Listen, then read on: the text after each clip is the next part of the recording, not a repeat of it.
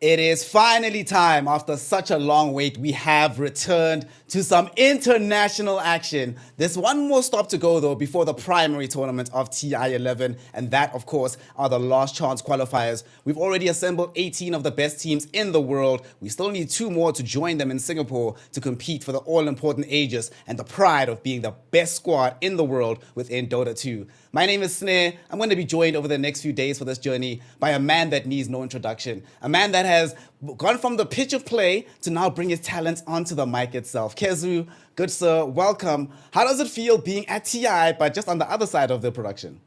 Oh, thank you so much, and for the nice introduction for me there. Being a part of TI, I think no matter in what capacity, is always great. So for the first time for me, it's a little different. I'm not playing, I'm not coaching, but I still get to try and sprinkle my ideas a little bit here and there. Maybe some wisdom, hopefully, some good ideas, not too much of the trash ones. But yeah, I'm just happy to be here and just talk about the games, see some exciting games, and yeah, just be alongside you and see what's up. Before we go anywhere, I just want to let everybody at home know that Kezu is sort of downplaying how influential he's been. He's not just been great in terms of being a player, a coach, a somebody just involved in directly in the game. He's also helped out in the back end. This entire mic here, half the setup we have, has been partly sponsored by Kezu. So as part of my check is going back to him. So before we do anything else, I just want to say thank you, fam. You've been really great. You've been really great. But speaking of the Thank you. Dota and speaking of, like you mentioned, the biggest situation, right? Being involved in TI in any capacity is always amazing. There's some concern as to whether or not the last chance qualifiers count. For the players themselves, they certainly want to go all the way to the main tournament. Who do you have as favorites before we go anywhere else? What's your battle pass saying right now for the two teams that you have going through? So I think the two teams that I locked in my battle pass were, I think, Secret and Extreme. But I do think that there's a lot of chance for an upset. There's a couple teams that I feel like can definitely make a run for the money and like upset some people. I think there's like, for example, perhaps Tempest. I also think Polaris, the second SEA team. They've shown me some pretty cool things in the qualifiers at first, where I feel like if they did the right things, like the last 2 weeks of practice coming up to this event, then they can take some people by surprise here. I think Polaris especially is a very good shout because personally I didn't even expect them to get as far as they did in the qualifiers, but they're the only surprise team, if you want to call it that, that made it look like it was a very, very close challenge. When 3-2 at the very end, a couple of Yeah. different decisions, it might have been them that went all the way to the group stage, and then suddenly it's Talon that has to try and get through the qualifiers directly. So I think that's a squad that we definitely have to watch out for. The South American teams, I think Tempest is a bit of a better shout than Infamous. I'll be honest, I wasn't too impressed by either of them, but there were some glimmers of hope, especially from Tempest. So I want to see what they can do. And of course, we still have these big squads, right? The Vici Gamings, the Yeah. Virtus Pros. VP probably a little bit closer given their current form coming into the tournament, placing very well at the major, doing quite well within the Eastern European region, just more broadly. Vici, I kind of want to talk to you about this. I'm not sure if you watched any of the Chinese qualifier games, but I did not expect Vici to do anything. I didn't like the squad, what it looked like throughout the DPC season. I thought the changes that they made weren't necessarily the most inspired ones, but then they surprised me pretty greatly and surprised everybody else in China as well, beating team after team after team that they really had no business doing it in. But the reason I bring them up is somewhat relevant to you, right? Is that Yang, he moved from playing the 3 position to playing 5 now on the side of Vici Gaming. Having been an off lane for such a long time, do you think those skills are, why is it so that's such the case that like he transferred those skills so well into the 5 role and elevated the team at the same time? It's sometimes hard to truly answer these questions. So I think for me, the way that I could switch to 5 is more because I feel like I have the understanding of the game. And of course, like if you're a pro player, you can play most roles. It will take a little bit and you need to give yourself the time to adapt, which it seems like he did very well. Because before the qualifier, I would agree with you. I didn't really put Vici like very high up. Some of their players I haven't heard of before. Of course, they have Fade and Yang, who you've heard of, but the other 3 are kind of like newcomers. But in terms of the transitioning of the skills, I feel like he did it very well. I only saw a few games, so I'm not speaking with 100% certainty here. But I feel like with the coach as well behind him in Fenrir, he must have helped him quite a bit to just like get in the groove. And then it's mainly about his ideas that he shows to the team. He tells them how to play. This is what we want to do. And then lastly, what you need to do is that him and the carry should try to work out a dynamic where the carry helps him perhaps with his laning, because if you're new to the role, I mean, I see it for myself. Sometimes I play 5 in my pubs. It's a coin flip, it's a 50-50. Either I'm okay or it's a disaster. So then you just need some help from the others. And I mean, from the looks of it, they did a very good job, at least so far. They've been doing a phenomenal job so far, and I reference Vici Gaming because they will be in action later today. Of course, there are several squads in action today, so let's take a quick look at who indeed is going to be playing here on this first day of the Last Chance Qualifiers. We start the day with Virtus Pro taking on the side of Infamous, as mentioned earlier. The big game of the day, though, here on Stream D is going to be Vici Gaming versus Team Secret. Team Secret very high up in the predictions. I also have them in my battle pass. However, Vici Gaming have demonstrated a propensity for upsets, so we'll see if they can continue that into the Last Chance Qualifiers as well. T1 and Infamous, of course, coming in right after that, and then we round out the day with Team Secret taking on the American side of Team Nouns. A very entertaining day, I would say. Not all of these matchups seem very close on paper. However, in the past, for a very long time, TI has always been the one place where the considerations of who should win sort of go out the window, don't they? If it was the case that everything went as expected, Team Secret wouldn't even be champions right now. But the fact that they are just tells us that here, when it comes down to TI, everybody's human, everybody's playing on a similar playing field. It all comes down to the execution on the day, not necessarily the history of success in the past. No, for sure. Like, you need to be fair, what you should try to do is blank out the names. I mean, you should always do this, but especially at TI or important qualifiers, don't care so much about who you play against, but rather just make sure that you play your game. Don't let some names or feelings try to influence you all too much, because whether you play against Nouns or Vici Gaming or Extreme, it shouldn't really influence your play all that much. If you start looking down on your opponents, again, this is where these teams can surprise you, because sure, maybe they're worse than you, but perhaps they did better preparation, they put more effort into it, they're more hungry, they show up, they had their 12 hours of sleep, their 2 pubs, their morning gym, their morning run, their morning coffee, and they're ready to slap. They're coming in hot as well. And of course, it's very difficult to try and deal with that if you're just going off the basis of, guys, we should be better than this. And there's also that additional pressure, right? When you come into the game expecting to be able to win and then you're not, it starts to creep into the back of your mind. What are we doing wrong? Oh my God, we're not actually ready for this. We didn't prepare enough. Maybe this other person isn't the right fit for the team. All sorts of negativity starts to creep up in those moments. So it's much easier to just cover the names and just play the situation blindly. Looking at the schedule, though, and seeing some of the teams that are going to be coming up, obviously, I know that you put Secret as well as Extreme Gaming, but I'm going to put you on the spot here. Give me some score lines. What are we expecting from the day of play, given the schedule on the hand?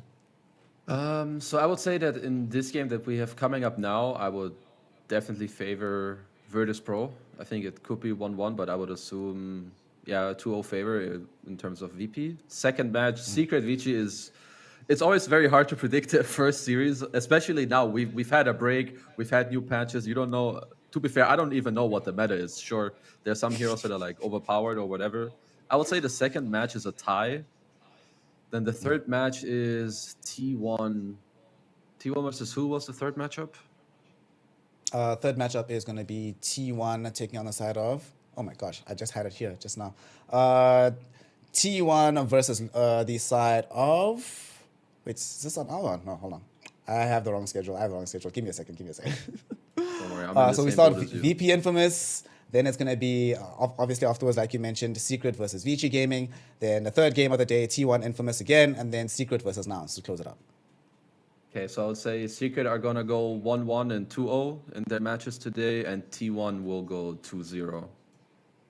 That's at least what I think will happen in these matches. But again, as we said, Dota is crazy. There's also been a lot of new changes, and there's even been some changes over the last couple of days that took me a little bit, not by surprise, but there were some like, oh, I didn't know this talent existed. Oh, this is they changed this shard, they changed this spell.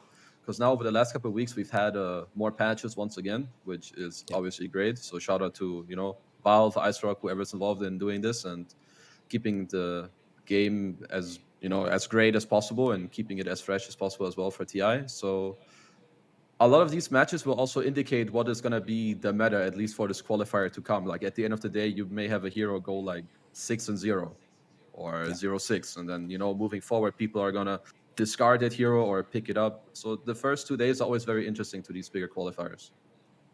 I think that's a very interesting point, right? The fact that at the very beginning of these tournaments, we often talk about how metas evolve within any given tournament run, within any given event. And since it's still qualifiers, right? It's not even the group stage just yet. There's still going to be some further developments in the meta by the time we get to the group stages. So quite interesting to see exactly what the situation is going to be between the two squads at the very beginning, to see which teams are going to be the ones at the forefront of the meta, which teams are going to be chasing, who's going to end up being the ones to bring out the proper wildcard strats down the line. So many things to consider. And this is just day one. This is just thinking about the drafts, thinking about what strategy to employ, let alone what strategy your opponent is going to be employing, let alone how to deal with the play that they have on the map. Dota is such a wonderfully, beautifully complex game. Focusing on our first matchup, though, you say it's going to be a favored match for the side of VP. I tend to agree. It's probably going to be a 2-0 in their favor. The question is, what do you think Infamous should be doing in order to try and stop VP in their tracks and prevent them from taking a hold of this game? I think one of the better things you can always do is, first of all, you make sure that you feel comfortable and that you are playing the heroes that you want. And then secondly, I think you want to push up the tempo in these games. So I think it's always good for the underdog teams if they're aggressive teams rather than sit back and relax. Because when you sit back and relax and the enemy team is very good, they're just going to play in their comfort zone. And if they're quote unquote better than you, then they will likely show it in their play. Whereas if you're the underdog, you play fast. Maybe you don't play perfect, but you force them to react. Maybe they make some mistakes. Sure, you do some too. At least then you're trading or you're pushing the ball into their court and they need to respond. So I would like them to just play their style. And on top of that, if possible, up the tempo, like just one notch and play the game from there. Let us see, though, exactly who our opponents, our players are going to be as we introduce the first side of the day here on the first day of the Last Chance Qualifiers. Virtus.pro playing in right now from the dire side of this matchup. They are a team that has made a pretty significant run in the past into TI. Last time around, they were eliminated in a top 6 slot up against eventual winners Team Secret. No shame there. Of course, at that point, it was a very different lineup that they had. They didn't have Ramses at the point in time. He is now back in the squad. We were speaking about this sort of off camera, how Virtus.pro for a very long time has been a dominant squad outside of TI, but somehow falters when it comes to the big tournament. Unfortunately, most of that time period has included Ramses in the squad. We see him there on the bottom left. Kezu, is this the year where the curse is broken? Can he finally get this duck off his back and perform well at TI? I need to see the first couple of days for sure in terms of, how they perform when there's like a game where maybe they're pushed into the corner, how they respond to it. Because I think usually this is the type of team that doesn't handle the pressure perhaps as well as some of the other teams. As also, I have to know, I read about this, but I didn't actually register enough in my brain. They have FNG as their coach. And I think young teams like this or teams that are, I don't want to continue to say, oh, they're a team of tilters. They're a team that maybe their emotions sometimes get the better of them. And I think when you have a coach with you or someone who can assist you in the game and outside of the game to help you work on this, I think that is really big for VP. And if they do well at TI, I feel like their coach will have a very big role for that. Not only in the draft, but like I said, with their attitude and their mentality in the game. Well, another team that has often been hotheads themselves, who often also benefited from some decent coaching, are their opponents in the form of Infamous Gaming, here from the South American region, trying to make a deep push in the Last Chance Qualifier so they can join Beast Coast and Thunder Awaken at TI proper. A squad that has had a couple of changes before coming into the tournament itself. They did drop Oscar not too long ago, and they also had let go of Alone before coming into the tournament. So it's going to be entertaining to see exactly how they proceed here. You said you want to see them playing their own game style and playing with a lot more aggression, just more tempo, right? We don't have the draft just yet, but when we do, I'm going to tell you something that's very entertaining about Team Infamous, and that'll give you a lot of hope for the squad. Outside of that, though, tell me what you make of them. What does their body language tell you? As a player, do they feel confident when you look at them right now? I mean, right now, they feel kind of chill, right? Everyone is, they're at least they're close by in a circle. People are like, some guy's in his pajamas. He's like tipping his feet around. They all seem kind of like smiley and, jitterish. They're talking a lot. So at least from just like looking from a perspective, this seems kind of chill. This seems good. So now if they can just make sure that they pick the heroes they want, that perhaps their preparation has worked out, that they're like, okay, we're going to pick this hero. They're most likely going to respond with something along this way. And if that is what they do, then we want this hero and we want to ban these heroes coming up, which it kind of looks like is what's happening with this Morphling pick at the end of the first phase, because their bans are basically all tailored towards this pick right now. Yeah. Well, Morphling were during the qualifiers and for a significant portion of the latter portion of the DPC, Morphling was their most played hero, and not only the most played, one of their most successful ones as well for Parker. So they're already in a point where they're saying, give our best player, which I think Parker is, one of his best heroes, and that'll be the one that carries us to success. Like you said, all of these bans are protecting the Morphling. No AA to deal with some of this big attribute shifting, no PL for that diffusal plays, no turret at the very end from this Lina. I like what they're doing, and unfortunately, though, I really like this Virtus Pro response. Marcy Undying, that is just so toxic as an opening duo, and therefore very, very effective. And it does feel like Infamous Gaming have often tended to do the worst when they have shaky laning phases. And it's been a long time since I've seen Undying Marcy not win you the laning phase. Yeah, I mean, both these heroes are traditionally, I mean, at least right now, probably like two of the strongest laning heroes in all of Dota. Also, with how Dota has transitioned, they're not just stuck in one role. Like Undying, we have seen it played as a core, we have seen it played as a support. Yeah.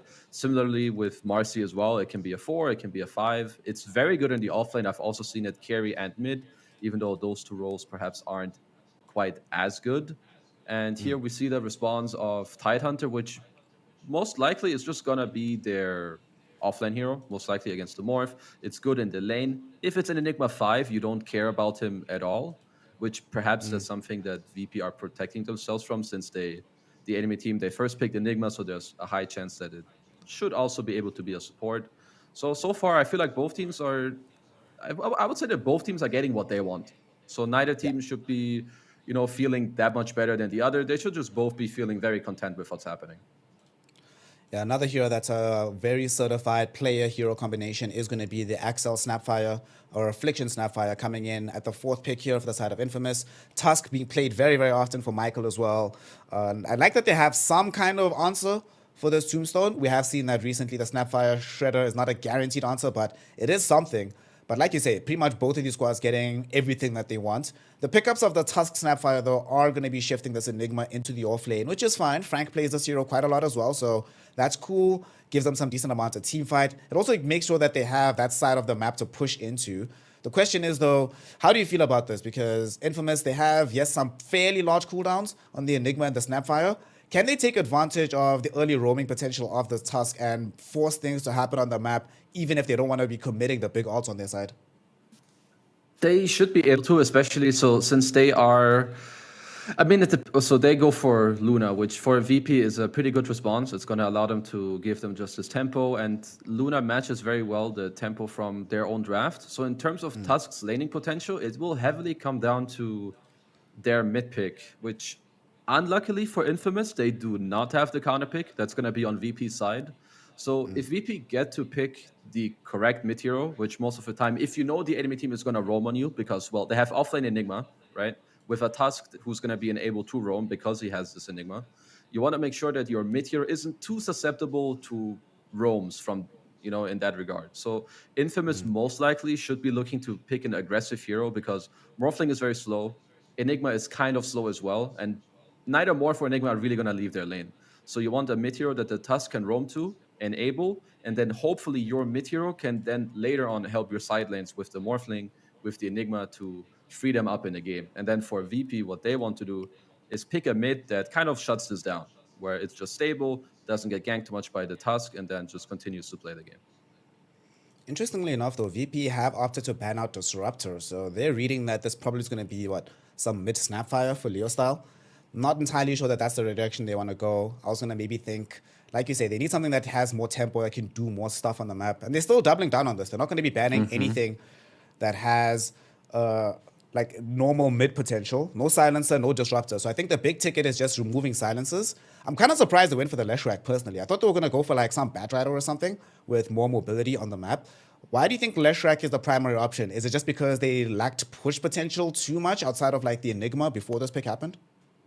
So I'm guessing that for them, they wanted a hero that can perhaps abuse the... So we're still not sure whether Snap is the offlane or not. I would assume that for now, Enigma is the offlane and Snap is the 5.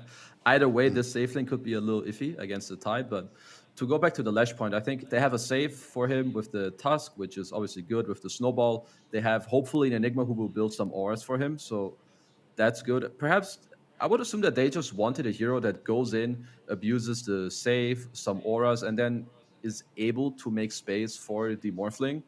I'm not sure if Lesh was the best pick for them in this scenario, and I must say that VP's response is very good with the Invoker. Invoker traditionally is very good against heroes that want to run at you, at your towers, and that use their mana. On top of that, he can buy Vessel if he decides to go Quas Vex.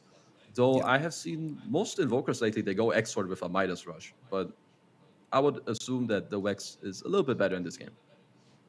I would definitely agree that the Wex build would be better in this game. A lot of the Leshraks I've been seeing nowadays have been going this Bloodstone build without buying BKB necessarily, so EMP feels super strong against that with Tornado. I imagine the one bright spot about maybe going for the X-Swords is down the line, Kezu, my god, if we buff up this Luna, you know, then it's like with Alacrity, it's like, wow, she's going to hit like an absolute demon. But she generally doesn't need that additional help for being able to bring down the enemy teams. I'm hoping it's going to be the Wex Invoker, but even if it isn't, still feels like a decent enough matchup into this game. The question is, well, how do you feel at the end of the draft? Who's winning? Who has won the draft? Which draft makes more sense together as a cohesive unit between Infamous and VP?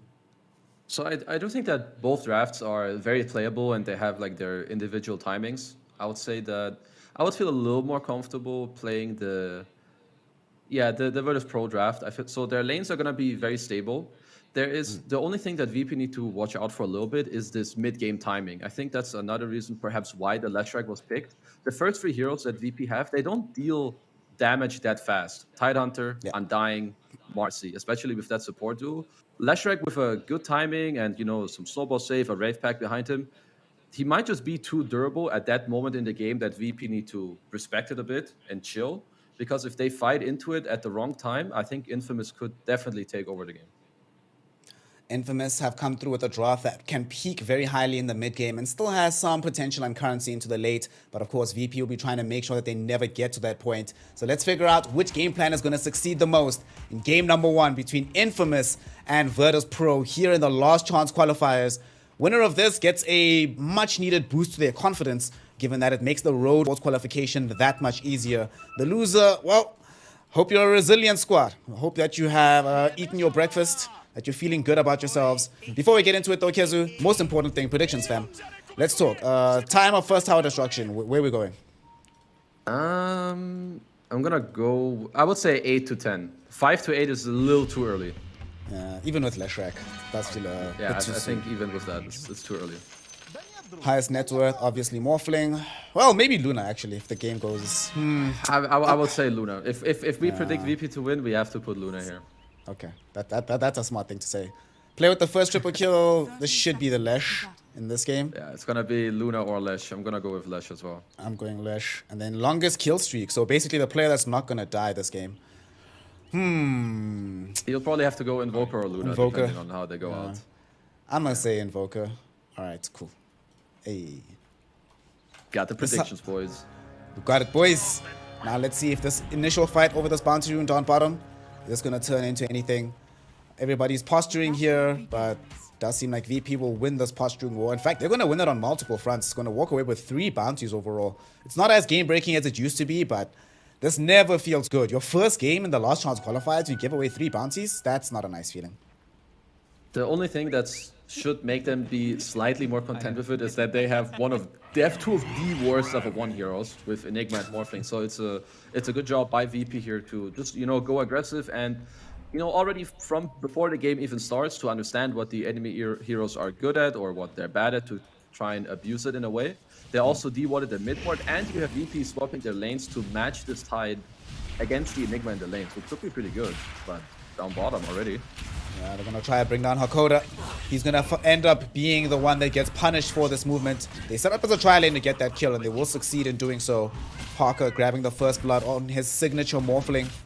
This is exactly the thing you didn't want to see if you're a fan of VP. Parker getting off to a good start on this hero. Let me tell you, Kezu, this is terrifying. Even squads like Beast Coast, Thunder Awaken, squads that regularly beat out Infamous, oftentimes just ban out this hero. And looks like they're just going to be playing a straight tri-lane into tri-lane down bottom to try and keep pressure out on the Morphling.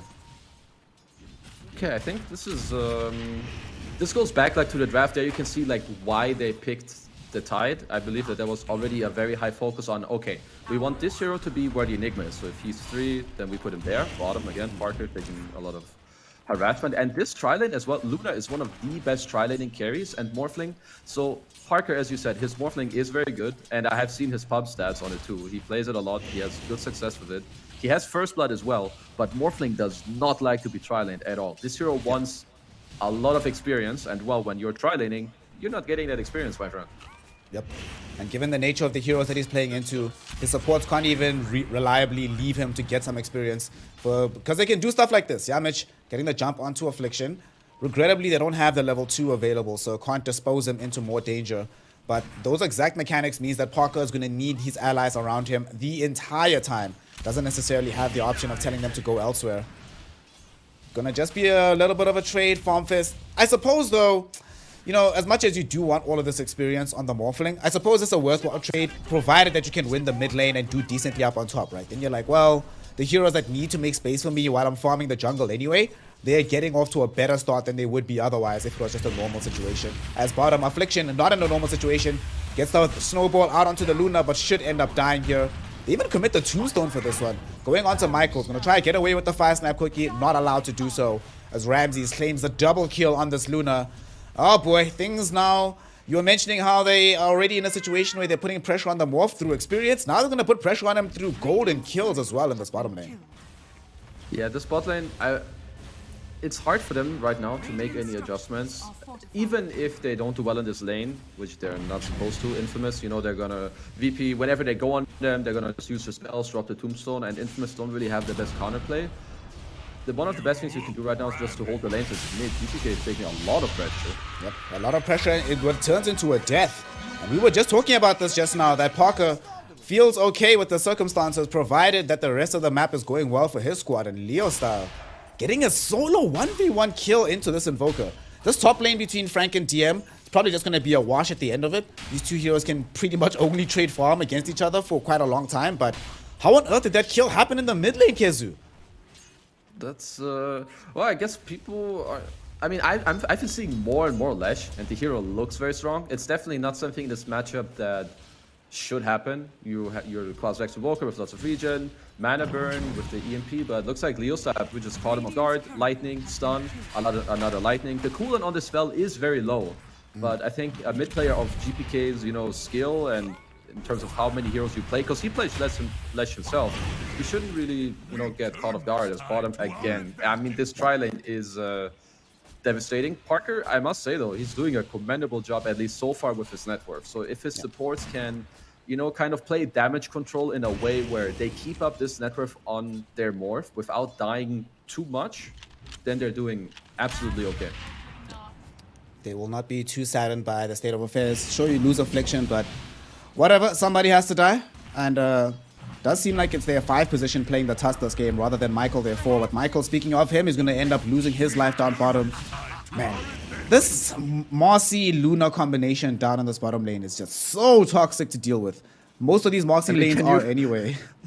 Yeah, can you, I'm not sure you can theory craft a stronger tri-lane. Mid lane again. Mid lane. Oh yeah, we're gonna have another kill onto GPK, it seems like. He gets off a wonderful tornado, but there's no way he gets out of this one. Or is there? Oh, a little bit of miscommunication with the fire snap quickie. And it sends Leo Style back into the lane rather than deeper towards the hero. And that does leave Parker all alone down in this bottom lane. Will be able to get off the strength morph. His allies are rushing back towards him. Can they get there in time? The body blocks from Yamich. He gets off the adapter strike onto Luna, pushes her back. And it does seem like it's going to be enough at the end of the day. Very, very, very close for Parker, but he's fine. He read the situation, Kizu. He knew exactly what he was doing.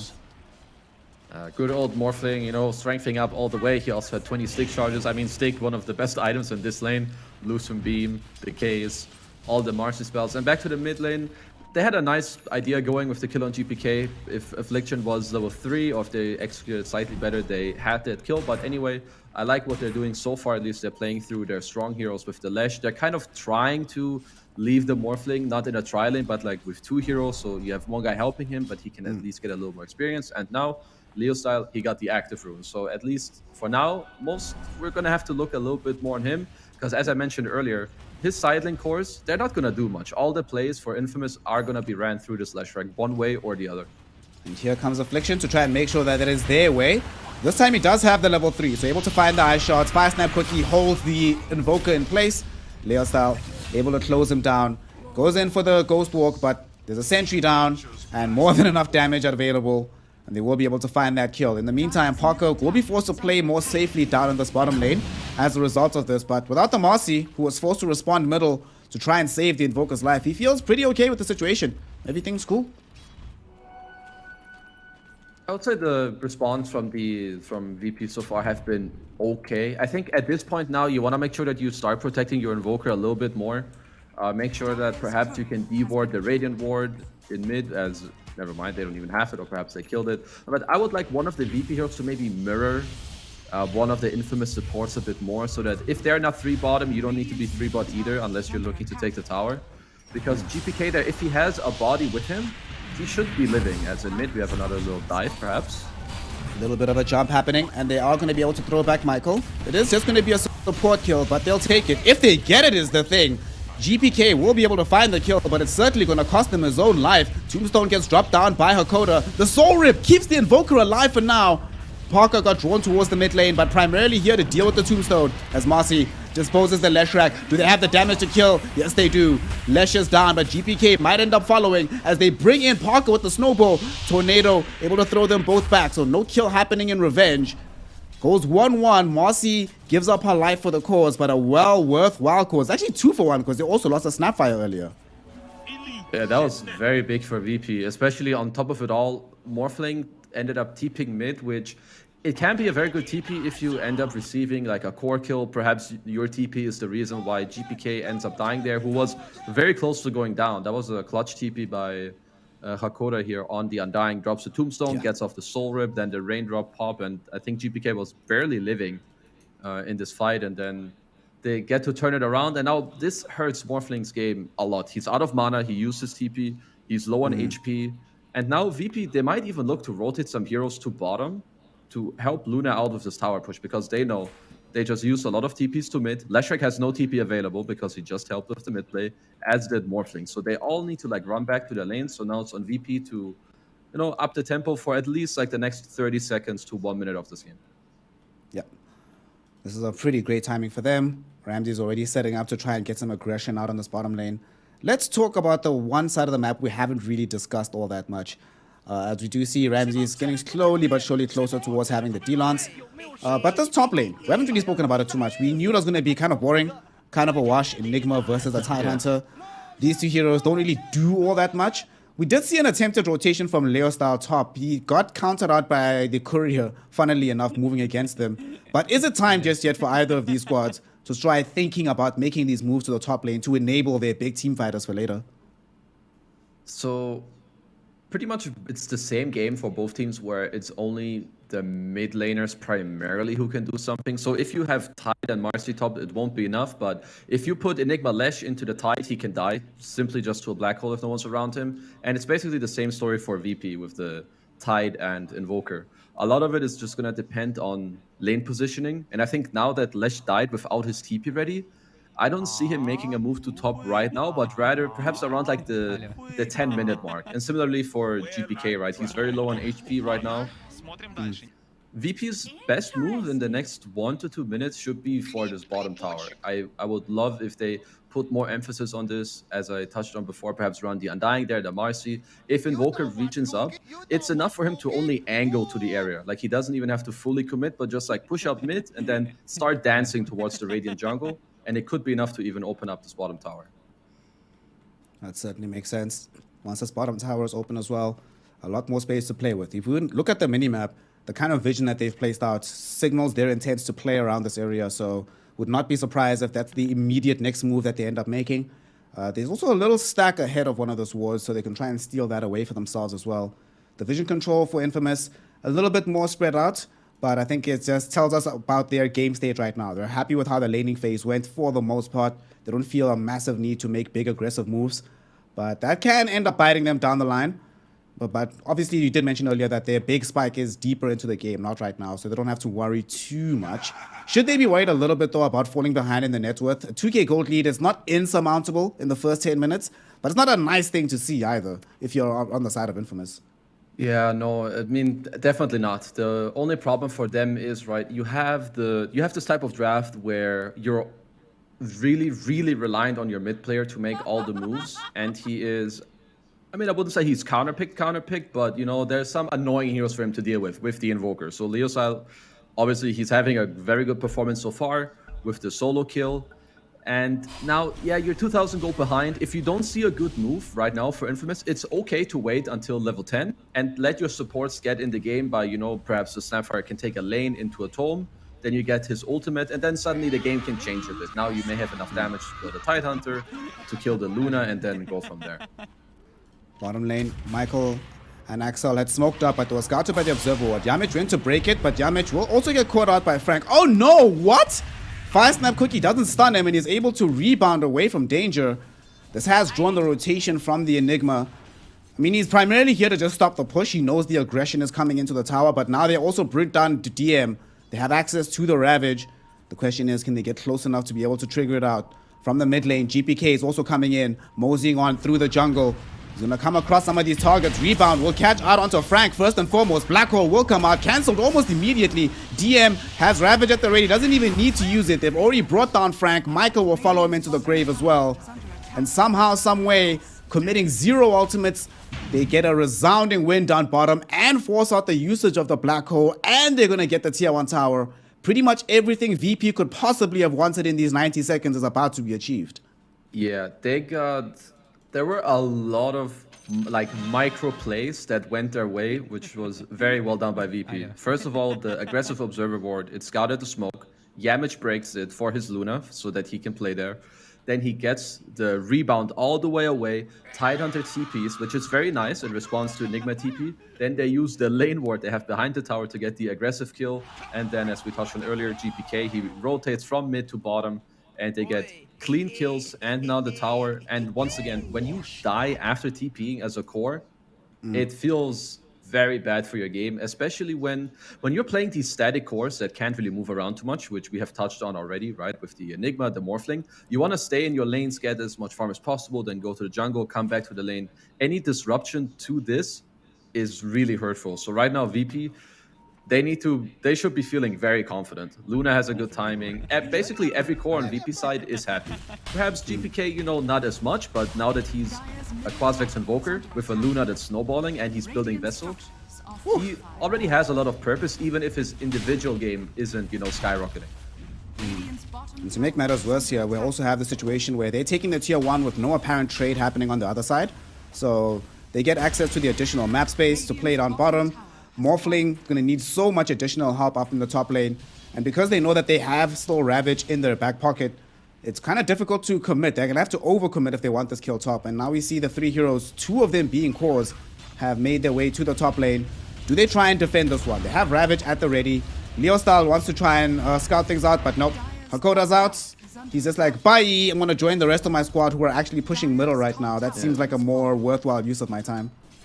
It was a good timing by Infamous, I think, to try and take out this top tower before Tidehunter ends up having mana plus his TP ready. I think his TP just got back off cooldown. But, you know, VP instead, they're like, okay, we need to give up the top tier 1, but let's just go to mid and apply some pressure in this lane. Let's kill Michael first. And with that Snapfire being gone, that opens up the space for the tier 1 tower. We've got a Siege Wagon as well with this one, so there's absolutely no way that we don't get this bad boy down. DM does have a little bit of mana, but definitely not enough to be able to cast off the Ravage, so it needs to bring in some clarities or something. Doesn't seem like they'll need it though for the tower to be taken. Pretty good moves all across the map here for the side of VP at the moment.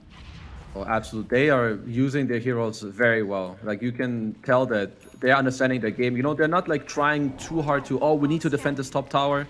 No, not really, as Leshrac had his arcane boots in the backpack for a bit while running away here. I was a little scared for him, but he just got to TP out. But back to my point, like, they're not trying too hard to do things that they know they're not supposed to, or the current situation is not allowing them to. Tidehunter didn't have mana and didn't have TP. Okay, we'll give up this tower. We can go mid. as this smoke was spotted once again by the same observer ward. The same ward, dude. What a ward. Who placed this out, actually? Shout out Yamich, keeping this game in very good stead. Even broke the smoke last time around. Yeah. This will give Ramses ample time to just get away from the bottom lane. And the thing that sucks is look how far back their wave is. It's not like they can immediately pressure the tower off the back of this. It'll still take some time. And by the time they make that move, VP will be set up to either try and make something else happen on the map or just happy to keep farming until they get to their big BKB timing. Yes, absolutely. I must say I really enjoy watching VP, at least so far in this game. So Infamous, they did get their ult on Snapfire, so they may look to perhaps have a play around maybe a rune or in their jungle entrance. I think right now, if Infamous reach too far into VP, they cannot win a fight because they're gonna lag damage. You're not gonna have Morphling with you. Enigma doesn't want to do that either. And sure, your Leshrac can deal damage, but it's becoming increasingly harder with every minute that goes by for him to actually run in. The vessel is about to be complete. There's gonna be a Ravage, there's random tombstones running around, and I also love what DM is buying. He's buying a pipe. Radiant lineup is already lacking damage, and it's predominantly from Lesh and Snapfire. You put a pipe on top of this, suddenly there's very little damage coming out from this Infamous draft. Speaking of some of their damage outlay, where do you think the build should go for this Morphling in this game? Is it just going to be standard Manta Skadi? Not too many shenanigans coming in from him? Maybe, like, is this an Ags game for him, maybe, for the Morphling against the Luna? That's kind of what I was thinking. So he at least has the standard build queued up, I guess, which is Manta Skadi. The other build that I've seen a bit is like some Yasha Skadi or Yasha into Aghanims. I could definitely see the Ags. Perhaps you feel fine as Luna if that happens because you're one of the more hybrid carries, right, that still offers the magic damage. I would assume that the Ags is still very good against Luna in this game. But the problem I see right now for Morph is that he needs, with the state of the game at least currently, he needs quite a lot of items to function well. Even if he gets Manta Skadi, he probably wants a BKB so he doesn't get owned too hard by like a random Ravage or Anchor Smash, but looks like for now he's just gonna go Manta Skadi and then try to man up on the Luna as GPK found Leo style up top. Found Leo style. Leo style doesn't have a forced off, doesn't have a BKB, no defensive items really. They still can't catch him just yet. And GPK, will he get him with the Sunstrike? He will. Not enough damage to kill with the strike, but enough damage to follow up with the right click. Dominating streak for the Invoker as he catches the Leshrac in his own jungle, bounces him back to the other side. It's one thing, you know, you were saying about how Parker needs a bajillion items in order to be effective in this game. Feels like Leshrac is in a similar boat, right? You need this Bloodstone. You absolutely cannot play this game without BKB. You want some kind of maybe bots or forced off, some kind of additional mobility item down the line. It feels like it's not the easiest game, the way things have started, to be able to itemize, to get to that mid-game spike that they need at this point.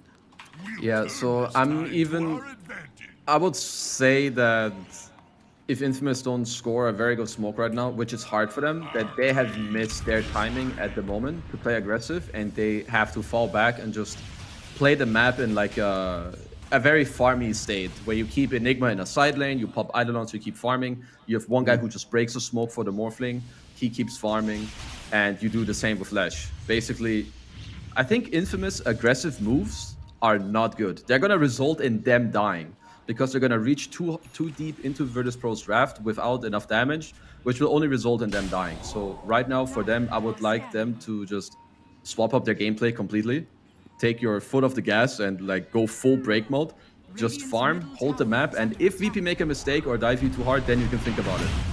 But this dive's going to be successful though, Kezu. They jump onto Frank first, Enigma already gone. Michael will be able to dodge most of the beams from the Eclipse, but still going to end up dying. I suppose you wasted a little bit of time before they kill you, but there's a 0% chance they won't still kill the tower as well. Game is super hard. You said you want to see them play a little bit further back, take their foot off the gas. Well, sometimes you're hiding behind your tier 2 tower and it's still not a safe place to be. No, VP are not giving you, any breathing space to, well, either A, think about what you want to do, or B, play slow. They're not going to allow you to farm. And so far, like just from these 15 minutes, VP are looking not just dominant, but also confident. They know what they want to do. GPK's rotation, even after losing his lane, the one to bottom, fast, quick, snappy, goes down bottom, gets a double kill. And now here too, they know that Infamous, they don't deserve to farm this map too much. If they want to farm, sure, let them get some gold, but make sure that they lose the map. Start pressuring this tier 2 tower, stack your Ancients, you're getting close to the blink on Tidehunter, and I think then Virtus Pro once again will look for a smoke to go aggressive and, you know, shut down the map even more than they already have. So just as a juxtaposition, the Tidehunter just picked up a Blink Dagger, Luna just got her BKB, so massive power spikes for the side of VP. Erstwhile Infamous, still very far from a BKB for the Enigma. Still very far from any real item that feels like it changes the state of things, right? Yes, we're going to have a Wraith Pack not too long from now, but honestly, that's not going to keep you alive that much. Parker has a Yasha available, does seem to be going into the Manta style, hasn't arrived just yet, so not really feeling in the most capable spot either. Just all across the map, just feels hard to play at the moment for Infamous. And they throw in the Morty's Kisses through this mid lane. Very surprising Marcy, there from man. Michael. Yeah, this is Marcy. He's kind of toying with them at this point. You can tell that a little bit of like, you know, they're starting to feel really bad. Infamous also maybe in the state of, well, I haven't used my spells in like 7 minutes, so can we just, you know, like try, get it done. If they connect their spells on Marcy, he will probably die, but you know, Virtus Pro, they don't care even if he dies. Now they go for the Roche. They have Tombstone, they have Marcy, very good Roshios, and now Luna, on top of all the timings you pointed out, he now has an Aegis. Yay! Or will he? Yes, he will. Aegis with level 12. I don't think Affliction's getting in on this one. Michael, are you a god? Oh, he got the Roche kill. Oi! At least gets the Roche kill, so it's a snatch. Luna still gets the Aegis, but at the very least, Infamous gets some consolation gold out of it. Yeah. Still, though, they end up with the kill onto this Tusk. Something interesting I want to talk to you about this Tusk, right? We'll talk about it in a second. Is there a fight here? No. But this decision to play Tusk in the 5 role rather than the 4, do you think it might have gimped him? Because now Tusk never gets close to a mobility item, so he has to play so much closer to the Leshrac if he wants to provide that save potential, which right now he can't realistically do, because by the time he arrives at the snowball, Lesh should be dead every single fight. Yeah, or if he runs into save, he's getting clipped by a Ravage, because it's really hard to run to your Lesh in melee range when DM is just going to have a very easy game. Or even, let's say he initiates with Ravage, and Invoker sees the Tusk run in to save, bam, Tornado. So yeah, I absolutely agree. I think position 4 Tusk, or just giving a bit of a higher farm priority to him would have helped. Then again, the laning stage was definitely not what they wanted in this game, where you get tri-laned by Luna, Marcy, and Dying, so that already set them a little bit on the back foot, as VP are... They're just going to keep trucking down this map, because they know how far ahead they are and how strong they are currently. Yeah. Look at Ramses. Happy to post up on the high ground here. Has access to the sidekick. That's one of the things that made that laning phase so powerful as well. There's so many tools to just outlay damage. And they will wait out this young Glyph of fortification and just try again. And there it is. Sidekick plus Alacrity. Nice and fair. 300 damage at 20 minutes. Seems balanced to me. I don't see a problem with this. Yeah, I mean, when you play carry with this, the only thing Ramses could ask for at this point is for his Tide to have a Vlad's, which, you know, he opted to go for Pipe, which is definitely the right goal, but that's what he has queued up now as well, because he knows we're so far ahead. My Luna is nearly 12,000 net worth. All I need to do now is buy supportive items, because our team fight is better. We have more map control. So now all I need to do, pump all the net worth I can into my carry with his Aegis, and let's go. Just take more towers, more objectives, and potentially even force a Rax. I definitely think they still can at the end of the Aegis, after taking maybe this mid tier 2, pushing out the top lane, and then initially at the 1 minute mark of the Aegis, they could even go high ground. They're actually trying to just go for a straight up fight here. GPK finds a 2-hero tornado. Frank, one of the poor heroes, caught out. DM looking for the angle for the Blink Ravage, not able to find it just yet. But they'll be happy with this still, as they force out yet another usage of the Morty's Kisses. And this is a problem, right? Yeah, it might be the case that they have a pipe mitigating a lot of this magic damage, but now, even if you do get a very good Black Hole, there's no guarantee you have enough damage to kill some of these heroes caught in it. They're still coming in though. Parker, TPing very far forward, wants to try and burst down the Aegis. Ramses will end up losing life number 1. Okay, that's something. Frank really wants this Black Hole. He will get the Black Hole, but immediately cancelled. Now BKB activated by the Luna goes in with the Eclipse. They've already brought down Michael. Ravage will be there. It catches Parker on the last tendrils. He is now in a little bit of danger. The first one in danger though is certainly Affliction, as he's going to die on the other side of the fight. On the high ground, they're chasing Parker. Waveform away. It's not going to keep you safe, my friend. They have so many ways to chase you down. Both supports will buy back, but to what end? Leo Style goes too far forward. Leo Style's dead, and Affliction can't save him. We spoke about this, Kezu, and it turned out not to be a concern, but more of a prophecy, as he can't save the Leshrac. They end up losing all their heroes, and now they're going to lose the whole damn base in the process. Yeah, I think that is maybe the nail in the coffin. Let's see how much more VP will take on this, because I think bottom ranks is not everything they came for. They're going to look to claim mid as well. And there you can see how Dota can, first of all, it can go out of control really fast. It's one fight and you feel like the game is impossible. Because, so the initial play from Infamous was kind of cool. They got the Aegis from Ramses for free. He still had like 2 minutes left. But then when you make one small decision that is bad or incorrect, whatever, you know, you feel bad. I'm like, oh, I can black hole this guy, but you don't have BKB. The people are still around him. Like this little switch from just killing the Aegis and going back or overcommitting made like a 7,000 net worth difference in 1 minute. Because the initial play was good, but the follow-up wasn't amazing. I mean, it's also like you're talking about just now. The fact that Frank, that was what, the second black hole this entire game? Must be feeling to himself that we picked this hero for a reason. It's supposed to have this massive impact. They're trying to play around the Roshan pit right now, but they don't have the Enigma nearby. They're going to go jump onto Ramsey. He still has the BKB. And even without the Eclipse, can easily turn back onto Parker. Parker losing so much health with the Spirit Vessel and the EMP. No way for him to survive that one. They've lost both supports. Those 2 diebacks as well. And with Parker being gone, there's no way in hell they don't just rush down middle. With the full Skadi, BKB, Dragon Lance, and Infamous, they read the writing on the wall, and they don't like the story it tells them, so they will instead just call GG, well played. Game number 1 here in the Last Chance Qualifiers goes emphatically towards Virtus Pro. Yeah, I mean, VP played very well in this game. Maybe, you know, this one little misstep in the early laning stage, sure, sometimes you get caught off guard. GPK has this one little death, but even then, the follow-up plays for them were crisp. I think the support play on Virtus Pro this game, very good. Yamage, nice rotations, nice warding. Also very smart by them with how they placed their lanes with the aggressive tri-lane. And yeah, I mean, they just set the tempo from like 5 minutes on until the very end. And Infamous couldn't match it.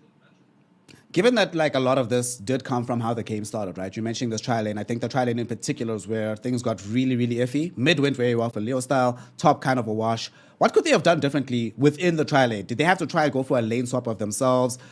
Is there a different way they could have approached the game to try and make sure that Virtus Pro didn't get off to such a strong start? It's definitely a little bit of a weakness when you have these 2 heroes in the core role with Morph and Enigma, because they are very susceptible. Like most heroes can solo against Enigma, at least when you have the counter pick. Most carries can tri-lane against Morphling at the same time as well, and they had 2 of the best tri-laning supports. So if you're Infamous, sometimes you end up in this with the draft, and then you need to make the best out of it. So you need to be aware. Perhaps they can smoke out early, place an aggressive observer to see the tri-lane coming, and then just like try to put the Enigma against the tri-lane with a support, like slow down the Luna's levels and try to dodge the matchup. Because I think it was just deadly for the game. Not only was it bad for the Morphling, it was good for the Luna, and it furthermore enabled the supports from VP to play very freely, right? Because when you win the lane, Marcy is like, yeah, cool, bro. You can solo here, I can run around, do what I want, and then his game is super easy. I mean, at this point, it did feel like Morphling, or the Marcy rather, was playing a more core role, just free game entirely, making jumps any given time, not having to really worry about death. Great heals coming in from the back of the Undying as well, and phenomenal teamfight control coming in from GPK. All in all, Virtus Pro showing that they came to win here in the Last Chance Qualifiers. Of course, Infamous did not just come to be a punching bag, so I expect them to try and recover going into game number 2. And with that, we're going to be taking a very small break, and when we return, myself, Snare, joined yet again by Kezu, will bring you the second game in this all-important opening of the Last Chance Qualifiers. This is the LCQs, this is VP and Infamous, and we'll be right back. Ouch. Ouch. Yeah, that was not pretty. Ouch.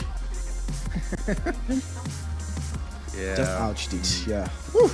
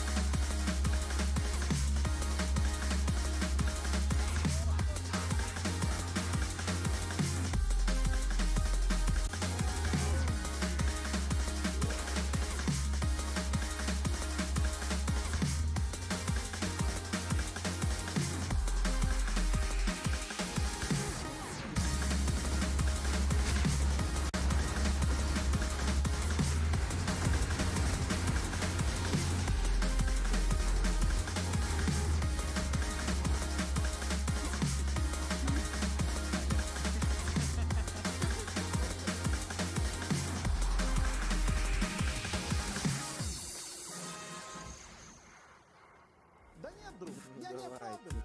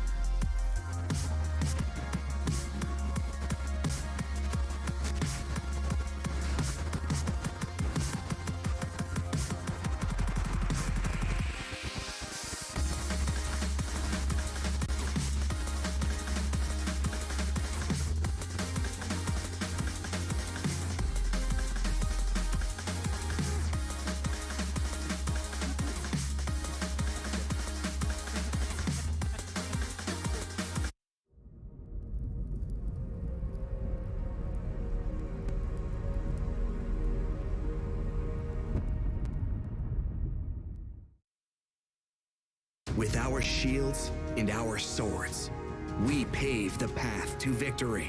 With our shields and our swords, we temper our courage. With our shields and our swords, we're making history. With those who make the game a reality, we're the vanguard. We're with the best. Let's raise our shields.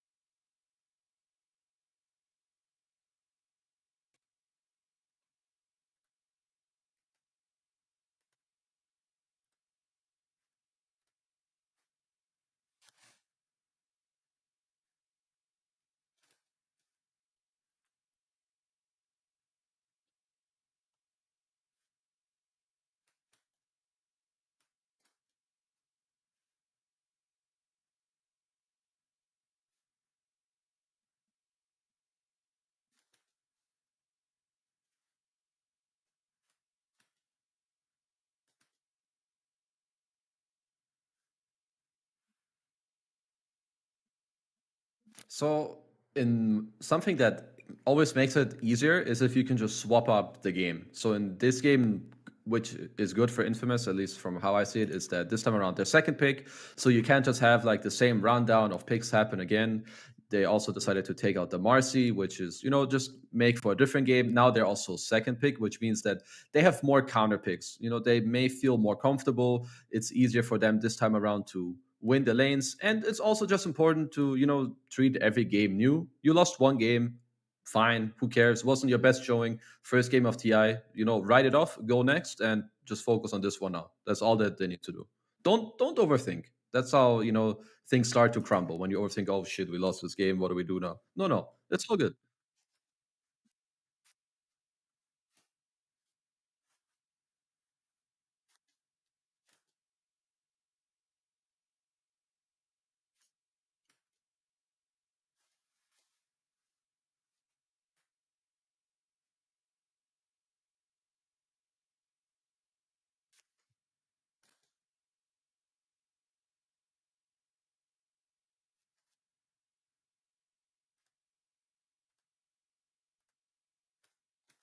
Then I think we shall have the draft shortly. I just know that Infamous, at least for this time around, will be second pick.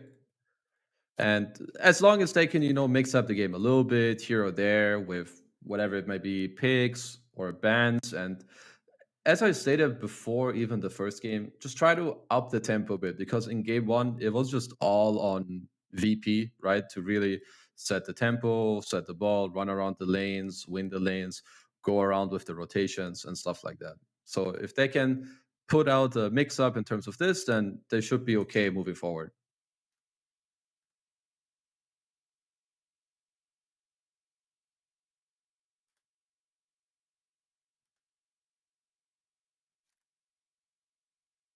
Dip, dip, dip.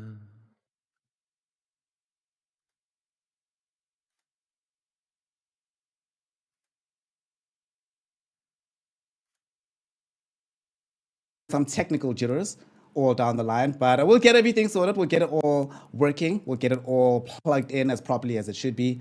As it is right now, we already are deep into the draft. We're going to be bringing it up on screen as quickly as humanly possible. The draft is indeed ready. Infamous Gaming versus the side of VP for game number 2. If VP are able to win this one, that is a very healthy 2-0 win in their back pocket. Infamous 1-1 will have to be the best they can do, but you certainly don't want to go down a 0-2. We are pretty deep into the draft here, Kezu, so let's talk about some of these heroes. You were mentioning that they have second pick on the side of Infamous. They expended on the Tusk Shadow Fiend, and then they try to buttress the Shadow Fiend in the second phase by picking up this Vengeful Spirit, banning out some of the more usual, I don't want to deal with these illusion carries type of situations. What do you make of the VP draft, though? Because they get the Disruptor that they banned, I believe, last time around. I think it was like 22 or 23. And then they also got themselves the GPK Lina, which is usually one of the strongest weapons on this VP lineup. So it's very surprising to me that they decided to pick Disruptor into Venge, because that's generally seen as, not the best matchup, as Venge can just swap the guy out. But starting with the Lina. So Lina is a response to the SF. SF hates to be outranged And also the mid matchup for Lina, this is pretty good. But I love this Venge pick from Infamous that they started out with in the second phase. It's super good with the Shadow Fiend. It protects it. And Lina hates to play versus heroes that kind of pull you out of position, right? Which is also like, this is why you ban Bad Rider when you play Lina. You don't want to be pulled into the enemy team. So similar story with the Venge. Not only is it good for your Shadow Fiend, it has a lot of minus armor. You can save him. You have a lot of Roche. The swap is also good aggressively against Lina. And now the swap is also good defensively against the Disruptor. So far, I kind of like what Infamous have going, at least for them at this point. I also like the fact that they have the save additionally, not just the Tusk while performing that role. Now you have this on the Vengeful Spirit as well. So you have that dual aspect of it. You've got this Magnus that'll buttress your team fight, which was feeling a little bit weak beforehand, but this will make it a little bit easier, decent in the lanes. And you were mentioning Lina doesn't like playing against heroes that drag her out of position. Magnus pre-BKB and even after BKB will reliably do that to you every single time. So it feels like a very aggressive posturing from Infamous, which I do like to see. Last game, at some point, it did feel like the only route to success was passivity. You can't be passive with this draft. You have to play on the front foot if you want this to work. So if you're VP here, so Magnus has its ups and downs, I would say, in this game. The hero is a little bit slow early on, and you don't have the best supporting duo right now. Like the Venge Tusk they're not the best laners, so what VP should try to do is to abuse this offlane a little bit, because it's likely, if it's Mag Venge, you're not scared. If it's Magnus Tusk, you're not scared. And you want to play fast against Magnus. You don't just want to allow them to farm. So for now, I like the bans that Infamous went for quite a lot. Slark does well in the lane, can play fast. Luna, we saw it last game, plays really well in the lane. Because if this Magnus doesn't have a good early game, it's not necessarily the easiest game to play Magnus in the team fights unless your cores are very strong. There can be random Bramble Mazes, a Static Storm. There's a frontlining Undying. He's going to be played in the core position this game, at least from what I can understand. I would be very surprised if it's not. So there's Tombstone with the Night Vision. But looking at VP, I think fast-paced carry is what you want, especially when you already have a mid Lina who is...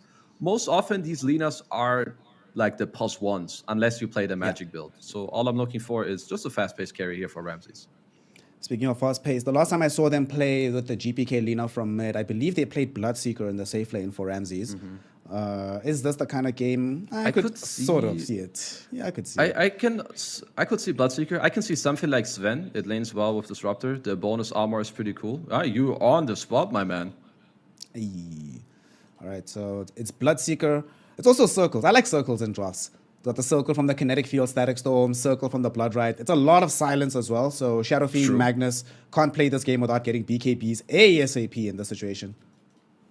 Rupture is always very nice to have against Magnus. It's also pretty cool against Venge, right? Like if you rupture the target and they get swapped, they still take a lot of damage. The only thing with Bloodseeker against heroes that can man up into Rupture, I think that's the type of carries that you want, or the type of heroes you want to play against Bloodseeker. I think there's definitely a point in this game where if the SF has a lot of farm, he can, maybe at some point stand his ground with like some lifesteal, maybe a Satanic or Butterfly. But overall, this kind of checks the boxes that we were talking about with the, fast-paced carry from VP. As Infamous last pick an Eng. So they're going to swap up the support duo in order to give themselves a stronger laning stage, which I'm pretty okay with. Tusk mid is going to do fine against Lina. Sure, he's not going to win, and Lina is going to farm, but he's going to do okay. And again, he can roam to the side lanes with the early levels, and now picking this Eng will make their side lane stronger. So I like the switch up that Infamous went for in this game.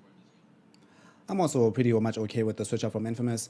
This Tusk being mid as well. At some point in the game, him having more farm does give some opportunities to close down Lina a little bit faster as well. The only thing I'm a bit iffy about, I'm just a little bit iffy about, is this Lina just feels like she's going to have a decent game. Once we get past the stage of the game where she's afraid of just getting swapped immediately into death, if she can get to that turret stage of the game, I really worry for the side of Infamous here. So I just hope that they don't allow her to get there. They need to play fast, basically. You were saying it at the very end of last game. They sort of allowed VP to control the pace of the early game in particular. This draft, Magnus, Venge, Enchantress, that just can't happen. That just cannot be allowed to happen. You have to be the ones playing on the front foot, playing with the aggressive posture. If they can do that, I didn't see enough from how they play the game to believe they can do that, but we have seen enough from them historically and from the region overall in South America to know that this is in their wheelhouse. So at the end here, Kezu, you know what it is. You know what I got to ask you. Which way are you going, VP or Infamous for game number 2? I've got to go with VP again. Even though the switch up is good, I feel like there's a very high chance for us to kind of feel deja vu as from the last game. There's a high chance that if the lanes don't go good, they will go better than last game. But if they don't go good in this game for Infamous, there's going to be a very similar story that can happen where you have Tusk with 2 supports that don't deal a lot of damage, an offlaner that's very slow, maybe behind, and it could be very hard for you to score kills. That's why you want to try to do better in your lanes. I mean, it doesn't take a pro player to tell you that, right? You want to do well in your lanes always, but they really need it to happen in this game, or they can run into a lack of damage just as they did in the last game. Let's see exactly how this is all going to pan out. They've smoked up very early on, hoping to try find not necessarily an engagement, but at least the positioning posture so they don't end up losing out on so many bounties again. Doesn't feel like they've been able to find the right space. While they're all posturing here, Kezu, let's talk, fam. Most D wards by 15 minutes. Who you got here? I'm going to go with Hakoda. Hakoda He's going to on find the all the disruptor. wards. I mean, he's got kinetic field, so yeah, should make it a lot easier for him. You said VP is going to win. Total number of stun cancels by 25 minutes. I'm going with... there's so many, actually. I'm going to go with 3+. Yeah, I think 3+ probably makes sense. There's like Magnus, Venge, Tusk, Lina, all these heroes. And then first Rax Destruction, I'm going 20 to 30 for this one. Yeah, I think you're spot on with that one. The battle begins. All right, let's see this contest in the top lane. It looks like they're going to abandon the river bounties so that Michael can go pick up the one next to the outpost. But they actually abandoned the one next to their own outpost as well. But nonetheless, Michael, done the right thing. Got the bounty. Not going to allow this to be an easy 3-1 at the very least. So talk to me about these lanes here, because it does seem like Infamous are setting up for a tri-lane of their own in the top side of the map. Affliction, Michael, and the Shadow Fiend, leaving the Tusk 1v1 versus the Lina. But is this the tri-lane that you want to see coming out from Infamous? Or do you think they're going to try to get a first blood and then move Affliction to the bottom? Very interesting. Okay, let's see. So yeah, I'm trying to understand what prompted them to do this, because this lane for Magnus is not great. Okay, I would say that the initial laning now for Infamous is good. Yeah, so VP will have to make a swap. I was debating if they wanted to swap the cores, as Ramses is taking a lot of pressure from triple raises here. Yeah, they're applying some pressure back though with the Blood Rights, and they threw out the Thunder Strike as well onto Affliction. They almost killed the Venge. But the main thing is that they get to protect the Ramses Bloodseeker. If Yamish doesn't make this rotation to come top lane, suddenly Ramses is in a lot more danger than he is. So exactly like you mentioned, they get forced into this movement. But it's now try v try. Who ends up winning out in this situation? And who is it still as bad for Magnus if he's just 1v1 down bottom versus the Undying? Yeah, like this bottom lane is not amazing. I think especially, so when you play in a draft where something I was mentioning earlier is where they could have a lack of damage at some point, right? So now when you give the enemy offlaner an easy time who's already a tanky hero, as up to Michael is Michael, it's going to be first blood. Yep, ends up dying. Hakoda gets him with a Thunder Strike. Last tick as well, with a little bit of a right click. That feels awful, Kezu. When you start the game as a tri-lane, you set this one up, but you still end up feeding the first blood. This is not a good look for the side of Infamous. I wonder if they maybe anticipated VP to start in a different way. So like if they wanted to be ready for what VP had planned, or if this was their initial idea. But either way, this is what, you know, this is their situation now. They're gonna have to deal with it. Ench is just not one of the best tri-laning supports. So same with Venge, not, you know, the strongest. At bottom, we have a nice hero back by Mr. Frank, getting a lot of pressure on DM. But most of these lanes, especially with the tri-lane going this way, should be VP favored. I guess mid is maybe like a farm trade or like a wash. But after level 5, I would see Lina will just pull ahead as, again, top lane. There's just going to be more and more pressure coming out in this top lane at all times. Yeah, it only gets worse as time goes on once we get access to the glimpse as well from Hakoda, as well as more points into the Brambles and a Curse Crown for this Dark Willow of Yamish. So for now, Parker really gonna have to try to do his best. And to make matters worse, also falling behind in the CS battle. Bloodseeker outstripping him quite handily right now for Ramses. And that just complicates life at pretty much all stages. when you know that you can never really approach this lane. And look at this, the pressure just never stops. They're gonna go back onto Hakoda though, throwing in the magic missile with some right clicks. They don't have enough to kill him. Oh, such frustration. They keep getting so close, Kezu, but just can't get across the line. Yeah, it's just very close for them, but it's just not really enough. I mean, I would say that VP supports right now in this game are... They're just the better tri-laning supports, at least for now. Like, you know, Venge doesn't offer that much. Maybe they should look to play for the SF level 3. I think right now, if you can help Parker to get to this mark, like, you protect him so he doesn't die, but you try to give him solo experience whenever you can. Because I think the only timing you have now is him getting level 3, and it looks like he may not get there without dying at least once more. Yeah, he's gonna end up getting brought down in the top lane, and they're not done just yet. They get a double by also being able to take out Affliction. 2-for-1 special in this top lane. This is a tri-lane that VP, they didn't even start the game planning to play, but they're like, well, okay, we'll do it. And Yamich, of course, is going to replace the Sentry Ward to deny Michael any kind of effectiveness in this lane. This Enchantress has literally not been able to exert any pressure atop. The camp's always been blocked. The hits from the Impetus always getting dodged by the Shadow Realm. Just feels like a very rough situation. It makes me question more and more what the situation was with the tri-lane. Like, how did this come to be? But at the same time, down bottom, they are going to jump onto DM. Having tried to swap things around, Parker will combo up with Frank, who gets the last kill with the Shockwave. He might be the one consigned now to go take the punishment in the top lane. But by the time he arrives here, Ramses is going to be so much stronger than him.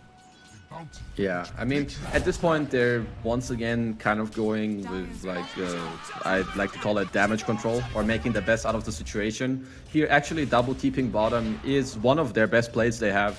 You cannot go back to this top lane as SF. You saw what happened the last 4 minutes, you already lost. Instead of this way, you get to kind of break up the laning stage a little bit and at least kill this Undying, who's very high level. It's going to give a lot of XP to the SF, a little bit to the Magnus. Now, I like that he's even staying here a little more on Magnus for another play. Yep. Will enable them to kill Hakoda, as the Disruptor will die. That was a TP down bottom as well from him, so by the time he respawns, we'll have to waddle his way down bottom. Then DM will have to play a little bit more safely. I mean, that's decent to be able to get this kill onto the Disruptor, but this is still a lot of time, kids, that this Frank Magnus is spending on this side of the map. And pretty much giving away free farm to the Bloodseeker, so now they don't even have to play his supports there. VP can just move them anywhere they want across the map. Yeah, I think at this point, with what has happened, they feel like that they cannot aggress into the Bloodseeker. So they're just trying to, they're like, okay, we're gonna semi-forfeit this lane because we feel like we cannot do much here. And instead, we're gonna double down on these other two lanes to overpower them and give the SF a game. Which I can't really fault him for, as into mid again, we're going on GPK.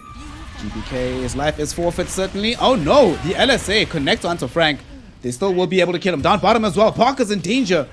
Hakoda got the respawn, came in. As soon as they noticed that there are these two supports jumping middle, they're like, well, nobody around to keep Parker alive as well. So you kill GPK middle, but Parker, the person you're doing all of these moves for, still ends up losing his life early on.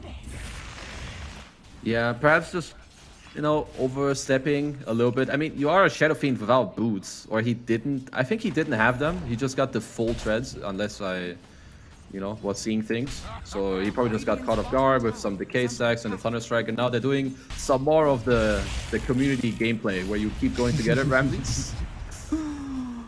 I like that term, community gameplay. Not gameplay. quite. If those connect, that will be a huge kill for them.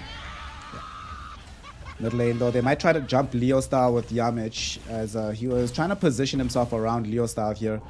How has this Tusk been doing this game? Of course, been doing fairly decently in the CS department. Is top of the net worth at the moment. Not too unexpected. A bit unexpected how far ahead he is on this Lina. But where do we go from here build-wise, coming in from Leo style, for him to have maximum impact in this game? I'm trying to think. It might just be...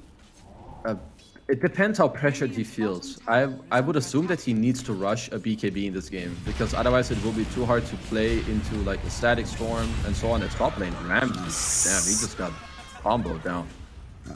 Frank was patient, man. Frank was waiting like the entire time just for that opportunity. And finally, does manage to catch him out at the end. I must say, he's doing a very nice job on this Magnus. First of all, he was not in an easy lane, and now the way he has played is, I guess we can call it very like unorthodox. right? Like he's not going from one lane, then TP mid to the lane. other. Mid. GPK gets RPK'd. He's going to end up dying here. Bloodright will drop down from Ramses, but there's no possible revenge to be found on this side of the map. Has the clear vision onto Frank, but no way he can chase him. That is a very good kill. They get the Rupture out though onto Leo Style. Will they be able to chase him down? Leo Style trying to get the TP off. Come on, cancel it. No. My prediction. Our predictions in shambles, fam. I mean, I really love what Frank is doing this game. Also, I must say that Haste Rune with Rupture looks so hecking funny. The interaction, he ruptured this dude and he just runs away. Takes like 1,000,000 damage. At top lane. We have so many moves in this game. I kind of like it. Hakoda and they were trying to catch him out, but Hakoda doesn't manage to actually catch the connection on the glimpse with GPK. So it gets forced away. They're bringing in reinforcements on Radiant side. Like suddenly Frank is here. Frank is just everywhere, and he has access to the skewer. No RP, but after they back off this magic missile, they can try and skewer GPK. No, the glimpse back from Hakoda will allow GPK to get back to safety. And they aren't going to be able to catch anyone else, unfortunately. Yamich now makes his way towards the top lane, but also is Leo Style. In the meantime, Ramses does manage to take down the tier 1 tower down bottom, but Leo Style going in for the wraparound here. There's these heroes in the top lane, 4 of them. The roll in, Yamich goes into the Shadow Realm to stay alive for now. Leo Style caught out a little bit. There's going to be a LSA with the Laguna onto the Venge as she goes down. Leo Style glimpses back into the rest of these heroes. No escape is looking likely here, or is it? So fast right now with these phase boots, but the chase is still on. Hakoda will eat the snowball just to make sure that Leo Style cannot escape this. It takes a while, not an easy one, and oh, Frank, the hero of Infamous, comes clutch yet again, throws in a shockwave to kill Hakoda on the back end. This guy has really been on it, Kezu. If not for him, this game would be in a much more dire state for the side of Infamous. I mean, this guy has 17 CS, and he's playing near flawless. Like, let that sink in. He's a core with 17 CS at 10 minutes.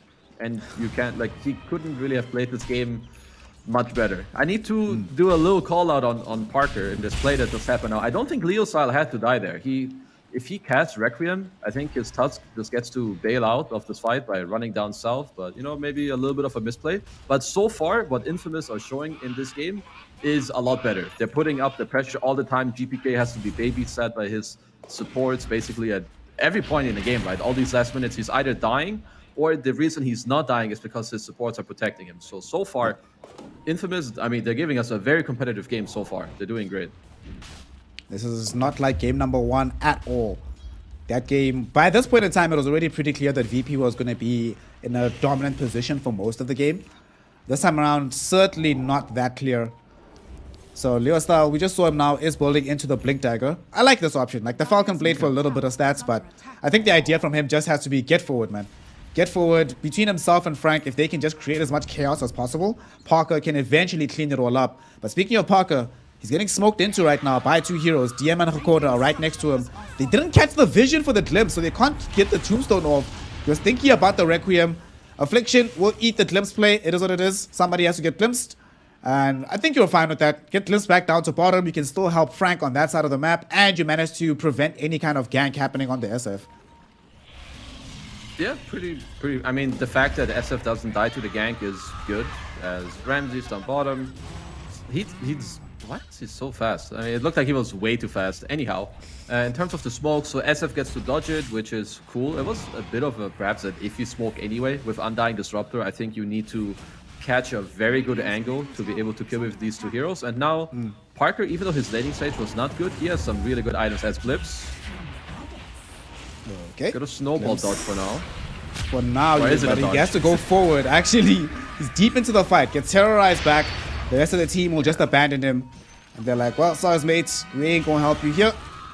And they don't manage to kill his courier at the very end of it. Was carrying a all-important clarity. Like you said, it doesn't end up being a dodge, and this is going to enable them to take the tier 1 tower. Be careful, Frank. They don't have the glimpse yet, but it just came back for cooldown. So they need to watch themselves. Swap back into the Requiem, but the silence from Hakoda going to come out to prevent the SF from doing anything. And Parker also gets glimpsed back into the silence. They will be able to kill him. Suddenly, 2 heroes gone in the blink of an eye, as Affliction couldn't save him either. That was primo disruptor play coming in from Hakoda, and it nets them a massive kill onto the Parker SF. That was he was very quick on the fingers there. I don't think he had more than 1 second to react there. Frank in a bit of trouble here against these supports. Oh, he's dead. Also They've got available. level 2 glimpse into the LSA. Should be enough. Hakoda Disruptor. I think we're going to be seeing a lot more of this throughout this tournament here. Kezu's looking very, very clean in these last few minutes.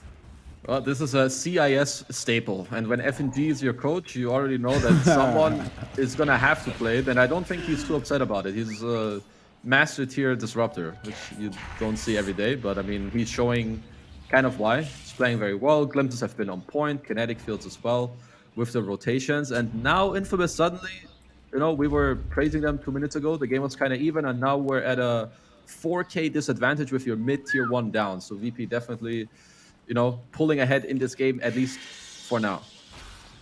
They're going to try and change the status quo, though, as they're going to try and go for the smoke gank. Guess who they come across? Not only has he been playing clean across the map, he positioned perfectly knowing that a gank was potentially incoming. Manages to break the gank, tank it, and he's like, well, 3 heroes, all for a little old disruptor while GPK gets to farm the jungle. I say hashtag worth. It's all good. Yeah. Now, these VP supports are on point with their positioning around their cores. Maybe their cores, like, you know, they die once, whatever.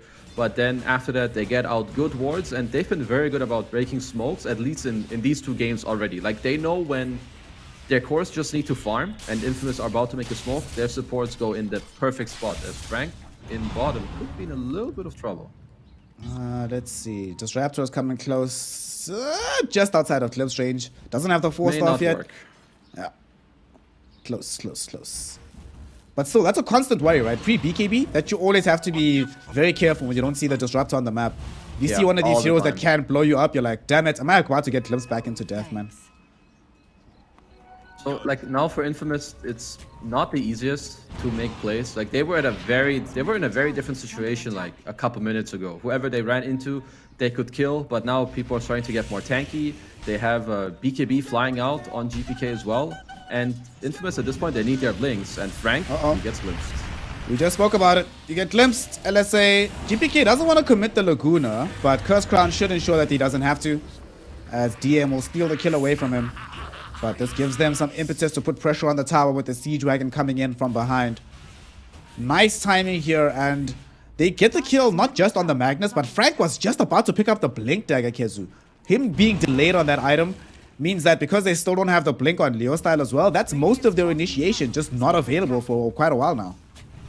Yeah, they, again, are in a position where it's just not easy for them to make moves, and you can tell that VP, they understand this, right? They play aggressive, they go there, they get the kill, now they claim the tier 2, and honestly, they're so far ahead that they can defend the top tier 1 tower, and their next objective should be Roche. I don't think you want to go high ground here into a mag Venge, so just chill, you take the bottom tier 2, you take the outpost, your mid and bot lane are pushed in, and now what they should look to do is take over their top jungle, and then play for Roshan. Right. Now they do have the Blink Dagger though. Who's the priority target to go for with this? I don't think this is the kind of game where you just buy Blink just to hold on to it. I think you need to do something with it ASAP.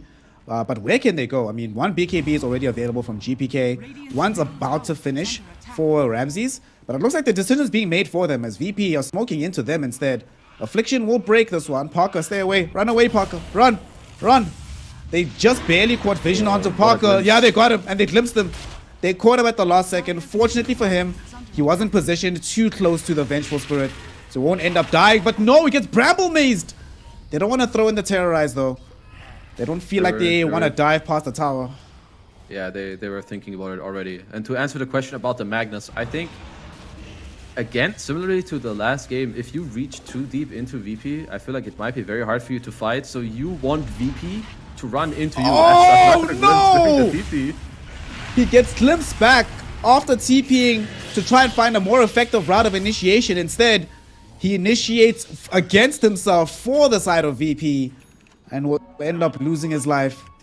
Dude, they don't even need Bloodseeker for these fights. He's just been casually pushing out the wave. Here he is, beating on the tower. In this game? Honestly, I forgot. And this is like this is not even Flame. This is more like he hasn't had to do anything. His team is just ramping up, and he's doing the right thing by just farming, right? Like, why help your team if your team doesn't need you? He's literally helping them more by pushing waves and getting fat for when his team eventually needs him. And now that he has Maelstrom, BKB, I think VP can just look to take a free Roche. They have Tombstone. They don't even need the zombie ult, like they can go right now. And then kind of what VP need to do now after they have Aegis is just make sure that you don't throw like too hard into a skewer or a Venge Swap, because that is literally the only like way back into the game for Infamous, at least for like the next 5 to 10 minutes. It's quite scary for me, the fact that this Heaven's Halberd is about to come out for the Undying, and despite that, we still are quite a while away from getting BKB for Parker. So the next fight will have dual BKB on the primary to cause and a Halberd to disable the right-click damage on Parker. And unlike last game here, Kezu, where at the very least it's like, well, we have this Leshrac through the mid lane that can deal magic damage to the rest of the lineup, sans BKBs. If they take away this physical damage output, what do they actually have on the side of Infamous? This is all in the Parker basket here on the SF. He's doing everything for the squad. So if there's 2 BKBs and he's halberded, what's the impact of this hero in the team fight? Yeah, there's not much that's gonna come out from him. And I do think that VP will eventually knock on the door of this high ground. If they're, if they feel really confident, then they can just be like, okay, Lina, you can go hit this tower. If this Magnus jumps in, trust me, I will bramble on top of you, or I will static him so he can't skewer you. And if they're on top of this, I'm pretty sure that they can go high ground by dropping a tomb and executing it exactly in this way. Even if Lina dies once, if his supports are on point and he then gets to pop the BKB, then they're gonna be fine. 4 minutes to go before the Aegis will expire. So time to start knocking on the base, like you said. Put some pressure on the buildings, force some TPs home. Leostyle still hasn't made the full retreat, but they do now have the BKB for Infamous. So Parker has some kind of tool to allow him to enter into the midst of these fights. And they'll pick up some free gold, bringing down the tombstone. That's nice. What a legend. DM's such a nice guy. He's like, guys, I can see your game is going hard. A little bit of a donation to like make him feel like, yo, guys, you can run at us. He has 200 gold, now comes smoke. Leostyle. They do take the bait. Leostyle jumps out. He jumps into a Static Storm, though. Hakoda will still end up dying. But, okay, Affliction swaps himself into the Static Storm. At the end of the day, though, Yamich gets left behind through the Shadow Realm. The rest of his team says, Sazmate, Leostyle's too difficult to kill, so we're going to leave you alone here. Infamous finally gets something here. Parker, with a double kill, didn't even need to commit a BKB charge or any ultimates, really. It has finally gone well. This Blink Dagger from Leostyle has made a little bit of a difference. Forces VP back, and they smoke up instantly. They still have some ultimates. They want to try and force more on the map right now. And I dig it. GPK? This is on the Aegis for now. Skewer back. Alright, life number 1 is gone. What's life number 2 going to bring? retreating Hakoda time. is here. But Hakoda doesn't have access to the Static Storm. So let's see if how badly they want to retreat. RP will catch on to 2. It's the Bloodseeker and the Lina. They don't have any follow-up on top of this, though. And the Laguna will be there onto Frank. He'll end up dying. You said they should sound the retreat. They don't do it just yet. Parker going for the Requiem, trying to fear these heroes back, but Ramsey's BKBs right through it. They're looking for Hakoda, who will eventually end up dying as Parker goes in. BKB right-clicking down onto Ramsey's. Ramsey's eventually dies. Yamich will go for revenge onto both Leostyle and Affliction. And between himself, DPK, and DM, they are able to bring down the heroes. But nonetheless, they still kill Ramsey's. Unfortunately for them, though, at the end, Kezu, you mentioned earlier that he's not actually the real carry. The real carry is GPK. So as long as GPK survives, VP probably feel okay. Yeah, absolutely. Especially with some of these trades, it's definitely a good showing that they decide to stick around and they feel comfortable enough to still take the fight, even if, not all of the heroes are there. They have a good turnaround with the SF. They do snatch out Ramses. But yeah, as we said, GPK, he gets to stay alive, and he has BKB into Daedalus. I kind of like his build. I feel like that he understands, okay, if I'm BKB'd, okay, SF is the only one that can kill me, but if I'm hitting him with a Daedalus, then I'm gonna kill him first. So I think his item build right now is very good. Also, he has his team to tank for him, set up for him. There's Glimpse, Undying, so I kind of like what GPK is going for here. He's queued up the Blink next. I think after this, he might go for the Satanic. And then at that point, it really is the case that you always win the right-click war against the Shadow Field. 9k gold lead for the side of VP. They haven't managed to break the base just yet. Losing out on that Aegis means they will have to try again in a little bit after getting the big man down once more. A little bit more protection is required before going up the hill again. Unfortunately, though, that is going to give time towards Infamous to get some key items. The dual BKB for both Frank and Leostyle are being built up. Kind of sucks that they don't have as much space to farm the map since Parker needs so much of it. But eventually they'll have those BKBs, and the fights do become a lot easier for them to take when they're not worried about the constant static storms coming in from Hakoda. Yeah, this timing right now for them to be able to, kind of squeeze some gold out of the map where VP they don't feel good enough to get closer to the high ground. VP are going to be okay with farming and perhaps eventually pressing a smoke. So until then, Infamous get to farm. Kind of the next timings, as we touched on, double BKB is good. Frank, I think his BKB is going to take a long time. He's not getting to touch a lot of creep, so they're going to play mainly for the Tusk BKB and maybe level 2 Venge swap, which can make a big difference against this Lina. And here we already have VP smoking up as GPK has changed his mind, screwing up an EC, cannot fault him for that. As a playmail now against a bunch of minus armor coming out, but it looks like Infamous, they're just going to read this one for now. Nice. They read it well. They were congregating through the mid lane, preventing themselves from all being caught out. And the positioning of these supports. We were talking earlier about how well VP has been breaking these smokes. I must say, in game number 2, Infamous has leveled up in that regard as well. Affliction always positioned in front of the SF in case any danger is going to break on that direction. And Michael generally has been able to be an advanced guard for Frank. Sometimes Frank still dies, but been doing his best in that regard. They get the tier 1 tower middle as well, so that's always quite nice. Glimpse back though. Parker, will he be forced to BKB? He doesn't commit it. The BKBs now might come a bit too late though. His TP's out. Affliction not going to be as lucky. I mean, I think he could have just BKB TP'd out the first time around, not eaten the glimpse and not gotten the Affliction killed, but you only try to hang on to these charges, especially when it's the 8-second going closer and closer down to 6. Yeah, it's sometimes hard to make that choice like on the spot. Whereas we have another glimpse onto Michael. One to Michael, but also we had a jump in from Leo Star, who lost half his HP thanks to this Laguna Blade, but at the same time they get DM onto the high ground with the skewer, and that's going to allow them to kill him with the Tusker. It's a 1-1 trade so far. Affliction died earlier on in the mid lane. We've now lost the DM Undying. This might give them the chance to try and force a chase somewhere, as GPK is kind of out of mana. Not in the best fighting shape at the moment, but they don't want to risk it. They're far behind enough right now that, yes, it's nice that we got that quick kill onto DM, but it's not nice enough that we're going to risk running on the high ground with no vision to try and force a fight. Yeah, if they have vision there, they can definitely look for a chase, but now that there's, it's still a bit of darkness. Maybe he has a buyback with the outpost. The way back for Infamous in this game right now, I mean, we can see that this SF is starting to deal hefty amounts of damage. He has the Venge Aura, high levels, he's getting closer to a Silver Edge. And the next most important thing in this game is this second Roche. If Infamous can claim this one, which, to be fair, it's not that unlikely. Like, if they're around the pit when it spawns, or they have control of this area as they do right now here. Okay. They're going to use set control to make a quick jump out to Hakoda. They don't get the quick enough burst though. Leo Style now in danger of getting glimpsed back, so he has to watch himself. There's going to be the LSA. They swap GPK into the river. So although Leo Style is dying, GPK also losing a lot of his HP. Not enough to kill him just yet though. Affliction not dead just yet on the high ground. Will die to the Shadow Realm hit coming in from Yamich. It's going to be a 2-0 as Leo Style and the Venge have died. A bit unfortunate there as GPK, if they were able to get maybe the snowball onto GPK before he gets off the BKB, that could have bought enough time for them to throw out a Walrus Punch. Maybe he dies there. Nonetheless, he doesn't. He's alive. And in 35 seconds, Roche is back and VP have control of the area.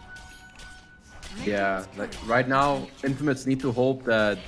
I mean, Infamous should be able to go as 5 once more to try and take this fight, because this second Roche will just decide the game. If VP claim this Aegis, I don't really see a way back for Infamous into this game. And if Infamous get to claim it, it is really their ticket back into this game. Shard plus Aegis. And in the last play that we saw, I think the idea was there. You had a good position, you had a high ground ward, but they weren't quite ready with everyone. The jump from Leo Style, perhaps with the positioning of his team, was a bit too early. But, the idea was correct. This is kind of what you have to do. You take over the area, and if they come too close into your vision, you need to be ready to take the jump. And now, GPK, he's going to start hitting Roche. And I'm afraid that Infamous will not be in time for this one. This is going by very, very quickly. He has access to the Hyperstone with the Daedalus as well. Full AC actually just got delivered. They need to go literally right now, but it's too late. Aegis taken up. They give the shot towards the Bloodseeker, and... that gonna be that. They feel really good about themselves now off the back of this. They're like, thanks, boys. for giving us that space. And also now, check this out, kids, where they are on the top side of the map. This is an awkward place to be because it's not that easy to get back into position for the defense. Do you think Parker should try and stick around, maybe force a tier 2 tower while his team holds through the mid and the bottom lane? Yeah, so right now, this is the type of time where you need to be patient to, I mean, you want VP to show some heroes so that you can feel okay hitting this wave. I think him going for this wave right now with no one showing is very risky. So good job on him for not doing it yet. Now that he sees someone showing mid, he feels a bit more safe. Because I think, yeah, he is okay to linger around because his team's high ground defense is, they're such a high threat, right? Like going high ground randomly against these heroes. So he's probably like, yeah, I don't really need to be in the base yet to defend. So I will linger until I feel bad. Perhaps they're smoking and then he'll TP out. At least that should be the idea. We'll see if he gets to stay alive the whole time and farm here, or if VP decide to smoke, or will they, you know, come crossing at the high ground a bit harder so that he has to come back. But for now, he's definitely doing the right thing. Looks like he's also interested in cutting some of these waves to deny VP the opportunity to play aggressively on all sides of the map, whilst his team is also pushing down bottom. Honestly, I'd love to see this, when one player forces enough reaction that his team is allowed to do a little bit of Dota playing elsewhere on the map. Feels very, very good to see.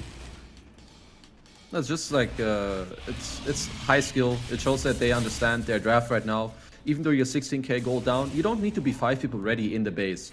If a play happens and they are like, oh, yo, they're going high ground, he can just TP at any time, and then they can look for a Venge swap into Skewer or however. But now, VP, they're up very far, and they have Aegis. I want to see how they decide to end up going high ground, because right now they're not getting too much done on the map. They have this gem queued up on Hakoda, who's doing a good job dewarding.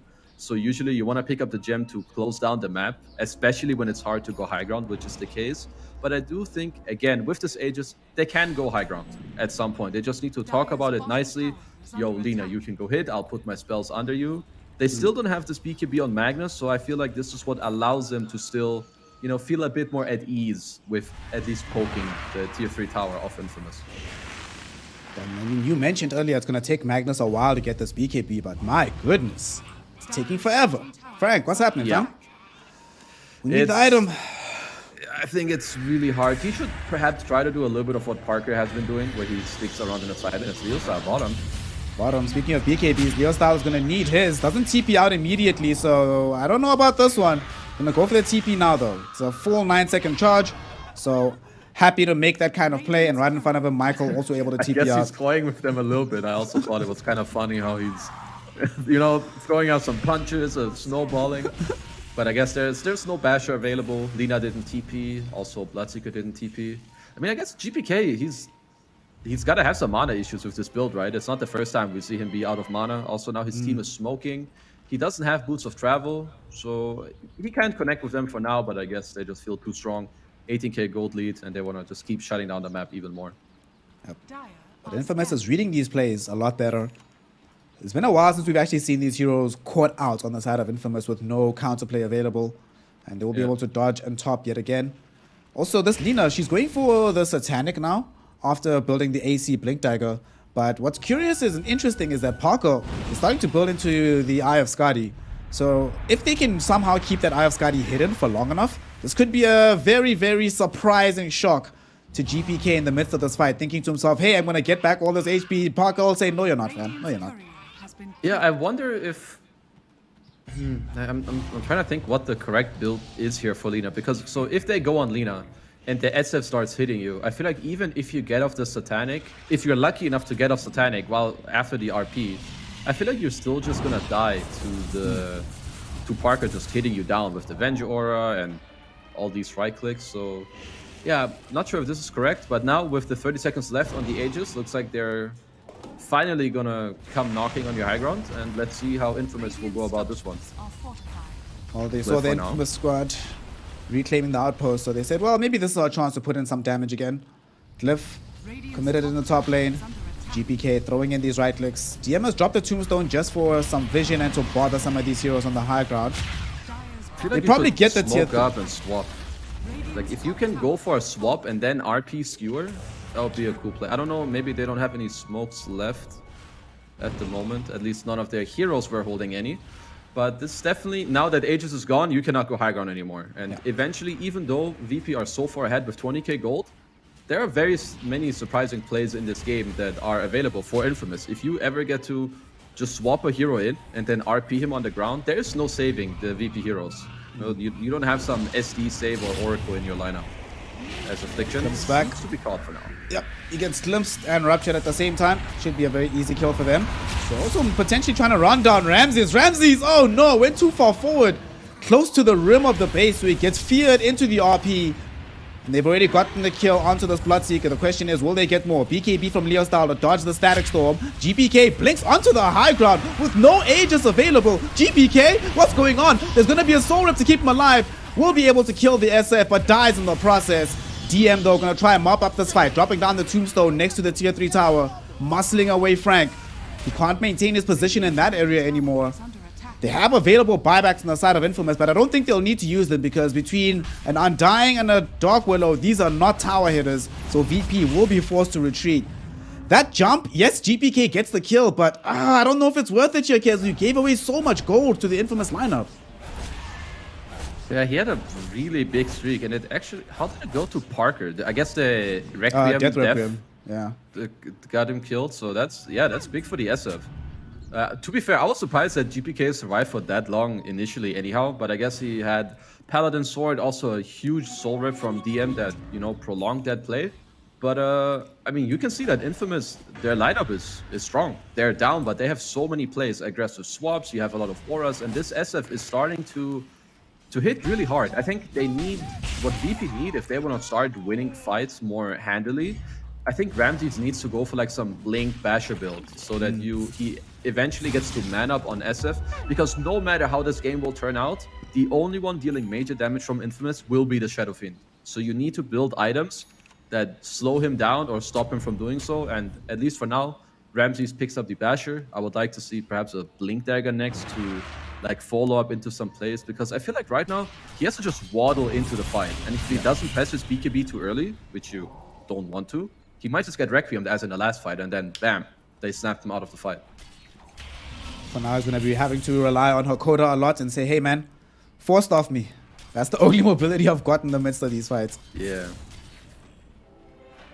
This game, I love how close it's Dying become. has a Man. blink. Yeah. Interesting. MKB as well for Parker. He's foregoing having access to the buyback. I think after that last fight, he's thinking to himself, I'd rather just be able to kill the Lina heads up if she wants to jump into me than have a situation where I buy back, but by the time I return to the fight, the engagement's already over. Do you like MKB over and above Skadi though in this situation, especially considering that it's this heal potential we saw from the Paladin Sword and now coming in from the Satanic that allowed her to dish out so much damage? Do you prefer the MKB to try and deal with that over Skadi? I'm not sure. Maybe he feels like that he's not supposed to be killing the Lina until the very last, and he wants the MKB to cut through the evasion of the two halberds from the Bloodseeker and the Undying. Honestly, I'm not fully sure. Or maybe it has to do with, okay, I saw Lina buy AC, he's gonna have very high armor, so I want to build an MKB to deal magic damage. I'm not sure. I think Skadi would have maybe been slightly better, but I feel like I must give him the benefit of the doubt because this guy plays a lot of Shadow Fiend, and I don't. So I think Skadi is better, but I'm very likely just wrong. We'll just have to see how it plays out for now. Maybe this guy's a genius. Hopefully he is. Kezu showing the humility required to be on the mic. What a guy. Legend. Sometimes I gotta pretend to be humble, right? 45 seconds basically until the big man is online. And once we have that Aegis available, then of course VP will want to contest for this third one. They managed to get both, but have only walked away with the tier 3 tower as a result of this. You were talking earlier about how difficult it is to push past the infamous high ground. What strategy is there actually? Because you mentioned that you want to see the Bloodseeker buy a blink, go onto the high ground and deal with this SF. But are they past the point where they can poke and prod anymore with this Lina? It's getting really hard for them to later on even go to the high ground. We may even have to hold that conversation for a bit because I feel like there's a big fight very imminent about to happen here. Frank, waiting for the angle. He's smoked up. Has the blink RP. Is just literally 306 experience shy of having the level 3 RP. But won't be able to reach and it. Infamous will see it. They see it first, and they take this really, really quickly. Parker is going towards the Roshan pit with Affliction. They've got the There's an Wave of Aghanim. Terror. Give it They've to got Tusk. this. Give it Yep. to Tusk. Tusk. Give me This the is Walrus big for kick, baby. Infamous. This is huge, actually. Yeah.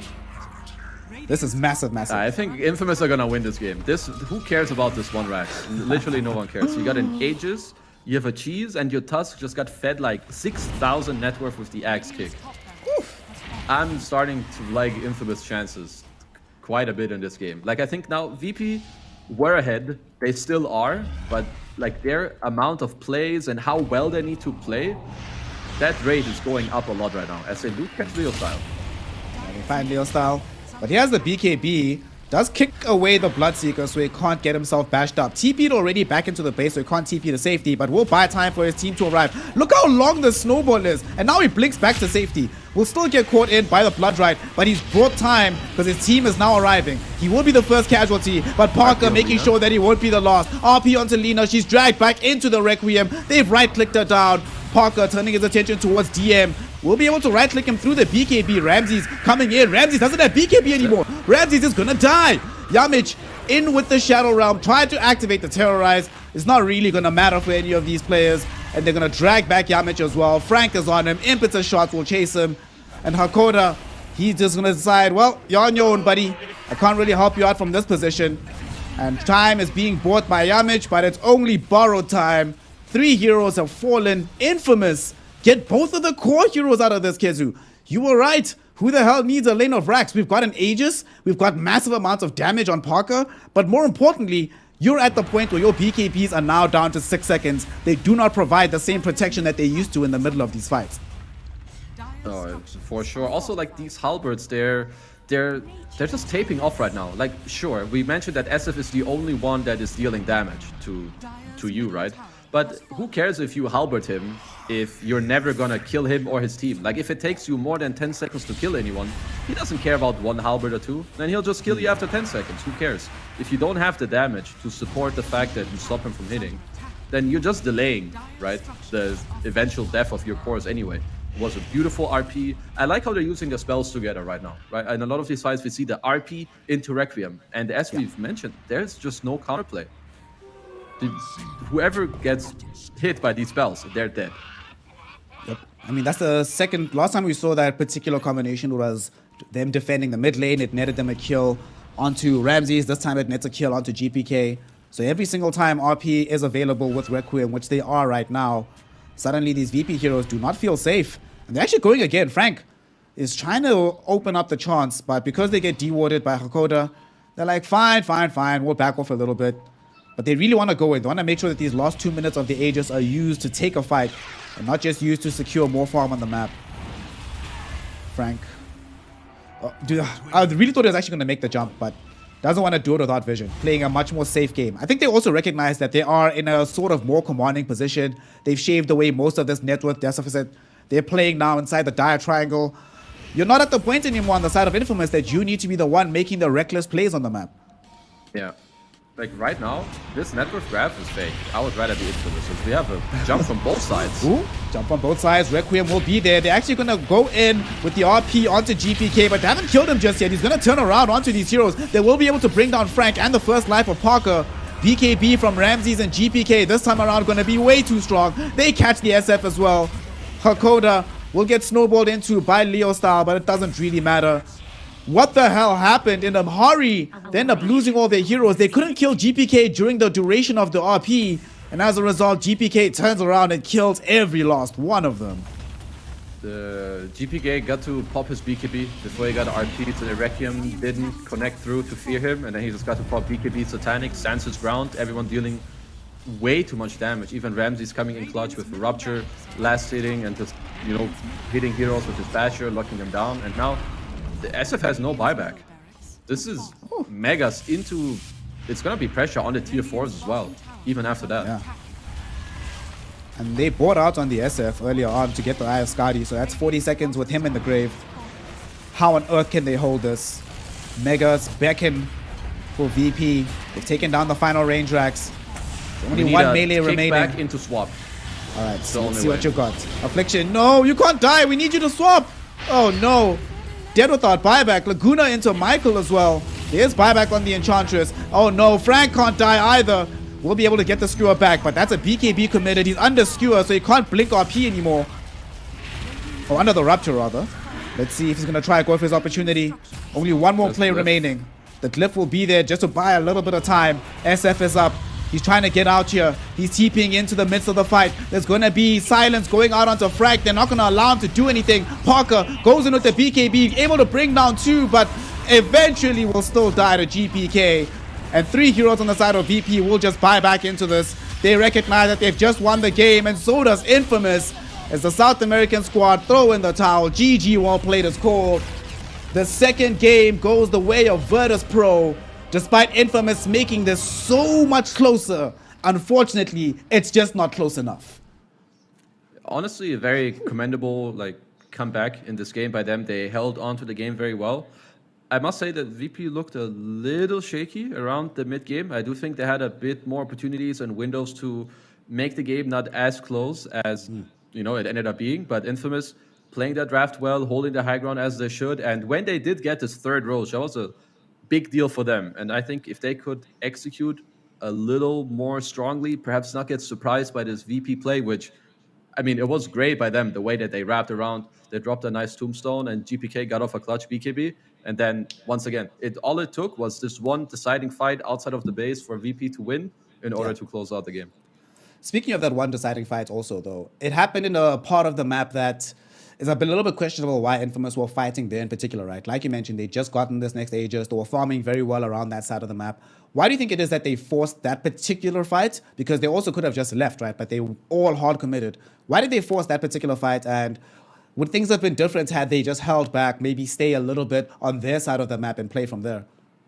I think as long as they could take a fight where they're ready, it doesn't matter too much where it is, but it seems like they just got kind of caught off guard. They couldn't combine their spells that well together because at the position they were in, if they just do it properly and they make it easy for them, aka they give themselves time and the position to take the right fight, then they should have been able to take it. But, unlucky for them, it just didn't happen. Didn't happen, and indeed, Virtus Pro, luckily for them, it did happen that they get that fight, they win it, and go on to win the second game as well. This will grant them a 2-0 victory for their first and opening series here in the Last Chance Qualifiers. These are best of 2 group stages, so getting these 2-0s really does mean a lot. There's a lot of a difference between having the 2 versus the 1 in terms of your winning averages at the very end of things. So for Infamous, they now have to make the very difficult climb from the very bottom. However, we still have a lot of Dota to go for the day. So we're going to be getting ready for our next series, which will be Team Secret versus the side of VG Gaming. So stick around, everybody, and make sure that you are here ready in about 10-15 minutes for that game to kick off live. This is Snare and Kezu here for the Last Chance Qualifiers, and we'll see you in just a moment.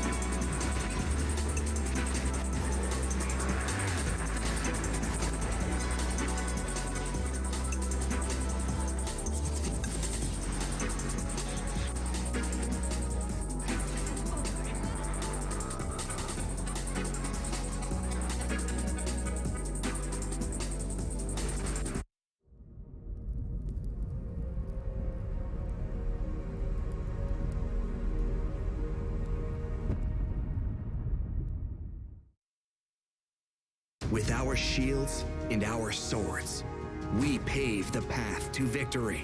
With our shields and our swords, we temper our courage.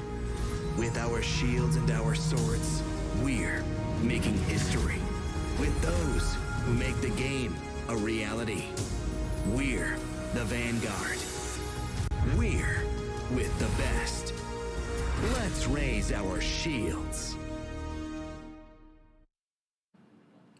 Welcome back, one and all, here to the Last Chance Qualifiers, as we try to determine which two teams we're sending to Singapore to join the 18 assembled, already best teams in the world to try and compete for the Aegis of Champions. Right now, we've already seen Virtus Pro take a 2-0 victory over the side of Infamous Gaming, and now we move on deeper into the schedule, seeing now the more interesting series of the day, which is Vici Gaming versus Team Secret. A lot of particularities about what this series might bring, but of course, we're going to bring you through them, and we are Snare, of course, joined yet again by Kezu, player extraordinaire, now caster and analyst extraordinaire. Good sir, that was a very interesting first series. What are you expecting out of our second one for the day? So in this one thing that I want to note already beforehand is that Secret did just play. The good thing for them is that they won 2-0, so they're warmed up, they probably feel good. But at the same time, also Vici got to watch them play, so they saw, okay, they first picked Primal Beast, so maybe when we play them, we need to be aware of this hero. And they saw how they played from both sides in terms of first pick and second pick. So Vici have a little more intel on what they want to do, but Secret are warmed up. We'll see if one or the other plays more into account. But I would say that this matchup is going to be more even. And without having seen anything from Vici, I'm going to say that it might be a 1-1 because Secret looked a little shaky in their starting series. Just a little bit. Just a little bit. There were some weird things here. And of course, this is the Vici Gaming squad coming into this one. Erica has played at TI before. So has Fade, being tagged up as Frisk nowadays. So has Yang in the past. One thing that is very interesting about this Vici Gaming lineup is the fact that they have changed up what the squad looks like. XM is in the team. Yang has moved to the 5 position. And BAB, the new player that you saw at the very beginning of the card there, he is now going to be the one occupying the offlane for the squad. Yang is now doing everything from the 5 position. He's going to be the captain. Most of the ideas will come through him. But we spoke about it earlier. This team being coached by Fenrir means that they have a lot of intellectual capacity in the back pocket, a lot of experience as well. Do you think that's going to be playing a part in this series, especially given how experienced Team Secret is as well?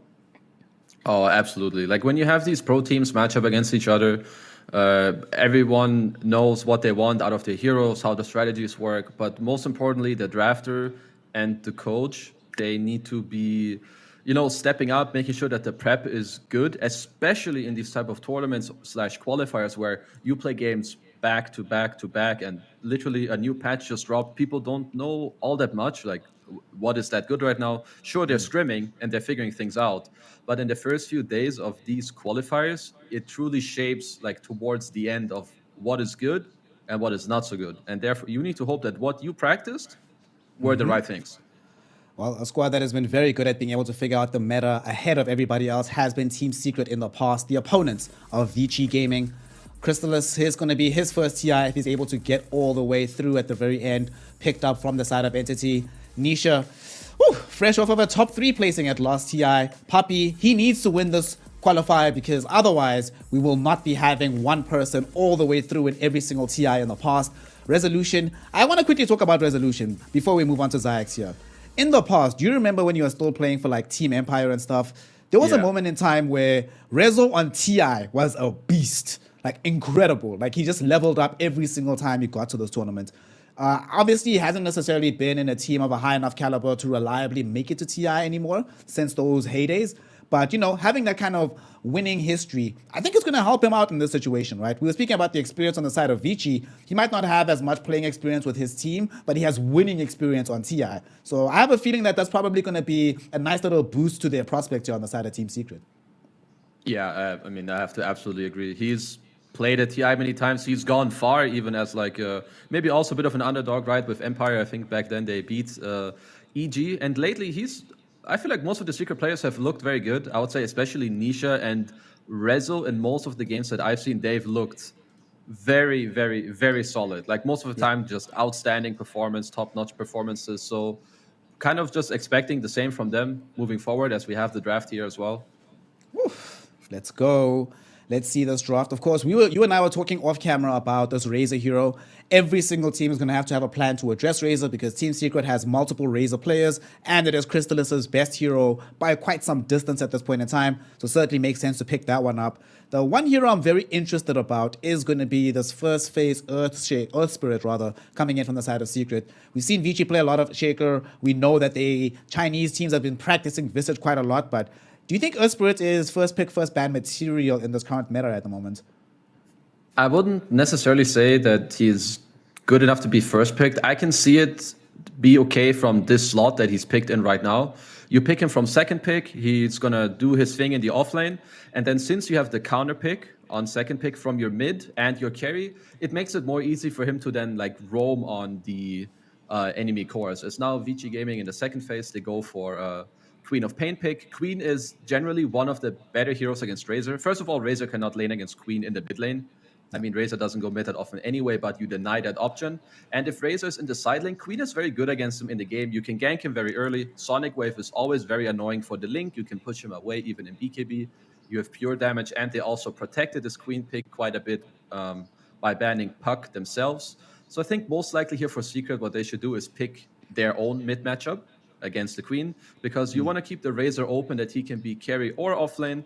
And Vici haven't shown their carry yet, so most likely what we're going to see here is the Nisha type hero. I would like to see some team fight, maybe, I was going to say Pango or Invoker. I think this makes a bit more sense. You lane well into Queen, you can match the rotations of it, because right now I would say that Vici's like run at you power is very strong. They really can just like run at you and just never stop at this point in time. So I like that Team Secret have gotten this Invoker, gives them some beef up options for later. They don't have to commit necessarily to which direction of Invoker. So still some options and some flexibility left in the draft for them. For the side of Vici, this is usually where they're going to be just protecting Erica's pick for Poyoyo. He is the linchpin of how these drafts normally pan out at the very end. His best two heroes have already been taken out of the pool. So I'm wondering if they're also going to go ahead and ban out his Terrorblade. What else does he play? He plays Weaver as well. Doesn't feel like the best Weaver game, playing into like Invoker. Although against Ruth Razor, you just like run around him, just make him look kind of silly. It's always very fun to do. Yeah, Weaver, I mean, so far it's still an okay hero at this stage. He's decent against Razor. He's also kind of okay against Invoker. I wonder if something they want is a hero that can like semi go in to help out all these backline heroes right now that he has. Like Snapfire has follow-up damage. Visage gives you the aura. You have more from coming out from Queen. In terms of like, I was looking at like some Sven, but most of these melee heroes, they don't feel good because, well, you're playing into this Razor from Team Secret, and most melee heroes just won't feel very good against him. So maybe like you want to look more at the range type heroes, like some Drow Ranger type area works pretty well with Queen, works very well with Visage. The Visage is already going to buy auras for you. Maybe the bans will tell us a little more what will come out from their side, because for now it's not too clear to me yet what they want to go for. Yeah. I think they're just trying to cover as many bases as humanly possible. To deny them that big sniper that we've seen Team Secret play in the past. Well, there goes another of Poyoyo's heroes. No TB available for him on this one. Really are focusing down his particular hero pool. I like what they've done here on the side of Team Secret. Ensure that your carry player, or the offlaner for that matter, is playing one of their best heroes, and then try to deny the opposition their best hero for their linchpin player. What are we seeing for Team Secret here? So we're still not exactly sure what Poyoyo is going to be playing. Where would you put the Razor here? Is this safe lane Razor for Crystallis, or is this the Rezo Razor, and then you just wait for the counter pick option for Crystallis at the very end of the draft? Like, I think right now Vici should pick a hero in the safe lane that Razor does not want to go into, because currently, as far as I'm concerned, Razor versus Visage is fine in the lane, but it's not like your favorite matchup. So if Vici can force you to like put the Razor into the offlane, but you also put a carry there that you also don't want to be against, I think that will be annoying. But I think mainly it's just going to be Secret are going to look to have the counter pick with the Razor. But therefore, I would like for Vici to try and look for an angle where if they put the Razor away from the carry role, that he's not that comfortable in the safe lane. That certainly makes sense to me. Batrider gets very banned at the very end there for the side of Vici Gaming. So Luna, I was actually about to say Luna could be a decent option for them, because I've seen Poyoyo lose some of these lanes to the Batrider before playing that hero. But as we said earlier, they are literally just taking away everything he likes. So what is going to be the option here?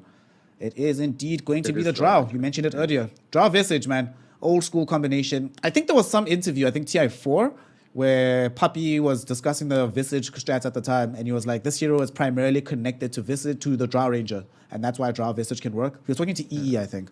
So it's a nice little wraparound in history to see that now Team Secret at a point was abusing the Drow Ranger combination, but now he has to play against it here in these LCQs. I'm looking at the counter pick for Secret. So Vinci's bans are very good. Bad Rider, super good against Drow Ranger. Sniper is most often in the games the better Drow Ranger. Like when these two heroes meet, Sniper is basically the better version of you in that game because he has more range than you. So the bans were very good. What you need here, kind of what breaks open Drow Ranger lineups is either A, you overrun the hero with like mini summons, like, you know, a hero like Lycan. Heavy illusion heroes are good, or heroes that just can overwhelmingly jump you in the backline. It's like these Spectres. But Spectre is very hard to pick in this game, so that is not a pick I like.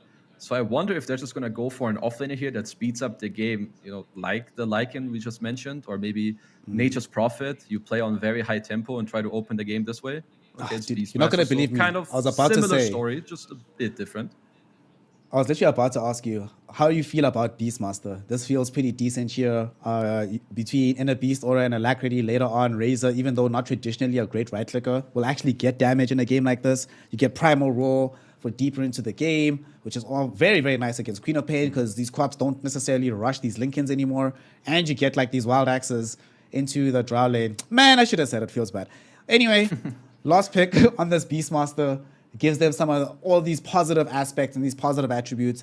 Not necessarily the one-stop shop for victory. Whose draft do you like more? Whose is more cohesive? Which puzzle do you think fits together the best between these two lineups? Honestly, I think that both drafts look very good on their own, and I would say that both teams are happy with it. Though I must say that I kind of prefer this Vici draft.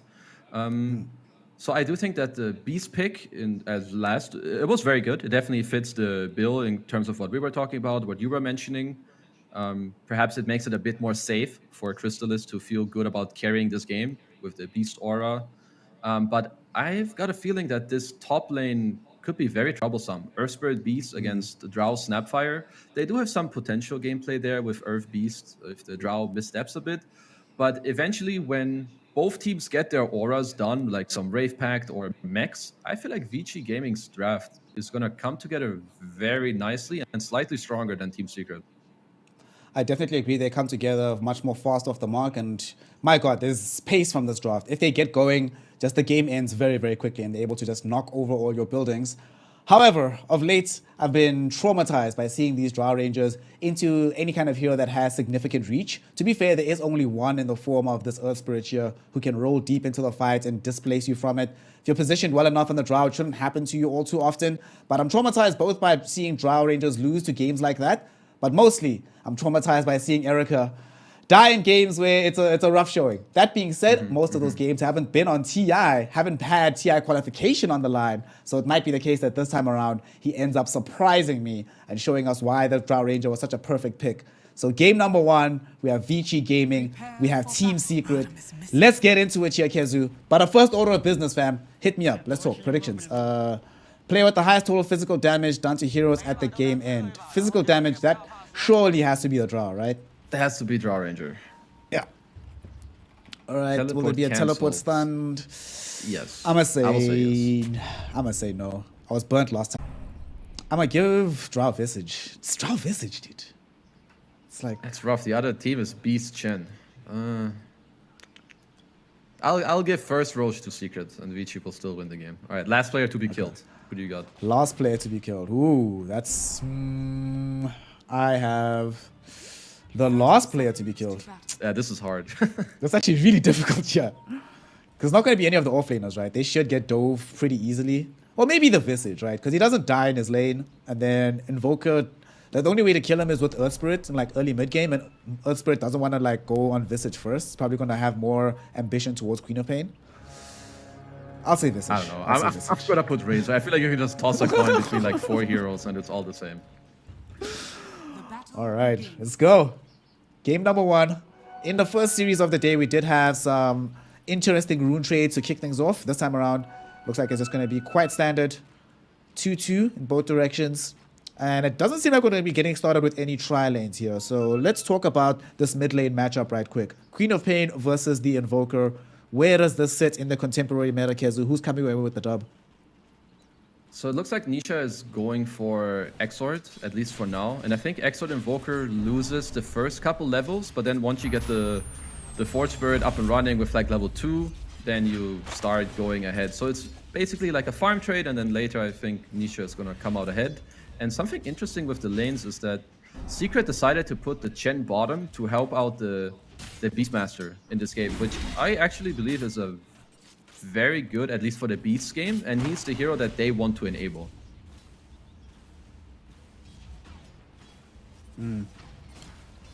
Beast. It is kind of peculiar that they did make that decision, that he's the one they're going to try and put help here with. I also feel like there's not that much pressure that was going to come from him if they decided to switch this one up. What do you make of this? Why do you think they did this instead of having the Chen go top with the Razor at the moment? I think that there's two different reasons. So I think first, Chen will help the Beast more, and all the help that Beast needs is to get closer to his Helm of Iron Will as fast as possible. And second, perhaps they just thought that the Shaker wants to like pull waves top. So this is why Zayats went for an Orb of Venom, so that he can just follow the Earthshaker and clap him to death. And also, this gives them more of an aggressive playstyle top. So I would assume that Chrysalis was maybe like, yo, if we put the Earth Spirit top, we can maybe play more aggressive on them. Whereas if Chen is here, he will have a good time, but in like a more passive way. I feel like these are the most logical reasons in terms of what they most likely talked about. We'll see if that rationale comes to fruition. Right now, Erica probably just very happy about the fact that he doesn't have to deal with an Earth Spirit in his lane. It's like, thank God. I can just go around hitting Rezo. Yang's gonna help me out to zone him away. And it's not like Puppey can really do all that much as the early Chen in the situation to fully zone these heroes back. So should end up ultimately being a mostly free farm lane for Erica. I don't think it's going to be too contested that much. I don't think there's actually that many deaths that can really happen bottom right unless somebody really steps out of position. Yeah, I think bot lane, if people aren't full HP, then no one is really gonna die. One thing we need to pay attention to is that there's a Sunstrike. Maybe that's another reason why Earth Spirit going into the safe and with the Razor in this game can have more pressure. You can roll into kick into Sunstrike. It's up top, we have a bit of pressure. Yep. But Starting to apply some of that Fade is pressure. gonna walk it off. Yeah, he's still fine. Still too early in the game for him to really be able to make that much of an impact happen from this. So just happy to drain away some damage from Chrysalis. Turn that into some additional CS in the lane. And like you said, later on, we will have the option for the Sunstrikes. So it just does depend on when Zayax makes that call. But it's also contingent on getting more harass out in the lane, which unfortunately, the way that their lane is configured right now, there's not that much harass possible at the moment. So it looks like we're going to be having a bit of a quiet one here, Kezu. Slow I early think game. so. Most of the cores should be happy with the game, right? We have this Queen and Invoker matchup, mid as we touched on. Very farm heavy. Puppey down bottom, you know, he knows his Chen very well. He's gonna help Beats in the lane. Currently giving him solo XP. He feels like he doesn't have to help him all too much, so he's gonna clear out some easy camp. And now maybe help contest the pull. Rezo is gonna have to solve up, and he's getting ever so close to the Helm of Iron Will, which is really the turning point for these early laning stages on this hero. Because you get so much armor and sustain from this item that it just keeps you running in the lane. At that point, Puppey doesn't have to be fearful that every single time I leave you alone, I come back and you've lost half your HP. You'll just be A-okay at that point. Yang is actually going to take quite a bit of damage here. The Ghost slowing him down as well. Are they going for this first blood? Boar slow will be there, but Yang does manage to mosey into the trees. Also had the Fire Snap cookie just in case, so it was going to be A-okay at the very end. Still though, Team Secret have created enough space for Rezo to pretty much finish the farm for the Helm. It's going to be delivered very, very shortly. And like you mentioned, all the cores happy with how things are going because everybody's getting CS. Yeah, I mean, even Puppey is getting some CS, right? He's starting to chill, probably gonna look to get an earlier mech. In all the lanes, we just have a lot of pressure coming out. I would assume that Secret are more likely to get the first kill eventually in this game. If they can manage to get the HP levels lower of either the Visage or Earthshaker top, then they can start looking for plays with an a level 3 Sunstrike right now, which is definitely not to be underestimated this early on in the game. It is a significant amount of damage, but the opportunity must present itself first. Down bottom, you see Rezo just chilling. Everybody just chilling. Okay, so the only hero that really feels like they can make moves once they hit a particular timing is going to be the Quap once you get to like 6, 7. Do you want to see her move off this mid lane and try to influence any of these side lanes after she gets to that point in time? Oh, absolutely. Well, hold. Yeah, Chrysalis does end up snagging the kill. Maybe they get another one. Might be able to get the 2 here. Is Frisk gonna eat the plasma field? Fissure will be there. Sunstrike finally coming. It's a little bit off the mark, so Chrysalis won't be able to get the full chase out. They almost had the option there for the Sunstrike from the heavens, but just barely don't get it. But the big prize is picking up the Visage. You were mentioning it. Having Xyx in the top lane enables him to have greater aggression. Had I known he was gonna go top, I definitely wouldn't have put Visage to die last, but Visage will end up being the first blood. To go back to the point about Queen, a lot of the, I mean, this is just one of the strengths of the hero, right? That you can rotate very easily, as he's in a bit of trouble mid. He's getting rolled on. Ah, she's fine. We'll actually throw out the Sonic Wave, activate the double damage rune, trying to kill Xyx. Blink is going to be up in 2 seconds. Fade is going to go in for the Earth Spirit. At the same time, Yang shows up in this mid lane so that they can ensure the dual kill onto Nisha as well. As XM activates the DD rune at the perfect moment. Well, Kezu, you don't need to rotate anywhere if the rotations come to you, my friend. As 2 kills present themselves on a silver platter. And another one down bottom. They got the root from Puppy's Creep into the Mud Golem with some more boar kills. And I mean, yeah, if you do catch Drow out of position, the hero has a very hard time to get away. But to go back to the mid play, very nice double kill by them. They get the DD rune. Now XM also gets to refill his bottle on a double bounty rune. They got more pressure on the mid tower. And now Yang, he's getting flip-flopped in the mid lane, and he's gonna get some nice little bonus square back here to Nisha. This is so good. Xyx showing his influence on the map right now. Helped to kill BAB in the top lane, coming mid to put pressure back onto Yang. The more important part about that kill is that Nisha does claim it, so he's now even closer towards having his Midas, which all Exort Invokers need in their kit. Feeling fresh, feeling good. He's gonna be happy about the timing that he's receiving this one with. I think like some 8-minute Midas is pretty good. Once again, also the 8-minute rune is coming up soon as bottom lane. Even more pressure on Puppy. Puppy should die from this. Erica trying to throw in the right clicks. He's not going to be able to get the final one out though, as he gets dove upon by Xyx, who really does feel like he has global presence at this point in time. Yang is able to finish off Puppy, but at what cost? Because Yang himself is certainly going to die. Surrounded by the creep army, surrounded by the 2 heroes, and Resolution will send him back to an express trip into the fountain. That's a second death for the Drow Ranger at this early game here, Kezu. This is not what we want to see, and especially since that kill went the way of the Invoker with the Sunstrike. That's a super big kill, because he died after TPing to the lane, so now he has to do a bit of a walk of shame out of the lane. And now I think Rezo is probably gonna starting to look to pressure this bot lane perhaps. He has his helm coming out. Xayas once again is playing down bottom. With the nice early game they had on Razor, Chrysalis is okay alone top for now. What a read. He gets out. Yep. I think he just caught the vision of these heroes trying to come in and gank him. And because it's nighttime, they didn't see him. He had a slight high ground advantage. So he manages to get out to safety. He drew the rotation from XM, who can't get anything out of that top lane. And like you said, because Erica can't actually play bottom anymore after dying, they just get to go on ahead, take the tower without losing the top tower as well. This is giving me some deja vu of that game 1 between VP and the side of Infamous, when VP was able to pull this one off, and Infamous struggled for a long time after that. So VG Gaming need to try and make sure that they don't find themselves in a similar situation now as a result. Yeah, I mean, this is a big deal, especially in these games where the enemy team has this beast who, when he takes his tower, he's gonna have so much space and it's gonna make it so easy for him. And at the same time, you have this Queen of Pain. Like, when you have this Queen mid, the hero wants to do well in its lane and then hold her TP for these fights at the towers. Like, this is like the prime time Queen of Pain gameplay. You have the 2 heroes in the safe lane, Beastmaster steps up too far, or the Earth Spirit rotates to gank the lane, and you counter gank that. But nope, Secret were clutch earlier with the kill on the Drow Ranger. They get it too fast. Now they take the tower. And they should be pretty happy with this spot in the game now, because Chen gets to keep farming. Rezo has good timing with the helm, and Nisha has this Midas. So now they're going to go and harass the mid tower, at least a little bit with some of these Chen creeps. They did have a trade happen in the top lane, but VG Gaming had to commit 4 heroes, compare and contrasted to Secret, who only needed to do it with 2. And with this additional pressure middle, XM does have to come back. We still haven't been able to see success out of movements from XM. Has tried to make 2 of them, both of them to the top lane, neither of them has succeeded. Now Resolution, though, might find himself the one that's successfully brought down by XM. I think he just wanted to get off a Sonic Wave to be like, hey guys, I'm helping, I made that one happen for our team. So decent enough kill. Not really going to change the status quo on the map, but still always feels good as a Queen of Pain to get these early kills, especially onto opposing core heroes. Yeah, it's good to... One of the best things you can do after you do lose your safe lane tower and the enemy team wants to take over your jungle is that you go there, you show them a middle finger, and you get them the hell out of there. Like this, Rezo was perhaps overstepping his welcome, you know, a little bit, just trying to test, okay, if I go here, will they kill me?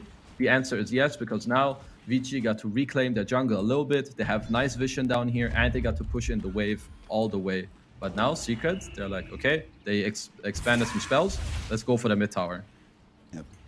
They're smoked up. They have vision with this Beastmaster Hawk of Yang. They know exactly where the Snapfire is. The Hawk might have expired, but it should still be a pretty easy jump. Yang gets himself pushed back into Nisha. And will they have this kill? Magnetize drop down to ensure that there's no escape. They even drop the Primal Roar onto the Snapfire. We'll see Vici regard that as an invitation to try and counter-initiate themselves. No Roar, no Magnetize. A lot of damage being done onto the tower though as Crystallis also shows up, brings in the Plasma Field. They kick in the Earthshaker. And Fade will end up dead, giving a double kill over onto Resolution, and the tier 1 tower goes the way of Team Secret. Alrighty. Everything just coming out clutch right now for the Secret lineup. Even though Vici knew what was coming, they have no tools to try and stop it at this point. It's Earth Spirit. Zayat is having a very nice performance right now. His kicks are on point, his rolls are on point. Also, after the play, he gets to deward the high ground board that Vici had in the jungle. It's a very nice job by him. But bottom, they're setting up on Rezo right now. But that was a hard kill, at least for the starters. You don't really have anyone who gets straight on top of him. You kind of need like a Queen of Pain to blink in and then cookie her on the beast. So unless you smoke right now, as they do with the 3, so I guess they're gonna look for a Fissure into perhaps Snapfire ulti play onto the mid tower, with the Visage also being here. That makes sense. Unfortunately, the only hero that's in that area here, Kezu, is the Earth Spirit, and literally the worst target for that kind of play. So they have to go all the way around. Might not be able to find the position that they need. Yang gets himself caught out of the smoke as Zayax actually just jumps in, throws out the Boulder Smash onto BAB and XM. Frisk comes back in onto the Invoker. Nisha will get the Hand of God to keep him alive. Now suddenly Fade is the one that's in danger. Inside the Ice Wall, he gets rolled upon and he is gonna die. On the far side of the fight, we have lost the Snapfire as well. Now suddenly we have danger for BAB. Manages to dodge the Sunstrike and also the Tornado. He's still alive. And Crystallis doesn't want to chase him with the Plasma Field, so they will allow the Visage to escape. Nonetheless, they still end up losing 2 heroes. And to make matters worse, that was them making the aggressive smoke. They wanted to make a play happen in this mid lane. And not only can they not find the engagement, they actually end up losing heroes in the process. Yeah, to be fair, I feel like this play is not easy to make, and even on top of that, they were a little, they were not on the same page. You had Snapfire like run right a little bit first into the beast and then, you know, poking his nose into the triangle while his team goes mid. And without the Snap ult, they don't really have enough damage. Also, mind you, there's a Hand of God from Puppey that was expanded in the fight, and this is a tier 2 tower at 13 minutes. Okay. In the qualifiers coming into this event, game number 1 of the grand finals between Team Secret and Entity was the fastest game of all those qualifiers. I think it was 22 minutes, 30 seconds. I think Team Secret are trying to get a record themselves here, because they are playing extremely quickly on this map. Tier 2 tower already taken down bottom. Look how they're moving. They're already on a posture towards getting control of this jungle so that they can get a Roshan when they can. It's looking kind of scary, Kezu. What's the move here for Vici Gaming to try and stop this progression from Team Secret? How do they make sure that they don't just end up losing the game in the next 5 minutes?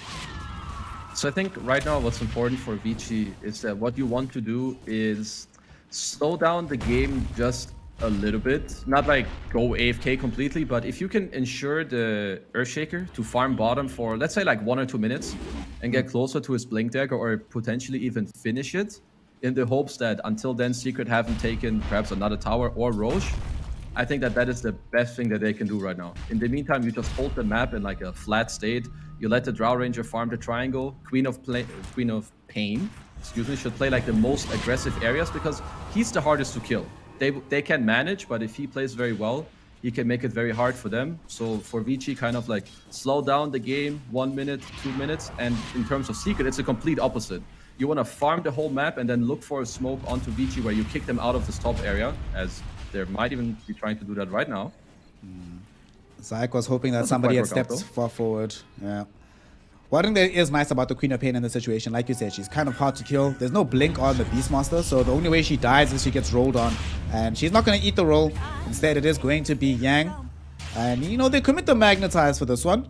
Not great to die, but you're also fine with them not having access to Magnetize if an engagement were to break out elsewhere. Okay, and you're just a 5 position. You're coming back soon.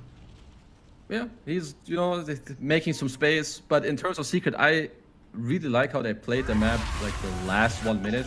You had both Beast and Razor flash farm the bottom area. Rezo also got to complete a sum of Overlord. He TP's mid, he takes the Ancient Creep. In the meantime, you had the other 3 heroes defend the top lane. And in my opinion, after you kill this mid wave, they can look to smoke. Secret are... It's okay for them to be content with the map, because I think the longer this game goes at this rate, they're just gonna get more and more net worth. But they're also strong enough to go fight into Vici. They have Mech, Hand of God, the Helm of Overlord on Rezo. They have high levels on the Earth Spirit, and the top lane is pushing in here with Nisha right now. It's getting poked a bit by the Speaking of the top lane, the Queen of Pain will show herself. I'm not too sure about this one. Dodges a tornado, has Blink again in a second. Where is she gonna go? She blinks deeper into the trees. She has to know the Earth Spirit is coming. Drew a little bit of the rotation, but Zayax also realizes not going to catch up in time. That was closer than it needed to be, but it was fun. It was fine.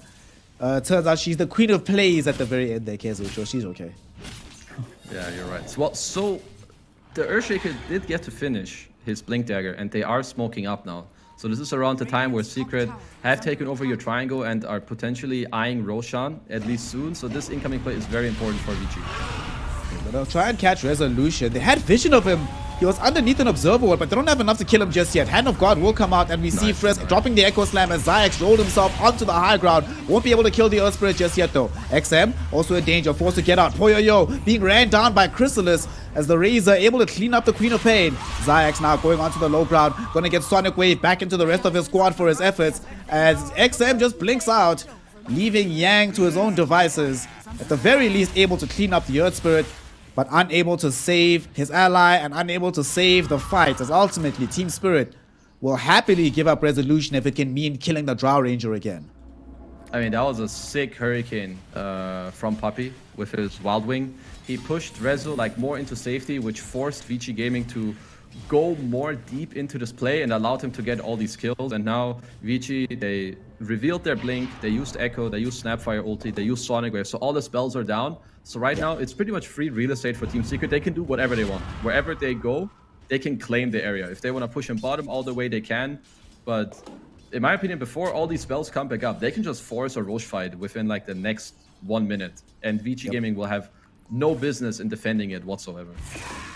To make matters worse, Kezu, look at Chrysalis here. He's about to finish off the BKB, so I think that's what they're waiting for. Once this item is available, that's going to be their go time. And they can make their way into the Roshan pit. Oh, also picks up a Vambrace. That's nice. That feels good. Feels really fresh. Where's the squad though? Beastmaster's all the way towards the middle. Down bottom, Puppy is just stalking XM. Trying to open up a play here for Nisha, as he's coming closer with Zayax as well. They don't want to make the full dive, not knowing where the rest of Vici Gaming are. And only one of their players is showing through the mid lane, so cooler heads will prevail. Puppy's telling them it's a marathon, not a sprint. Erstwhile Yang. Well, Bye-bye. Bye-bye. He's now you go Roche. Now you go Roche. Yep, now you definitely can. Also, Nisha has the luxury of, he can play side lanes at all times. He has Boots of Travel, and the nice thing is when you have a summon hero in your team, which he has 2 of, he can always just join his team whenever he wants to, Boots of Travel on any of the 20 million summons you have. And now with all the auras, and I guess Secret's lanes aren't in the best position, and they have a very nice ward down bottom in the bottom right corner, which Zayas is already looking at, because this is definitely great. After you take Roche, if your lanes are pushed in, this is what you need to deal with first. Oof. Nice little dodge there by XM. Might not save his life ultimately though. Sunstrike will come in, but it will not connect. Nice rolling boulder. They caught him again. The magnetizer's out. XM, blink in a moment, will be able to get away, but the plasma field is also up in a second, and that's going to be enough to put the Queen of Pain back into the fountain. They clip her wings. She is going to end up dead. And that is Team Secret. Literally rolling away with the game right now with Zayax in tow. With them Aegis here, they should be able to push this lane completely out. They've already gotten their tier 2. So if they push forward, then they can connect back middle and then try aim for the tier 2 mid as well with the rest of the lineup. I have to mention, that was a pretty baller play by Zarya. So you roll on the queen at first and he blinks out. And on your screen, there's an Earthshaker TPing out. You decide to not roll on the 100% guy who's TPing out, but instead you fish for the queen and you hit him. That's a pretty good sign if you're this guy's teammate right now. You gotta be feeling good about that one. Needless to say, he's feeling great because they're owning. Now they're smoking and they just wanna... Their objective right now is not to like go high ground and end the game. They're continuously send out Hawks around, give vision, and they just wanna cut the map in pieces more and more. VG Gaming go top? Okay, we go top. We kick you out. Now you start running bottom. Okay, now we're gonna go bottom too. Yep. You can just see them being corralled more and more into them, not just their side of the map, but just into their base. Very few places on the map to move into. And this is frustrating, right? It's not like you have heroes that should be playing this far back. You need Queen of Pain to be expansive on the map. You need Drow to be soaking up as much farm as humanly possible, sometimes in a few more dangerous areas. You need this Visage to be able to just have any kind of presence in these lanes, but Visage playing just in front of his own tier 3 the entire time, that's not what you want to see. No, absolutely not. As now they're going for smoke, so they want to contest the fight at the tier 2. I would like to see how they go for it, because going on the Razor is hard. He has the Golem Aura, an Ice Armor, and an Aegis, but they're gonna try. We're gonna start with the Razor, throwing in the magic damage. He's barely even tickled here, Kezu. He's actually fine. Didn't even see the need to lose out the Aegis, commit the BKB. Didn't even change treads. Still on Agi treads right now. Roll in from Zayax, doesn't find anybody behind the tier 2. These birds might end up getting brought down. They're gonna try to protect them, but at least one. They probably just let it go. They don't really care about this. It's not that important to them. Ultimately, though, it's VG Gaming trying something. That was a smoke that they committed. Yet another usage of Morty's Kisses, but doesn't actually go anywhere. And again, Team Secret just very content to completely control the map right now. Yeah, I mean, if you want to go for a fight like that, I really think you need to have a better idea or execution, because bringing back your queen, who's free farming bottom and pushing the lane in, to then make a play like full frontal on the Razor, who is Aegis like this, it was never really gonna work out. So yeah. It actually hurt their own game more by going for that play. Like, had they just given up the tower, it would have been better for them, because right now I just think Vici are not ready to fight. They should let Earthshaker. Again, it's just kind of the game where you need more. You need to have Queen of Pain far more, as he's in a bit of trouble bottom as they're setting up on him. I don't think it's a bit of trouble, my friend. I think it's a lot. It's a lot of trouble. Woo! Well, got 45 seconds to think about exactly how much trouble he's in right now as he gets sent back to the fountain. At least picks up a Sergeant Kaya as he gets there, but when I'm looking at a Queen of Pain at 23 minutes with Witchblade, Sergeant Kaya versus an Invoker with BKB, Blink, Midas, bots. Yeah, sort of. That tells the entire story of how this game has been going. Yeah, I mean, this game is not in a very good state for Vici. It doesn't take, you know, a very smart person to see that. Also, Nisha, at this point, he's going to go for a Hex now, which is the perfect item. You're very far ahead in the game. You are going to win every team fight. So all Vici can do, realistically, is to split push the map, force you to split up, and force you into a mistake. So he's just going to buy Hex to keep picking off this Queen of Pain. And honestly, the best thing that Vici can do is really bank on this splitting up secret and then catching them when they're not together. Like, have Earthshaker play together with either the Drow or the Queen, and eventually try to turn around one of these fights in the side lanes or one of these ganks. As right now, they're going for a 5-man smoke. So they kind of need to hope that they run into secret while they're not all together. Because if they do, might not turn out too good for them. Fortunately, Secret are 4-1 split at the moment, but Nisha reads the situation, immediately goes back to where his squad is, and they're holding the position onto the Radiant Triangle, so it's quite difficult to come up the hill to find them. Team Secret, by now they should be aware. They're like, well, we don't see them pushing out top. We see them reclaiming an outpost. There's no way it's only one hero doing this. So that's where they're playing, but we don't really care. We already are in position to take the next Aegis. We're in no real rush at this point in the game. Y'all are the ones that need to try and make something special happen. On the bright side, though, at the very least, Erica does find some space to be able to push out bottom, but I'm not so sure how much farm he gets out of this. Also, how do you feel about his itemization here? He's going for the Silver Edge. Does he need a more defensive item, or is this the route to go for him to have a route back into this game? I'm okay with him going an aggressive item. Actually, I would even say he has to go an aggressive item. In order for him to ever win the game from this position, I think you cannot do it with a defensive item. You need to play in a way where hopefully your Visage or your Queen will soak spells for you. And then since you're unable to attack, you use the bonus damage from your items to come back in the game. Because I think if he starts building defensive items, they can never win no matter what Secret do. But this way, you know, it at least gives you a little bit of win chance, as right now both teams are just gonna wait for Roche. And I have to mention as well, Secret picked up a gem. They have map control, they have vision on high grounds with the Hawks. Now the gem to keep decreasing the vision of Vici, and so far they're playing very crisp in this game. Speaking of vision, look where Vici is playing right now in the triangle. They didn't have wards before this, so they were scouted out perfectly for the last 90 seconds or so. Just in time. Like, this was like 10 seconds away from them losing a very big fight. Yeah. They could still lose that fight though. Zayax trying to look for a way in. Not going to roll cavalierly forward. I think definitely this is a puppy situation. He's making the call like, guys, we're winning pretty hard right now. Let's just get Roche and guarantee the win, and it'll be okay. Yeah, like from this point onwards, if you're Secret, you don't need to like do anything too fancy. You know, you don't need to do some Reddit play or some YouTube compilation. All you need to do is control the map with your gem, send Hawks around. You can wait for the second Roche to spawn. It's in, you know, it's in 1 minute coming up. Also, once you have this blink on Beast and the Hex on Nisha, the whole game will become so much easier. Then while you're doing this, you're gonna score kills, and then you're slowly closing the map even more. Then you can poke the high ground, and that's exactly how Secret are gonna look to play this game. And I don't expect anything else than that. It's a 12k gold lead right now, Vici Gaming. Very, very difficult for them to try and shave it away. BAB can at least farm through middle. Erica can throw out these multi-shot waves up top. But at the end of the day, this is not the way that they envisioned playing this game when they picked up the draw Visage. They wanted to be on the other side of the map, applying pressure. And yet again, you were talking about it earlier, what Secret are doing. They're just like muscling you off every area of the map that you desire to play, preventing you from getting the resources to come back into this one. They will buy another smoke on the side of Vici, so looks like they're thinking about it. We did just get level 12 as well on the Earthshaker, so if there's any, and the Aghanim shot, if there's any time where this could have some kind of impact, it would be now, before the Roshan is up, when you still have some reasonable chance of winning a fight quickly. The question is, this is going to be their, what, third smoke gank in the last few minutes, and none of them have connected into anybody.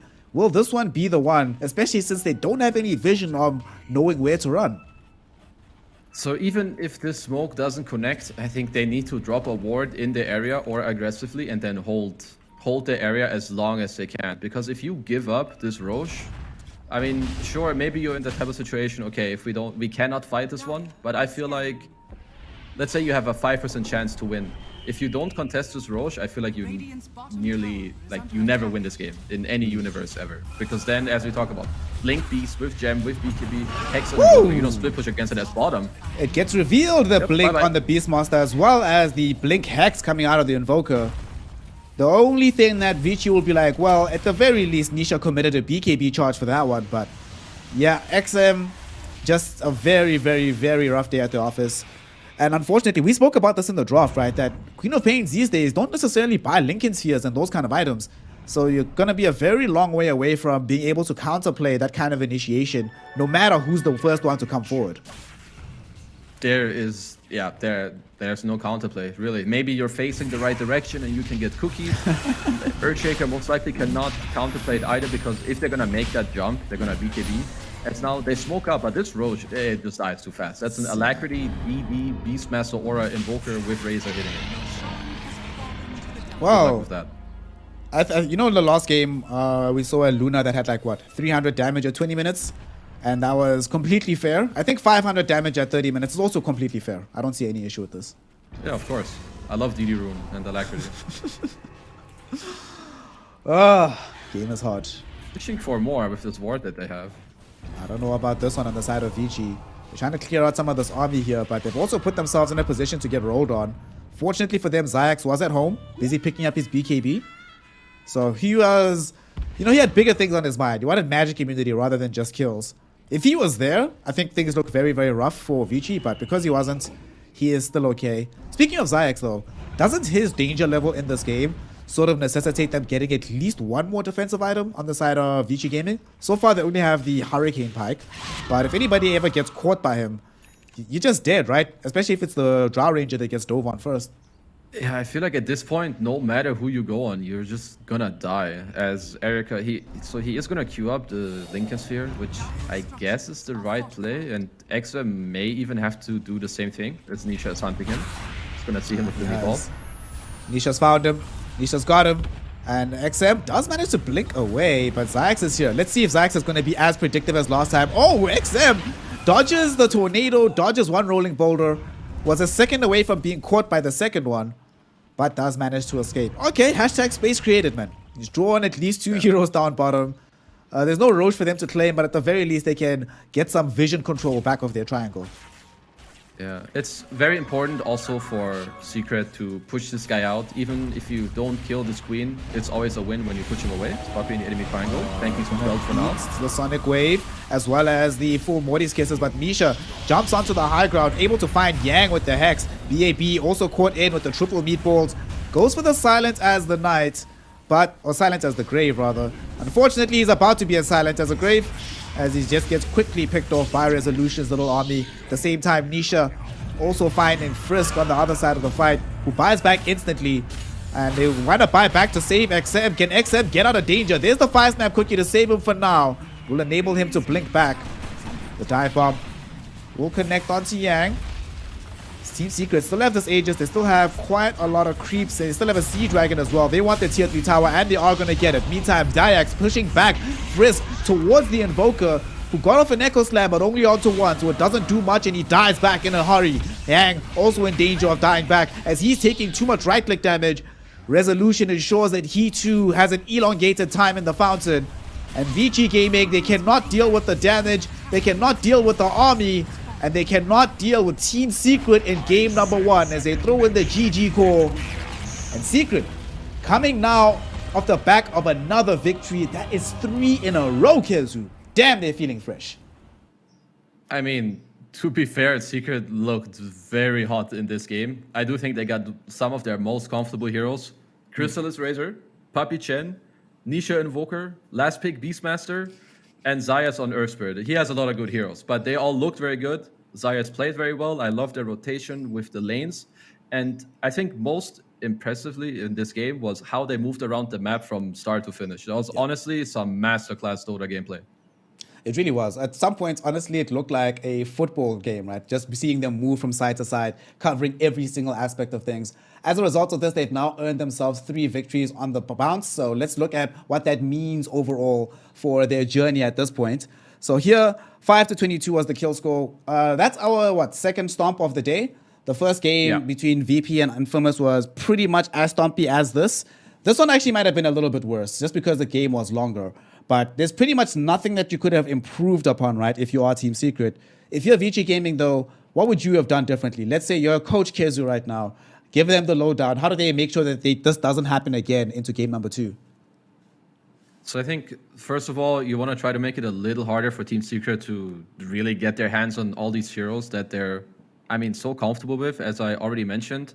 And then I would say, second of all, when you see this Razor, if you do decide to give them Razor in the first 2, I feel like the Visage counterpick on this 8 slot was not amazing. So the Razor laned with a +5 Earth Spirit, and he crushed the lane. So I feel like that response there just should lead you to, think that through again in the post game.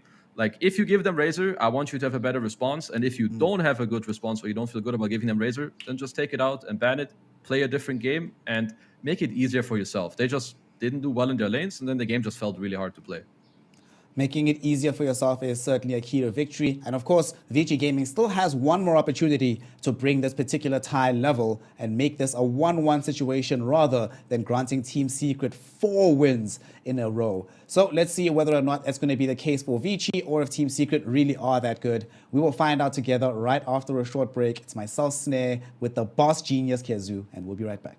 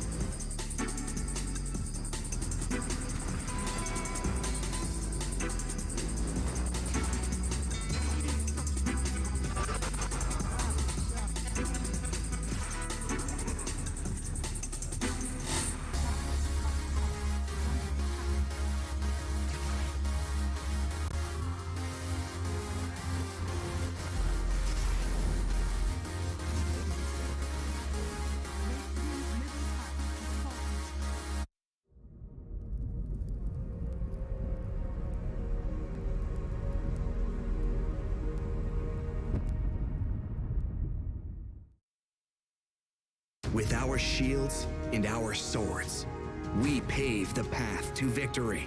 With our shields and our swords, we temper our courage. With our shields and our swords, we're making history. With those who make the game a reality, we're the vanguard. We're with the best.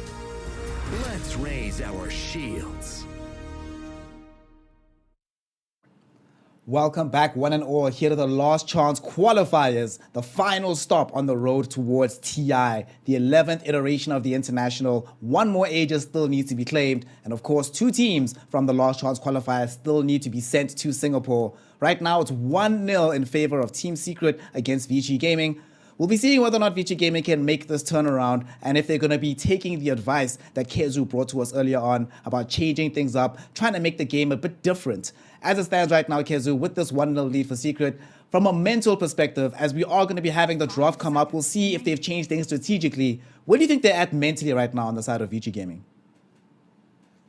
I would say, once again, it was just like the first game you played, maybe not the best showing. Maybe you blame one guy was still tired, one guy didn't sleep well, put some excuses out there, but then give people like a wake-up call, go wash your face, you say to someone, and now you go in fresh, you come up with some small changes in the drafting structure. So in terms of the pick priority, I think it's the same. Secret had last pick last game, so they were second pick. They're going to be...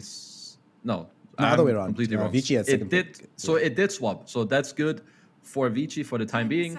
They see Eng, and it looks like in this game, they might just want to have more team fight on their side as they just instantly open Snapfire Mars, which is, we saw this combo a lot like last TI and last season. Yeah. It's just very strong, right? You have the arena, the kisses, and it's a good lane duo.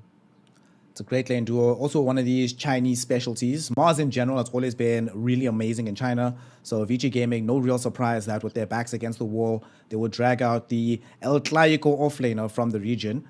What used to be the old combo? It was Snapfire. No, it was Phoenix, yeah. So they've always had some kind of Phoenix, Fury Snapfire, combo to go Dark with. Willow. I would be surprised if Secret don't look at like Razor or they just go for their mid Invoker. To be fair, I feel like this hero is really strong. Every Exode Invoker I see in my pubs, they go like 10-0. They have an 8-minute Midas, and then they solo kill everyone. And the game just ends, and you're like, well, that was fun to play. That was simple. Yeah. Does seem to be that they're putting more priority on the Invoker than on the Razor that we had earlier. I suppose when you are playing Razor into Mars, it gets a little bit frustrating before BKB just gets speared back, and then, now my Link's gone. I can't really do anything anymore. So when they're having something different from Chrysalis, maybe something with potentially a bit more reach, we'll see what happens as the draft goes deeper. It was somewhat similar to the VP game as well, right? Where it didn't really feel like they needed Chrysalis last time around. It was mostly Rezo doing a lot of the heavy lifting from the offlane. Yeah. So you could just play pretty much whatever at this point, right? Yeah, I would agree. So for now, Secret are going to ban a couple of heroes here for the Nisha on the mid with the Invoker. They're banning out Kunkka. Also, seeing that they're banning Morph, I think that there's a very high chance that they still want a Razor type hero. So when you see an opening between Snap Mars, if you're looking to pick a carry, you want either a hero who is a built-in BKB, like Nax, potentially Jugger, or you pick a hero that rushes a BKB, because it just completely nullifies those heroes. And if you don't have a hero who has either of these, you can't really ever teamfight them. So Razor ban makes a lot of sense, especially following the Morph ban from Team Secret. And the opening pick for Secret next phase is probably just going to be something very similar as to last game. A pos 4 for Zayats that can potentially move around the map, abuse Sunstrike if you want to, and then just pull some waves for your offlane. Yeah. So what the Nyx options Assassin for would be Zayats, great let's for see. them. Yeah, his heroes are, it's either going to be the Spirit, Nyx again. Nyx feels particularly good here into the Snapfire as well. It always feels nice playing Nyx with Invoker. Yeah, I think you need to ban it. Like, again, so the Morphling kind of tells you the Razor ban. I think the Clock. So the Clock ban is good for Eng and Invoker, of course, but it's also very good if Secret are looking to pick Nyx, which would make a lot of sense. In terms of the support heroes that are good against this Mars Snap combo, it's the ones that break the team fight, right? You have your Nyx Assassin with Carapace. You can run into the arena wall to stun the Mars. You can run into the Kisses to stop that. You can pick some silencers, just like a off-topic other heroes that can put a break into this combination. Of course, they won't do that this game because they already have Eng, but that's like kind of the criteria that you should be looking for when you see this opening from VG Gaming. Yeah. Ways to be able to frustrate their attempts at just taking the fight straightforwardly. Team Secret have banned Clock. We still also need now for the next phase for Vici, need to decide what is being played for Frisk and then what's going to get played up for BAB. I suppose in this situation you keep for XM rather, you keep the final pick for Erica, given that you do have the last overall pick. So Fade can go for his Earth Spirit. He plays that as well. He can play the Nyx too. It'll actually be quite nice, right? If they're the ones that get the Nyx Assassin first, you get to keep it away from the side of Team Secret, and you potentially make sure that you're always in front to try and break their initiation as well. But they go for the Tusk. This is more of his classic style hero. It gives them a save, I suppose. There's some flexibility of putting this towards mid, but I think the main idea is that this hero can come mid and deal with this Invoker when necessary. Yeah, I think they wanted more for like the aggressive capability. And then on the side, you always have the Snowball, as you mentioned, so that's good. I do think Mars kind of wants to lane with Snap. I'm always afraid when you lane against these Enchantresses that you have some double melee lane, because the hero really thrives when you see this happen. Faceless Void is a very good pick. It can be a little bit iffy later in the game. Like if you get caught by a spear, you may die, but usually the laning stage against Mars is okay. You have Time Walk. Time Dilation is very good for you, and you have already two heroes that work really well with Chronosphere. Right? Yeah. Puppy Eng, you already know this guy is going to have max impetus at some point.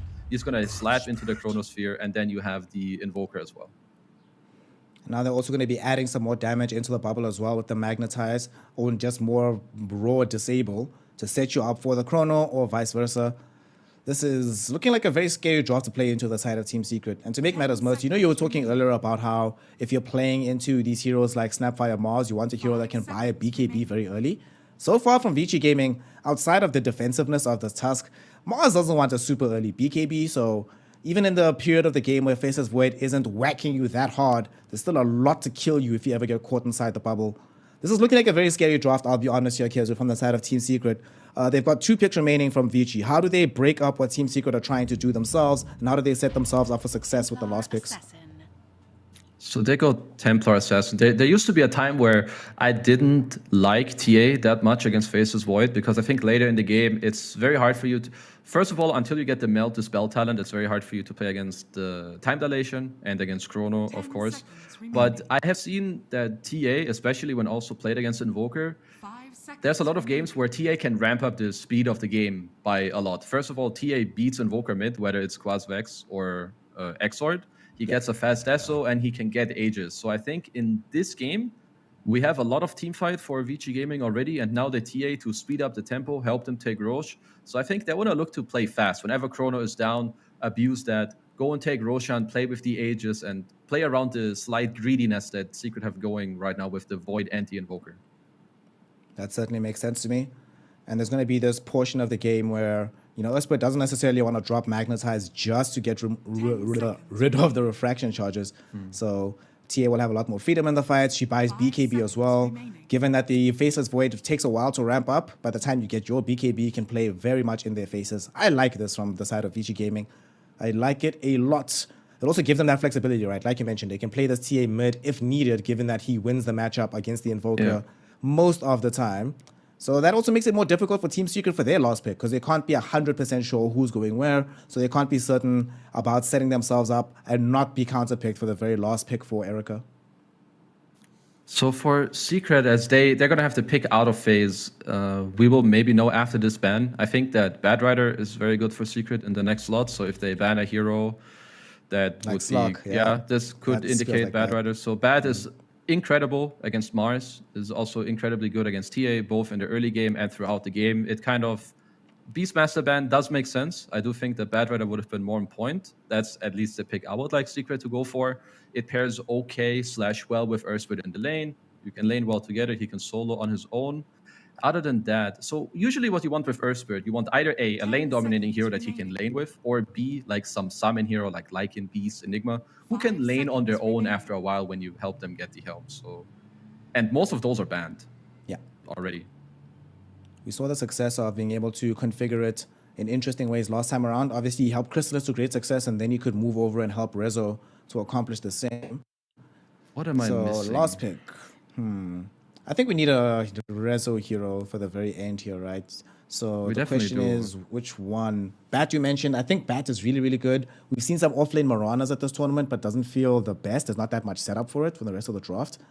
I don't think Underlord is particularly nice. Centaur, maybe we saw them play. Like Veno, Bad Rider. I feel like it's most likely a ranged hero, some of these sorts. But I like Veno, actually. Veno seems decent here. Yeah. okay. Man, guess it was Kizu, one it's of the almost two. like you think about Dota for a living, you know? Almost. So now this kind of, you don't want to put the TA safe in anymore, so that option is gone. Nope, You're nope, gonna put nope, it mid nope, against nope, the Invoker. Veno dissuades you from wanting to do that. So again, they could, Drow Ranger might be iffy. I just like Drow TA combo a lot, but I think it's not that great to play into Earth Spirit again. It's just going to be similar to the last game, right? He's going to get rolled on, kicked, galed, and he dies. So they're probably going to look for something that's more stable in that lane. Let's see. What's left that Erica does play? Terrorblade is still in the pool. If they didn't have TA already, I would have liked Naga Siren because it's really good against Void with the song. You don't care about Invoker, but Naga TA is not something you can pull off as a dual core. It's very weak. Trying to find the pick here. They also need some magic damage, right? So it can't just be some other heavy hitter. Yeah, that you just want a does hero physical that outlay. ideally like complements your TA. Because in this game, similar to earlier when we casted VP, the Lina was the carry in that game. Where in this game, your TA should be the +1. No matter where it's played from, it should be your +1 hero. So let's see what they go. Because they don't Watch have them any pick reserve SF. time left. CK. CK. Okay. Okay. I'm fine with this. Same. I'm okay with this. It's one of these picks that's like, it doesn't make you feel ecstatic. You don't feel excellent about it, but you're like, oh, it's solid for this kind of game. Will do perfectly fine in the laning phase. He's got his own sustain going for himself, thank goodness. They now have an additional stun as well, which they didn't really have before. Now also have two different ways of quickly sieging out the Roshan, right? Between the TA and the CK, at different points in the game, Team Secret always has to be worried about that area before the thing goes away with the big man. The only issue I have, though, is this is still a lot of physical damage here, Kizu, on the side of Vici Gaming. Like, it's all physical damage. On the bright side, I'm looking at these heroes on the side of Team Secret. It's not like any of them build ACs just reliably and regularly. It's not like anybody wants to go for a Crimson. It's not like anybody's going to be rushing a Shiva's God. So even though it's just a lot of physical damage primarily from Vici, it's still going to be a while before Team Secret can actually exploit them on the back of this. How do you feel, though? What do you like? Whose draft do you like more at the very end of this? Are we getting a 1-1, or is Team Secret going to roll this 2-0? I think, judging also from the last game, I favor Secret. I think the way that Vici drafted this game is that their draft is very good for their own and like together. But if they don't ramp up their early game and have a lead where they keep going and they abuse the cooldown and get the Aegis, I feel like they're going to run into a problem very early on in this game. Like after 18, 20 minutes, even if Vici get the first Aegis and they don't get much from it, the longer the game goes, we will definitely have to favor Team Secret. Invoker Void together against these heroes is very deadly. It is very deadly indeed, but we're going to be finding out if Secret can pull together the deadly strategy or if it's going to be Vici Gaming making this aggression work for them. So let's get into it. Game number 2. 2 of 2 here in this BO2 series. If Secret can win this one, then there are 4 wins in a row. That would be pretty amazing. But before these two teams clash, let's talk first barracks kills. Is it Team Secret or Vici Gaming? Well, who do we think is going to win? Secret. Yeah, so I guess we'll have to go with Secret. Oh, maybe Puppy. Puppy. My prediction. Might be first blooded though here. Is he going to end up dying? Well, yes, I'm he not will. choosing him for least Well- depth, at least. Thank you. Nope. Least deaths, I am going to go with Nisha. I actually don't think this Invoker dies this game, dude. Feels very, very hard to reliably kill Nisha Invoker here. First player to apply the Blink Dagger. TA or Mars? TA. Surely the TA. And then most Observer Wards. That has to be the team with Puppy on it, so. That one's always going to be the team with Puppy. Maybe. He's greedy sometimes, but I mean, who places the most wards? Don't they just both spam wards? Whatever, I'll take Team Secret. Let's see how this early game is going to pan out, though. VG Gaming certainly cannot afford for any of this to go south. Similar to what we saw earlier, though, we are going to be having another occasion where the Tusk is playing the 5 position rather than the 4. He's not going to die, he's fine here. The one change, though, is that in the previous game when we saw this, they had a mid Leshrac, so it was imperative that Tusk got some degree of farm. Here they are playing with the Templar Assassin in mid, so she, generally speaking, can get herself into safe situations. You don't need to be there all the time to save her. So, are you okay with this change as a result, with them still playing the +5 Tusk rather than the usual 4 position? I mean, it's really about the trade-off. Like, which lane do you want to enable more? Because wherever the snap goes, the lane becomes stronger. And I fear a little bit for the CK in the top lane. Of course, early on, their lane is better. But later, if this Venno gets to level 3 nicely, they're very strong out there, as Rezo is taking a very hefty beating in this lane. He actually might die. 1 second until the Chaos Bots. It's going to stun him up, it's going to kill him. Erica able to pick up the kill there. Alright. Well done on the CK. So That's that is very, exactly how very you wanted big to for start them. things off. Yeah. And that's the Venno, right? The ranged hero as well, the one that ends up dying in this top lane. That's definitely like what you need to do as VG. Like, the weak point of Venomancer is like level 1 and 2, and it's especially where heroes like Chaos Knight and Tusk really thrive, so it's a very good job by them. Because if this Venno gets to level 3 with an advantage, I think this lane becomes very hard to play and to maintain. But with this start, it can turn things around very nicely. Even if they can get level 2 now, before the Venno, they can go look for another play with like a Tusk Ice Shards or Snowball into the Chaos Bolt from the CK, so really good start for VG in this game. VG Gaming, of course, will be very happy if they can get things off to a positive start, unlike in the previous game where it was okay, but it didn't take that long before things started to look a lot rougher across the map, even though it was decently close for a while. Let's see here. We expect that this mid lane is going to be won out by the TA, and thus far she is holding true to this promise, has a bit of a CS advantage. This is going to continue as time goes on.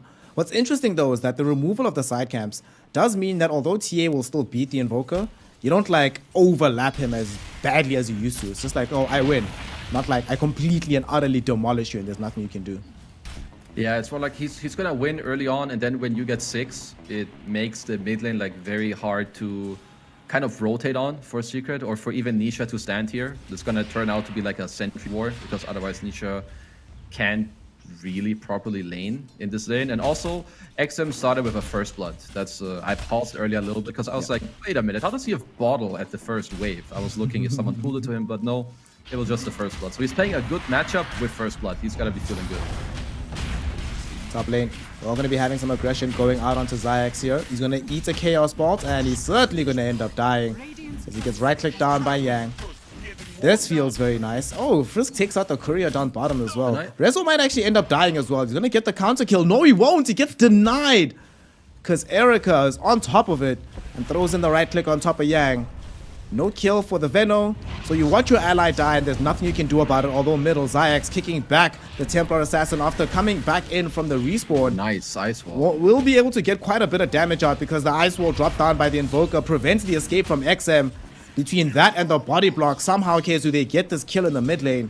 That's an amazing piece of awareness from Zayax. Immediately after respawning, coming middle to get the kill onto the opposing partner middle and ensuring that his team doesn't necessarily lose out that much by him dying.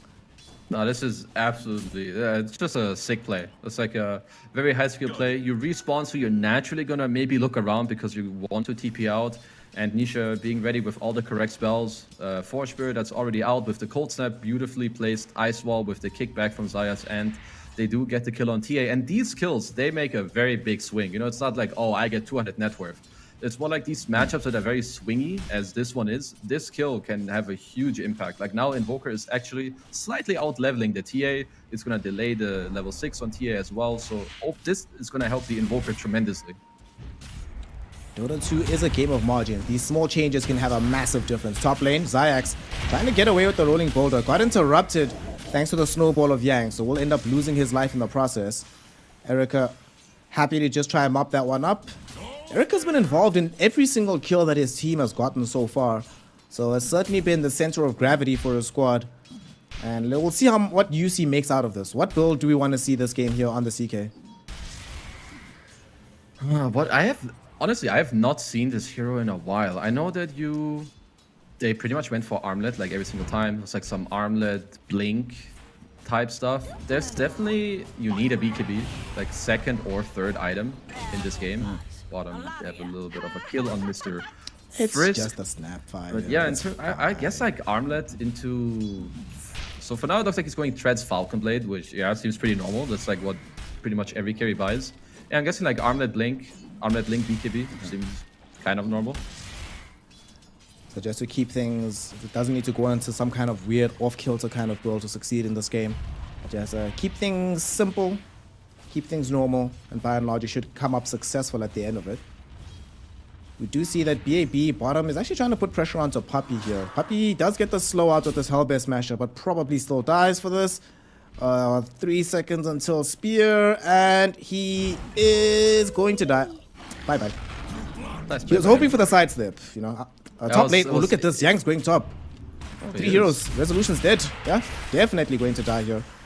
Zayak's not even going to bother trying to do something about this because he knows there's nothing they can do. This is such a great luxury, right? You just got a solo kill with your offlaner. You knew he doesn't need help in the moment, so you're completely free to come top and make sure that you can get the numerical overload onto the Venom. This is very, very good by them. Like, they know, as you mentioned, he's doing good bottom. He got himself a solo kill. I mean, he actually got harassed a lot by this creep to have to go back now. But either way, knowing, like, when you have the freedom to leave your lane, as they did to go top on the Venom, is great. And now they're both rotating onto mid here. They find Zayax. They don't get the Invoker kill, which they would have preferred. But nonetheless, they prevent Zayax from being able to kick back XM once again. Instant Pretty reward as deep well. kill. Radiant's top tower is under attack. It's very nice. Radiant That was a pretty deep ward as well, right? You don't normally always read exactly where that ward is going to be, but he's like, well, Zayax can move forward. Where else is he going? Top lane. We're not done just yet. Kezu, there's action everywhere. Puppy gonna eat the first usage of Phantasm in the game. Zayax will show up, kick him back to the tier 2 tower, but unfortunately, no way to stop him. Can they stop Frisk? He also TP's out. Okay. Vici Gaming are playing in the second game here in this BO2. Oh, they definitely showed up in this one. Nice combo also by the Mars, insta QW, so the time walk doesn't heal it up. Nisha did finish his Midas. So I'm looking around these mid lanes. Zayas is here again. There's no trap out yet. So we're gonna have to roll into kickback once again. This time around though, even with the Ice Wall, I don't think he's gonna be going down too strong at this point in time. They might try to kill Yang though after the Sunstrike connect, and indeed they will. That's fine, whatever. Yang is the 5 position. Will happily die every day of the week to ensure the life of XM. And this TA, still staying at the top of the net worth. Yeah, sure, we do have this Invoker Midas, so things are going to start ramping up for him right now, as Nisha got it even earlier than the last game. But things still look overall quite good for Vici, as they're about to kill Puppy as well. He's going to try to deny himself to Roche, and Roche does get the deny. It's only fair. Y'all denied our Venom Monster, Roshan denies our Enchantress. It's all good. Yeah, nice little play there by Puppy. Making sure that they don't, you know, get too much gold. But I think this mid lane is very scary anyway. I'm surprised that Secret are looking to play here this much against like all these TA traps. I guess they have one sentry in mid on the left side that can help them there a little bit, but I feel like playing into this TA right now is not that easy. I would like to see Secret potentially try a play on bottom with the Chrono plus Sunstrike, but it looks like that they think this play is not possible. And upon looking at it once more, I can't really blame them for it. I guess they don't have enough damage to kill this Mars in a Chrono. That's 1300 HP. And their supports don't really do that much yet. So Crystal is not feeling the best right now. He has no real play potential to like TP mid. Maybe eventually he can TP top, because right now he is he's not getting any creeps in his lane. Yep. They're just forcing him off this bottom lane. 3 heroes congregating around him. He knows full well he can't actually play this area. He knows they've probably got vision as well, so back into the jungle we go. And unlike a lot of other heroes that Chrysalis can sometimes play, it's not going to be the fastest farm routes, but what other options do you have? What can you do? Didn't really get close to finishing the Mask of Madness inside the lane itself, so we're going to have to do it the hard way.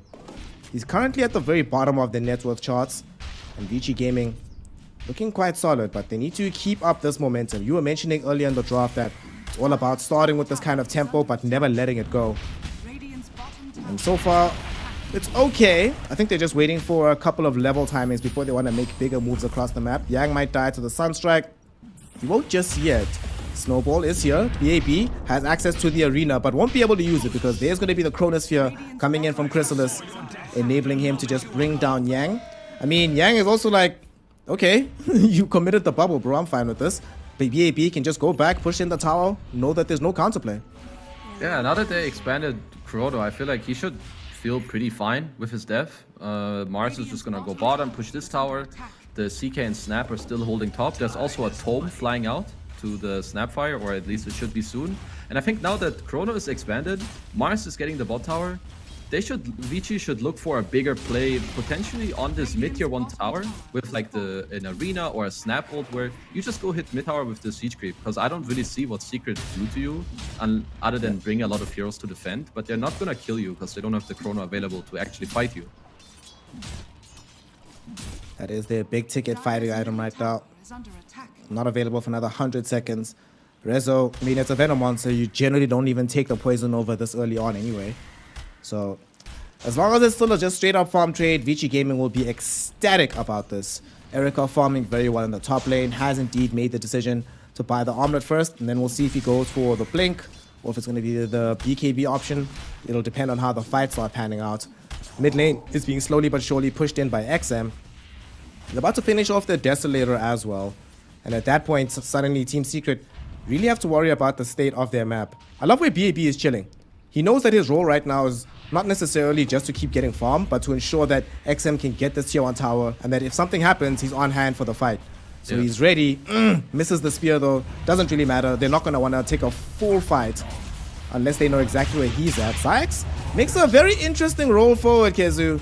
Ends up dying for his efforts, and now BAB with Yang, they might want to try go back onto Nisha. Morty's kisses after he's trapped in by these ice shards. Nisha has no way out and he'll end up dying. We finally get the arena out onto 2. They're looking for the Venom monster first. Rezo has no ultimate, so he can't help turn this around. He's gonna end up dead. It's only Puppy and Chrysalis remaining now, but they've already gotten killed on the 2. They're looking for XM. He doesn't have the refraction, and now he doesn't have a life. He's suddenly gone. Erica is here helping to kill Puppy to make this fight even more action-packed. At this point in time, 8 heroes have died. Make that 9. Okay. Somehow the only heroes at the very end that don't end up taking a tumble are going to be the CK and the Faceless Void. Some heroes do end up dying twice, but what can you do? It's the early game.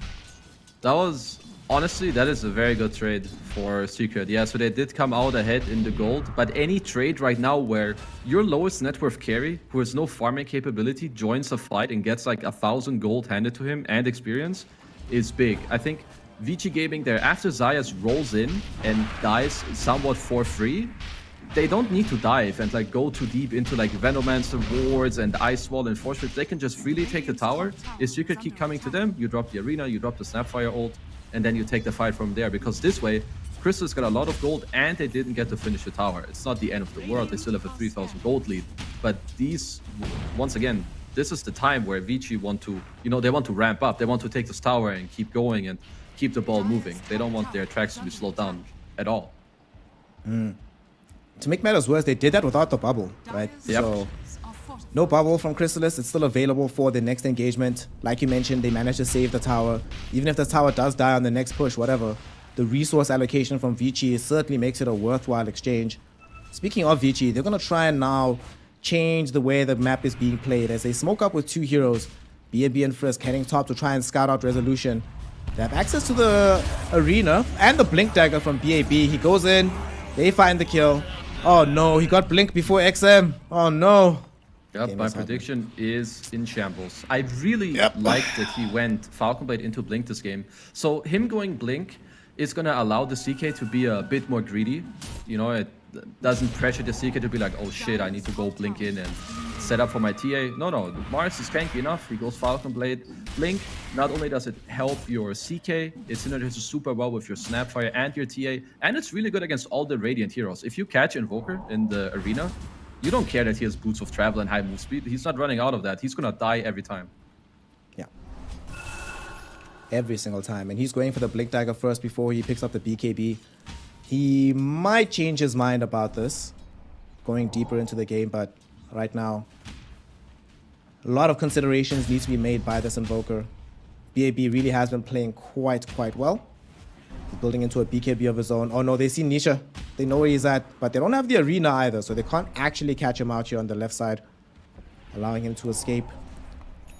Yeah, I think so. The game plan now for Secret, he's most likely gonna stick to the blink because what he wants to do is delay the game. First of all, like try to play the side lanes to not be caught with the blink. And I would assume that the only way he should die is if he gets arena'd. And it's not that easy to catch Invoker if he has a blink. Zaya's probably gonna die scouting out here and eventually try to D-ward. They will not allow it to him. Nope. They say hell no. Hell no. They kill him quickly. They smoke up on the back of this. Gonna try to find some more aggression. The arena just came back off cooldown, but they also know that there's access to the Roshan pit. So they could try get one into the other. And here on the high ground is Puppey. The smoke will pop. BAB doesn't see him just yet, but the snowball does. And Puppey connected into. They ensure that he dies. They commit the ice shot. Here's a 3-hero chrono though coming in from Chrysalis. The follow-up is going to be there with the Chaos Meteor dropping down from Yang, onto Yang rather. Nisha helping to kill him, and now they're turning their attention towards XM, who tries to stay alive on the edge of the arena, not going to be allowed to do so. It's a double kill for Chrysalis, and he's not done just yet. Him and Zayax managed to catch out BAB within the trees. BAB will be able to at least dodge out the rolling boulder, but there's absolutely no way to move away from the tornado. Will end up dying now. Nisha gets that kill. 3 heroes have fallen. They're not done though, because Rezo fighting on the high ground against Erica and Frisk gets off the poison nova onto the both of them, so they're both going to be in a very poor position. But Chrysalis goes too far forward and gets chomped down by these Phantasm Illusions. Erica is able to get the kill onto him as Frisk somehow gets back, but he didn't go to the fountain. He went to the tier 1. He's going to die. Luckily, it's only 7 poison HP. nova. Yeah. Oh my god. Yeah, it was only poison nova. Yeah, it was Wasn't luckily Chaos. only Was that. Poison Also, Instinct. pretty interesting fight. I feel like so if you're Vici, first of all, Secret did a nice job there that Puppey is the one in the front, he takes the first contact so that Chrysalis can decide on his own, okay, do I counterplay with the chrono? Yes, he does. It's a beautiful 3-man chrono. But if you're Vici, you need to rethink about how you're doing these engages. You don't need the TA to jump on top of the edge there to kill him. I also don't think you need to use the snap ult. You want to kill him safely, as top, you need to also thought of it, as Rezo is He's dead. Yep. Very, very dead. Good guy, Rezo. Dying quickly so that you can still finish your point. What a lad. Yes, lovely, lovely by him. So now, Vici, are we gonna go Roche while the chrono is down, or what are they gonna do? Maybe tier 1 into Roche, or do they not feel good about it? For now, they wanna take over the triangle, because I think Roche should be on the menu for them, like next up. Absolutely. And indeed, they are going into the pit. Erica has access to Phantasm if needed, but shouldn't be needed because XM has the Desolator. So the Roshan should end up going down. Aegis probably goes the way of XM here. They're making the space in the inventory. Yep, there we go. Aegis in tow, BKB being built. This is the thing about these early game fights into the Faceless Void, right? You can end up losing the fight and still be in a technically better overall position in the game, given how important this chrono is going to be for quite some time. So they're fine with this, I suppose, for Vici. You basically like trade the Void getting a bit of gold with his chrono for you then to get something after in return, like an objective. As Zayat's barely getting out on the top lane with his role. And for Vici now, they want to push in lanes and then either force a tier 2, and if it looks too hard to do that, they need to smoke across the map, because Secret are not going to go for any 5-on-5 fights. They want to pick you off when you're split in the side lanes. Because Nisha is happy farming those creeps. 4 spirits on the side lane, some meatball, get towards his BKB, because we've... Oh my goodness. Bye-bye. That was a lot of damage. I didn't catch that one, but he's dead. Yeah, BAB did a really good play. He got in front of the rolling boulder, knowing that the escape would be coming from Zayax, and then blocks the escape, make sure that they have the damage. And also get a courier kill onto Rezo's courier, taking down the Heaven's Halberd on the top side of the map. So Halberd, obviously as a TA lineup, you do not want to see Halberds whatsoever. Yeah. So the fewer of them in the game, the better. Is big. They back off wisely and they de-ward it. Nice job by Secrets. Or do they? Unfortunately though, look bottom. Are they baiting Kezu. He's got DD, your favorite rune. Yes, everyone loves a DD rune, right? I'm not the only one. Oh, we all love seeing DD runes, especially on like these very mobile cores early on in the game. It's the best thing ever. Yeah. Okay, so Secret want to delay this tower. So this type of setup from Secret is they're not like committing to a 5-on-5. They're gonna be here nicely to, first of all, delay the tower. And if Vici make a mistake, their teammates have the chance to TP in. I think here maybe Crystalis, you know, he maybe jumped the gun a little bit. He should keep farming because I think the initial formation here by Secret is really nice. You don't just want to hand free towers to your enemy. You want to stick around, make it hard for them. As Puppy in a position where he can just chill, force out, but the arena. So we know with Zayax, he's not in a position where he can force away, unfortunately, as he has been speared to the edge of the arena and hit with several kisses from the sky. So quick kill doesn't really mean that much in the grand scheme of things, except for the fact that XM feels a bit more safe pushing down bottom now, not having to worry about Rolling Boulder coming out of nowhere. But at the same time, he also knows that Rezo is setting up this little army, so there's no way to actually go forward through this bottom lane. I mean, Secret should even feel good about potentially defending. Like, Secret now should feel better about defending this tower than they did 1 minute ago when the Earth Spirit was still alive. Because now Vici are missing 2 ultimates. So you can see Vici, they're already respecting this a little bit. Rezo also here in the right position, placing a lot of Plague Wards. So instead, Vici just gonna go back to controlling the map a little bit. And when they get closer to the arena coming back up, with the Aegis still in their hand of the TA, I think then they can look to potentially go bottom and then finish it here to tower. That particular timing is coming up in 50 seconds. Let's see, does Secret have anything big coming up in that exact same duration? It doesn't feel like it, although they are fairly close to getting this BKB on the Invoker. And that feels like a problem for the side of Vici Gaming. A lot of the ways they've been able to put pressure on this map has been making sure that these insta-jumps have some kind of currency. Once there's a BKB, suddenly not only is the insta-jump not a guarantee, but Morty's Kisses, which has been a big source of their damage, no longer available. It's only 1 so far coming soon, but they are trying to build 3 for the Faceless Void and the Venno as well. And to get the gold for those items, they're going to smoke up. Coming to move bottom. They have access to the bubble. They're going to roll forward with Zayax. Can't get the catch onto XM. They do find, though, the Chronosphere onto 2. Both supports getting caught out here in the jungle. Yang still alive for now after Frisk has already went to meet his maker. Yang actually blinks away to safety. XM just watching him, trying to cheer him on, saying, hey man, get out of there, but he can't do it. He dies. Feels bad. Well, at least he blinked away from all of his cores, made sure that they can all escape that portion of the map. But still, 2 heroes brought down, and what do you feel about this? So it's 2 heroes in exchange for a tier 2 and a chrono. Who do you feel gets the better of it?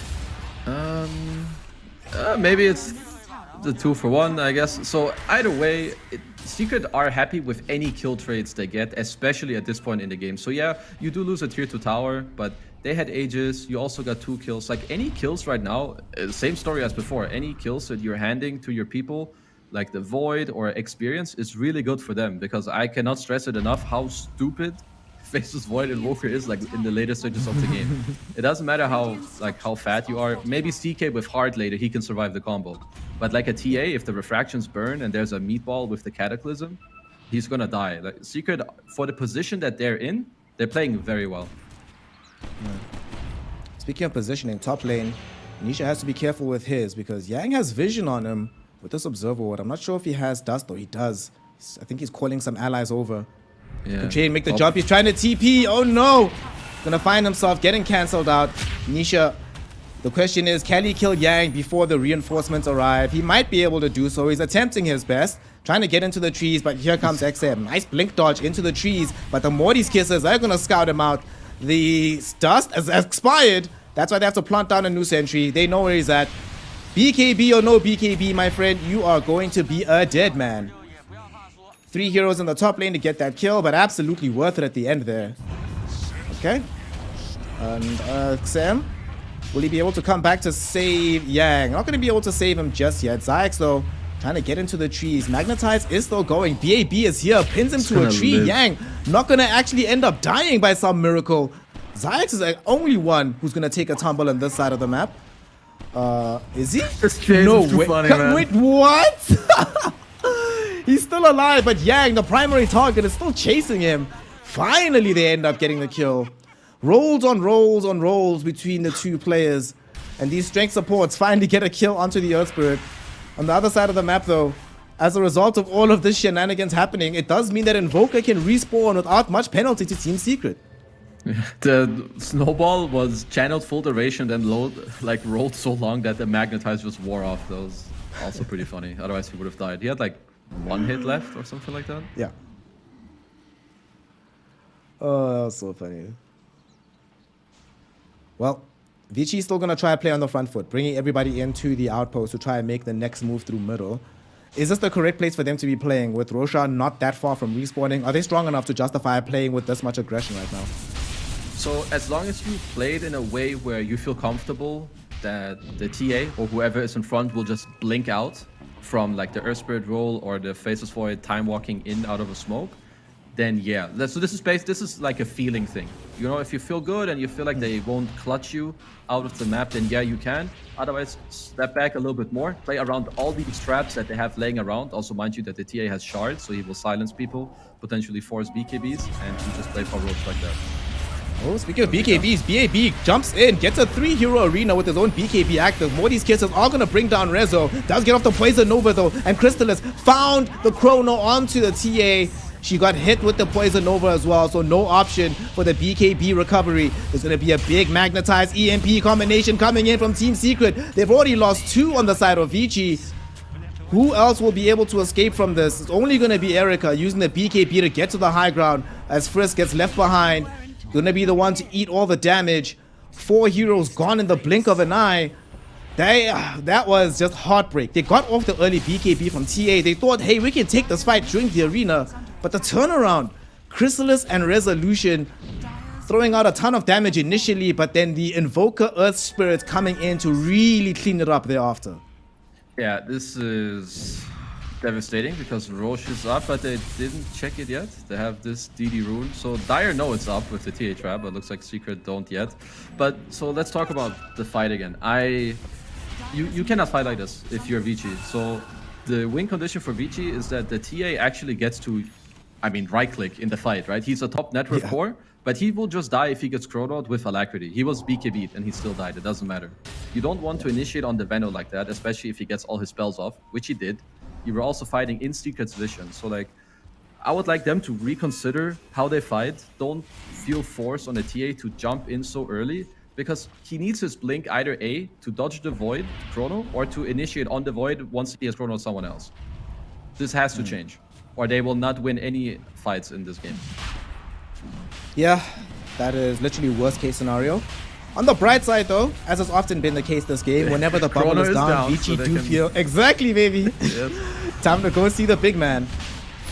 Chrysalis jumping in and out, just trying to see if he can bother them, poke them enough to get them off of this. The Warpine Raider, oh no freaking way, they actually make the jump. XM will snatch the Aegis, although Chrysalis does bring the Roshan down itself, but at the same time, Erica, with the illusions and the phantasm, able to chunk through the Faceless Void. Zayax on the high ground, attempting to escape, will be denied said attempt by XM and BAB. Granting another kill towards the Templar Assassin. Get America. Wow, okay, Erica. Hit him again. Has been laying low for this game, but now here he is, turning up. Already got the kill onto the Faceless Void, looking for another. Frisk will take away the kill, given that he had the low Shredder active.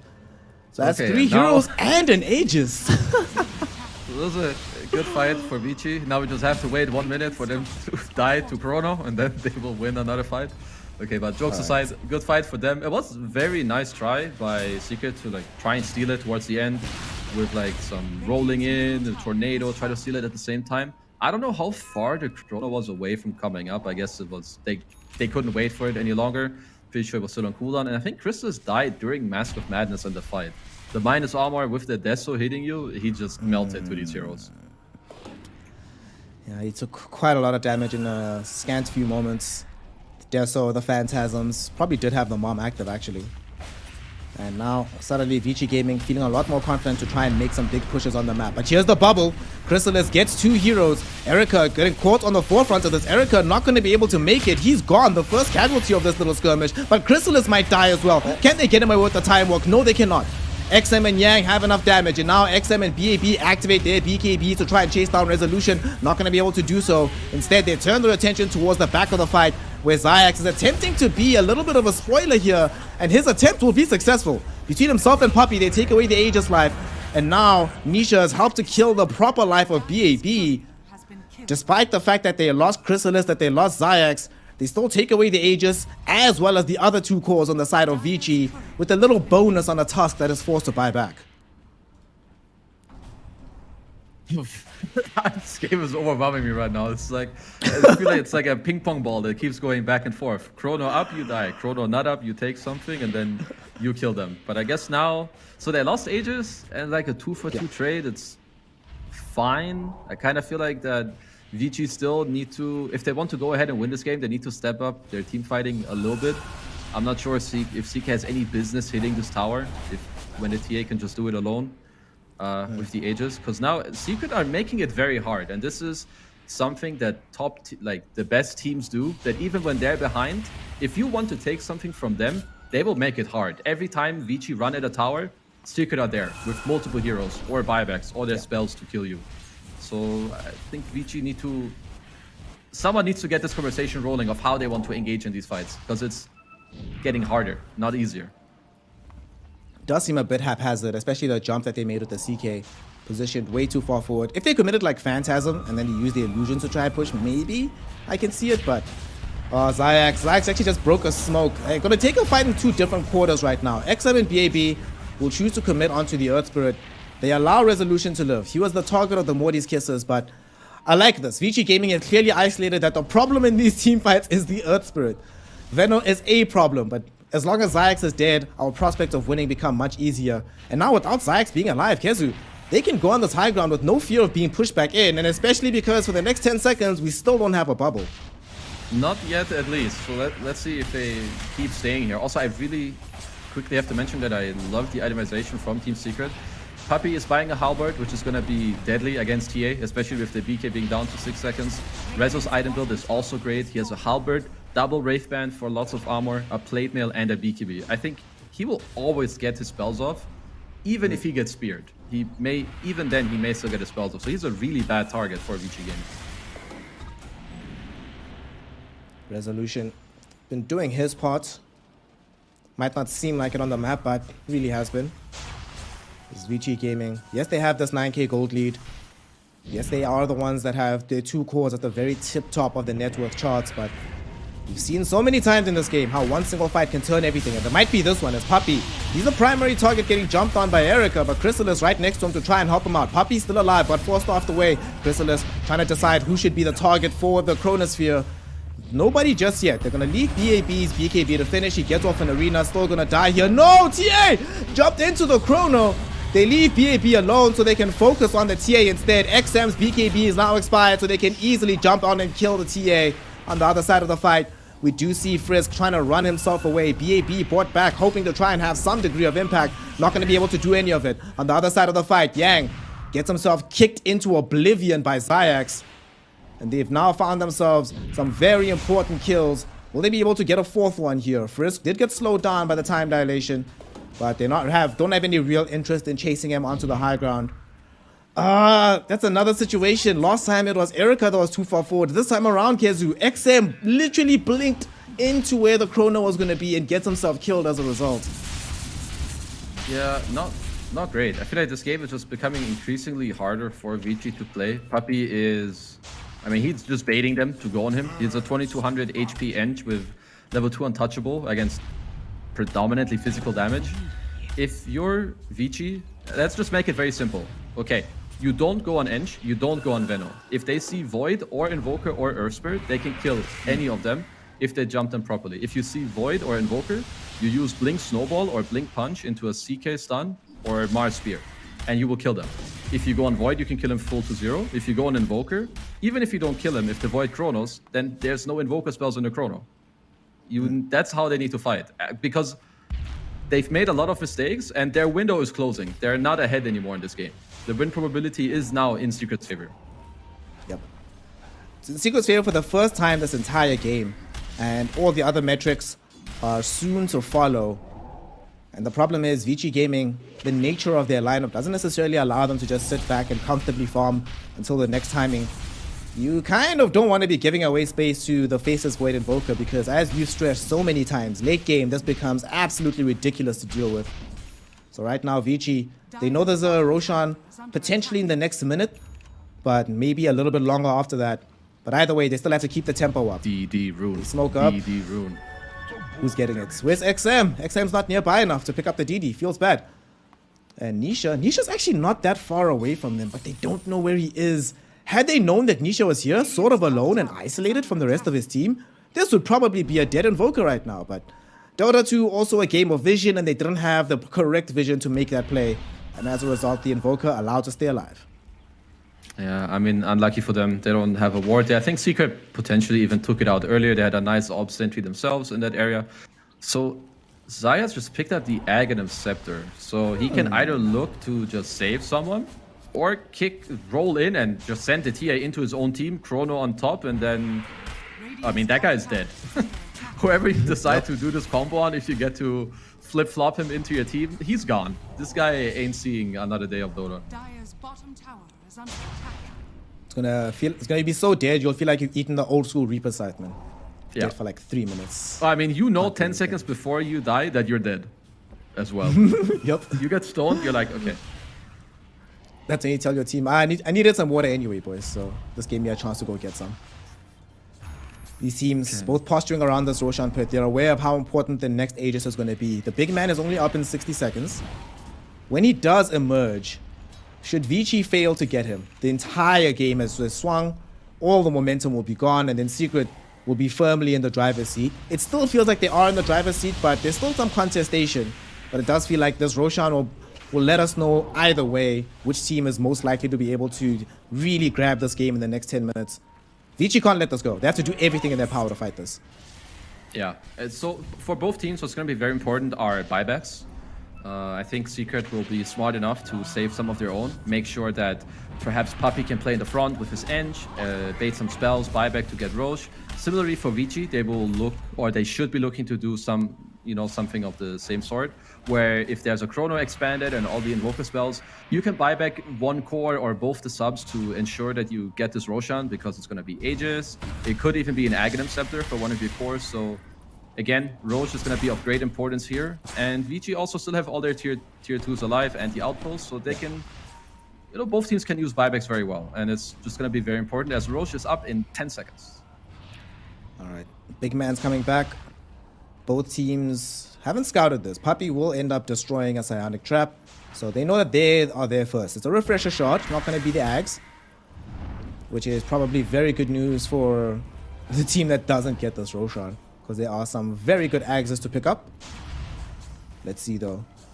Feels like this fight could be make or break for both of these lineups. I love how Vici is just doing everything they can to just scout. Wraith Pack scouting if you have to. It is what it is. And they're actually coming through middle. They're going to try force some of these creeps to go forward so that Secret has a difficult decision to make about what to do next. Yeah, I think they were debating, but Secret killed this Roche. I mean, not super fast, but they still have Alacrity with Faceless Void and Impetus hitting it down. So if you commit too many heroes to mid, then Secret will just go Roche. But for now, it's just going to be a stalemate, because Vici, they cannot just commit to Roshan. There's too many stealing heroes. Like, they can all give vision to Chrysalis, and then he just Chronos and steals. As for now, they're just going to hit it. Okay, Zayax actually just rolls into the midst of Vici gaming, enchants himself. What a player. Zayax getting vision, and not only getting vision here, Kezu drawing out a BKB charge, but Chrysalis, he got caught all by himself in the triangle, bursted from 100 to 0. Erica might be in danger as well. He ate a poison Nova, he's falling very, very low. Nisha coming in on the backline of the fight as well, with the Shiva's Guard being active, looking for a target to try and bring down. He's been tossed into the air, activates his own BKB. They really want Frisk. The Impetus shots almost get him. Eventually they will. There's been a buyback from Erica though as he returns to the fight. Zayax buying space and time by enchanting and going deeper into the lane. Not going to be enough space and time though, as he eventually will die towards XM. BAB trying to find a spear onto Puppey. Puppey dodges it, but there's nothing you can do to dodge the pullback of the Reality Rift, as he ends up losing his life. Dual buybacks coming in from the supports of Team Secret. You mentioned it earlier that they need to save some of these buybacks. They have done so. They've drawn out this fight. The question is, have they done so enough that Vici cannot claim the Aegis anymore? They go back in. Yang reinitiates onto Nisha. He can't get himself away in time. The Ice Shards hold him in position. The two heroes caught with the Aghanim's Shard Spear allows BAB to take out the life of the Invoker and the rest of his squad to clean up the Zayax Earth Spirit. It's a full team wipe that ends up happening as Vici Gaming managed to kill 6 heroes in the process, and now they're going to be able to claim the Roshan as a reward. So 2 buybacks on Radiant, 1 buyback on Dire. Yang, the Chad as the bottom racks die to creeps, huh? Okay. I mean, they've been chilling around the mid and top lane so long that the wave just took bottom. But Yang, what a Chad. He saw his TA blink out and he was still like, no. Now we're going in, boys. I'm ice sharding these guys. You better follow me with your stupid Mars. He gets a 2-man spear. They wipe him out. They take the Roche. I don't know what happened at the start of the fight. Maybe Chrysalis got baited by Zayats to like go follow. I feel like what Earthspirit wanted to do was to make space so that Secret can finish the Roche. But I don't know really what happened on the tail end because Vici, they just caught him off guard, right? On Void. They bursted him from full to 0. Yeah. Literally the blink of an eye. And then he was just gone. Yeah. And now, on the bright side, Kezu, they didn't use Chrono.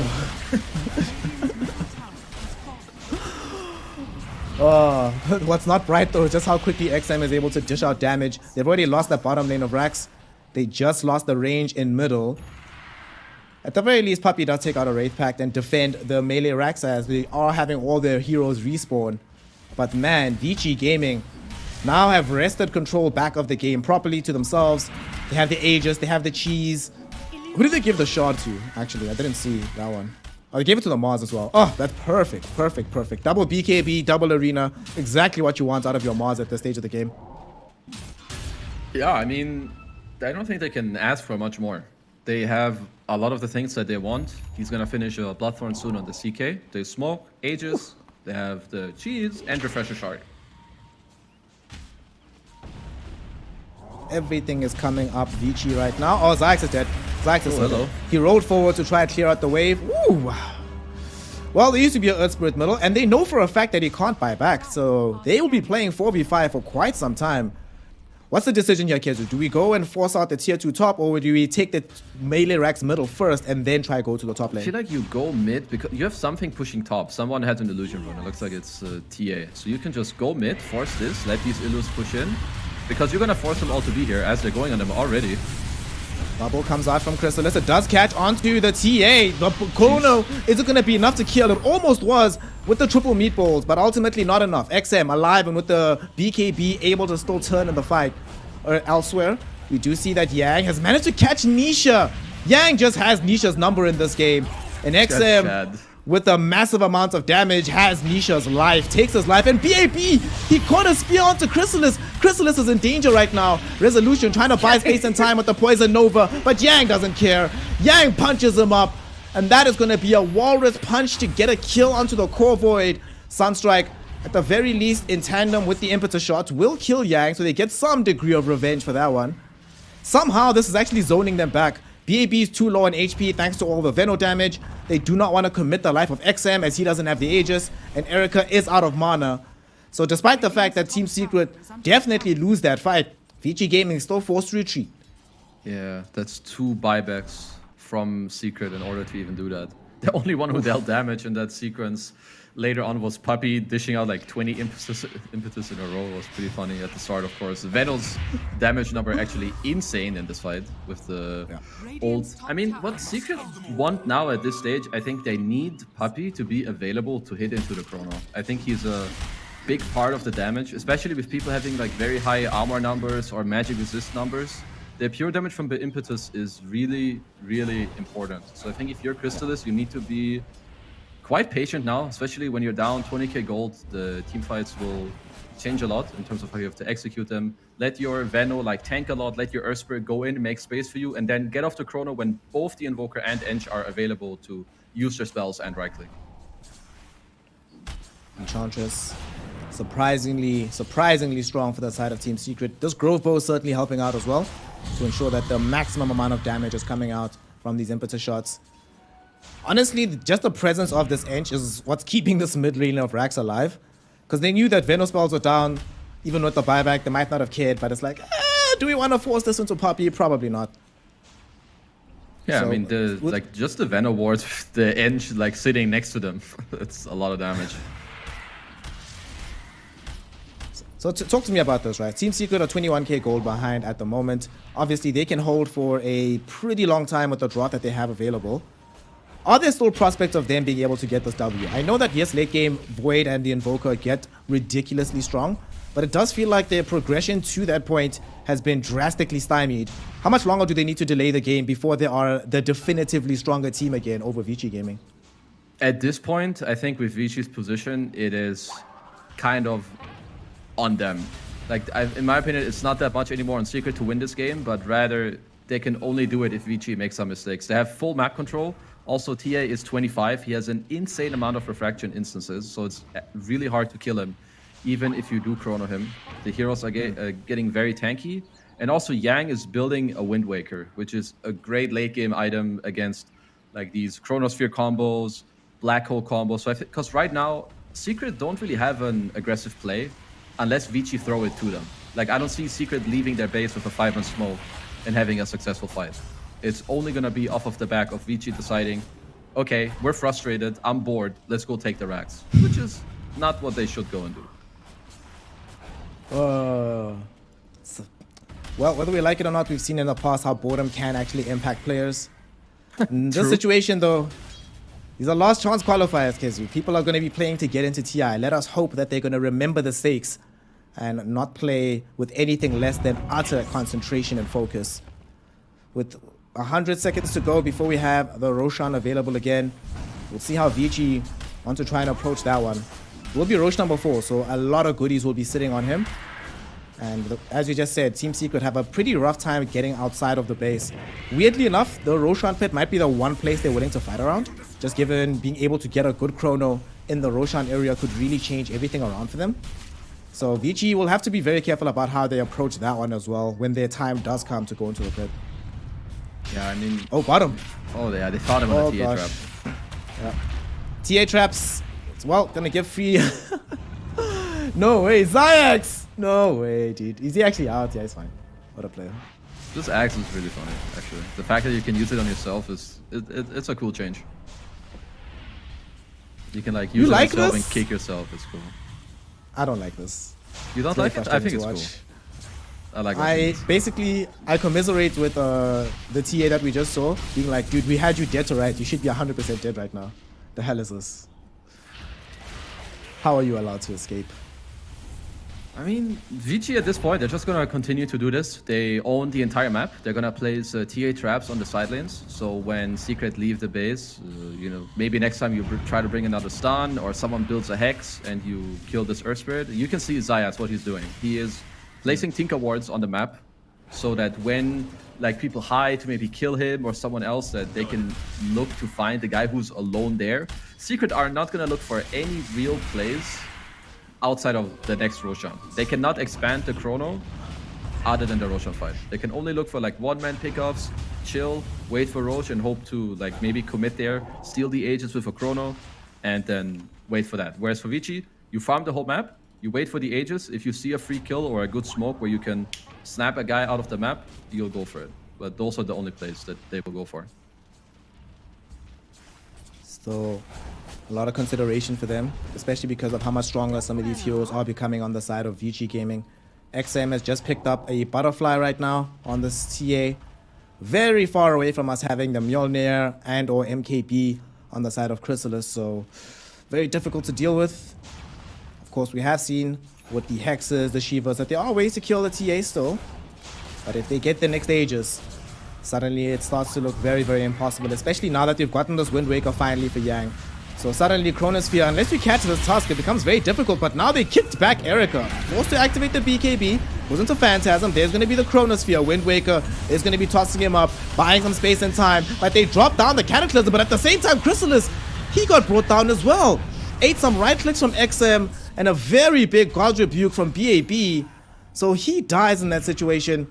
Ultimately, they do kill Erica. But it's going to be the Faceless Void that buys back first. They still have the buyback available for Vici. Best case scenario here, Kezu, you don't have to buy back on the CK. You respawn and then you still take the Roshan fight. Yep, absolutely. That's because for now, with what happened, this is a big win for Vici. There's no chrono available. So if Secret somehow here feel tempted or forced to go and take the Rosh, you can buy back at the end with the CK and still take the fight. And if they don't, then you just wait it out. At least that should be Vici's objective, and Secret are looking for more. Secret gonna try force this fight right now. They managed to get salvation onto XM. Fire Snap cooking him onto the high ground. Not Although enough they have mana. forced the buyback out of Erica. And yeah, not enough mana to keep this full play going. Just has to back off.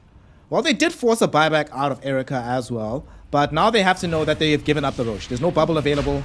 So Yeah. big man giving away the Aegis, the Cheese, and the Refresher Shard is an eventuality right now for Vici. That was the best play, I think, that Secret were able to go for there. If they go for Roche, I think the game might end and Vici just win with the buyback and wiping them in the pit. Instead, they go aggressively, they fish and poke for the TA, they force the buyback and they retreat. But now there's an Aegis on him, an Aghanim Scepter in his backpack. I guess they're debating who they want to give that one to. I guess he can use it for the... who cares? They all have pretty decent Aghanims. You can give it to the TA if you feel like, okay, we just want to pick them off on the map when they're outside so you can TP to a strats. Or you give it to the CK to like get more illos of everyone. Now the question is going to be, you were speaking earlier about how Vici Gaming have to have the conversation about how do we approach these team fights. So far, it looks like that conversation has gone quite well for them. Now the next port of call is going to be, how on earth do we actually approach this high ground? We are so far ahead, but we need to get past this Venomancer army, this Enchantress just spamming out these impetus shots, potential tornadoes, triple meatballs, Zayax just being a nuisance, rolling through with the enchants. It's a lot. It's a lot to deal with in terms of going high ground. But Yeah. it looks like Team Secret, they're not afraid of them going high ground. They're going to smoke like they want to go low instead here, Kezu. I guess they just want to be... like, we're just waiting to be ready. Okay, as Puppy. Okay, they just debated with Puppy. He's still alive, gets enchanted back. Chrysalis did drop down the Chrono, but unable to deal with XM inside of it. And there's going to be the Poison Overdrop. But Chrysalis surrounded by all of the cores. Will he be able to get out? His BKB is about to expire. Fire Snap quickly stuns him up. XM forced off closer towards the Faceless Void and is able to kill him. No buyback available for him. Zayax rolled into the fray as well. Got reality rifted back in and he also dies. Rezo can't get back up onto the high ground. The Force Staff didn't have enough range. He's able to activate the BKB and keep living. But no Void, no Bubble. Vici Gaming, they haven't even lost the Cheese nor the Aegis here. So they can just keep going. Yeah, Melee they're Rax is not certainly gonna going to stop. drop. Yeah. And Maybe they get even the tier kickback. fours. Walrus kick coming in from Yang. He's going to end up dying, but he's fine with this one. He's gotten the dieback out of Zayax. XM in the meantime now turns his attention towards Puppy. Reality Rift with some right-click damage. Not enough to get that kill just yet. On the other side of things, BAB taking damage from Nisha and Resolution, and he's going to end up dying. Buys back instantly, but he has wasted their BKB timings. So he goes back in with Erica to kill the Resolution Veno, but Erica doesn't have BKB himself anymore. Will end up dying. That's the Aegis only. So can come back for life number 2. BAB also brought back. So very shortly we'll have the Mars available again. Nisha coming in, gets off the Shiva's guard, gets pinned. 2 heroes caught at the same time by BAB. What a buyback coming in from him. No Nisha, no Resolution. There's only Puppy that remains. Yes, Nisha might have brought back, but I'm not so sure how much he can accomplish here at the very end. XM wants to end this game right now. BAB will tank up the triple meteors, but Erica makes sure that they tank up on the Invoker more damage than he can handle. And with all the cores dead, only Puppy remaining. The captain will throw in the towel. GG, well played is called. Vici Gaming take game number 2, draw the series 1-1, and put a stop to the Team Secret winning streak. Yeah, Secret now are 3-1, right? So they're still gonna feel okay with that. Definitely a nice adjustment for Vici here in the second game. I like their opening. You can just see that they went for something completely different. I have to question perhaps the Invoker pick in hindsight a little bit. I do think it's just very hard to play against Mars and Snap. You get Arena, it's kind of hard for you to play. And then overall, I mean, Vici stepped it up. I think moving forward in this qualifier, they should think a little more about how they fight, because I think that still looked a little bit shaky. But other than that, great adaptation to the second game. And yeah, overall, they just played a lot better than their first game. I think they woke up. This is great to see. Yeah. I mean, that is like evidence in the scoreboard itself, right? Game number 1 was not even close. They didn't even get like 10 kills on the board. Game number 2, they get to all the way up to 50. But more importantly, they finally have some really good performances coming in from both Erica and BAB. I will say, though, my MVP personally, Kezu, is Yang. Yang did everything for the squad Same. in this Chad game. Yang. amazing ice shards. The great purchase of that Wind Waker. We saw at the very end of the game how influential it can be in preventing damage in the bubble. Incredible snowballs all the way through. His ability to just catch heroes no matter where they were on the map. Nisha stopped split pushing. Zayax stopped split pushing. Specifically because Yang or XM would just be on top of them every single time. But most of the time it's Yang that gets there first. Really, really key performance coming in from him. And also, we have to remember that Yang is the captain of the Vici gaming squad. So all of the good moves we saw being made on the map are due to his ideas. Hell, you mentioned at some point that they need to find a different way to approach their team fights, not have the CK be the first one in. You can almost see Yang being like, guys, I'll do that. And the moment they made that change, suddenly Team Secret can't fight anymore. So from a strategic and tactical perspective, this is a massive and very well-earned victory from the side of Vici, I think. Yeah, I mean, it's a good showing for them, right? It's the first opening series. They play against Secret. First game doesn't go so well. Second game, we adapt. They do it better. Sure, some shakiness here and there, but they stay together. They bring it back, and at the end, they bring it home and just have a better showing, which is great to see. Yeah. Kezu did mention earlier that often what can happen at these kind of situations that your first game, a little bit of a monkey, you just need to get off your back. We just started, whatever. Once you wake up, though, is when things really kick into gear. And VG Gaming have shown us that once they're awake, they really can take it to one of the squads that most of us have in their battle pass as a team going all the way to TI through these last chance qualifiers. But Vici certainly making a name for themselves and expressing that, hey, we will not be ignored. We were a surprise in China. We're going to continue to be a surprise here in the last chance qualifiers. With that, though, we still have a lot of Dota to go for the day. And that's only our second series here on stream number D. 2 more series still to come. Of course, the very next one will be coming in like 10, 15 minutes, I think. And that particular series is going to be the side of, 40 minutes before that game starts, between the sides of T1 and Infamous Esports. Right now, as it stands, Infamous has yet to put a win on the board. T1 is looking okay, they're looking eyed, but they certainly also want to express themselves properly and show that they are a proper contender here in the last chance qualifiers. With that, we're going to be going to a bit of an extended break. This has been Snare and Kezu for day number 1 of these last chance qualifiers. When we return, it's not going to be us on camera, but please do not go anywhere. In the meantime, Kezu, before we go out, where can the lovely people find you if they want to get more of your wisdom in the online world? People can always find me on my stream or over on my YouTube if they want to learn anything. But I guess for now, they can go watch all the other lovely games that are still going on. Because I think there's games going on right on like some of the other streams, so they can have some fun there and then return here later. Absolutely. Go have fun elsewhere. Come back later for some more Dota action. And of course, be here all day, every day for the last chance qualifiers, because whoever comes out on top of this one goes all the way to TI. For now, this is Snare and Kezu signing out. We'll see y'all later for some more Dota 2 action.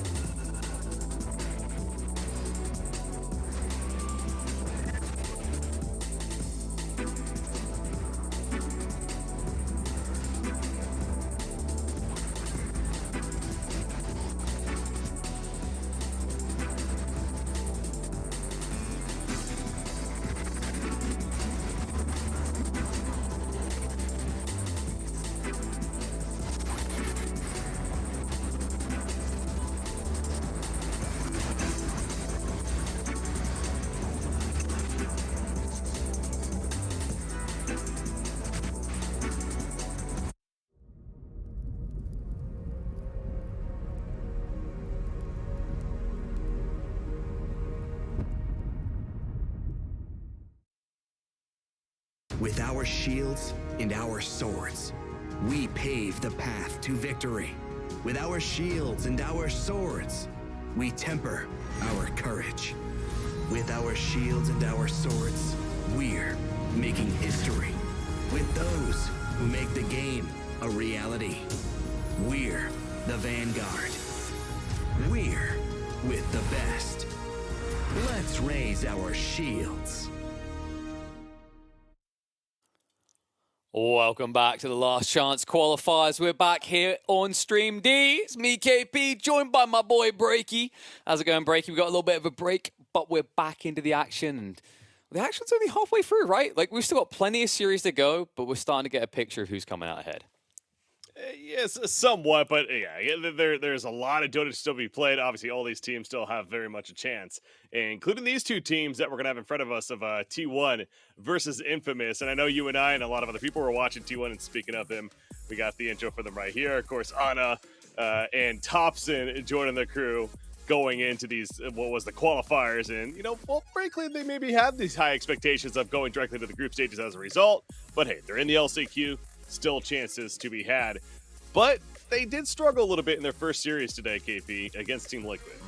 Yeah, I think college is the place for experimentation, but apparently, you know, these boys didn't get enough of that in the college years. They've been going pretty spicy. We just watched on the other stream a T1. They whipped out an Enchantress mid. Didn't really work out for them up against Liquid. Love the fact that they're willing to explore and get experimental, but dangerous game to play in a last chance qualifier with your chance at TI on the line. But I don't know, maybe it's a little shrug for Anna and Thompson. I mean, they've already got 2 in the bag, right? Like, you know, who wants to make it free? You don't want to, because here's the thing, Breaky. If you win free, it just becomes an insurmountable lead. Why does everyone else bother? Yeah. Well, we got Infamous, obviously, to talk about as well. Their opponents that they're going up against right here. And, of course, these South American players, these are players that have certainly, you know, they've been around the Dota 2 competitive scene for quite a bit. And, well, frankly, Infamous was the expected team, I think it's fair to say, in those qualifiers to, again, go to the group stages. But it seems like there's a lot of that theme going on right here in these LCQ event, that you have these teams that feels like they should already be in the group stages. They came up just short, but thanks to the LCQ, they have yet another chance. So you see right there, they're getting ready to take on T1 and getting prepped. And, well, in fact, we're already into the draft, and they're talking it over. They're definitely, you know, how do you figure out T1? I know they went 0-2 against Liquid, but you're stressing we're talking about. This is a team that they are not afraid to do a lot of different things when it comes to their draft. So I feel like they're a difficult team to prep for. Yeah, it's kind of a tough one, right? I don't think you focus as much as on what T1 wants to do as what you want to do yourself, because of that kind of question mark, wrapped in enigma, boxed in a mystery box of confusion that is, what is Thompson going to do? What is Anna going to be playing? I mean, we've seen Gyrocopter POS 1. Not many teams are doing that at the moment. We saw Primal Beast looking dominant on Thompson, but then the Ench follow-up. Seems like there's a lot of focus on just giving Thompson a hero that lets him dumpster his opponent, and then they're trying to formulate a plan from there. And speaking of heroes he can dumpster with, first phase Primal Beast, we saw this earlier today from him, and my goodness, was he an absolute pain in the ass for his opponents. He was, but again, to that point, it was a team. It's a team effort after all, right? And ultimately, Liquid was able to still defeat them. So yes, Thompson on the Primal Beast is something to be certainly scared of. If you're Infamous, he ends up being there. Obviously, Primal Beast is a hero that can certainly play different roles and makes him even a stronger pick in the first 2. So yeah, but if he's in the hands of Thompson, especially. Definitely that kind of aggressive playmaking, run at you hero that we love to see him play, and so does T1. But they also get the Undying, of course, going to be one of the more popular picks, it feels like, throughout this tournament, if not initially banned. But they're going up against the likes of a Beastmaster Mirana so far on the side of Infamous. Yeah. So you talk about aggressive play. I mean, that's a lot of gank already. I mean, it's the classic like feeling around essays. They're going to bring the aggression. I don't think that's always been the way for them, though. I think they've had their kind of farm-heavy metas as well. Like this is a region that's a bit deeper than is first apparent. But this draft is definitely looking to kill early on. And one thing I want to highlight, man, doesn't matter what meta we're in, doesn't matter what year we're in. I feel like if there's any region that embodies the Mirana pick still at any given year, it has to be SA. Love to see that they're bringing that little bit of SA flavor into the Last Chance Qualifiers. Of course, yeah, and they're going to keep this 5 theme of seconds they got remaining. stuns, they got initiation, they got ways to lock you down and make some plays. So Infamous certainly feeling pretty good about their chances of running. And something tells me, again, going into the series, even before the draft, I could have told you we should probably expect plenty of action with these two teams going at it. Goes back to the Yes. South America, hell, versus Southeast Asia in general, right? So there's definitely kills to be happening. So now with the draft, there's even more of a certainty that'll be the case. But yeah, going back, T1 again, 0-2. Infamous also 0-2. They lost to Virtus Pro Yeah. earlier on today in their first series. So both these teams are still looking and hungry for their first win here in the group stages. Yeah, I will say Infamous's losses looked a bit more emphatic, right? I think they were a little bit more dominated upon compared to T1, where T1 kind of went for these unorthodox strategies. They shoot great early game aggression. What I love out of Infamous is they seem to feel that aggression early on is their style, and they're not shirking away from it, right? They're not saying, oh, T1 have 2 TI winners. They're going to want the aggression. Maybe we should play for a later timing. Like Witch Doctor, Mirana, Beastmaster, there's a very clear timing and there's a very clear focus on kills 10 happening early seconds on. remaining. But it looks like T1 are not going to let up. You got the Crystal Maiden for 5 the beautiful seconds mana remaining. sustain in that mid game, and plenty of heroes that are going to utilize that to brawl. Pudge, Primal Beast, and Undying. It is a little bit of a draft that you look at right now and you wonder what's going on, right? Like, they clearly want to fight, but my concern is what else do they do? It feels like the final pick for T1 needs to tick a lot of boxes. Well, yeah, and I'm also kind of got the question marks of where is this Pudge going to end up? Where is Primal Beast going to be? Is it going to be the hands of Thompson? But again, this is what T1 does. They really keep you guessing, 10 it feels like, seconds until that very remaining. final pick. And even then, it's still, huh? And then finally they lock in. 5 And, seconds okay, now I guess I remaining. see what they're doing. So Crystal Maiden, though, I think makes a lot of sense, by the way.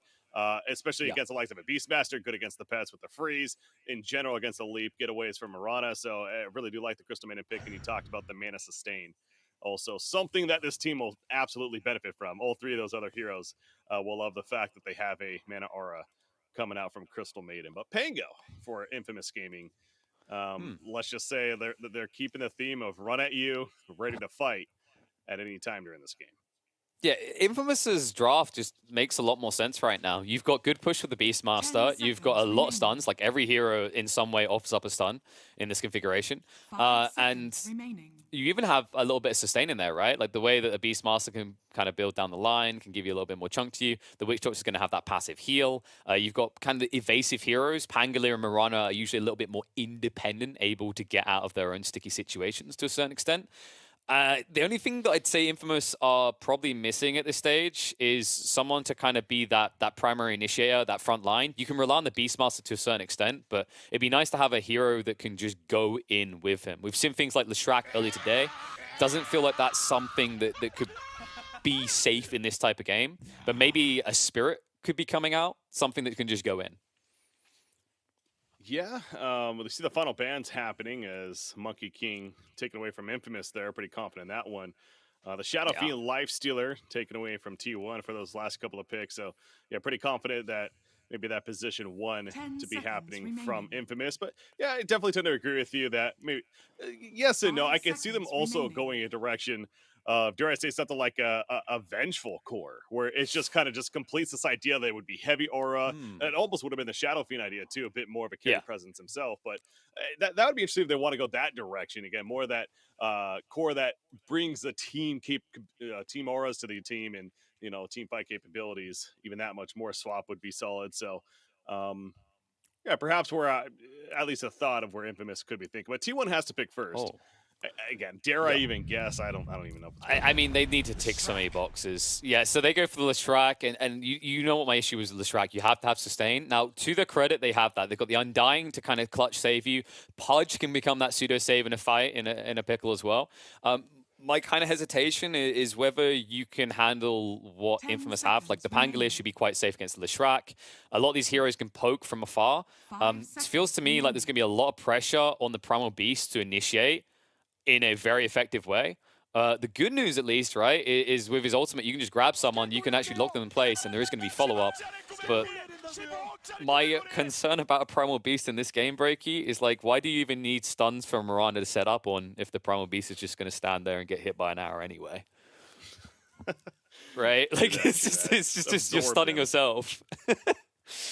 Oh man, Well, but they're going down to the wire here. Terrorblade is still on the board as maybe another possible. Okay, they're going to go Medusa Okay.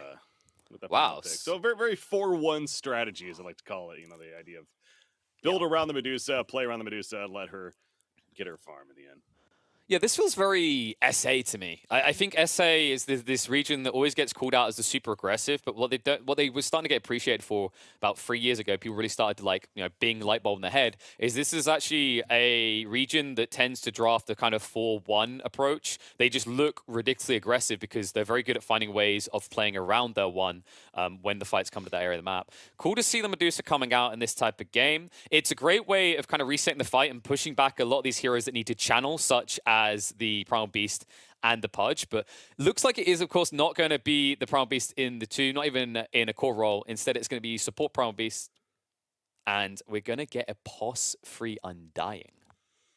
Yeah, they're going to put Cuckoo on that Undying. Maybe not the craziest thing ever, but it shows you that their priority lying on the Undying as a core option instead of the Primal Beast. And, Undying certainly with that spamming of the Decay, that it being in more of a farming position is going to be getting those heavy auras, and one that's difficult to deal with. It's difficult to gank, so that's what we talk about. The prowess of this Infamous lineup is that they're going to have the ability to set up kills with the stun lockdown, and especially earlier on in this game. But Core Undying somewhat changes that.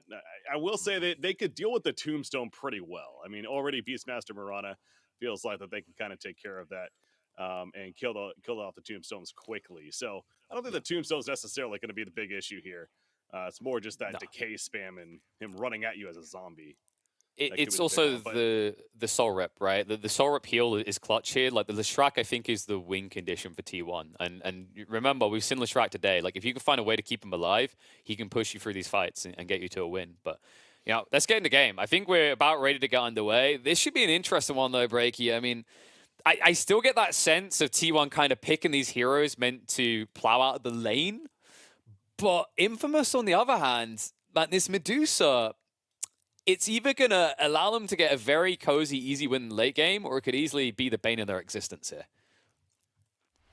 I really like Infamous's lineup. I think the Medusa is that perfect pick. Again, they could have gone 2 different directions. One being more that vengeful kind of, like I said, they're all in earlier on strategy, or this is certainly the other option, like a Naga Siren, a Terrorblade, a Medusa as they settle for right here. And yeah, her gaze is going to be great this game.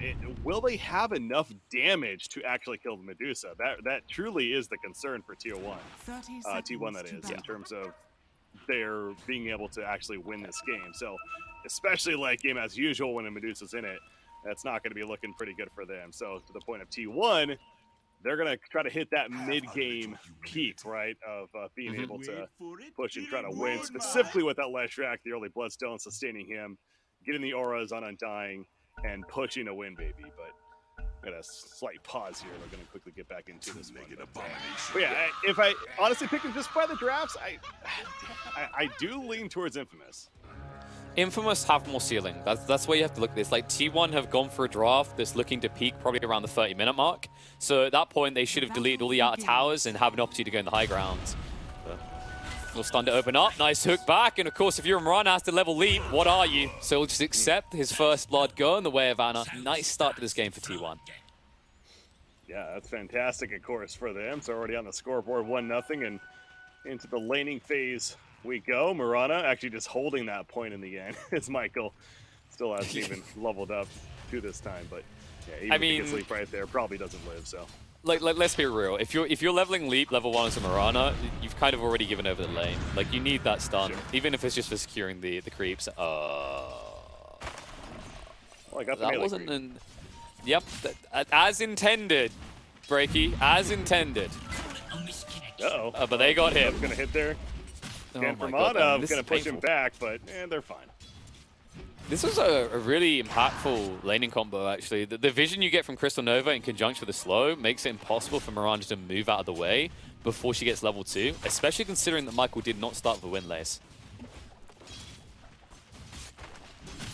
Well, finding himself just gonna keep spamming those arrows. Another one gonna be coming up here soon as Whitemon Not afraid to play aggressive against the Beastmaster, but there's another range creep going down, so certainly doing his part there on that. So you're also seeing Frank has gone for Wild Axes. Like, he can't level Call the Wild in this lane. It's just, you're up against the Maiden who's going to get Frostbite level 2, right? So it is a very much hard counted lane for Infamous, which is kind of unfortunate considering they're going to need the Beast to do a lot in this game. At least they hit an arrow, beautifully done, to get a kill on Whitemon, but they're going to need a lot more out counter, of this you lane. say? Yeah, kill the the cast Crystal the Maiden. curse. Straight away, right? Pretty much. I mean, that's certainly a fair point. Yeah, the Crystal Maiden goes back to the draft, and why I liked it as well. But especially this early on, she doesn't even have the freeze just yet. And hey, landing an arrow certainly helps from Mirana to secure that kill. So tying it up at one apiece at least. Got to feel pretty good about that. So mid matchup, you have Pango versus Leshrac, and it is maybe as you'd expect to be fairly even at this time between the two. And then we have the bottom matchup of Medusa. Currently looking at 12-0 up against the Undying, who's at 8-3. So Medusa, a slight advantage coming out for him so far. Yeah, like this bot lane, I mean, the Medusa should get to farm, at least in the beginning. It's very hard for them to dive together, right? Double melee up against the Witch Doctor. Someone else that we might start seeing come into play more is Voodoo Restoration now, not just healing, but also damaging around you, right? A very big difference compared to the old Witch Doctor.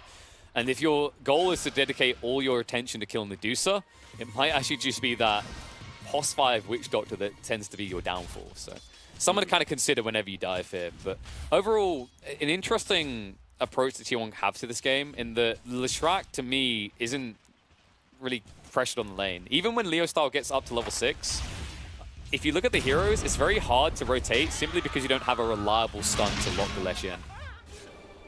Oh, top lane, Frank getting low. He needs to dodge his hook. It's so hard. Anna's just going to walk up, doesn't even bother going for the hook.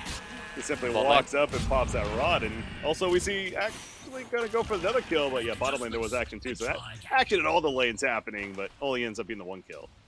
Yeah, Cuckoo was able to sustain just an annoying hero to try and burst down with a level 1 Maledict, but the threat is actually going to grow. Maledict's level 2 now for the Witch Doctor, so Cuckoo needs to be a little bit more cautious about how he postures with these decay charges, especially when they start running out. Overall, able to sustain for the moment, and credit where credit is due. Like I said, I'm not sure if Thompson's necessarily going to be stopped in the mid lane once 6 is hit. Words. But Leo Style is having a great start to this game. Yeah. Oh, wait. In fact, you see right here, that's not going to be a kill, but it got damn close. But yeah, Leo Style going to bottle up another water rune and head back to middle lane. Thompson is going to be able to get a zone as no one's rotating over to stop that bottom lane. That's a kill. That's a kill on Medusa, a big one.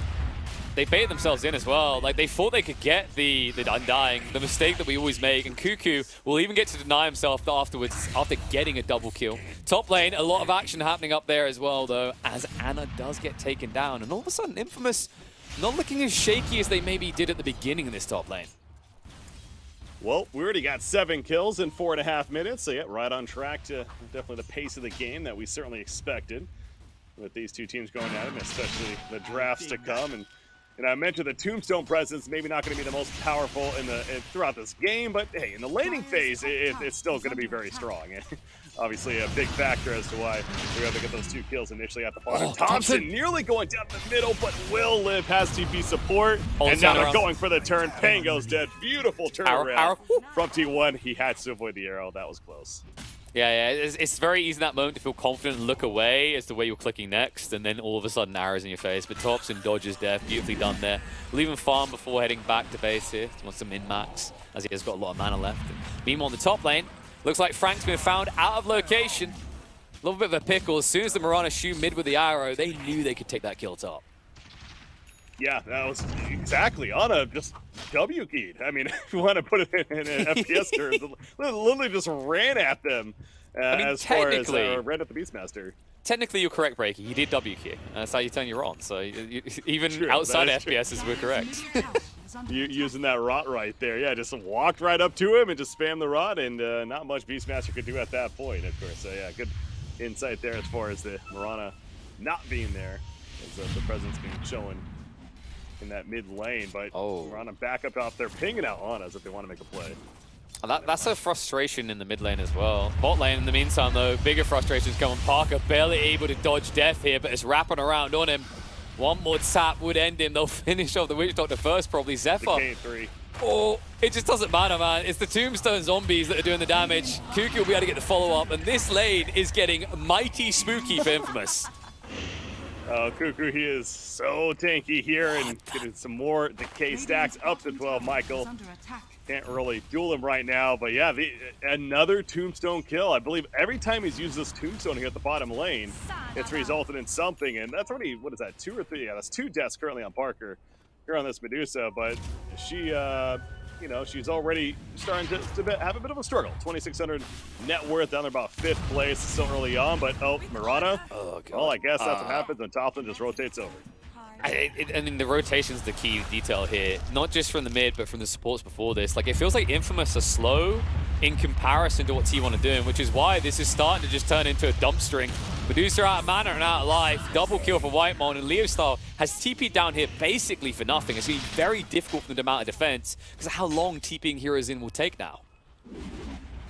Yeah, that really is unfortunate circumstances for the side of Infamous, but credit to T1 absolutely, specifically Topster with a rotation, and Zephyr using that onslaught to just dive onto the Medusa and set up what's now his 3rd death of the game. So he's got power treads here on this Medusa, but it's going to be a struggle. You know, you want to stack camps for this hero, you want to allow for that farm to get enhanced, especially as we start exiting out of that laning phase, but right now, it's already looking difficult for Infamous, and again, credit to T1 taking that map control, roaming at appropriate times, specifically with, I go back to Leshrak from the mid lane, and he is back in the mid lane though with that support nearby, putting some pressure on this mid tower, but got a bit of a clash once again, potential. Ring control off the mark this time around, so Thompson will be hit up by the Maledict, does need to retreat away. Michael can keep poking, but instead he turns around to assist. Zephyr doesn't care though, he's already got his kill into Affliction. The irony of the ban with Maledict being the one afflicted in the end. Oh, Zephyr will die, but the amount of tension he drew, he's got to be happy with the result. Yeah, there's certainly no disappointment right there, despite trading himself. But Ana, hook, yes, it is gonna land. Michael attempting the dodge. Ana being very careful with where to hit it, and sure enough, lands it and gets the kill. So on that Pudge deal working. Look at Thompson, he's gonna go into the jungle, try to steal the rest of these creeps, and he does for the most part. Punishment coming though. Leostyle in position to stun Thompson up. The slows come out, and he cannot get about. It's going to fall down. Zephyr charges in though. Parker brought low. Stun interruption. CM not able to assist with the ultimate anymore. Primal coming out, but the Primal Beast will be able to walk away successfully. The key detail though is the Medusa stays alive. Yeah, that's important now. Again, she lost a bit of that farm, but hey, they killed the Leshrac, so an eye for an eye, I suppose. But Ana trying to find a kill. He gets one onto the Witch Doctor. He takes out the creep as well, pretty much knowing that he's dead at this point. And just runs at the Medusa for a couple of auto attacks before his certain death. So, I mean, overall net worth is actually benefiting Infamous from those couple of exchanges there, and the 1,100 change favoring Infamous after that one. So, it's suddenly looking a little better for them at least. There's kind of a weird kill exchange element going on here. I think what maybe T1 aren't realizing is how far ahead they are in net worth. So like that last fight ends up being a big exchange in favor of Infamous, right? 1,100 gold. Almost feels like T1 are just playing with that confidence that they get a kill for a kill, their cause is good enough. They seem to be forgetting the supports that die alongside that story. Speaking of supports, once again in the river, and they're just wasting time on the wrong target here. Mirana is not the one they need to go after. And I do feel like all this attention mid is enabling and giving the space over that Beastmaster needs to start getting back into this game. Yeah, they certainly need his presence to be felt. He does have that Helm of the Dominator. He's even trying to finish boots at this point. Doesn't even have a pair of those picked up yet, but going to manage to get those out soon. So yeah, Scrappy enabled. Yeah, he's not come back in the game if he keeps losing the creeps like that. That was kind of depressing to watch, Breaky. Man, it's once again on Leostyle though. Like the weird part is that these fights fed towards them and it seemed good, but it's kind of deceptive overall. You can see the net worth just bumping up for T1 consistently, and so far Pangolier hasn't really been able to rotate outwards to secure objectives. I love this Undying too. This is another thing with this core Undying. He's already level 8, which is actually even higher level than the Medusa, and frankly just about every other hero on the other side. outside of that Pango. So Decay's maxed out. Even has a level 2 Tombstone, has his Flesh Golem, of course. So this Undying is more than just the laning phase bully. He's a bully throughout with this roam now that's constantly happening on the side of T1. They have a 4,000 net worth to work with right now. It's going to go down a little bit because this top tier 1 is being pushed by Infamous, as you'd expect with the Beastmaster army is up here, and T1 not really interested in defending it. Instead, they're interested in fighting mid. Oh yeah, watch this. Zephyr's going in. He's got the Pulverize ready. No chance of the Royal Thunder to come out. They commit everything to get rid of Leo Star because they know if he's dead, the Infamous can't fight. Yeah, exactly. And the Tombstone really not even needed there, but that was just obviously really securing that kill. And it is kind of protecting this tier 1 tower push now, if anything. So I don't know if they're going to get it in the end, as it's slowly going down. But meanwhile, Infamous is busy doing these Ancients, so that's why they're not defending currently. They're really trying to recover that farm on the Medusa. And to their credit, it's definitely jumping up a bit in net worth. Parker feeling these stacks, and Infamous doing what they need to, and that, again, is securing the farm on Medusa the best they can. So the reason that worked out so well is Leshrac was rotating top to push out the wave that Beast had brought in. I think that's why they weren't pressured to defend the tier 1, especially after Pango goes down. So it's kind of a combination of tops and maybe just focusing on farm instead of key objectives to kind of kick the timing down the road. And as a result, Infamous don't ultimately get punished as much as they should have. And now they're trying to return the punishment. Zephyr, you have to commit a lot for this. Say that, scrap Probably. that. Yeah. No chance there. Moonlight Shadows even activated as they engaged right there. Not really sure where the supporting cast for that Primal Beast was, to be fair, but in the end, not necessarily needed. But hey, more push for Beastmaster. You talk about Frank needing to certainly step it up on the Beastmaster, and he is absolutely doing that. Not going to get the tower kill, but knocking on the door for T1 to have to react to it eventually. Pudge, though, he's just farming Ancients.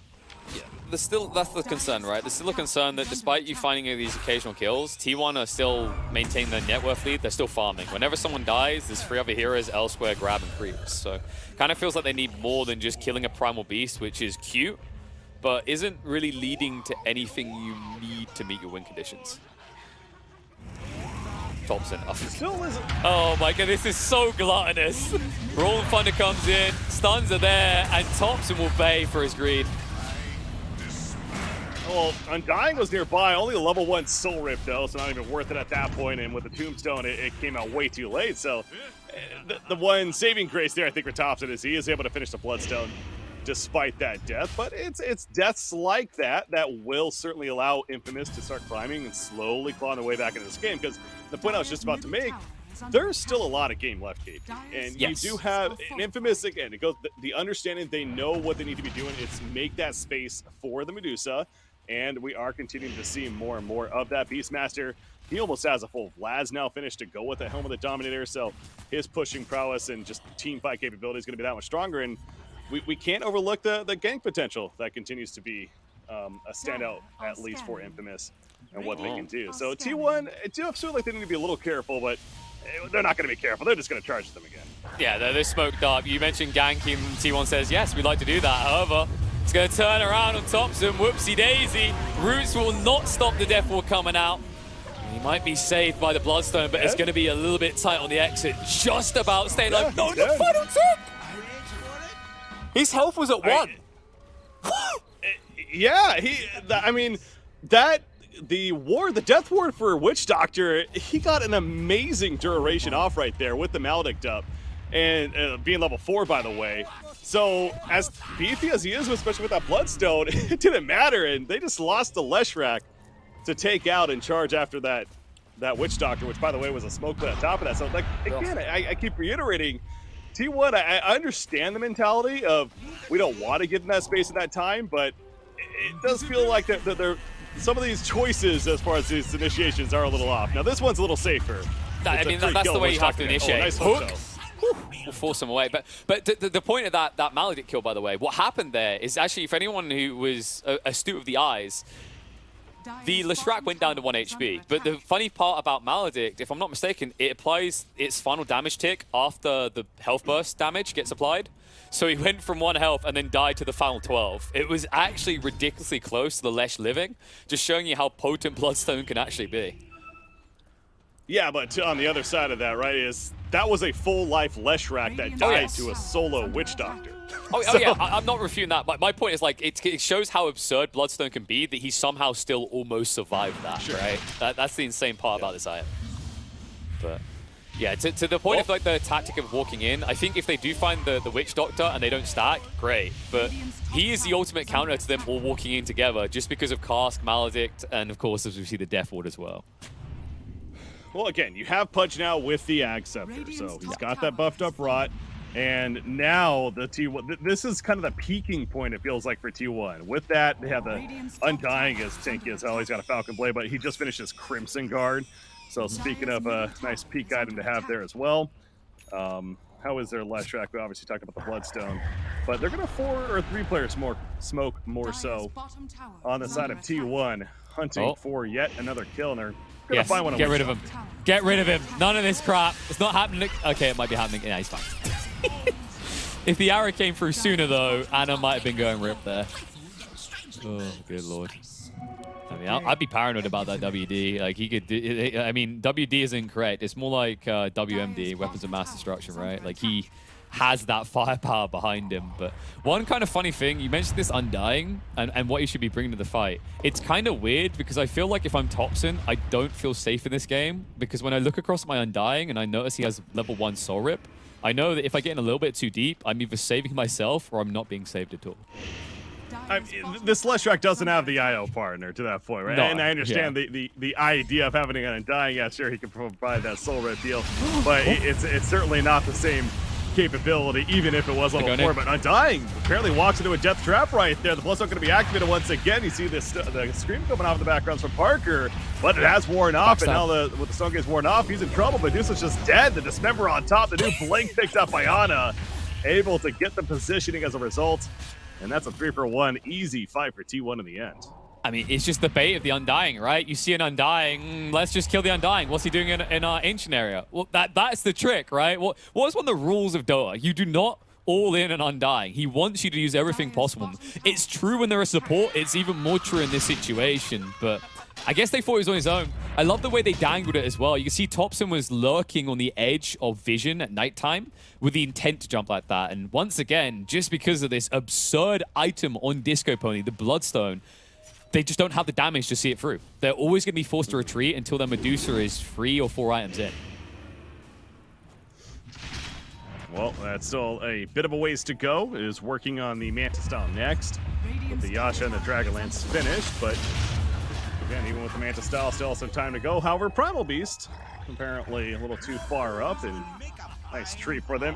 It does seem like this Witch Doctor is kind of that key, dare I say. I know I've been using that quite a bit, but the reason as to why Infamous is going to be able to still have chances despite being behind, between the Death Ward, the Maledict especially being applied, and great tool to have against these heroes that do happen to be a bit tankier. Anna, though, on point with these songs, pulls back in the rolling Pango. The Tombstone going to be put down as well. In case you want to try to reinforce the Leo style, just keeps on rolling away, and he's fine. TP out.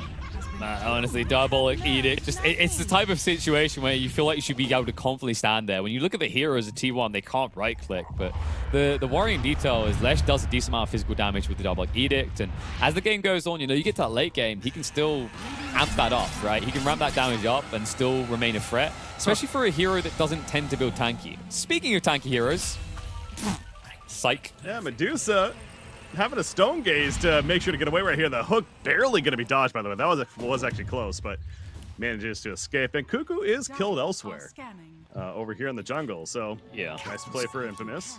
It's your Witch Doctor. He's been doing the dances again. I mean, to the point that you're making about Witch Doctor, the benefit of this pick and what can make him so good is he's just an anti-dive hero.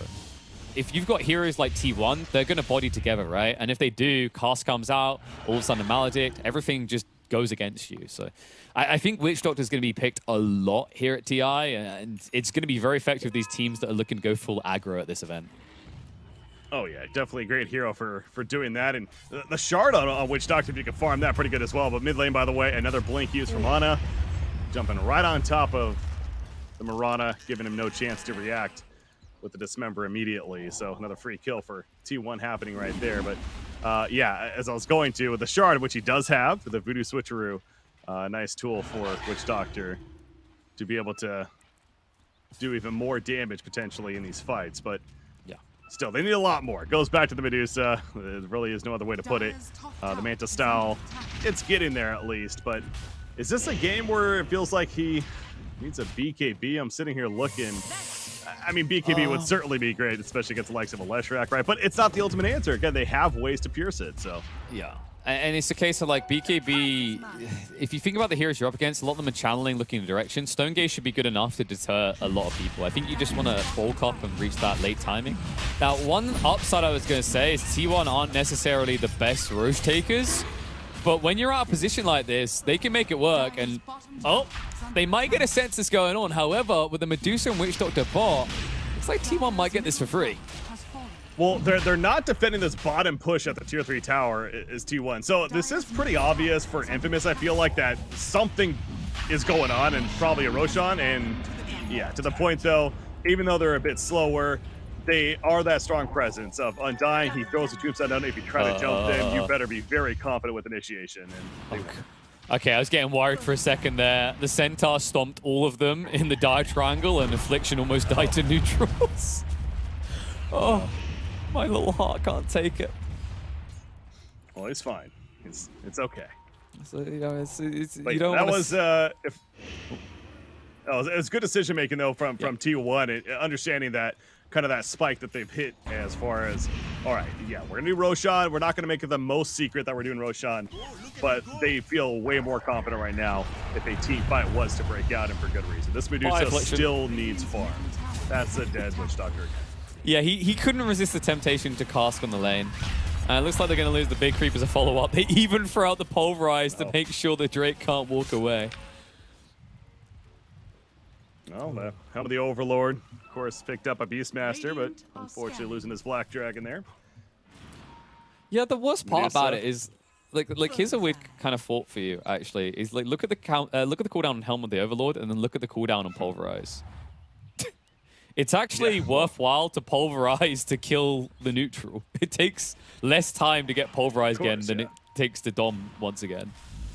Oh yeah, Pulverize. Very short cooldown, down to 24 seconds at that level 3, absolutely. Who, by the way, probably does have a BKB as well picked up, so that's going to be a full 9 seconds coming up right here for him. So even more freedom to just onslaught in, you know, pop that trample and Pulverize the appropriate target, whatever finds necessary. So T1, it's understandable. They're not afraid right now to just kind of group up, be together, and make this push happen. You throw in an Aegis, obviously that's the biggest reason of all as to why they're doing this. Now, how much pressure are they going to be able to put on this tier 3 tower? Infamous, they certainly got to defend this.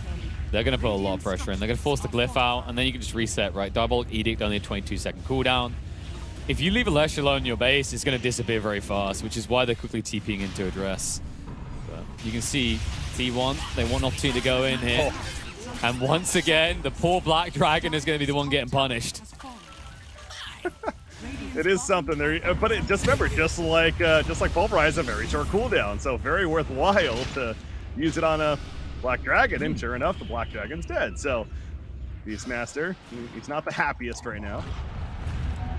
And Thompson, good God, if that had been the wrong place, wrong time, and actually opens up an opportunity to go in. Hook's going to come out into the Dismember. So Pangolier can't even initiate here. Instead, he's going to be popped and dropped, and Frank, Primal Roar, it's a leave me alone scream. But Zephyr's chasing, BKB still activated, he'll stick on top of Frank. And just as T1 were probably willing to leave the base alone, now they're going to be invigorated to go in again. Yeah, and Leshrac now shows up. Again, Thompson wasn't here for the very beginning, but with him showing back up, they lose a Primal Beast, but maybe Leshrac regretting this. He's got the Aegis. It's likely going to be burned. There we go. So eventually goes down, but of course resurrecting with that full life, full mana.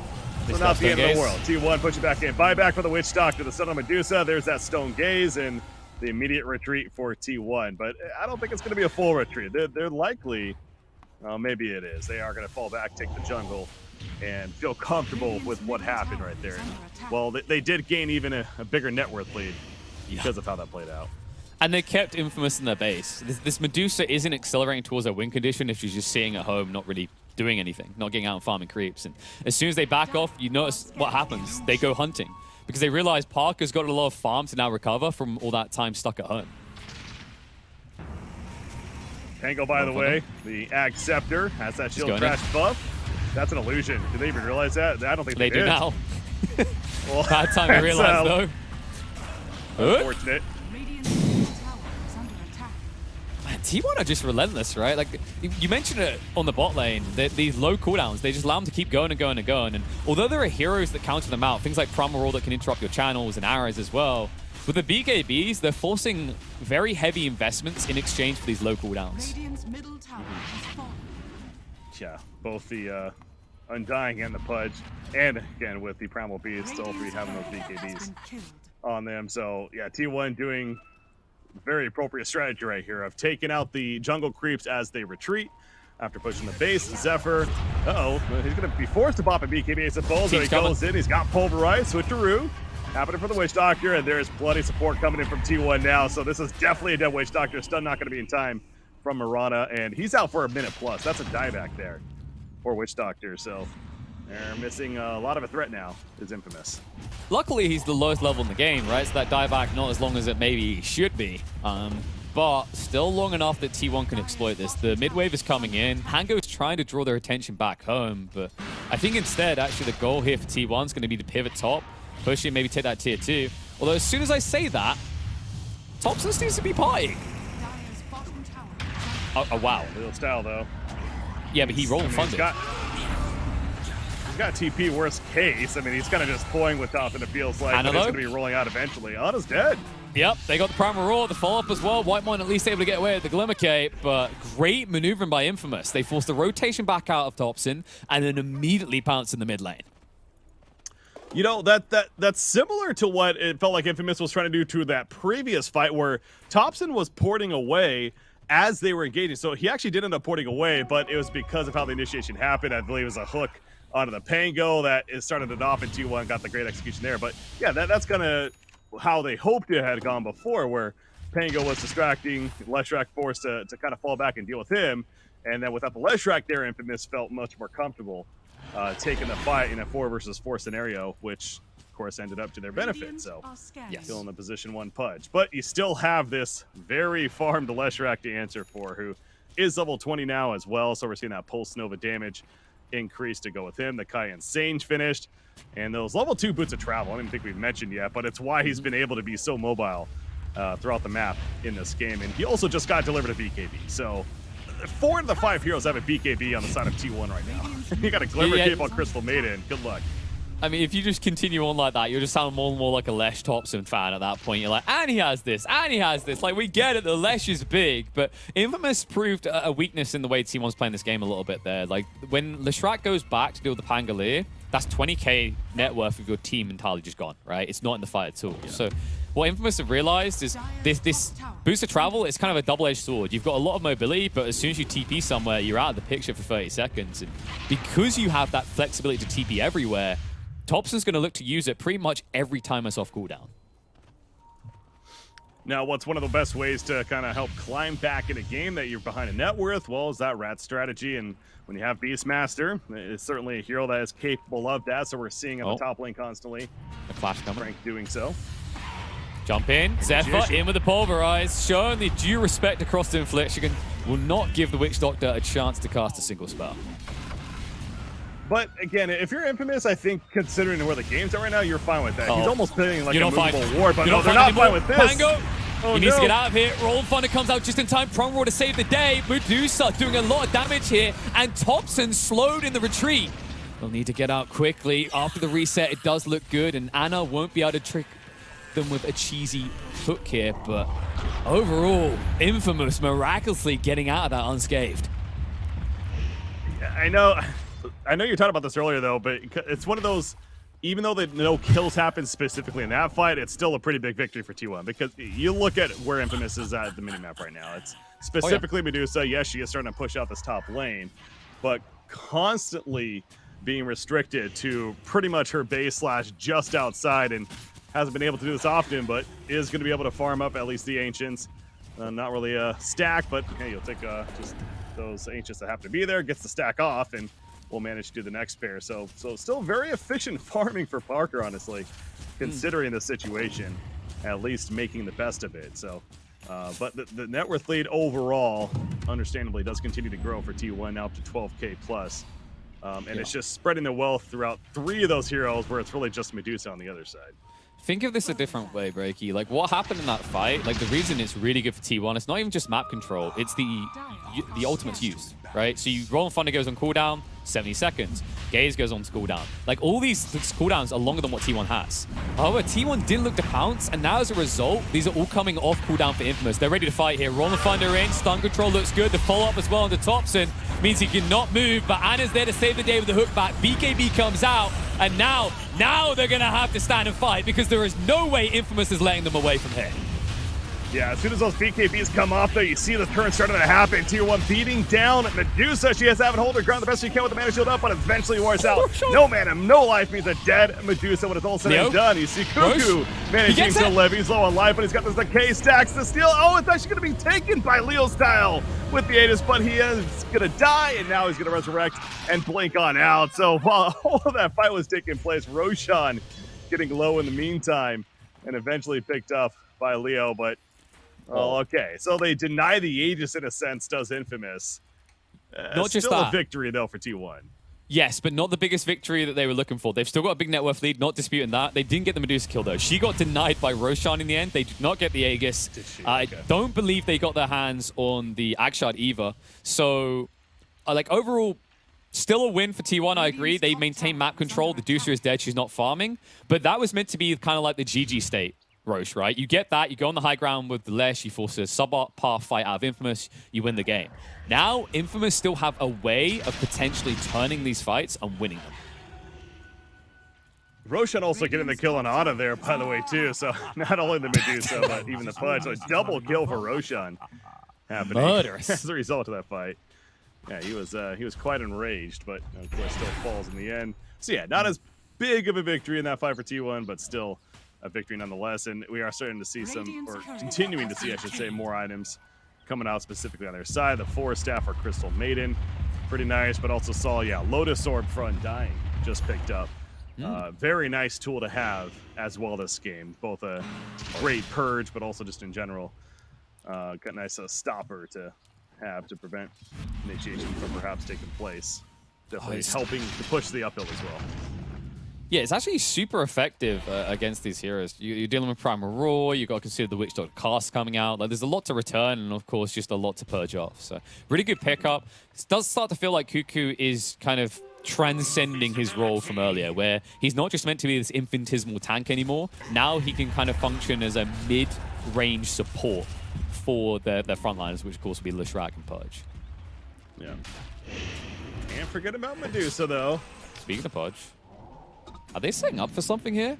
It feels ambitious. I hope they're not going to try to make a jump happen. Even with the TP point, it does feel like T1 has a better position here. More Thunder though.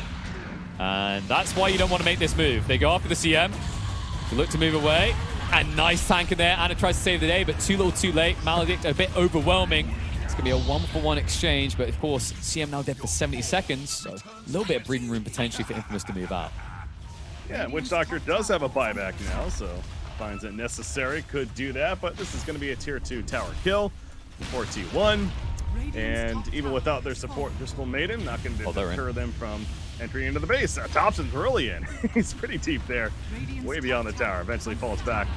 The team already popping that Bloodstone, but of course defense is eventually going to come out. However, Medusa's busy farming the Dire Ancients on the other side of the map, so she's not too interested in defending right now, and for good reason. T1 is not going to commit all the way.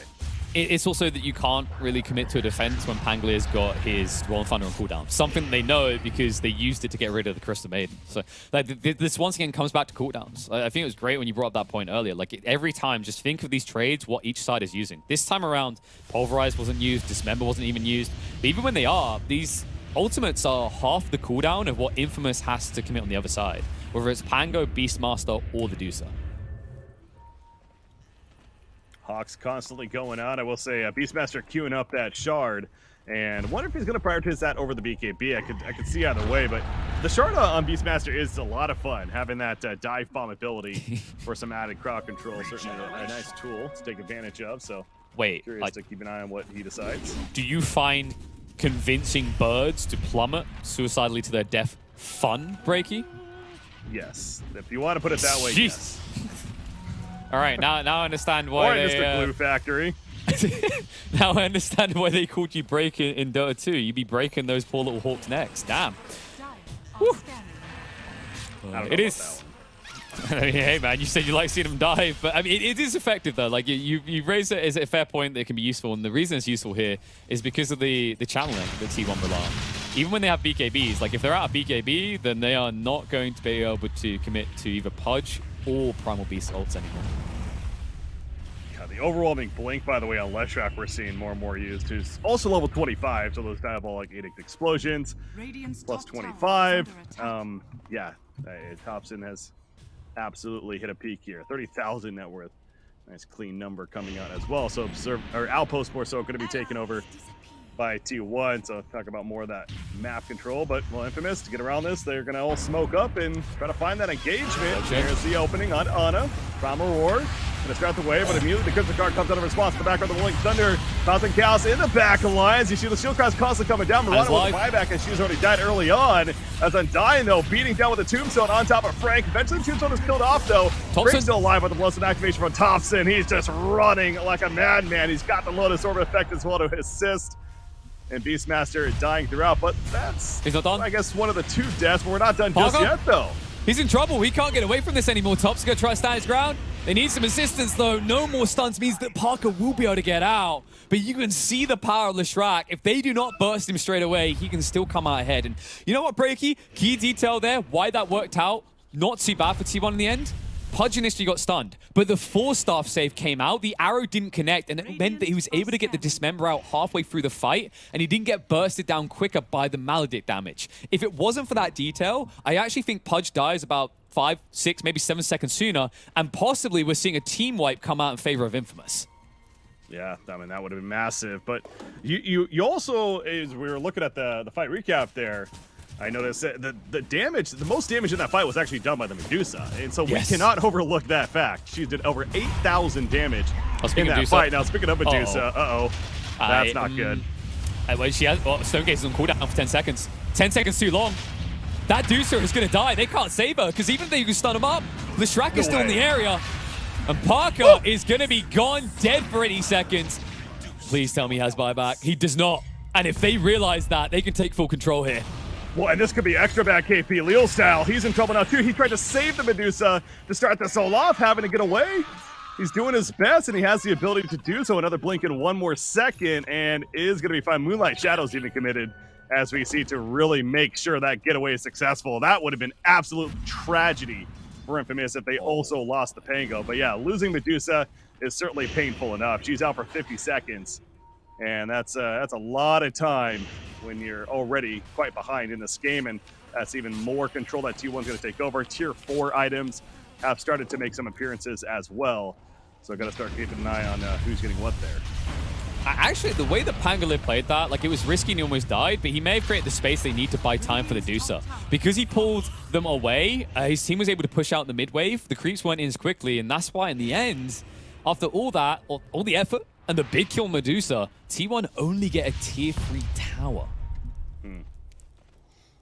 Yeah, that's true. That's so the distraction perhaps paying off in the end for Leo Styles, risky as it was. But yeah, when you're behind like you are, you certainly got to take some of those risks. So it's not a bad play in the end. Beastmaster, by the way, he does have the dive bomb, so I could be satisfied now. Killing of the birds. Yeah. I mean, I'm a pigeon. This is a hawk. That's my natural predator. So if there's less of them in the world, then I'm happy. And the problem is you might not even get them off. You just saw what happened there. Like when you're flying by, Tops are going to almost insta-burst them down. So might be that we don't even get to see that many dive bombs coming out from the birdies. The shard on Leshrac's also really good, by the way, too. Having that split earth buff where you see right here, this is what he'll start doing. He'll just start literally placing them in the base and kind of controlling the zone as a result, as time over time, you see right here, what is it, 3 or 4 seconds, it just keeps on expanding, exploding over and over again. It does make these team fights that much more difficult to engage if you're Infamous, especially when you're being pushed in like that. So definitely a great pickup there for Thompson once again coming out. It's one of those things you can easily forget about, right? Like, you're like, stun's done with. I'm going to move in now. Like, why have I been stunned again? Wait, what? What's happening? All right, it's actually crazy to think. Imagine if Leshrac was on the other team, how good it would be this game, just because all these channeled stuns. But in terms of that element, doesn't get that much value, but it is an issue for the Medusa who can't move fast. And Smina heroes that wish they could move quickly. Affliction in the wrong area at the wrong time. Looks like Michael will at least be able to get away, and they did force out the BKBs from the side tier 1. Yeah, and that's another one. Hey, if you're gonna lose a hero, it's certainly Witch Doctor, who, by the way, has died 16 times. Just saying. Why you gotta do him like that? It's a fact. I mean, you open the scoreboard, it's there. I'm not saying that's necessarily bad. It's pretty bad. I mean, you don't want that to be the case. But we're at a point where it's maybe not the biggest deal that he's dying over and over again. He'd rather be him than anyone else. But yeah, he's dead for another 20 seconds, and that is yet again another opening here for T1. You're doing my boy dirty, right? That's like one of those kind of like poor people are poor situations. Like, yeah, why you gotta remind us? Damn, like depress the situation. But to his credit, like what he's done, if you consider the early game, he kind of paid for himself there. And now T1 have made the adjustment, but it means that at the beginning of these fights, they often have to kill the Witch Doctor first or risk a turnaround. Yeah. It's the third Roshan. Yep, it's gonna be attempted at least. This will be fast. And the cheese on there. This will be really fast. They've got Diabolic's Edict increased damage here, so no chance for Infamous to react. It's going to be another Roche going the way of T1, and you would not have thought that all 3 Roches would be going into the pocket of the team that has Leshrac, Pudge, Undying as their cause. I like how Pudge literally picks up everything, by the way. Mine. So he's like, it's all mine. Nom, nom, nom. Oh, this is an initiation right after the fact. Beastmaster going to be done with the Pulverize, but immediately response, able to get the Primal Roar off. The Tombstone's down, though, and Beastmaster unable to be saved when it's all said and done. And Thompson, once again, continues to charge in the back line. Some Crystal Maiden is picked off, Leo style. He's lost that Rolling Thunder, though, but he is annoying.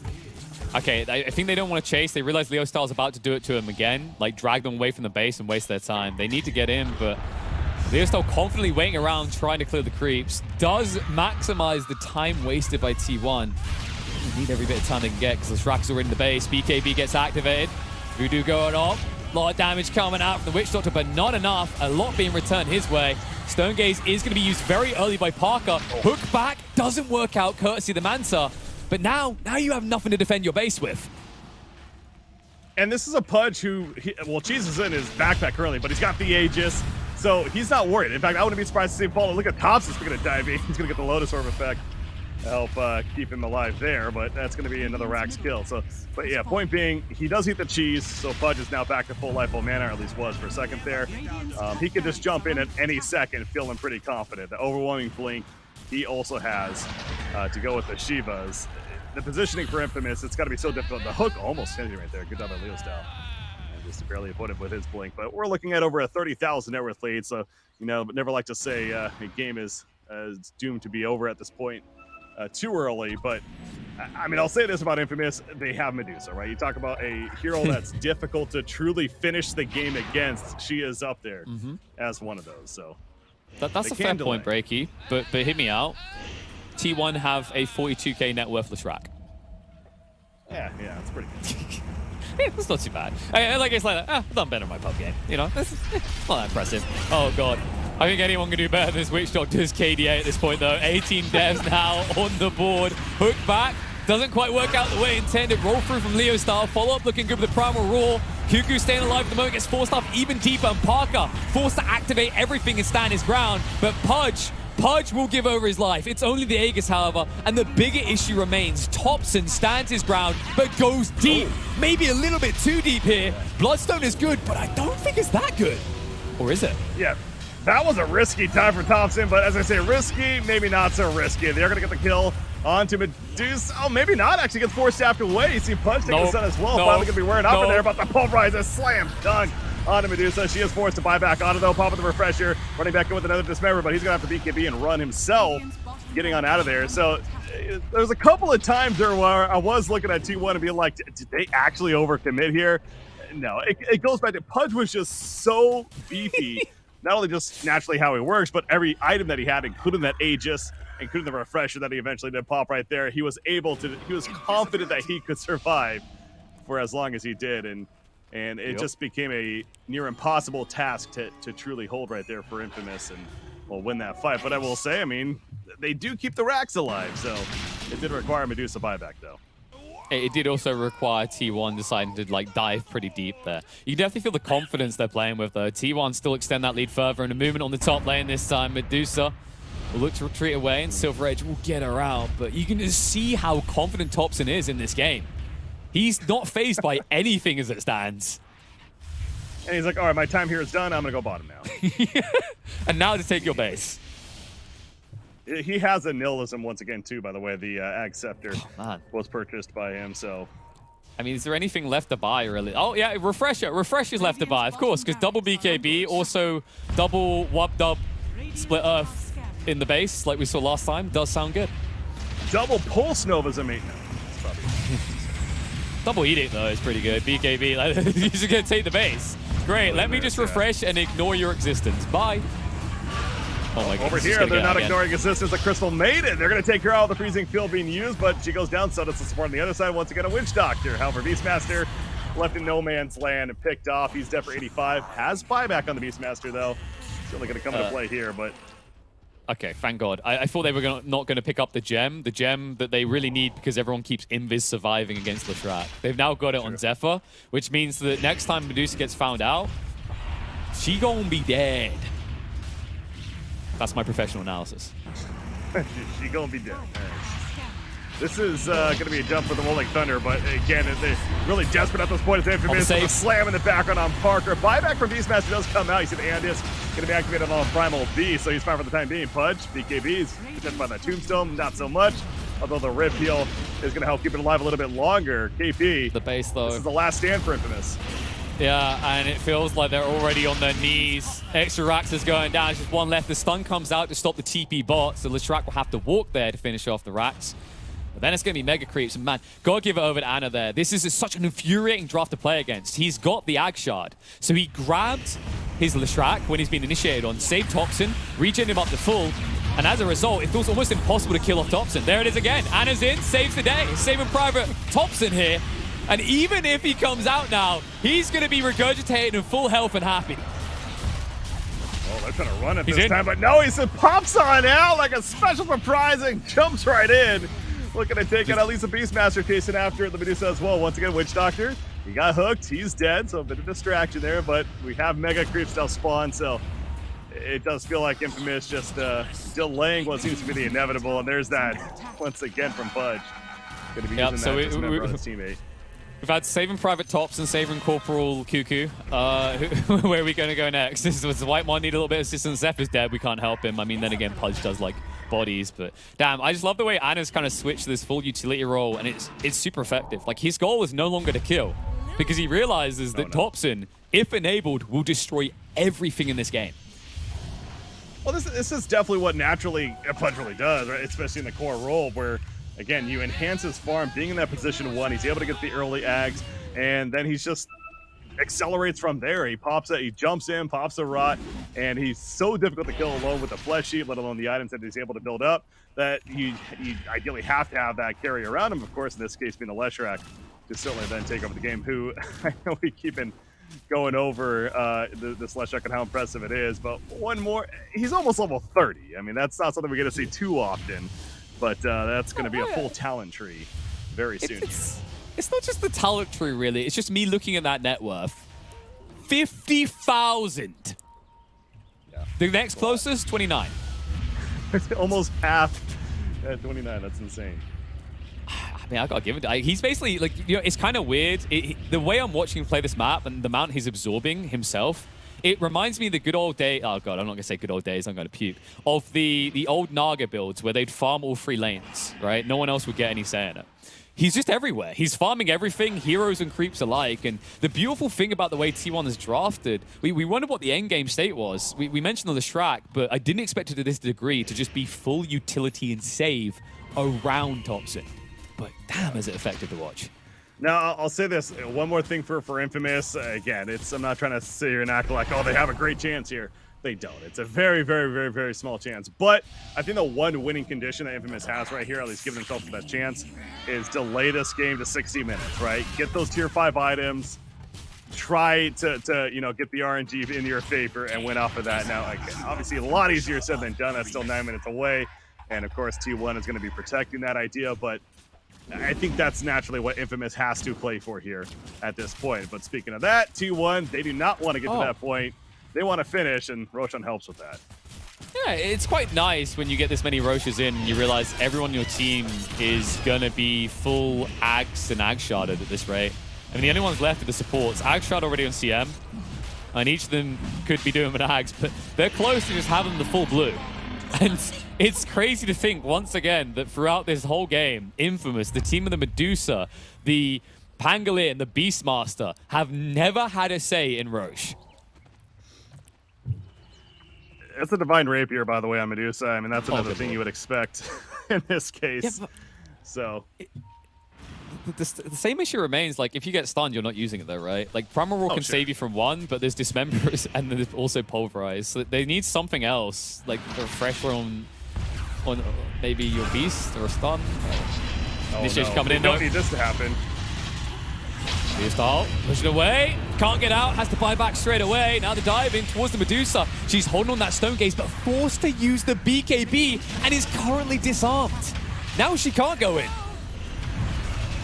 Yeah, she was struggling for the very beginning of that. Buyback, brother, and Crimson are going to be coming back in. Buybacks on both sides, especially on the Radiant, but they're just pushing into the Fountain Medusa with the Divine Rapier, though, standing here, guarding the Fountain. Good Rampage on Thompson, because why not? He's getting low, though. Nice Manta. It's going to be enough for the kill. The red numbers come out, but immediately Leshrac buys back and teleports right back in. It's like, all right, we had my fun. I got my Rampage. Let's actually finish the game now. Fortification, but GG's already called. So it is actually official, KP. T1 will take game 1. T1 looking tier 1 in this game. This was well drafted and well executed. Not necessarily the easiest of drafts to execute, but their approach, I loved it, right? Like we highlighted the fact that Infamous looked like they were playing for this kind of run and gun at you style of Dota. They were willing to fight early on. And I love the fact that T1 didn't shirk away from that and actually found a way to exploit that with their draft. Really interesting potency that you see on this Leshrac in the late game as well. This is a hero that I think I warned at the beginning of the day we're going to see a lot of, and it's going to look disgusting. And so far, it is standing true to that testament. It absolutely is another example here. So yeah, maybe not the most surprising to see the success of Thompson, especially on the Leshrac. But I want to certainly give the shout out to Ana. I don't know if I necessarily say the MVP. I mean, overall, just a great team effort. But his presence on that position 1 Pudge, we talked about with the shard effect later on as well. But especially the laning phase, had a very good time, and got the really early Ags. From what I recall, especially in comparison to others, that was just able to be that force to reckon with that Infamous clearly could not handle. Outside of the occasional Maledict Death Wards earlier on of Witch Doctor, it just wasn't going to happen. So they couldn't break through. They did not have enough damage, and by the time they finally got Medusa some pretty good farm, it was obviously just too little, too late. But that's kind of the, I don't want to say the risk, but that's the strategy of a 4-1, right? You build around the Medusa. You have to have that early game advantage, and I think T1 was just brawling a little too much for Infamous in the earlier game that they could handle. Yeah, the execution was really on point. And I mean, honestly, Frank, he's appropriately named himself Feeder here. It's not looking like it compared to the KDA of the Witch Doctor, but the more important detail is what he built and what happened to it. In those early phases, when we saw the Helm of Dom come out, I don't feel like we saw an impact on it in team fights at all. He could never look to utilize it for team fights. It was just always split push. And I'll give some credit where it's due. On the side of Infamous, they've done a good job of dragging the game out. But I love the fact that T1 found a way to remain comfortable with this game going as late as possible and not having to give a damn. And they have to have tilted Infamous somewhat, right? Like the way that they lost this draft with how big this Lesh is, surely it's getting banned in game 2. Well, yeah, that's all we're going to have to find out, right? So both teams, as well as ourselves, it sounds like we're going to be taking a break, but we got game 2. We got Infamous versus T1 going to be coming up next. Stay tuned. We'll be back.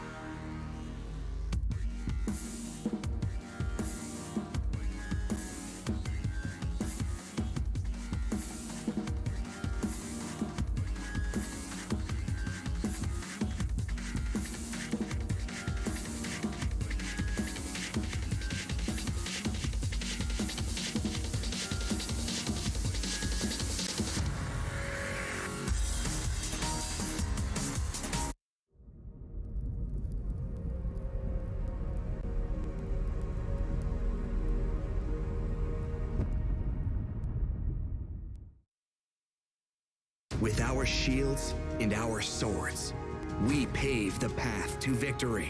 With our shields and our swords, we temper our courage. With our shields and our swords, we're making history. With those who make the game a reality, we're the vanguard. We're with the best. Let's raise our shields. Hope you all enjoyed several minutes staring at that flying, happy-looking hamster. I'm going to change perspective for you. That guy staring at the butterfly the way he is, he wants to eat it. He's not as cute as you think. He's a monster. But speaking of monsters, Breaky, let's talk about Tops and Leshrac a little. Because that was nasty, what we just witnessed. It was, and again, it's we were even talking about on the break a little bit right there. The TI meta that kind of evolves, and it starts here with the LCQ, and at this point where we see some of these heroes that not necessarily out of nowhere, but really start rising their ranks for one reason or another. And Leshrac seems like one we did not see a lot of the qualifiers. They're looking at as like 70th picked overall or something like that. Is already a top 10 hero at this LCQ, and certainly expect to see plenty more of him, if not banned in the early stages. And well, so far, as I know, we don't have the draft on screen yet, but Leshrac is still available at least, so we'll see. Oh no, if that comes out. And not just that, they got the Primal Beast again. Oh, Yeah. God. All right, we'll get into that in a sec. There's already kind of a rip feeling. There's definitely some changes this time around from Infamous Gaming, and that's what we want to see, right? Like that last draft felt like they kind of drafted themselves in a predictable corner. I think this time around, their approach needs to be more five-man fight focused. And I know there's this temptation. Infamous is a team that likes to fall into that 4-protect-1 format, but T1 has flipped the table. They have no interest in that traditional style of Doa. They want a five-man brawl. Yeah, they absolutely do. And starting with a hero like Primal Beast, and as mentioned in the last draft, and now we've seen really in this event from T1, we talked about the Thompson, Primal Beast. Well, Zephyr played the last game. This is a hero that can flex quite a bit in terms of what makes sense in your draft when it's all said and done. Now, okay, now this is an interesting pick, right? Where Silencer, speaking of dead heroes prior to the TI, and the qualifiers really saw very little to none of Silencer. Did get some changes in the recent patch, the C patch, and some buff damage, I believe, on his curse. And this is an instance where he's also very viable because you think Silencer as a great counter to Enigma, and that's the matchup we have here now. Hey, man, the big change is his armor, right? -1 armor to 0 armor. Hero's alive again. Oh, man. That's pretty big, yeah. I just love how, like, in Dota 2, there's kind of been this memeful history of, like, heroes just getting +1 armor, +1 armor, +1 armor. And eventually, it does get absurd. Like, we've seen in the past, a hero over a few patches gain 5 armor and just boom. But you're right, like, some changes, tweaking his abilities. I think some changes were made originally to kind of cripple him, right? With 7.32. I think his attack speed got decreased. His base attack time went down as well. Like, clearly, they were predicting this hero was going to be a nuisance. And in fairness, I don't think anyone wants to see Silencer be popular, right? Like, the most anti-fun hero in the game. Up there with how Doom used to play. Is up there with one of the most annoying, absolutely, heroes to play against. I don't know if he's techies all necessary, but is certainly on that up on the list. But again, in a sense that 10 seconds. there's not a lot of matchups that we're going to see Silencer, but Silencer against Enigma, I go back to that. That is the sole reason. Enigma is a hero that we are seeing a bit of, and so kind of naturally with those recent buffs to Silencer, he becomes a much more viable option. And hey, we are dealing with T1 after all, right? As far as a team they're willing to try some different things, and so maybe not the biggest surprise here, but. Like, just look at his face right now. That's the face of a man who's seen too many Silencer games. He's like, not again. Not this. Yep. At least he's going to try to be annoying on the other side there, right? They whip out the tiny tusk. They're hitting that tick, right? Like we want to see a lot more fighting, a lot more brawling. I like the fact they've got Enigma as well as this kind of like anti-team fight element to open up the draft. And it is going to force T1 to react to it. That's what the Silencer was really about, is just ruining the Enigma's existence. Yeah, and also begs to wonder, is this going to be a support Silencer, or is there potential for the core? Again, and we're dealing with T1 after all. I mean, they ran that mid Enchantress in the previous series, so dare I say a Thompson Silencer is absolutely possible, but we'll have to figure out the whole draft before we get to that point. Now, Monkey King coming out for T1. Maybe a little more confident that could be Ana's hero, but they're going to go with the, I expect to be, I don't even know why I'm saying that. Hell, support Monkey King certainly is possible too. So, but their 4th pick to come now. 5 seconds remaining. I'm curious to see if this will get flexed in any way. Like, I'm kind of expecting this just maybe Anna's hero, but that there are, of course, like the possibility to get a Tops and Monkey King. There is the possibility of support Monkey King. I think is still kind of okay. It just doesn't really have the biggest reason to like exist in this game right now. I think Tusk is actually a decent solution very early on the lane to Monkey King. The lane eventually shifts the other way, but the cool thing about Tusk is once you've done your job of oppressing MK for the first 2 to 3 levels, you just walk elsewhere and gank. Love this Rubik pick as well.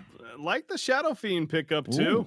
Again, we've been seeing this safe lane Shadow Fiend even making an appearance. And you talk about some great team fight combos, the Wombo combo with the Shadow Fiend and the Enigma, pretty good. Tiny can also set up there too.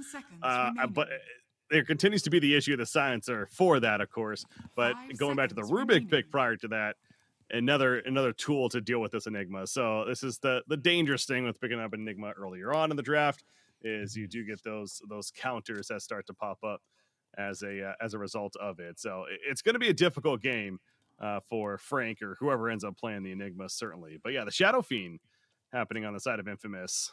That's going to be fun to see from them. Right click hero that certainly has potential to do a lot of damage this game.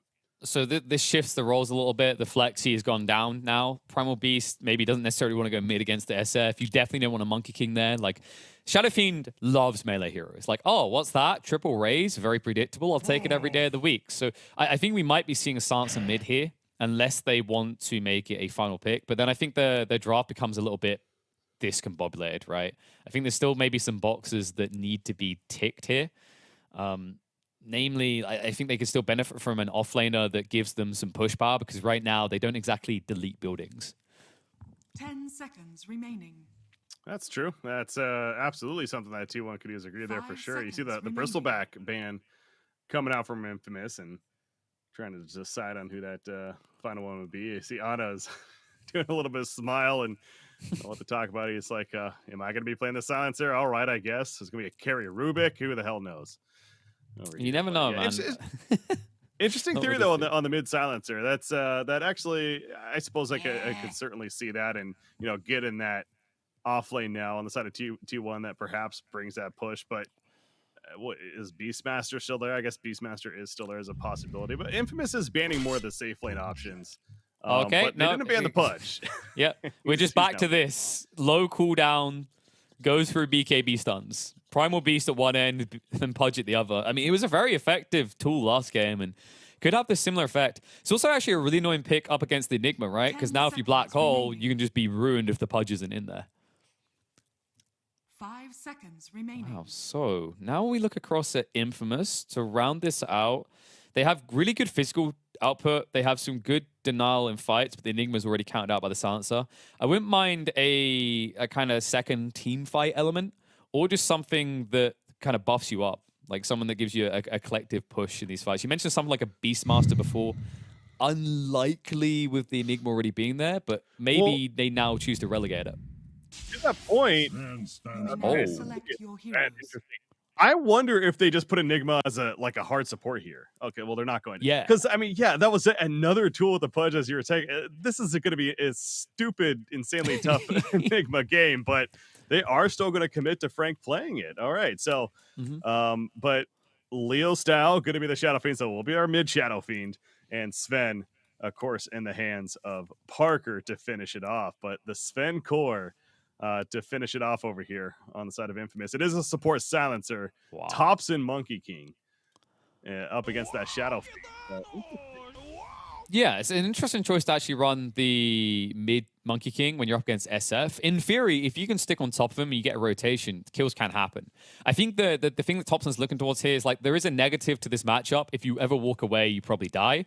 The positive, though, is if you keep walking towards the SF, he has to walk away or die, right? Because you just get the Jingus out and you obliterate him. So maybe it does actually work out as a good pick. I think the key detail is going to be who gets level 3 quickly here in the mid lane.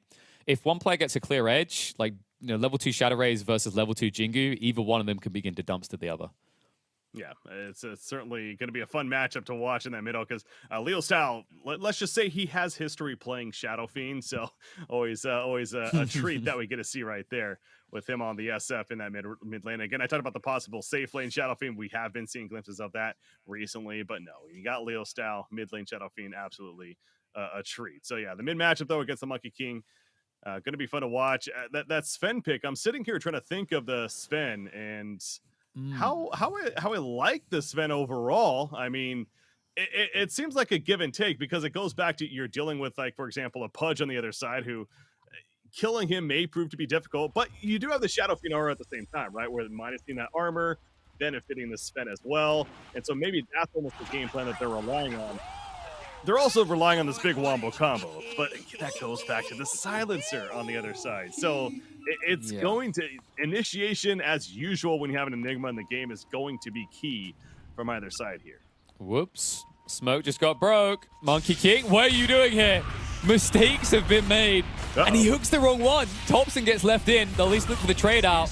But first blood will go the way of Infamous. That was not the plan from T1.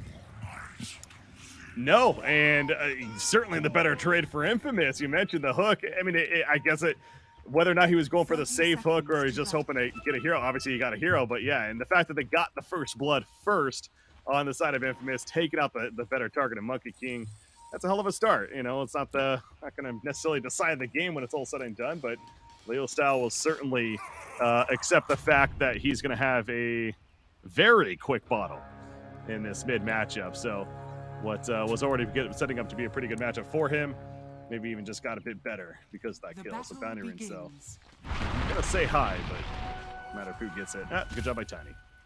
Yeah, already hits him a minor XP lead, right? Not a substantial one, but it could make that edge of him hitting free first I talked about earlier. Now, you mentioned that Sven in this draft, and I think Sven is definitely better than the draft last game, right? This is a hero that's going to be active quicker than a Medusa, but what I'm scared of is how much of your draft gets counted by silence and how bad it's going to be if you get hooked like this. Luckily for him, Thompson was not in position to exploit that, but Leo Style having a small heart attack there. That's a position 1 Pudge, by the way. Supporting the Monkey. That's the last thing you expected for Shadow Fiend, and it almost worked out for a potential kill, but he was able to kind of squeak on out of there and survive. So you love to see it, though. Ana and Thompson playing together from the beginning. Not able to connect, though, as far as the kill, though, goes. No, what he was trying to do is hook him onto the high ground, and then Thompson shifts to the right side after stunning, and they body block him between the two. Didn't work out in the end. Leo Style very quickly maneuvered to the right side and got out of what would have been a very uncomfortable start to this lane. In the end, Leo Style is fine, and again, he's working with that early bottle that's already being delivered out. But we got our bottom matchup, though, of the Enigma down here as the core going up against Pudge. So again, in the laning phase, maybe going to be a pretty good Enigma game. It's just throughout the game, specific to that black hole presence, that is something to keep in mind. Yes, the black hole is, of course, a big factor. That's why Enigma is very powerful, but it's not necessarily the whole hero. He still is able to provide plenty, and this is one of the things of early farm, right? He's going to get these aura items most likely. We do see the Urn in fact queued up, which a Spirit Vessel this game actually would be a very good pickup if he wants to go that direction. But he's going to get the farm. Yeah, I think you highlighted why didn't they shift him to the support role a little bit earlier when we were talking about the draft, and this is why. Like, you know, if you play Enigma support, you are just a black hole. You know, you can get a little bit of farm, but nowhere near as much as a POS-free Enigma. So would you rather have a hero that diversifies away from what's now countered, or would you just have this kind of one-trick pony that Whitemon could essentially just sit in fountain for the rest of the game and counter? I like this approach. I think it's just playing to an advantage instead of looking at your pick and then making it even weaker than it is. Ooh, see, they're going to pick out Silencer. They're going to go for this kill. Silencer, Whitemon, he's in trouble. Likely dead. Is going to do as much damage in return to the Enigma and going to allow for the turn from Ana to come out. So kind of just standing his ground, accepting death. And proved to be the correct calls. On a hook, it's not going to be a kill on Michael. Oh, he's believing a little bit too much here. He's got to show some respect, though, but Michael does have the salve. Ana definitely living on the edge here, though. Has already got the Soul Ring, so there's plenty of hooks still to come in this lane. And The beautiful thing is in another level or two, you get some points in Flesh Heap, and you can easily just sustain throughout spamming hooks consistently. Yeah, we are seeing the silencer impact of that curse as well as the last word coming out to help set up that kill that happened on Enigma, at least initially. Top lane, we got the Primal Beast in the hands of Cuckoo, so yet another role we're seeing this hero in. Not a big surprise once again, quite the flex pick. Bracer with the brown boots on him. So they've played it POS 2, POS 4, POS 3 so far. Wouldn't be surprised to see POS 5. I would have a heart attack if we saw POS 1. Don't count it out. Definitely don't count it out. I'm not. It's still possible. Hook bot lane though. Anna, ambitious. And well, it doesn't work out the best of ways for him in the end, as actually Anna goes down first. Frank does get the kill.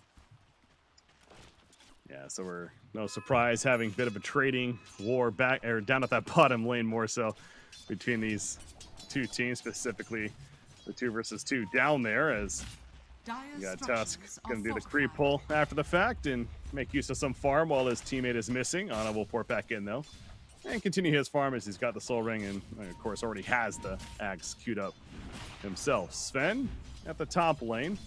How is he doing? He's doing not too good. He's 15-0 against a 17-6 Primal B, so it's a little bit of a tough lane for Parker. Yeah, and meanwhile in the mid, things aren't too bad for Thompson. Like, he approached this lane the right way. He went for the Uve. He has 2 points in Jingu. Leo can't really get that pressure you usually see against a melee laner. It's just the way this lane works is, in theory, it should be SF favored. But if you get close, there's nothing you can do. Bot lane, though. Roll through. Silencer goes down first. Pudge as well.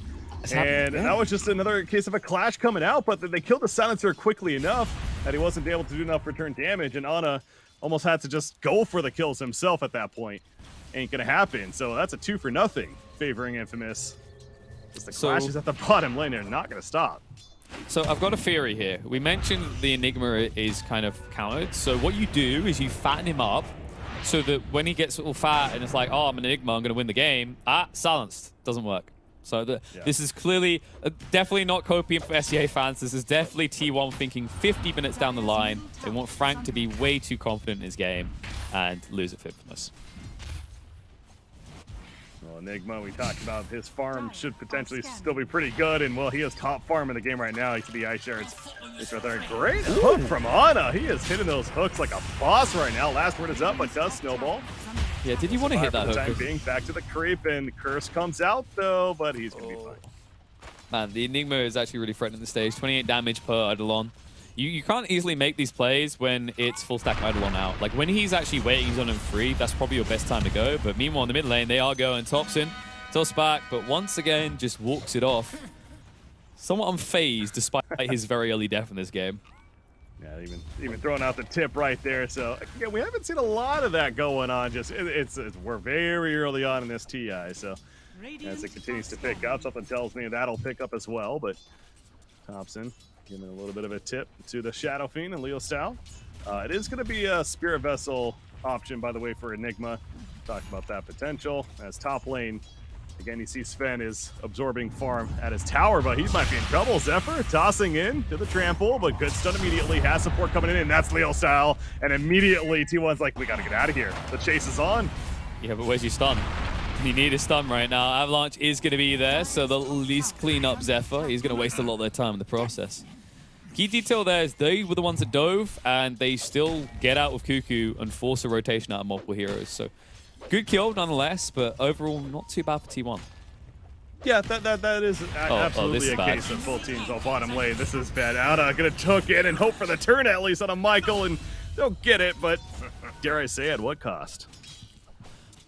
Okay, I'll give you the cost. I'm that Sansa right now. I'm in my pub game. I say it's okay. I made them stupider. Am I huffing copium, or is that reasonable? That's, well, no, it's not reasonable at all. No. But it is a fact, at least. Yeah, you know, maybe if it had been that mid Sansa, this would be a detail that matters. But yeah, it is frustrating for the task because you're just being stripped of your int, right, at a very early point. It doesn't feel good on a hero that doesn't exactly have the biggest mana pool, but definitely has a big need for it. But yeah, just offset it. Get yourself some mangoes down the line if you need to. Yeah. To be honest, he doesn't really need to spam that much. It feels like every time he's using abilities on this task, it's leading to a kill. mid lane. Speaking of kills. Style Requiem. He's going to be lifted up, though. Tossed in. Now the Requiem going up. No, the last word comes out, so he can't get the damn cast up, but we got a black hole. And that ain't being stopped for the time being. 1 down, 2 down. Silencer and Monkey King both will fall. So the Requiem being stopped over and over again. Over top. Well, Parker Cuckoo makes the best of a bad situation. He's like, well, we're outnumbered on the mid lane. It looks like you left the Sven alone farming top. So still a good fight coming out from Infamous, but keep in mind it did cost him the black hole as well. And of course, there was no counterplay for the Silencer. He wasn't level 6 yet. Maybe they can actually try and aggro onto him now. The problem that you have is Ana is still lagging behind here. Enigma hit 6, but just still sitting on 5. By the way, it is worth pointing out that Silencer, I know you talk about the insta-steal, he actually doesn't have the Glaive of Wisdom yet, though, which would allow for that to even take place. So, and again, being a support, it's understandable. But as the game picks up, that of course going to become more of a factor. He's going to be involved here as the hook in onto Enigma. There is TP support. Enigma getting low, the auto attacks, and the tower assisting for that kill. However, Ana goes down, though. Affliction with the toss to finish the job there. Michael, he's dead. Boundless Strike will take him out. So a 2 for 1, but that's another kill on Ana. Man, Leo Style is learning how annoying Prone Beast is. While that was happening, Leo Style had to watch his tier 1 top go down because he was trying to make a play with Invis. Didn't work out at the end. I mean, this is the annoyance of Primal Beast. Just look at him. He's got his Ogre Axe already, he's got his Bracer. It's at 1500 HP. Even if you hit an almost perfect Requiem, it doesn't feel like it's going to be quite enough. Now, something that's always interesting to look at for these Shadow Fiends is he has really 2 style of plays, right? He has the right click, just damage dealer style. He has the magic build style, the raises, the Requiem. And knowing that they have a Sven position 1, we haven't seen a lot of these physical builds of Shadow Fiends lately, especially in position 1. But again, he's mid this time. He has Sven as that physical damage presence. He is going to Yule. So I would lead me to believe that we are going to be seeing more of that. A Wombo combo, the Requiem initiation, the raise build, and thus the talents will reflect that as well. We'll find out at level 10 what he's ultimately going to be doing, but I assume it's going to be that magic focus. It definitely looks like the magic focus, and there's a justifiable reason for this. The right-click build does feel really good for scalability. The problem that you have right now is who's covering your mid-game, right? You know your Enigma has done well so far, but ultimately he should be counted out. So you need someone else to kind of pick up the slack, which is why the magic build is better. It comes online quicker. Now, in an ideal world, I would say, you know, if you didn't have a counted offlaner, you go right-click. Because if you look at the lineup you're against, it's going to be very difficult to keep getting these Requiem bombs off when you're up against both a Pudge and a Primal Beast. Yeah. Top lane Ana is actually trying to farm up here now. That's already 4 deaths on this Pudge. So it's not been the friendliest of games for him. We talked about last game how he really had a great start. He got the early Axe, as you expect to see in your position 1 Pudge.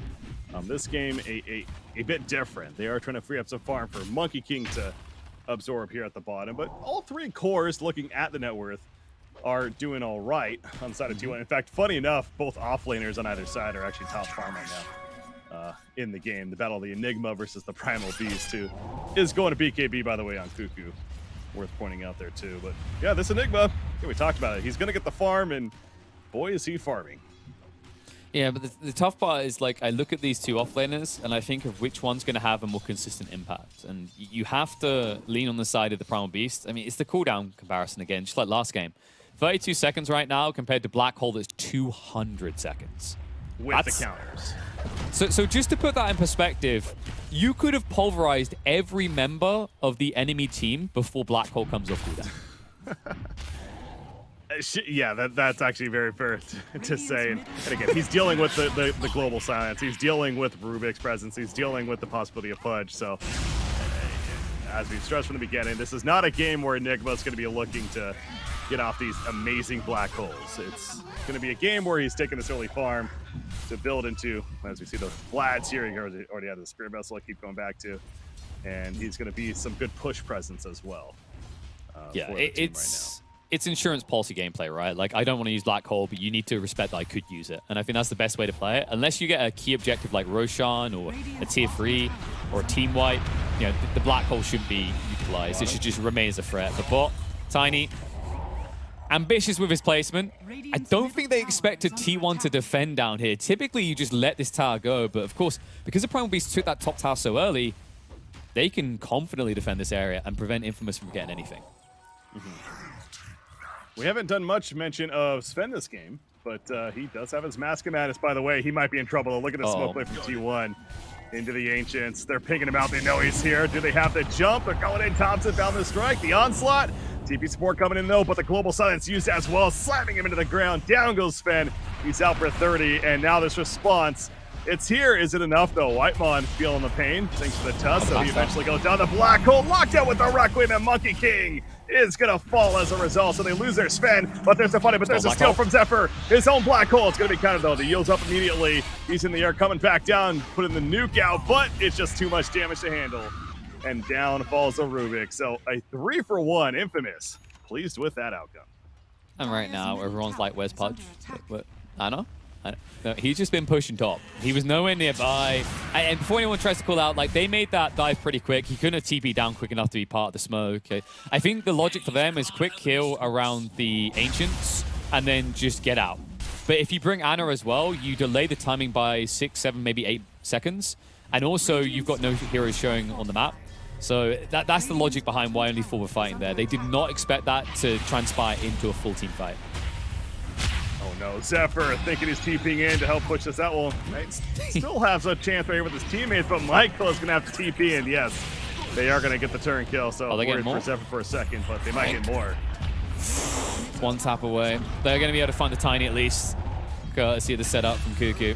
And now this T1's going to be going down. And I want to remind you that so far, Infamous, although they're somewhat fighting back and forth, they've yet to take any towers yet. So they're very limited on where they can go on the map. They are. They do have Sven, though, who I believe has finished his Echo Saber, if I'm not mistaken. Or actually, he's just about there. So he's almost there to go with that Mask of Madness. Obviously, pretty good.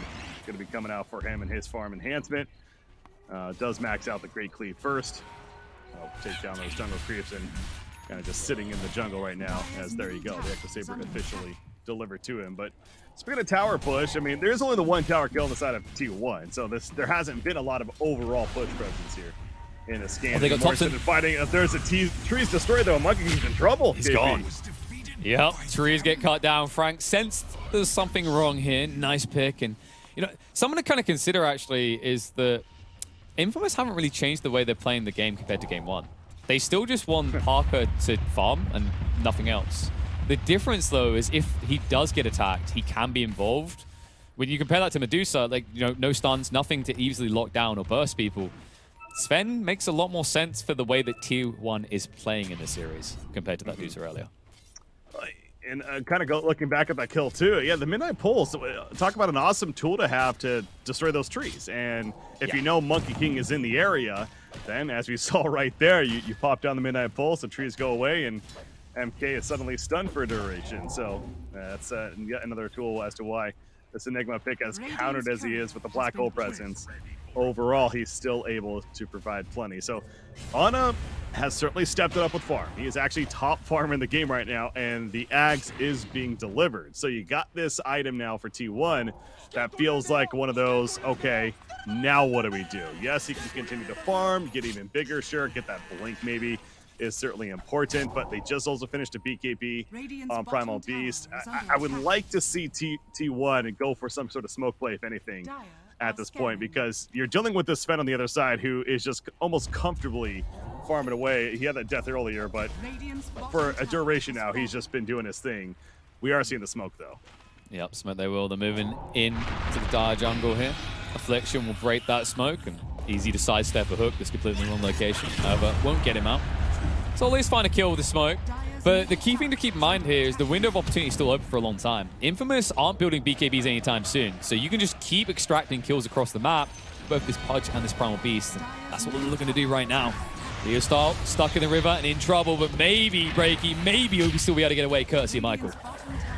Michael, he's the one in trouble now, though. So, yep, saving his teammate, but Tusk, don't think he's getting away from this one. Just going to make it take as long as possible, and eventually the damage is done. So now Monkey King immediately goes into the Dire Ancients for somebody else, but Shadow Fiend, he's already well away, and Enigma's porting in next to him, but they're not done chasing, apparently. They're going in. Shadow Fiend going to be jumped the hook to secure the kill. When it's all said and done, Thompson, though, that Spirit Vessel's up on him, going to take the Storm Hammer to the face, the Black Hole on Cuckoo, but there's the Global Silence. we see to immediately counter it. In trouble. Dismember's going to come out. Slows as well, so they can't easily retreat. Pulverize will keep them on the spot as well. Now, luckily for them, Anna is not willing to throw out the hook just yet, courtesy of Parker being in the neighborhood. But Parker's here. He's not farming, so he needs to find some kills. In onto Anna. Slows are going to come out to keep them away, and maybe he can make his escape, but too low on the HP. Spirit Vessel ensures he can get out, and Infamous in the end turn it around. Yeah, I mean, that's actually pretty clutch. The fact that they were able to get that turn kill and deny the tower. On top of that, and I mean, when it's all said and done, as far as the fight recap goes, Infamous slight gold advantage in their favor by about 200 or so. So yeah, if I'm Infamous, I'm actually feeling pretty good, honestly, right now. Your black hole got countered, as you know it was going to, in this game immediately by the global silence, yet you still won the fight. When it was also, and your Shadow Feet got picked off from the beginning, by the way, too. That's the other key of what happened there. So the fact they were still able to win that, very clutch. And Parker, he's got his blink now, and now the BKB is going to be coming up, and that feels like the absolute item, if I'm Infamous, that will really set things in motion, right? Where a BKB on the Sven, who also has some nice damage assistant items. Now they're going to start pushing as a team when he has it, at least, and it's going to feel difficult to stop. But he doesn't have it yet, and they're trying to find him. Sven in trouble. Lift's going to come out. Stun returned to its owner. Pulverize locks him in, and Parker is going to be going down. And I mean, this is what I was fearful of, Breaky. You know, we talked about that black hole, how great it was, great turnaround for Infamous. Now it's on cooldown. T1 are about to get incredibly aggressive because they still have a 100-second window where Frank doesn't really contribute anything to a team fight. Yeah, very true. And that's, of course, to credit of T1, is very aware of that situation. So they have that more freedom now to roam about. And the timing, too. They're understanding that Sven is likely a hero that's going to be looking to take out his Ancients, that they've already seen multiple times this game. And they happen to time correctly at that point. So Caster's Curse perhaps a little bit kicking in there. Sven, that BKB delayed that much more. And Ana will make sure to take out this current stack of Ancients before Sven's going to be able to come back in. They also get the bottom tower push, does T1. So another good thing happening there for them. But don't think of it as a caster curse, right? You just, you know, you envy Sven. We all do. I mean, I wish I had muscles like that. I'm not fond of the head, actually. I'll say that. If my head was shaped like that, I mean, I wouldn't be able to wear any of my headsets. Well, that's just a helmet, is it? This is actually is it, though? Like, because all of his helmets are kind of that shape, right? That's true. Got that funky thing going on, maybe. Yeah, I guess we've never seen him unmasked, so. Actually, maybe I'm wrong. I think there's that one helmet. It's the Spartan one. But still, we've never seen his face. So you know, it seems like he's a... We shouldn't talk about it, Breaky. I think maybe Sven's a bit insecure about his head. If that's all it takes to get us buff and big as he is, I mean, you know, sign me up. I'll take that. Yeah, I'm willing to make that sacrifice. Misshaped head and all. Oh, there's those Ancients, so immediately goes over. 3-player smoke from the side of Infamous. They're hunting in the jungle themselves, not going to create that room, but gets scouted out. The curse happens. A toss back on a Thompson. Wukong, no, he's going to be knocked up in the air. Stop for now. The BKB is going to wear it out with the hook. Pulls back Frank and goes for the ultimate, but immediately silenced once again. And with the Wukongs, maybe overkill, but they got him. Did he steal it? Zephyr's got the black hole as well, so now they have to play really defensive. Not only do they not have black hole themselves, but now they have to worry about T1 getting incredibly aggressive. You can tell Infamous knows as well. There's complete retreat mode here. Not want to give them a shot, but yeah, that's true. That is a long duration that they have this black hole now to use it. You see what T1's going to do. They're going to immediately smoke and go hunting with it. We'll see who they find. Parker could be possible if he gets greedy here. No, they see Tusk. Yeah, that's not the kill they want. They're going to hold on to it. Probably trying to threaten some objectives. They did just ping Parker. The gluttony of a POS 1. Just let me hit a creep. Maybe 1 or 2 creeps. Sure. But we get to hit you as well. Michael. Oh, Tusk. Going in. Whether he likes or lumps it. Just going to turn around on him, though. Gold Strength comes out. Parker, willing to fight, blinks in straight away with the Storm Black Hole used against them. Pulverize as well. They can't even back off. It's going to turn against them here. Both going down. Cuckoo not done yet, though. Looks for an extra on the side. SF dead and Infamous in shambles. That is the worst feeling ever if you're Enigma. It really is. Knowing that you not only died, but you gave up your black hole to the Rubik, and it's what sets up the next massive fight for T1. So that's got to sting if you're Frank especially. But, of course, credit to Zephyr and the team of T1 for executing as they did. Yeah, the jump from Sven, whenever you hear that Godswing pop like that and the war cry, you're like, all right, here we go. Immediately stopped in his tracks by a black hole and just got locked down to death. So a couple of bad feelings there for Infamous. And you talk about gold swings, that was a massive one. It's now a lead for T1. There's about a 3,000 swing in that fight alone.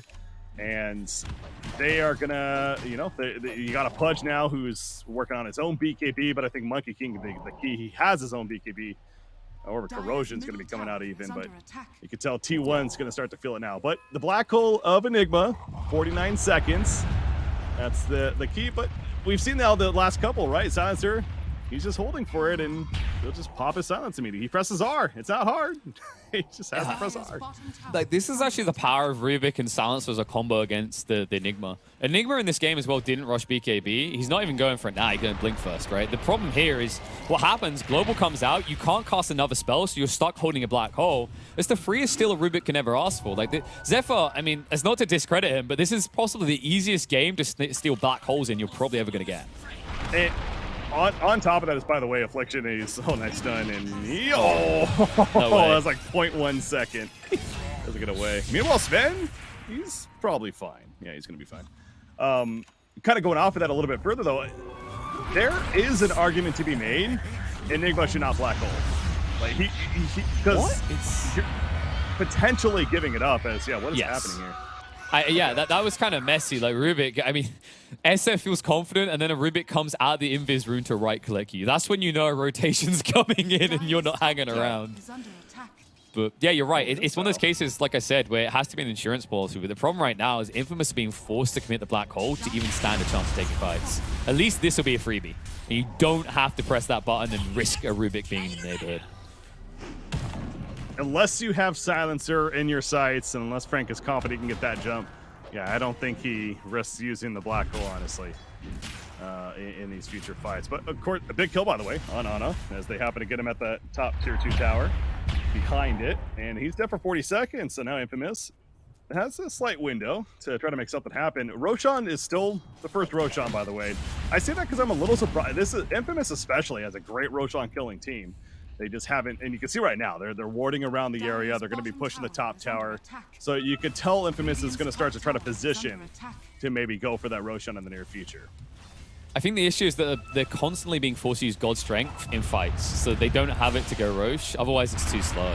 In an ideal world, T1 chills, and they let you just farm for a minute or two, and you can go for a God Strength Roche play and then follow up. But you can see T1 don't play that way. These guys have no chill. They are incredibly aggressive. They're keeping that up here in game number 2. Stuns come out. The initiation looking like it's going to backfire for Infamous as Affliction in a bit too deep. And the counterattack on the side, but the black hole there to counter it out. T1 turn about. The silence and opener was good enough to secure them around the pit. Yeah, Silencer did not have a buy. That's the first thing I looked for. Did he have a buyback? He did not. The second he died, that was the absolute opening that Infamous needed. And it goes back to, if they have the jump on Silencer specifically, then you definitely go if you're Infamous. And that's exactly what happened right there. They lost 2 in the end themselves, but clearly a win of a fight for Infamous. It's not going to transition into that Roshan, at least yet. Well, as I say this, Parker just jumps in with that Mask of Madness, and they don't have the Shadow Fiend here. He's busy pushing out the bottom lane, being a presence down there at least, but this is going to be a free Roshan because of it. Yeah, this is a nice thing of having to hear like Enigma or Beast Master on your team, right? You just have the boost to travel, you can come in on the creeps and instantly be at the next objective. So they do secure a big one here. He want the Aegis badly, and it finally happens immediately after we talk about it. There you go. And this is that point, because he also just got the BKB recently, now with an Aegis. Yeah, Infamous, they are starting to take control of this game, because big items to have, not only, what was that? I mean, I was just watching you say they're taking control of the game, and Cuckoo's shaking his head as he just keeps going as deep as possible. This hero is just so obnoxious. It feels incredibly difficult to punish a Primal Beast. Like, where would you define as out of position? Does it exist? No, it doesn't. He can be anywhere, it feels like, and he's going to be able to have some kind of presence in these fights. But that right there, by the way, we did see the BKB use of Sven, so much for that first use Could help keep him alive. But yeah, speaking of the Primal Beast, he's continuing to just go, stomping the ground, being angry about everything, but not going to get a catch goddamn there. However, they will taxes. push him. Welfare. I'm sorry, I'm just trying to imagine the things that make Primal Beast so mad. Anything you want to add to the list? What do you think he's mad about? Not sure. I'll think on that one. Okay, it's going to be a European thing, but the offside rule in football, so stupid. You know, you know what you can do as American, you can be like, why do British people drive on the left side of the road? There you go. Well, that's all right. Why do they? Let's talk about that for a while, actually. I don't think we get much time to see. The lift comes out from Zephyr. Beautifully done. Yeah, he's dead. That's a dead tiny. 4-player smoke, though, for Infamous. As kind of off of that, there's a double damage rune as well. I don't know if either team actually sees that there. Not yet. But Infamous might find that soon. Oh! Yeah, they are. Oh, so you give it to the hero that is a double damage. Wow. You like it? God. I'm pretty sure anyone dies to this Sven if he stuns them now, actually. They need to get out. Anna's waiting around. They catch two. Parker goes in. Straight away takes out the Sansa. Anna will try to run away. Gets the blink off, but Leo style catches him with the Yules. A Boogaloo to party. And celebrate an easy 2-tapper there. Yeah, and as I was saying, again, Sansa does have the buyback now, but it's certainly not worth trying to even remotely save the Pudge at that point. But yeah, that's exactly the hope that Infamous was going for. He just shredded them. I mean, even the Pudge dropped quickly when he got on top of him eventually. So yeah, Sven is why would they stop pushing after this? They got 2 minutes plus remaining on the Aegis. Gonna push out the mid lane. They see what's happening top though. Guess what? It's a Primal Beast pushed up here and actually in trouble. The Black Cold solo locked into. They have a Requiem. They do. BKB is going to be wearing off soon. Midnight Pulse coming out. Is Requiem even needed? He's not going to go for it. He's got raises and team support. So there is the free kill on a Primal Beast. Definitely worth the Black Hole coming out.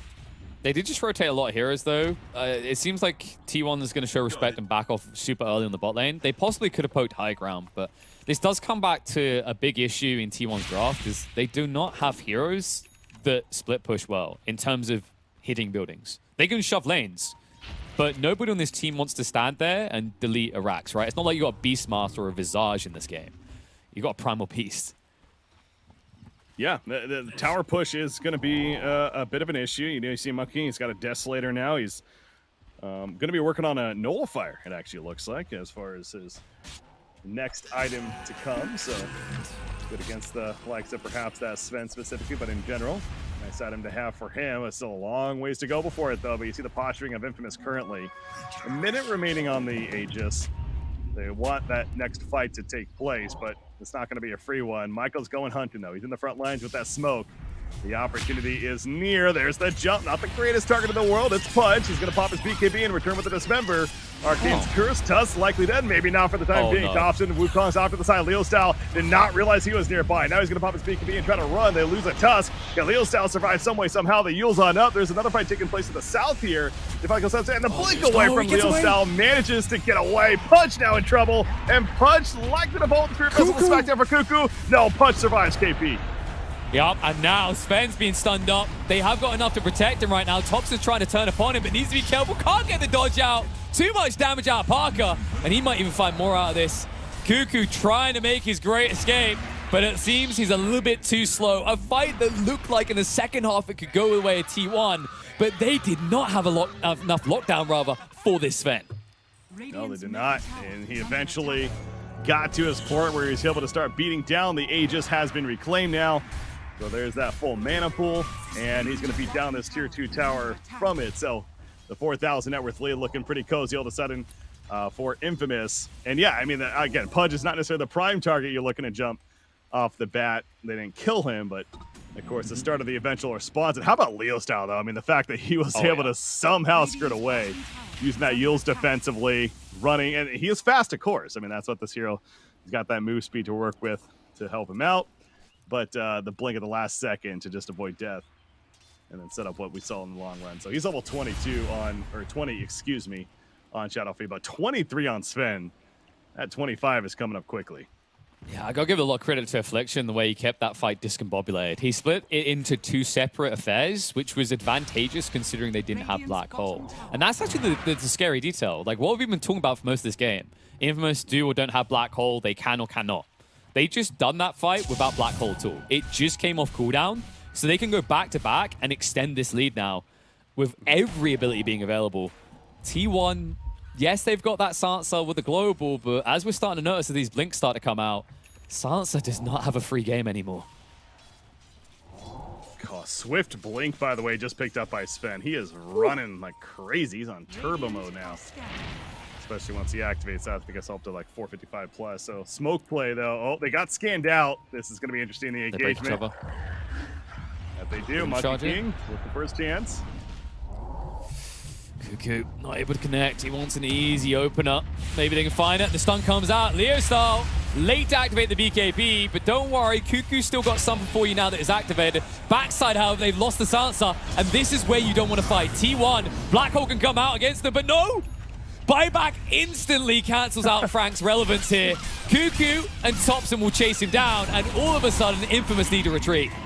Well, and Shadowfiend also gets picked up. Speaking of retreating, Tiny attempted to do so as well. He's just dead, though. You look at the south, though. You got Sven running back in. He's got God Strength still ready to go. He's looking to find Cuckoo. Not going to happen. Onslaught away with the TP, and that'll be the end of that. So, I mean, it started so well for Infamous because Sven, naturally, focusing the silencer. Jumped on top and bursted him down right away.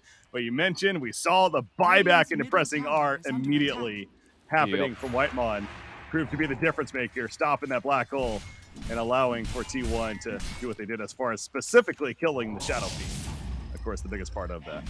What a complicated hero Sansa is. I reckon I could play stand-in at TI and be somewhat useful on these. Nah, okay, I'm not going to devalue what Whitemon's done. He's done a lot more than just press R in this game, but you can see how easy it is to count this out. By the way, here's a scary detail for you. That Southern fight, Pudge was 3 versus 1, if I'm not mistaken.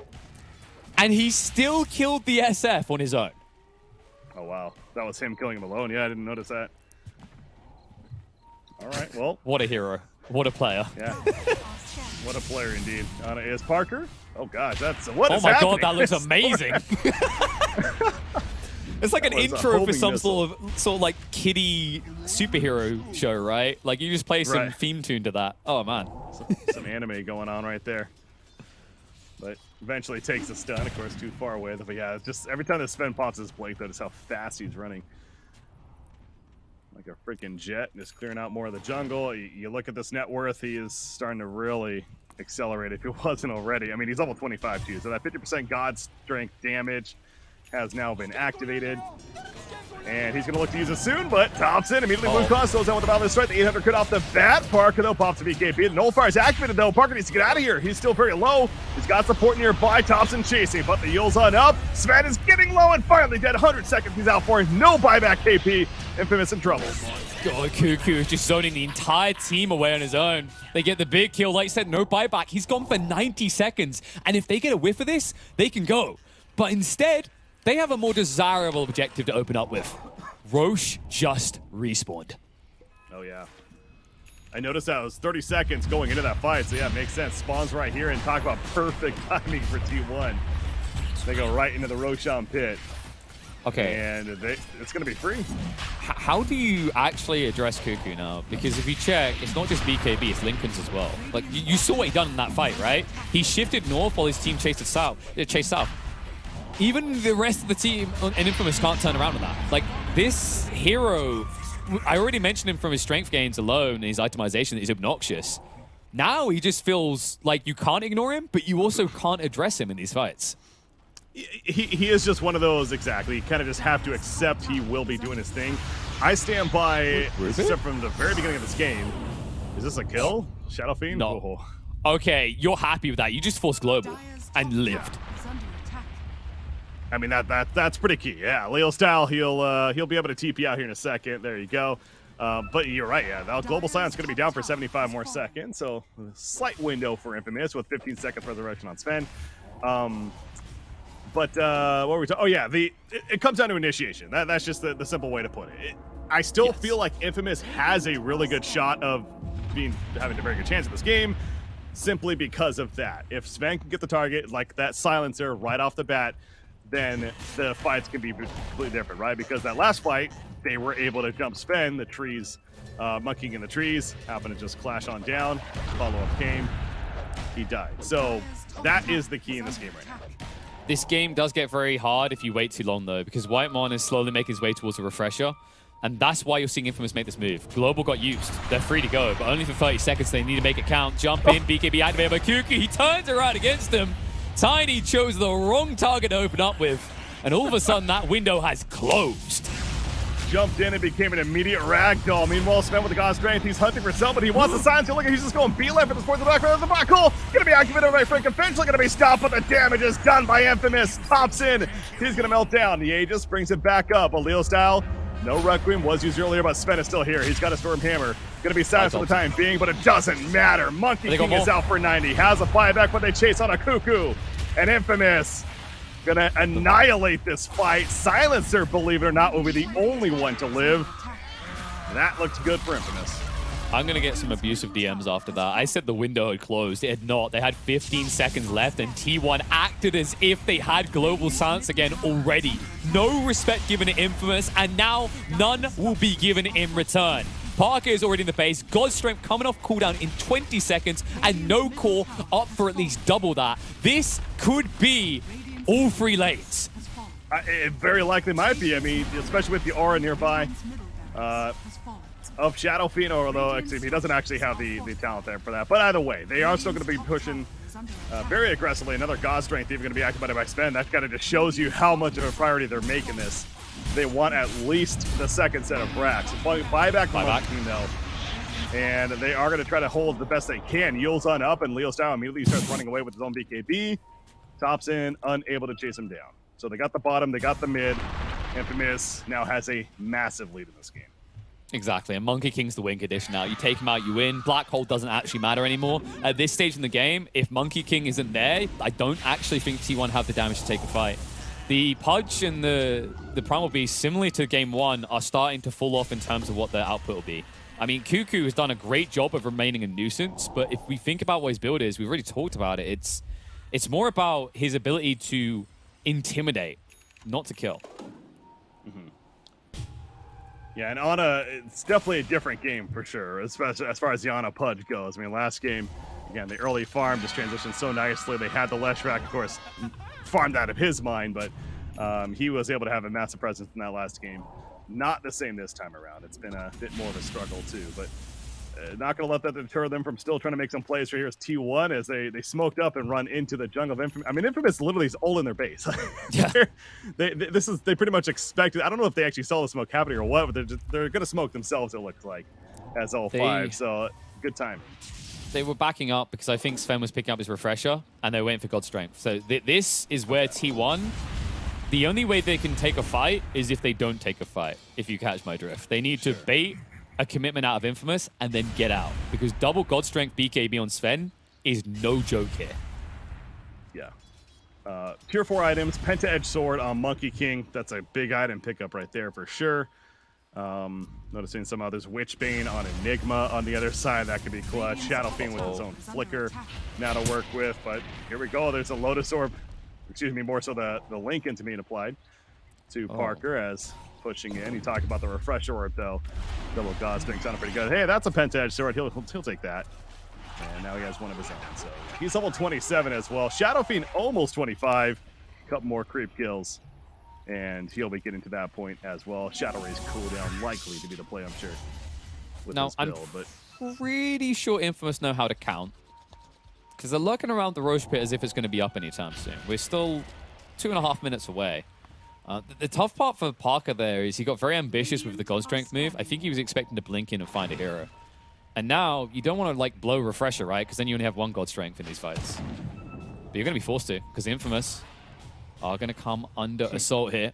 T1 not able to connect with that kill in the end, though. Let's dodge it. Yeah, that was Affliction when it's at a very awkward spot right there, but he does blink out before the engagement actually happens. We've talked about the Swift Blink, the Arcane Blink, though, on Shadow Fiend. Don't know if we mentioned that yet, but worth reiterating. If so, another awesome tool that Infamous has in their arsenal to be able to close out this game. And woof, talk about another awesome cool. Enigma with his own refresher orb now. So now that makes it extra interesting, right? Where, okay, the first black hole got canceled. Yeah, let's pop refresher, go for another one. Exactly. Especially when you consider Silencer still doesn't have his refresher yet. In fact, you want to play a little mini game? It's called Find the Silencer. Oh, yeah. Wow, I think this is the furthest out of his game, of his base he's been in the last several minutes. And that's been the game being played by Infamous pretty much all throughout, and not going to change now. But yeah, Whitemon, that refresher himself is not going to be happening anytime soon. This black hole, there's the first one canceled. There's a refresher, though. It's like we saw this coming. The Requiem on top of Silencer kills him. He did his job, though, but there's the second black hole. The BKB's not going to matter. And Infamous looking to close out here in game number 2.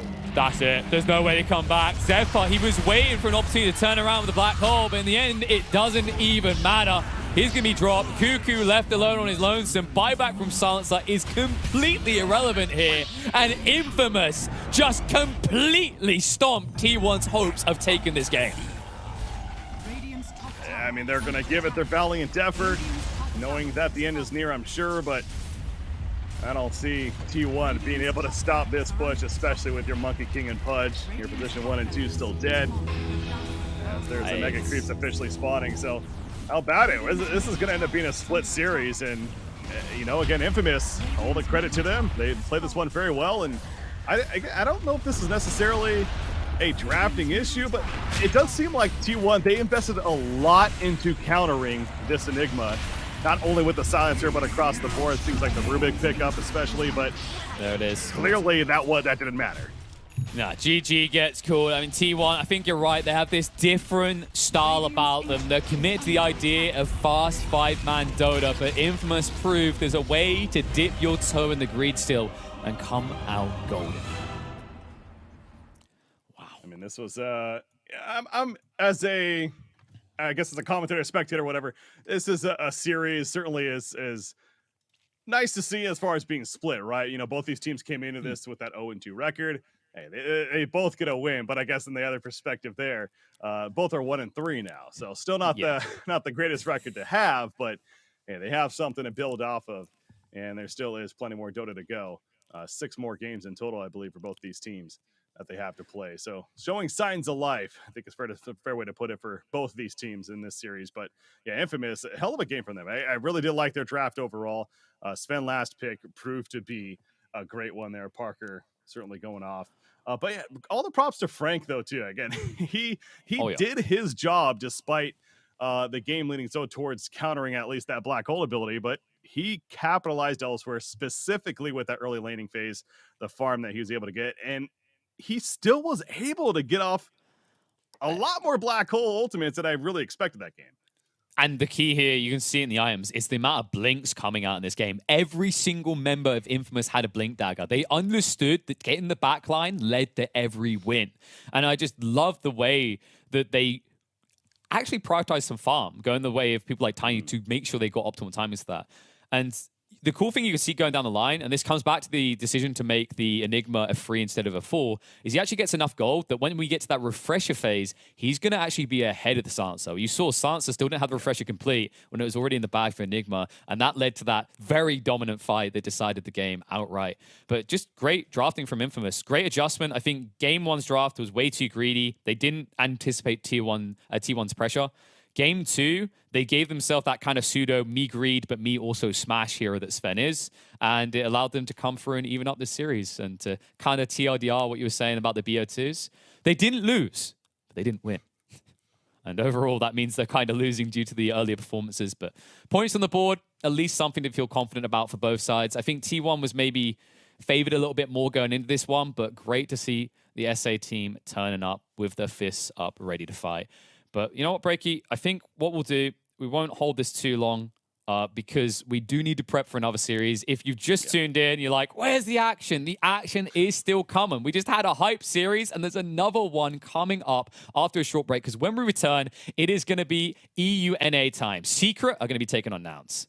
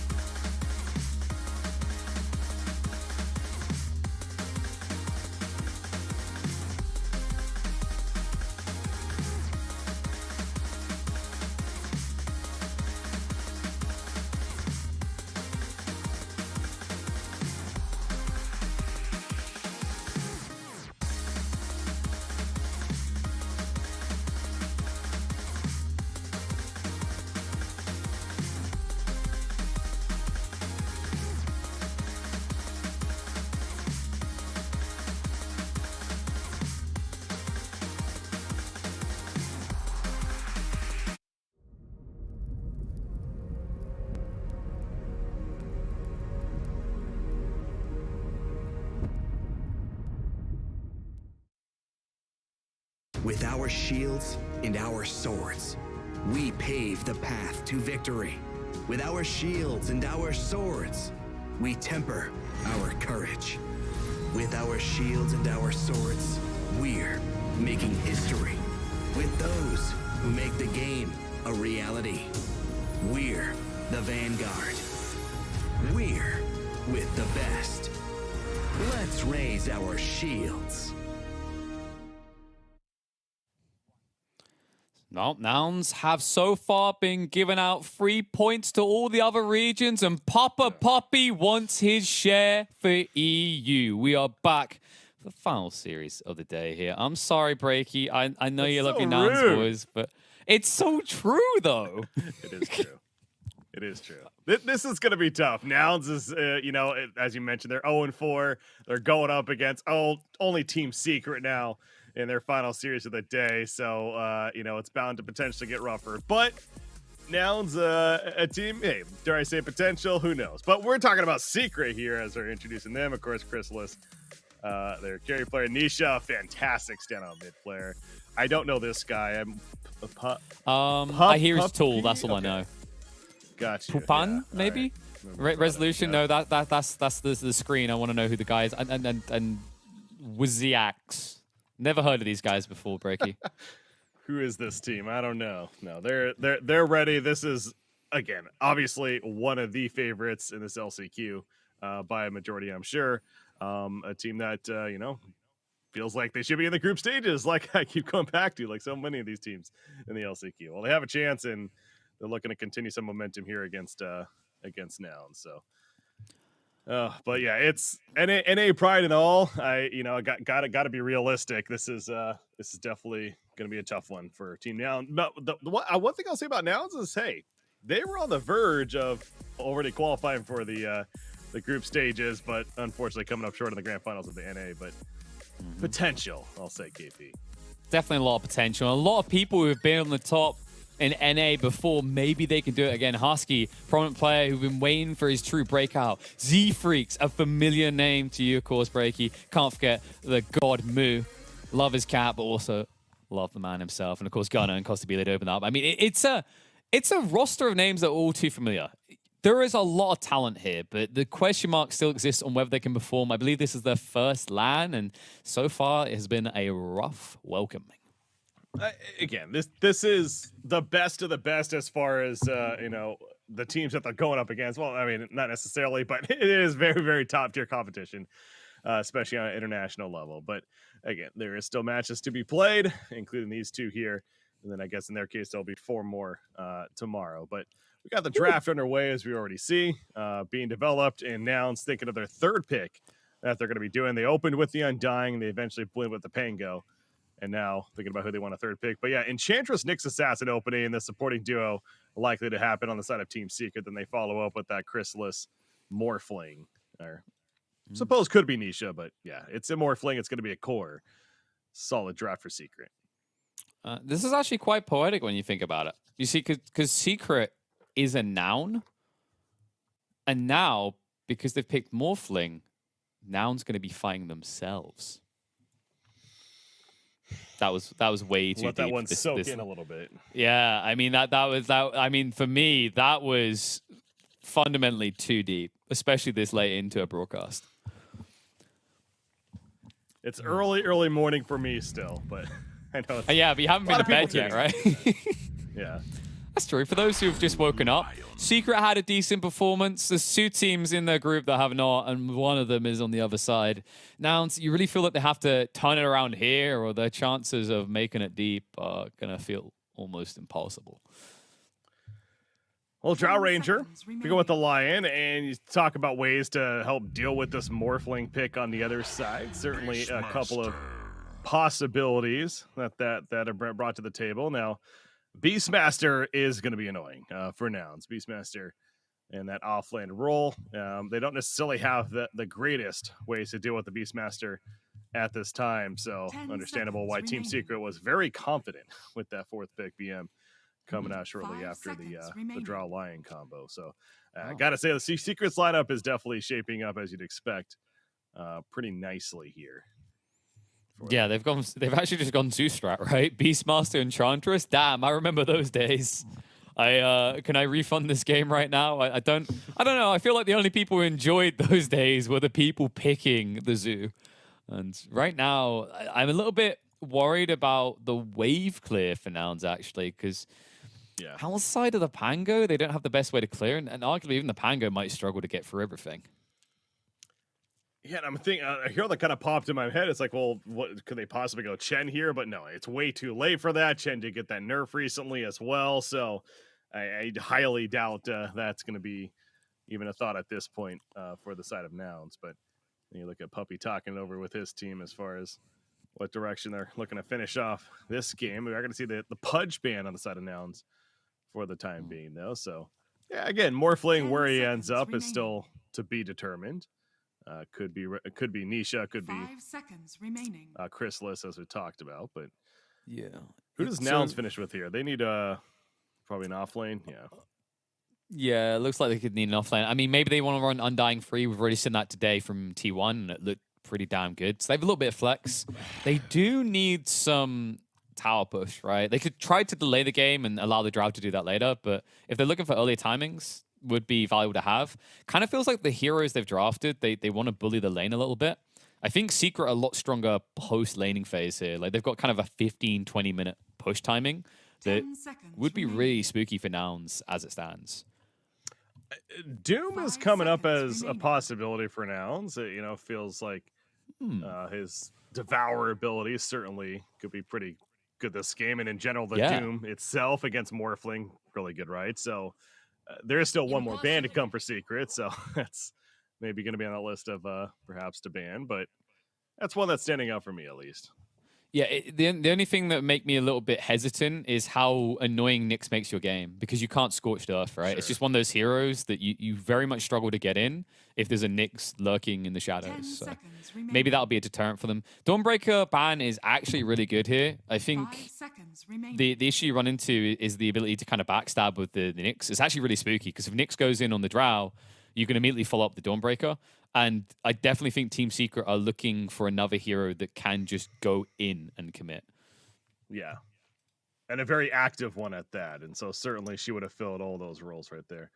I go back to like a Vengeful Spirit for Secret. It could be interesting too. And I know I brought that up earlier, but it would kind of complete that 4-1 strategy. Have the Morphling mid, could be the Vengeful as a safe lane core and just a lot of aura presence. Minus armor, obviously good, nice as well. Always the save of the swap, or dare I say initiation, on somebody like a Drow Ranger. Nice tool to have. So yeah, possibilities there, but okay, no Doom effect coming into play. It's going to be Lycan.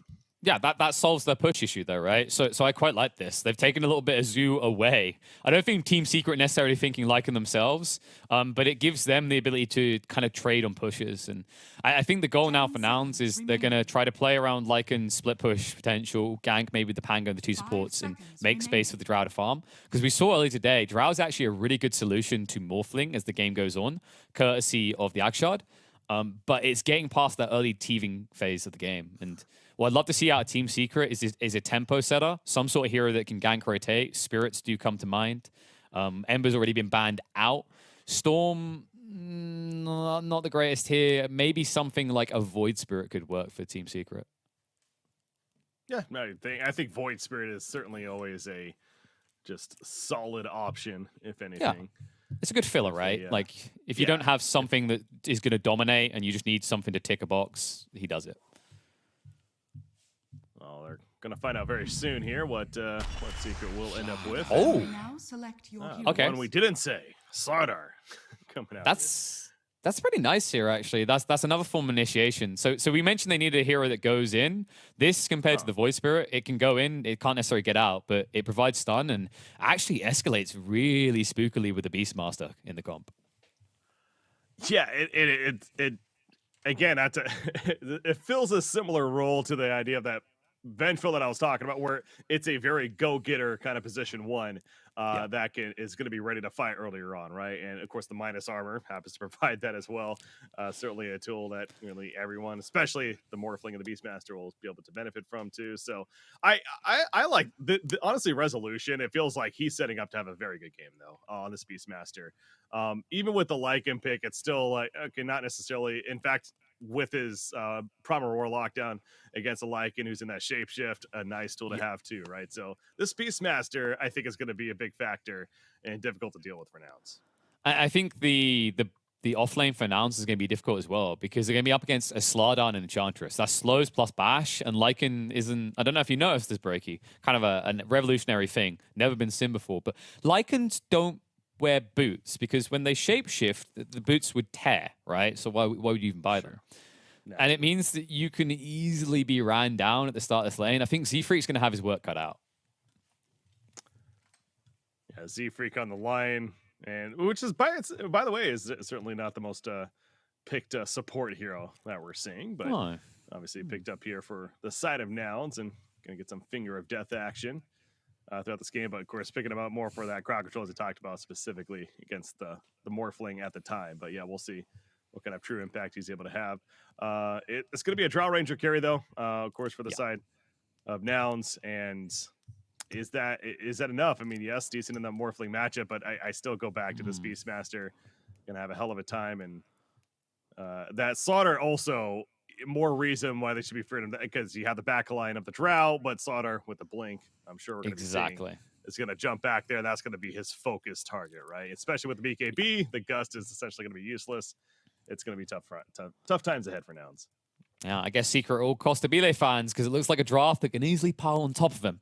Let's see if the Drow can be that X factor. Late game against the Morph, pretty effective, but you got to get there first. And there's no denying that Team Secret this draft in game one are looking to go very gung-ho around the 20-minute mark. My keyboard is momentum, violence. Okay, I think we need an admin. Someone's keyboard is not working. So keyword's not working. Let's get the pause. No, that's hopefully a clever line there. And there's some tipping. All right, so this series is a little more lively. But again, our first two series weren't necessarily that lively when it came to the tipping and the spamming of the emails. But this one already starting off strong. Secret versus Nouns. Love to see it. I'd have it no other way, Breaky. You know, I need it's TI. It's not TI if you're not spamming voice lines. I'm sure as we get towards the main event, we're going to see a lot more of it coming up. But man, I was really surprised that when we had T1, like 2 members of the 2-time winning OG roster. True. Not once. That's a good point. I was going to say, you know, when we see OG specifically, I'm sure that's going to be happening plenty. But yeah, that's like Anna and Thompson. Wasn't really different vibes, I guess. I think it's like you can tell that Seb and No-Tail were the guys saying spam voice lines whenever they're playing, right? Because it's almost like without those guys there reminding them, they're just like too focused in on playing the game. Understandable. All right. Pretty slow banner in action there as it's a 2 for 2.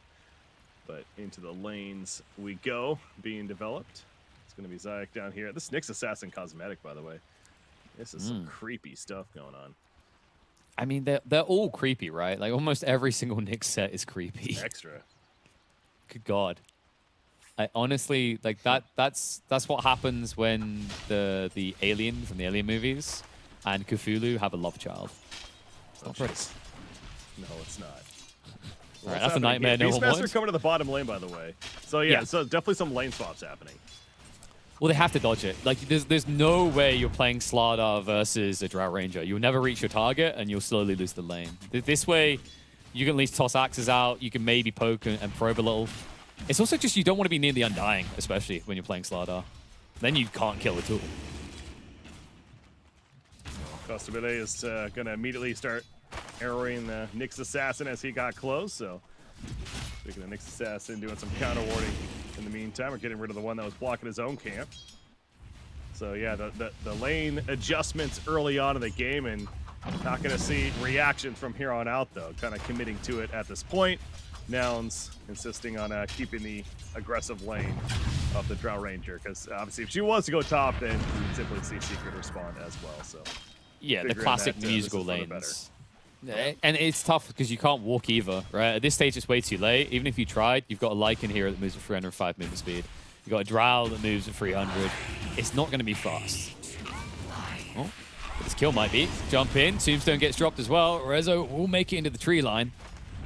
Barely, though. Yeah, it's quite the commitment right there, using that Tombstone.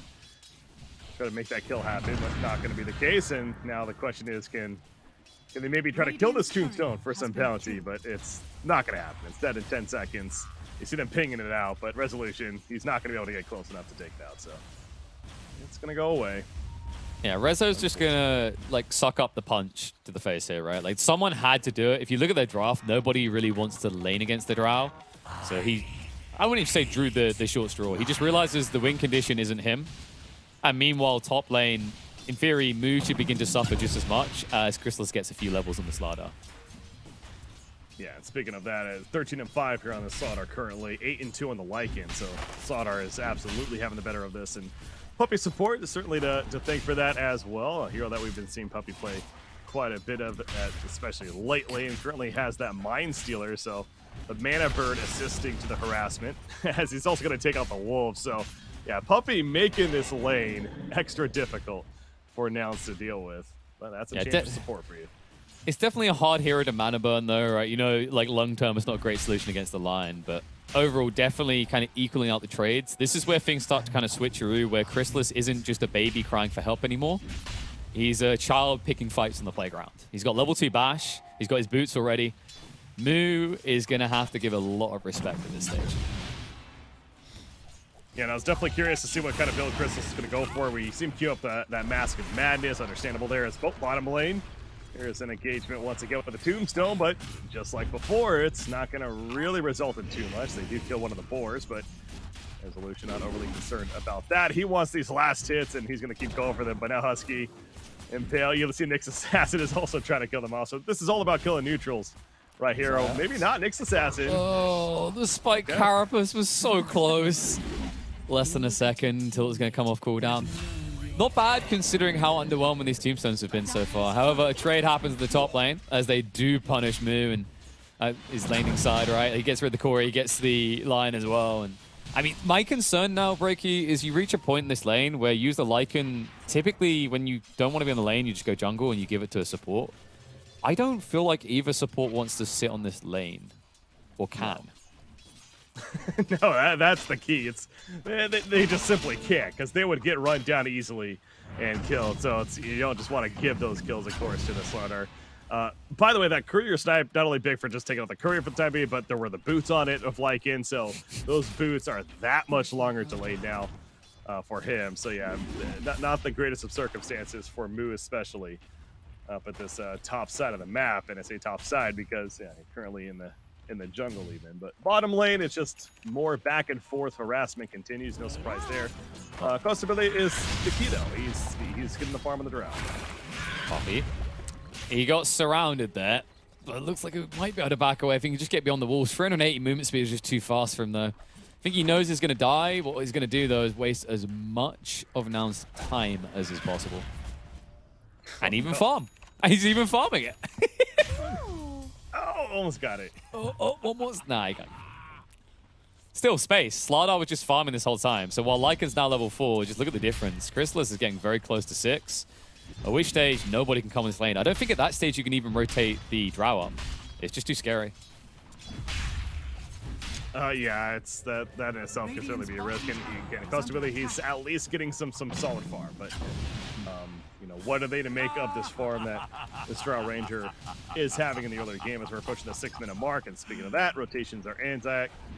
He's going to scout things out, run by the Undying, as has that Impale to use to go for this rune if need be. There's the Impale. Oh, top though.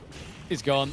And they even get the haste as well. That's stinging because Gunnar is actually suffering now. Look at the CS differential. It's getting pretty big. And also Gunnar is under heavy Gunnar fire here. 300 HP. He can't easily defend his lane. And every support that comes here to help is helping the way that I do in my games. Oh, that's so bad because, yeah, that's a free Tombstone kill as well. Oh, that sucks for the side of Nouns. This Morphling just became extra massive. That's not what you want to hear if you're Nouns. But Nisha feeling good, and apparently there's more kills to be had. Z-Freak, he's just dead in the back lines, and now Gunnar might be in trouble. Nisha going in for this. Another adaptive strike is not enough for the kill. He's gonna kill up. Thanks to the bottle charges, but how does he get out of this? I mean, he needs a Rolling Thunder, but he gets tapped once, he's dead. He used the Rolling Thunder as well. All right, this is a catastrophe for Nouns. Under attack. Yeah, no, this I don't know what to say. It's just Nouns is they really are falling apart. But I mean, on the other side of it, it's Secret is this is, you know, they've been here before, right? This is a much more experienced team in general. You gotta think maybe a little bit of nerves coming out from Nouns. It's understandable with what is on the line here and everything. But yeah, it's Secret just starting to roll over Nouns at this point. And what do they do to stop this Morphling? More specifically, the Sarda. Again, that's I think the biggest issue that Nouns is really going to be concerned about. This Sardar, not about the Beastmaster, but you see right here, he's just going to bully the Drow at the top lane, and now they're going to get kill Lion again. Z-Freak. Okay, never mind. He's actually barely gets away though. And now the concern is, we said, if you have to bring the Drow up here at this stage, she's not comfortable. So now your Drow's not having a game. Your Lycan isn't really having a game. We probably shouldn't ever mention the Pangolier again. Who recovers this? It almost feels like Nouns are going to be forced into a very early rotate 4-5 heroes move that either gets them back in the game or puts them completely out of contest. Don't put down at the tower. It's going to help secure the kill on Nick's assassin. So a much needed kill for Gunnar. We'll put it that way. Yeah, until we started really talking about this mid lane here, I didn't even notice how much Nisha was dominating that mid lane. But I feel like that shouldn't happen, right? Like it seems like it should have been a bit closer, but it is Nisha after all. Yeah, not to be that guy that hits the report button too quickly, but typically when supports rotate to my lane, I expect kills, not feeds. And Nisha is off to a great start here. 2 kills, 1 assist. Brilliant on the CS side of things, right? Second place only behind his own carry, Slardar. Great start for Secret. I think for Nouns, we're seeing that play I talked about. They're smoking up, and interesting play here. They're looking to utilize Costa Bile on the Drow. Not someone you really say at 9 minutes in the game. Well, especially when she doesn't have her Gust yet, and I'm not saying that's surprising considering, you know, especially the game state. But yeah, going for a gank, smoke gank without an ability that would certainly help secure a gank. You got to question it a little bit. But at the bottom lane, who's ganking who? Who's ganking who here? Here comes the turn. Yeah. Is Z-Freak's gone?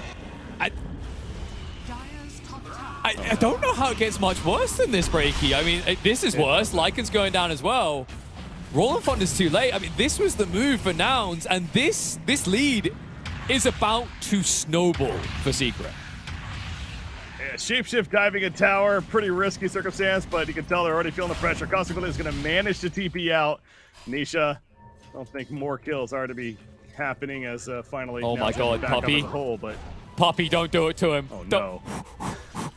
Okay, the Wild Wing Ripper is running out. That was about to be a solo kill against the POS 1 with the POS 5. Instead, it's going to be a kill on the POS 5. All right, that's some positive, certainly, but the bottom tier 1 being pressured. Yeah, it kind of goes back to that, though, right? Again, you could really feel that Nouns is already desperate. When they're making a play like that, they understand that this laning phase has just gotten completely out of control. They got to try for a pretty YOLO play, and that's exactly what that was. So in that mindset, I certainly get, but the percentages of that play working out right there was certainly very low, and it did not work out. Now, I will say it didn't maybe backfire as much as it could have, but that's just kind of being a glass half full kind of guy kind of statement there, I suppose. It's still a massive lead for Secret, and they just do not have an answer for this Morphling, especially. Yeah, the glass is half full, but it might as well be full of vodka to make you feel better at this stage. It's a rough game, and going back to that bot fight, I mean, it's very different if they have Shapeshift and Rolling Thunder, but that was the difference maker. They made that rotation. Rolling Thunder wasn't there in place. They essentially just used their abilities one by one, and, you know, I'm not going to try to oversimplify Dota. It's a very complicated game, but usually when you use your abilities together, you get better outcomes for fights. And let's just say that Nouns is in a situation where they can't afford to hold back anything in these fights. Yeah, and this Slardar, man, that Mask of Madness, he's already 1,400 gold saved up, so a BKB is well in the God. works. He got Lance of Pursuit as well, which is actually disgusting on this hero. So you get the Corrosive Haze, you get the Water Down, you chase with Guardian Sprint, and then they're going to have to run away from you because you're a Slardar ahead. Sure. So you're just dying even quicker and running even slower. Yeah. Yeah, no, good. Great neutral item to have in that inventory. And Chrysalis picking up the top lane as far as you got Puppy up here using that Centaur. 7 seconds remaining on the Centaur, so wants to try to use it on something, but not going to happen. But mid lane, it's just going to be Nisha beating down the tower, and not much Nouns can do about it. That's never a good feeling when you kind of just have to sit there and watch the other team destroy your tower in front of you at this early on in the game, but pretty much where we're at. And Nisha take the next creep wave. He's already got his Dragonlance, and a lot of progress being made there. But yeah, the BKB on Slaughter, that's the okay. Well, what do you do? In fact, he might actually go for a blink first, which I actually I can see other direction, honestly, but because either item is going to be a massive pickup for Secret. Dare I say, take even more control this game.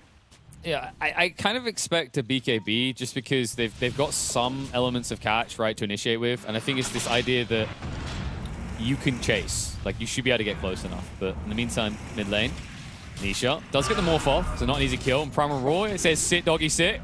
Gunnar can only watch as his ultimate feels completely wasted. You get nothing again. What did I say about the Beast? I mean, this Beastmaster, we haven't even really been talking too much about him. Beastmaster, the Primal Roar, is an amazing tool this game. They did not have any answers for this Beastmaster either, and the Primal Roar lockdown, very significant. I talked about the Shape, wasn't even thinking about Pango, as we saw right there, so... And they're just doing Roshan now, by the way, as Team Secret. This is a free Roshan kill. Going to be very quick with that, thanks to the Haze. That's an Aegis. Who did they give this to? Did they give this to Slaughter? No, probably not. I think they give it Slaughter. Oh, they did, like, yeah. Morphling, outside of Lion, there's nothing to stop Morphling from surviving gank attempts, right? And this Lion, it's not like he's going to be blinking on you anytime soon, right? Not with how poor Nouns are at this stage of the game. Bottom tower is under attack. He did go to Blink, by the way, on Slaughter, so he has that tool. Is, of course, going to go to BKB next. It's just a matter of what he got first, so... Going to try to make a play here with that Aegis. There's a DD as well. I don't think they know about it. That's the only upside right now for Nouns. Oh, psych! They've discovered it. So the reason, by the way, he goes to the Blink is because they got Aegis. This is a cool play that you carries can kind of like note down is if you think you can go for Roche in the next few minutes and you're close to having enough for 1 or 2 components of BKB versus Blink, see if you can get Roche. If you can get Roche, no way you're building BKB first. Sure. Makes sense. Is under attack. Oh, wow. Next assassin you saw right there. The Gust comes out and pops that spiked carapace. That's damage right there. Yep. He hits hard. He hits very hard at this stage. I mean, it's 200 damage per tap. Then there's the bash damage on top of that. So before you even tap out the corrosive haze. And let's keep in mind that a lot of the heroes on Nouns don't exactly have that much armor. You know, you look at the Lycan, he's got 11 total. The Pango's only 10. Lion miraculously has 10. This poor little Undying has 3 armor against Slardar. Dire's middle tower is under attack. Yeah, minus 15 armor, pretty good tool to have. And they've taken over the Dire jungle. That's happened many times already this game, but that's exactly what you can do. Again, Z-Freak, that's that Z-Freak? Yeah, right, maybe? Spike Carapace was weighted out perfectly. Never mind. Somehow he lives.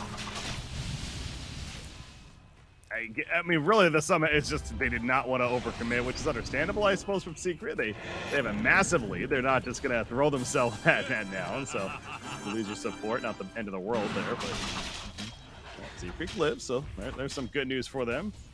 Got a Helm of the Overlord's almost finished though on resolution, by the way. You know, this Beastmaster, so already high impact, going to get that much stronger. Oh, there's a scan that hits. Speaking of which. First you don't succeed, maybe go again. Beastmaster being brought low. Rezo doesn't get a chance to throw out the Primal Roar. Great reaction with the finger. Means Gunnar gets to party hard on top of Zayat. Fresh out of the fountain and straight back to where he came from. Okay.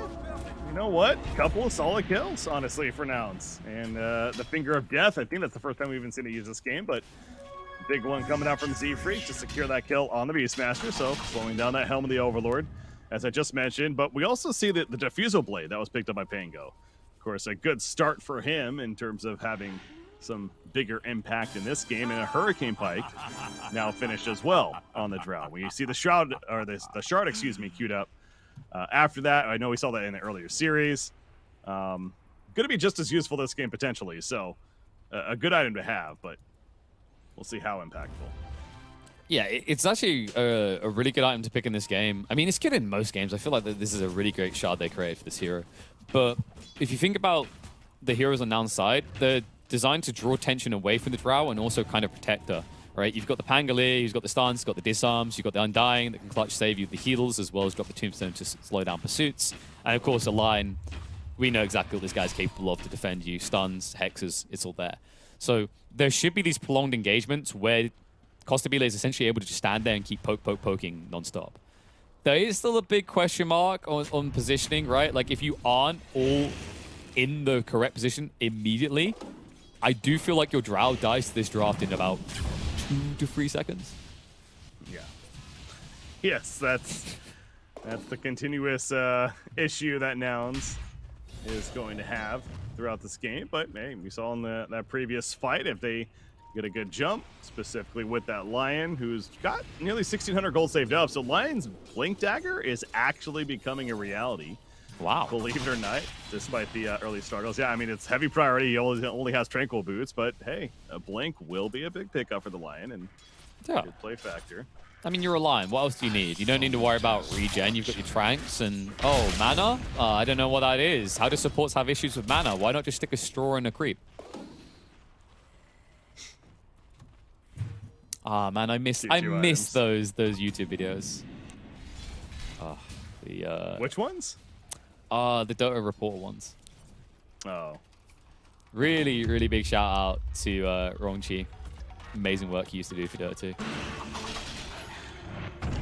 Ogre Frostmage, by the way, taken over by Enchantress, using that to buff up, gives a nice armor bonus to teammates. They have an Ancient Black Dragon as well now to fight with, thanks to Resolution. And that Helm of the Overlord we were talking about earlier. Aegis has worn out, but Slaughter was busy trying to farm this BKB. It's not here yet, but we have a jump potential. Gunnar. Tumbler Toy gets him in, stun, but no follow-up. That's squeaky bum time right there. Gunnar is still very vulnerable in this game, having only a Diffusal and a Plate Mail that doesn't even offset the ultimate of Slaughter. Well, smoke out from Nouns, the 3 of them, Drow included. Does have Gus now, it's level 1, but has the Frost Arrows as well, as we talked about with that Shard. And they're trying to wait out this Lycan, trying to bait him out, I should say, here at the bottom lane. And could get something, it's only Enchantress though, and she'll take the creep. Now that is what we call a history of bad experiences. When you see an Enchantress, you've got 4 heroes here, you're like, do we dive her? And then through their minds, they're getting all the flashbacks. Similar to like Undyings, you just don't do it. You don't know what's behind that. You don't know how long it's really going to take you. It's not worth it.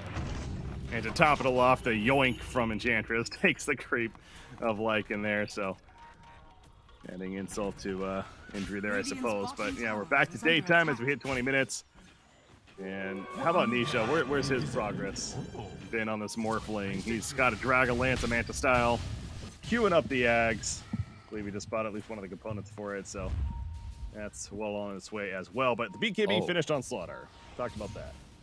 Actually, yeah, I just realized what they're doing here. You turn into the Lycan and then you spit on the Slaughter. There you go. And everyone dies. Wow, that's actually a good point. That's actually disgusting. I just realized it's actually vile in this game. I mean, you're going to have BKB. You'll have more than enough time with Zoom movement speed to just get on top of the Drow. The only upside is, I believe, I'm pretty sure Shapeshift is a fixed movement speed, so you can't use Guardian Sprint to exceed it. But I look forward to being proven wrong. I mean, either way, that's going to be fun to watch, at least from our perspective, if that's truly where they are going for it. Part of me is almost like, is that even necessary, though? It just almost seems like overkill at that point. But that is certainly a potential that we can see here. The morphing in a Lycan and fighting his teammate. So, but for right now, the posturing of Secret is that of we're kind of just taking away most of the map from Nouns, and understandably so. They have an 8,000 net worth lead. Nouns is trying to really protect this Drow and doing some dewarding in the process. But again, Drow just doesn't feel like there's that item that's coming that's like, okay, you know, Drow's going to get this item. Now she's online, right? It's still a long ways before Drow is going to be a true threat in this game for the side of Nouns. And that's nothing against Costability. It's just the unfortunate circumstance of the draft in this game and how it's really playing out right now, favoring Secret so heavily. Sure, it's like that person that takes a gap year in college, and that gap year is 10 years long, and the parents are like, so do you know what you're going to do with your life now? And for the Drow, it's like, so do you know when you're going to be able to like support this family? Do you know when you're going to be able to carry us through the hard times? Costabila's like, I'm working on it, you know, I've got a great idea for a venture startup. I just need starting capital. We're in the range of 20K. Oh, gosh. That's Pango.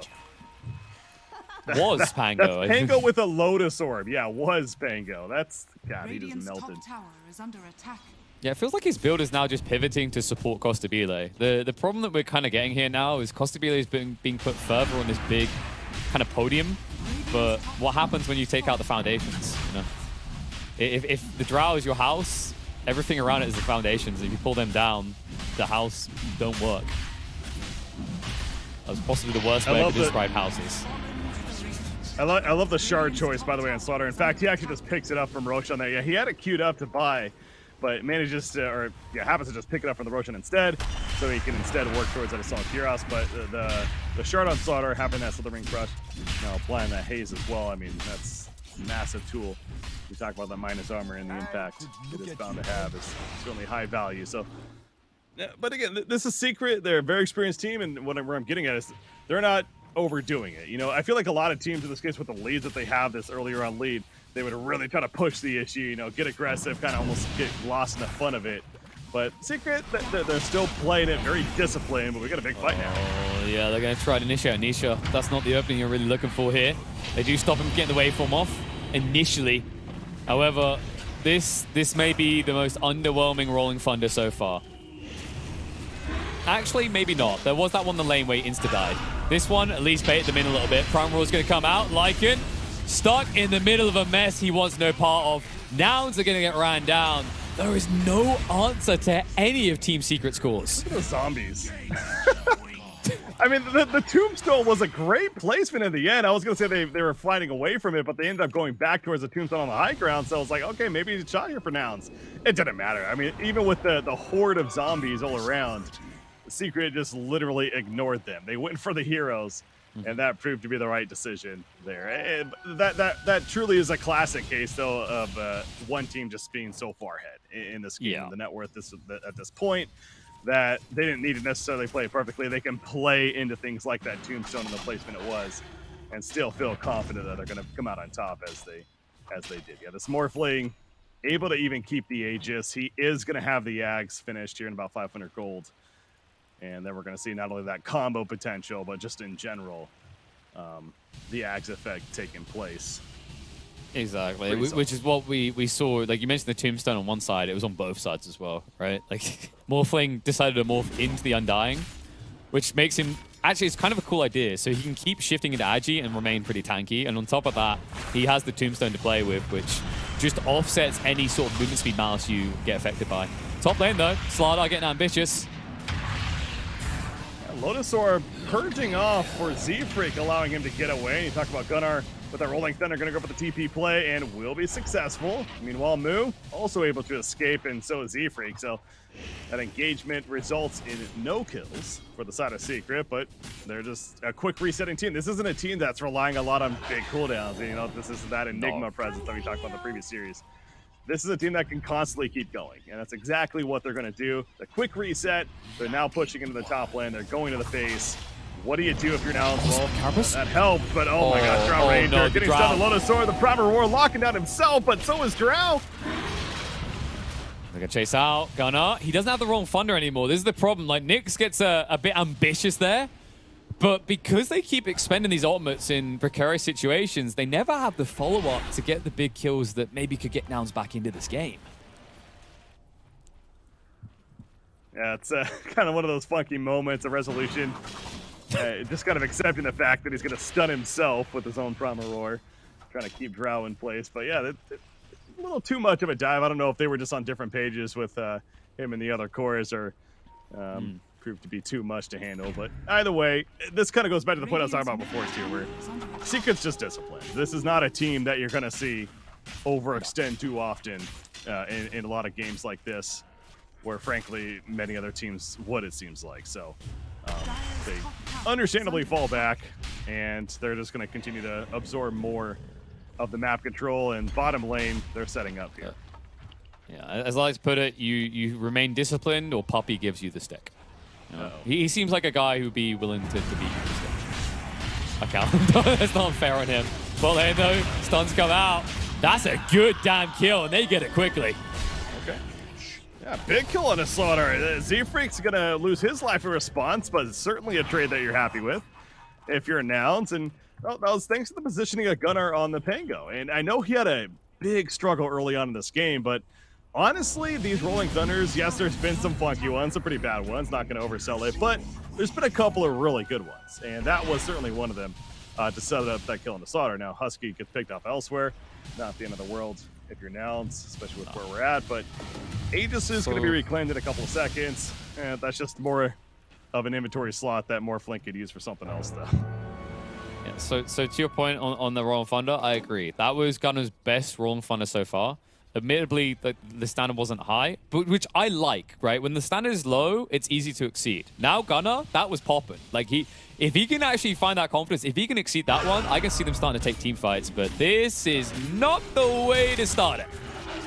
Yeah, getting Primal Roared immediately. Oh my god, he's still alive. He manages to stay alive. The Lotus Orb, he's good. Wait. Oh, never mind. Why did you say it, Breaky? Why did you say he's good?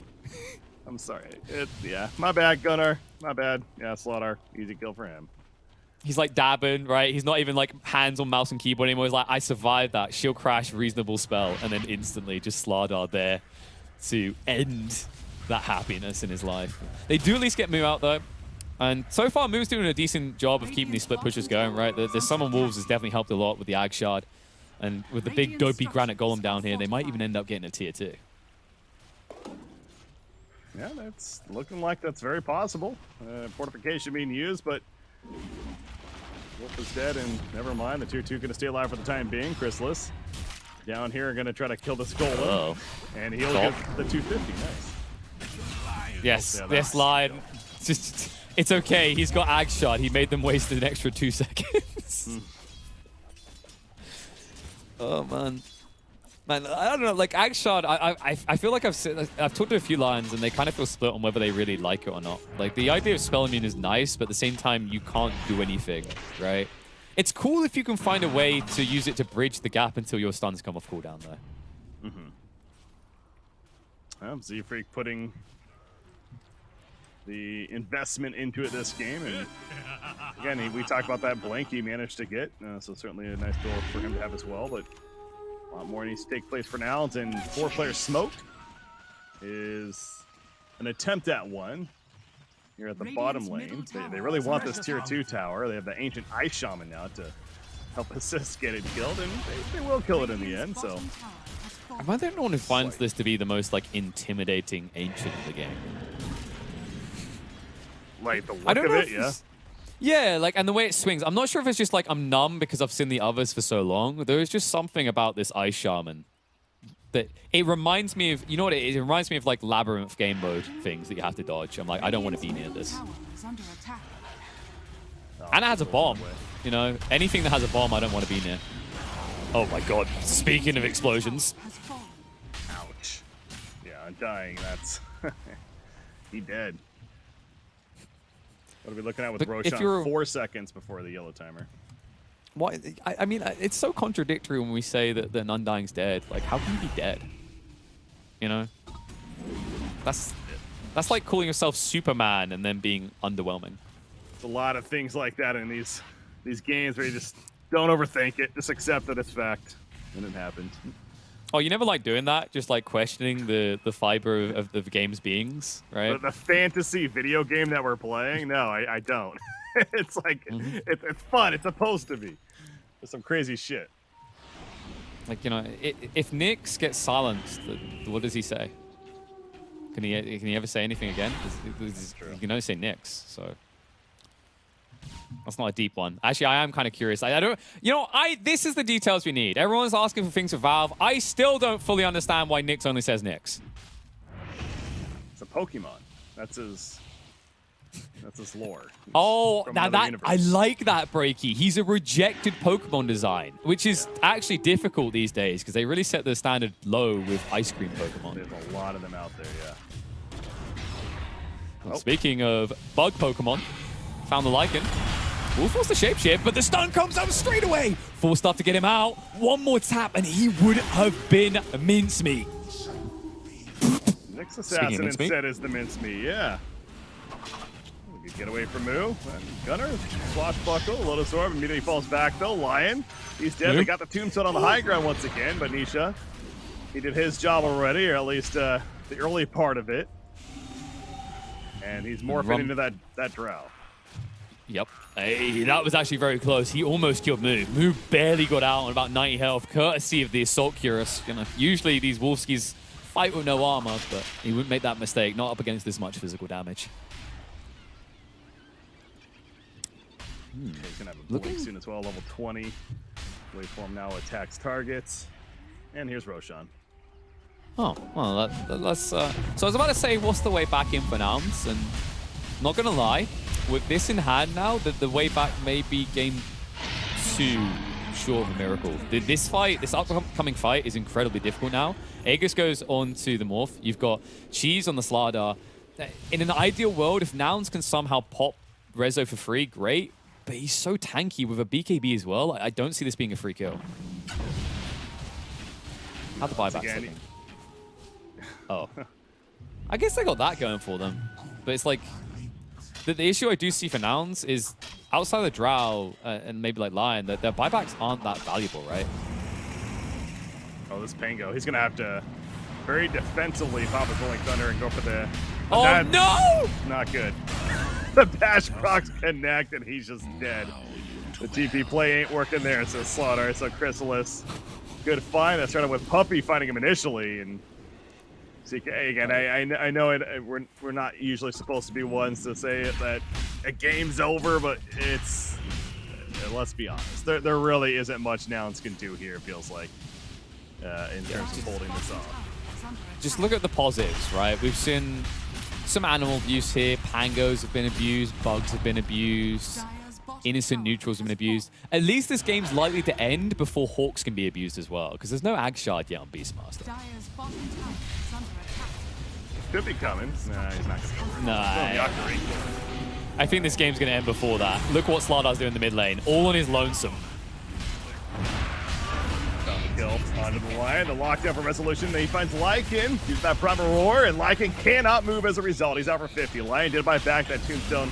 Going to be the next target eventually. Kill it out, plus 200, going the way of Enchantress, believe it or not. Here comes Rolling Thunder in, but the BKB from Nisha. He's the Drow now, just beats down the Pango, forces him to fall back, backdoor protection, anything stopping him. It eventually wears off in tier 3. It's dead as well, so now it's throwing everything at the side of Secret, attempting to stop them, despite Carapace full stun. That's ability way back there, but it essentially is a free set of racks for Secret. And we talk about discipline, well, I think it's getting to the point where they could just sit here and push in the base, and again, Nouns really can't stop it. Yeah, they're going to get the glyph to reset, but right now, I think the more interesting thing to try and predict is whether this game is going to have more thousands of net worth advantage for Secret than minutes past, because we're getting very close to that point. 32,000 up at the 35-minute mark. That's pretty high up there. That's pretty good. And you know what, Secret? I'm talking about how they could just easily finish this game. Now feels like, again, maybe they are more disciplined than I was even giving them the credit for them. So they're gonna retreat. They're gonna resume farming their own jungle, getting those next tier items that I figure is important. I guess Morphling wants to finish that Swift Blink, and it's coming. So got at least the Blink Dagger part of it. It's the classic evolution of Dota, right? Like, there used to be days where teams would have went back in for that second set of racks, but teams just understand. After you just take one lane alone, you have so much gold fresh in the bank. Just back off, get your next items coming again. And from Team Secret's perspective, it makes a lot of sense to play composed. I mean, sure, they're dominating, but they didn't dominate the regionals. They're here in the last chance qualifiers. So treat every single team with the correct amount of respect. But there's no respect for this drought. Oh my god! See ya. And that's exactly what we've been talking about as far as the potential throughout this whole game. If they can jump Drow, which they have all the tools to do so, she will just evaporate. And we see that there. Now, that hasn't happened a lot this game, to be fair. In fact, that's the first death for Costumbility, but it finally does happen. And that really does feel like that should be the nail in the coffin now. But below, they're pushing the tier 3, but meanwhile, oh my god, gets picked up in the back lanes, but Slardar is just on fire now. 4 heroes! Slardar came to play. Just like that, it feels like you can't fight anymore. Sure, you can take out a beast on his own with your whole team, but when Papa Chrysalis comes a-calling, you better get running. Dire's top tower is under attack. So with 3 players dead on the side of Nouns. Again, Secret, they still have an Aegis, they got the T's, working into the base, going for the top set of racks. You got Nietzsche up here. He's going to be joined by his next assassin. They take out Pango. And I think game number 2 is in the making here of this series, because I'm guessing Secret is going to be going 1-0. Well, Nouns, okay. Well, maybe I called it too soon. They're hanging into the bitter end. They're like, I've had worse experiences. I've been playing in NA for years. You think this is bad? I'm only getting started. Okay, scrap that. That is chalked. There's no way anymore. They still won't call it, but man, what an absolute dominant showing. Secret, I didn't get a chance to catch the earlier series from Nouns, but so far they've been unable to take a game, and I am very much struggling to see a way they're going to take a game this series.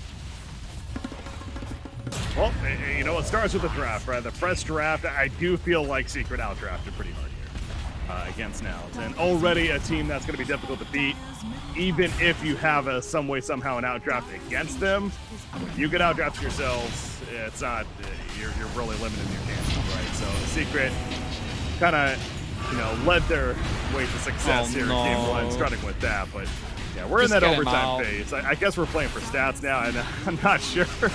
And Nouns is... Like, is this endurance training? Because I feel like this is confidence building for Secret. GG's finally called, but goodness, Nouns, now they call it. I guess, don't call it until it's done, but there's a difference between making sure that your steak is well cooked and making sure it's burned. Yeah, I mean, again, obviously it's up to the teams in the end, and I will say part of it could have been, in cases like that, Nouns, speaking of the draft, using that time, because there is only so much time as far as the break goes and everything, to maybe start talking it over, right? They're talking about what went wrong here in game 1, what we could prepare for in game 2. So I wouldn't be surprised if a lot of that overtime phase, as I like to call it, was certainly that.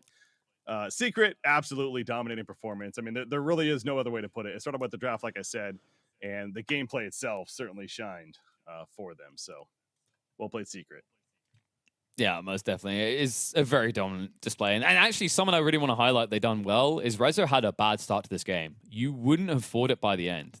And this was to their credit. What they've done is they actually kind of searched across the map. They found a way to re-enable him. The cool thing about Beastmaster is if you just get levels alone, you're still a decent hero, right? You've got a BKB piercing stun, you give attack speed, you can get a little bit of a creep push going with your boars.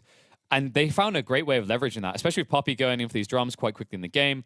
It just gave them the momentum to quickly take out the tier 1s. And all of a sudden, you saw this game where Rezo was miles ahead of Mu on the comparative and the Lycan. Just great way to bring a losing lane back into the game and shows you exactly how Team Secret coordinate to make sure they utilize even the weakest element after the laner phase.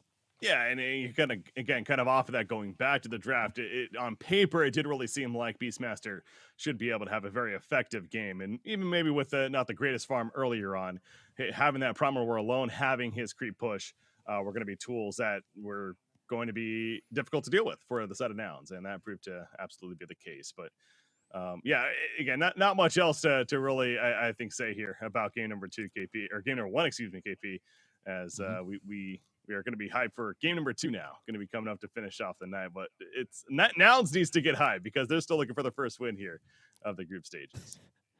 Or just Secret needs to get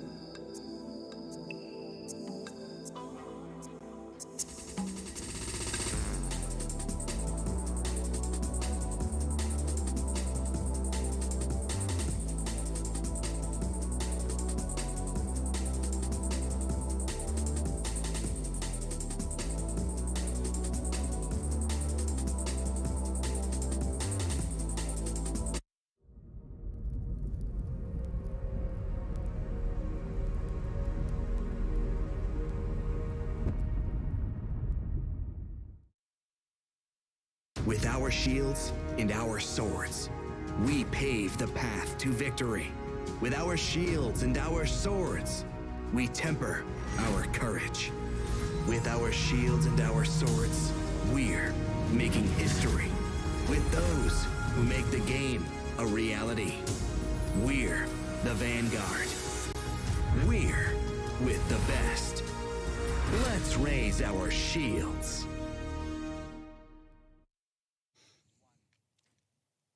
All right, welcome back, ladies and gentlemen, boys and girls, to the TI 11 Last Chance Qualifiers. We're in our final game of the day here on this stream, and one of the final ones wrapping up what's been a great day of Dota as we expected, but looking forward to seeing how things finish off here. And well, Nouns, they're looking forward to their first win of the day, currently with that 0-5 individual game record. On the other side, you have a team that's 4-1 in Team Secret and looking to finish off with a statement themselves. I'm Brick CBK, joined by Killer Pigeon once again.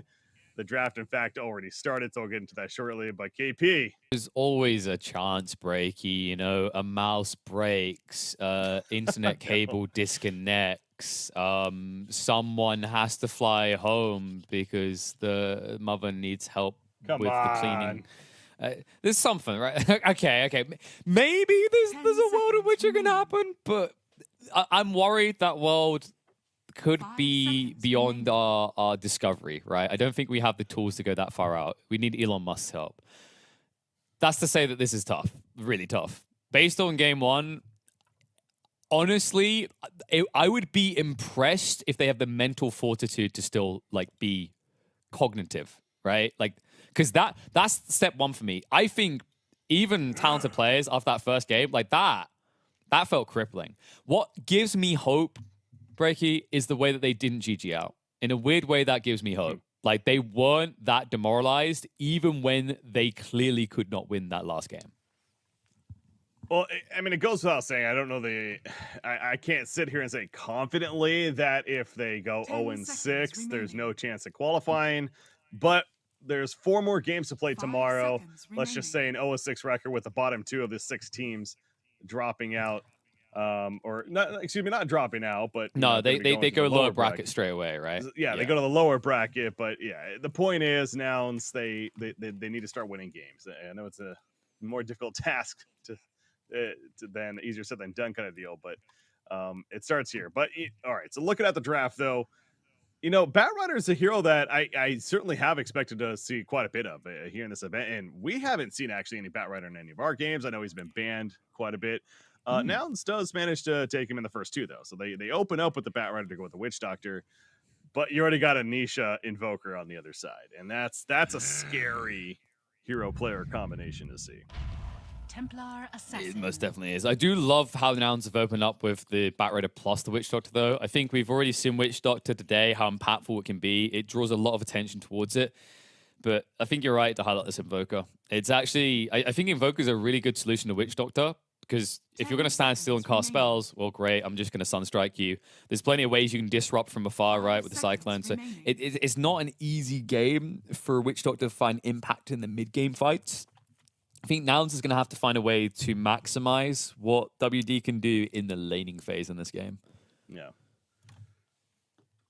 Templar Assassin already coming out for Nouns, so perhaps that matchup into the Invoker that they'll want to have. But now Team Secret deciding on who they want to go with their at least 3rd pick and then 4th to follow. And, you know, something you were actually mentioning kind of Austrians are just coming back is how fast these drafts have felt like they've been going. But, I mean, you look at Secret's using a bit of reserve time on this one. They definitely are putting some thought now into what's already only even the 3rd pick.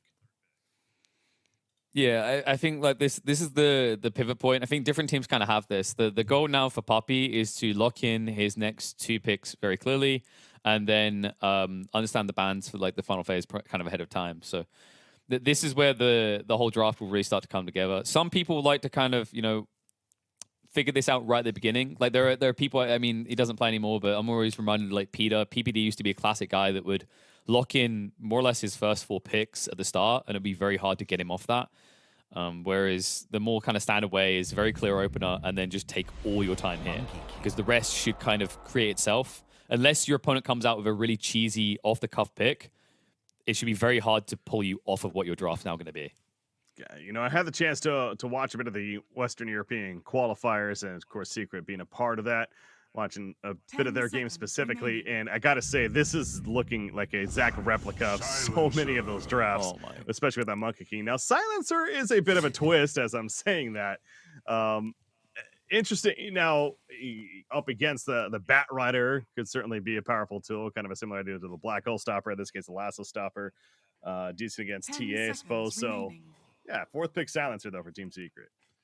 Yeah, but we something we can't underrate here is that this is a goated Monkey King player.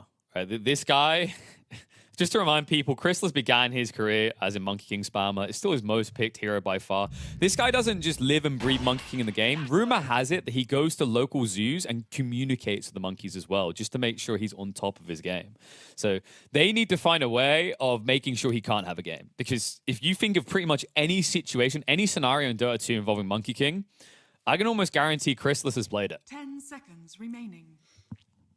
Gonna get his chance to get his hands on that once again here, unless some funky. I mean, again, are we bound to see some funkiness happening? Probably not. It's probably going to be in the hands of Chrysalis with the Monkey King. So Clockwork though, for Nouns. Could you imagine? Could you actually imagine like being on a team Chrysalis, picking Monkey King, and then be like, I'm going to play a support, and just like the look you'd get from him? He'd never forgive you.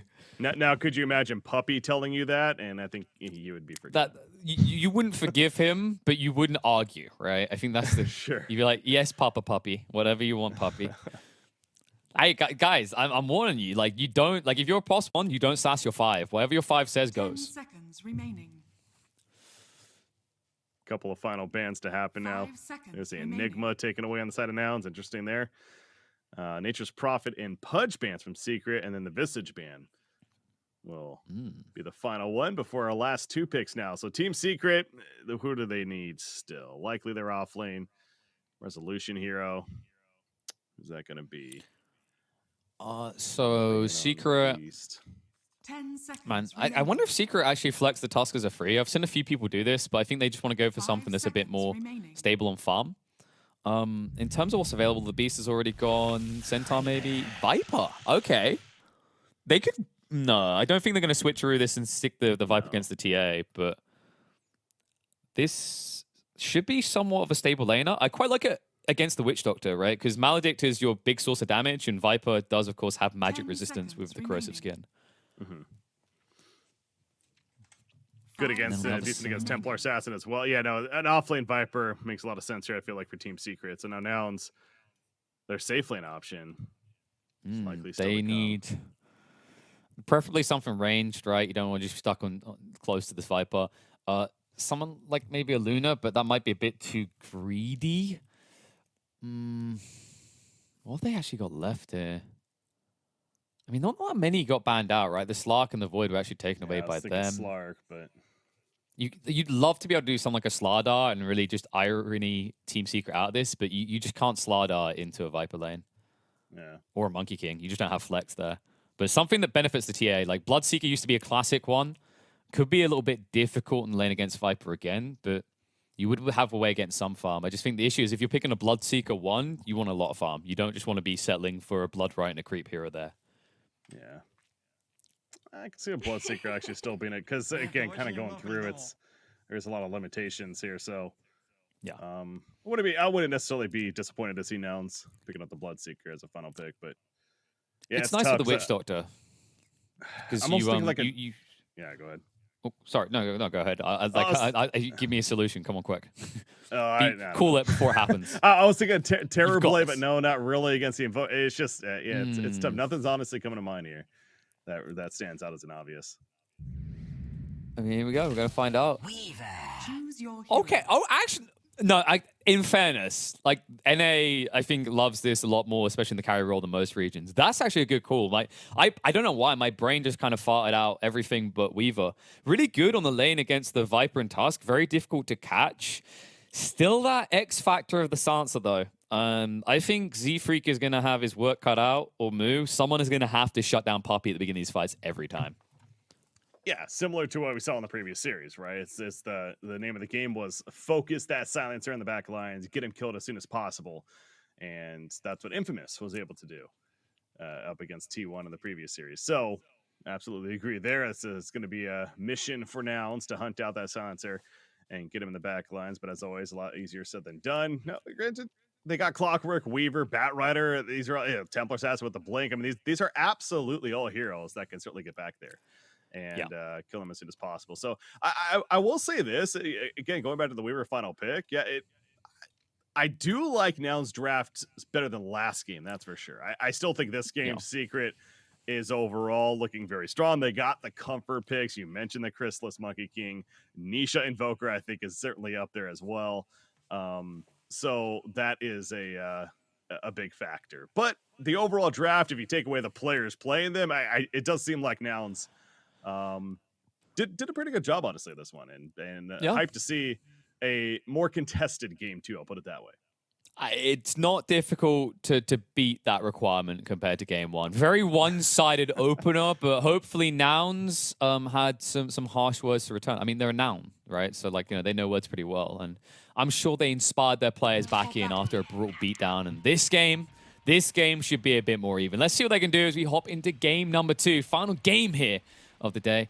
And man, I've got to just give credit. The Weaver fits better and better the more you think about it. Like, it can lane very easily against the Viper. It's hard to necessarily catch a lot of these heroes, minus the Silencer. Also, what I mentioned about the TA, like something that enables Roche and gives more minus armor, Weaver does that. So I think Puppey's going to have a lot of pressure on him, and also Secret are going to have to be well-positioned to block out the Roshan objective, because that's going to be key to Nouns' objectives here, to the victory condition. Our goal today is unironically. speed, momentum, Interesting with the violence. Invoker. I always like to kind of theory craft the idea of, is it going to be a Quas Wex or is it going to be Quas X Sword? And the early answer is given here, of course, from Nisha. It's going to be more of that Quas X Sword, so more of the Sunstrike setups and just more of a right-click presence in general that he'll have, especially early on in the laning phase. Part of me was like almost expecting maybe the Quas Wex, though, kind of going back to the Weaver, where that could have been, one of the tools that Weaver certainly had to fear throughout this game, was that crowd control in the early ganking presence that Invoker could have brought. But not going to be the case, so we'll see how that works out for Nisha. I'm sure going to work out great, and certainly trust his decision there, but just at least an idea of thinking about, and we see Invoker making a commitment, though, to the X-Sword again. All right, so I think looking at these drafts, and like, there's definitely arguments against Weaver, especially the Silence on the field. But the more you look at Nouns draft, the more you realize Gunner either wins this game or they lose this game. And I kind of like that they tried to just benefit the TA more. And the only hero that really felt right to do that was probably the Weaver. We mentioned things like the Bloodseeker that used to be amazing, but you just can't. You can't lane it against the Viper. So they just went for something that's going to survive the laning phase. And I think this game is Gunner's to either win or lose. Hell yeah. That's the Sunstrike. Best Sunstrike ever. There you go. Technically, that's 100% success rate on hitting Sunstrikes. Yep. Husky. Got the percentage. Oh god, this. I mean, I think you are dead. Yep. Costa Bile needs to show ample respect here, or he's going to be dead too. Yeah, this is in general against a Viper. No hero really wants to ever deal against a Viper in the laning phase. So Secret has that going for them, and Zayak is going to constantly be roaming around, doing some creep pulls and off to the side. Always a threat as far as engaging with those shards, as obviously coming into play in the previous kill, the first blood that took place here. So yeah, Husky has to be careful, and as I say that, more shards coming up, more than kind of push them back though. Nice. Gets the kill, gets out. Not too bad actually. Like that. I think this is actually the lane that could have a lot of impact. Like the mid lane, TA should feel somewhat comfortable against the Invoker, sure. But I think you need someone that's able to get active on the map, and Templar Assassin's not going to do that early. If Mu gets off to a good start, I think Nouns actually has presence across the map to make this game uncomfortable for Secret.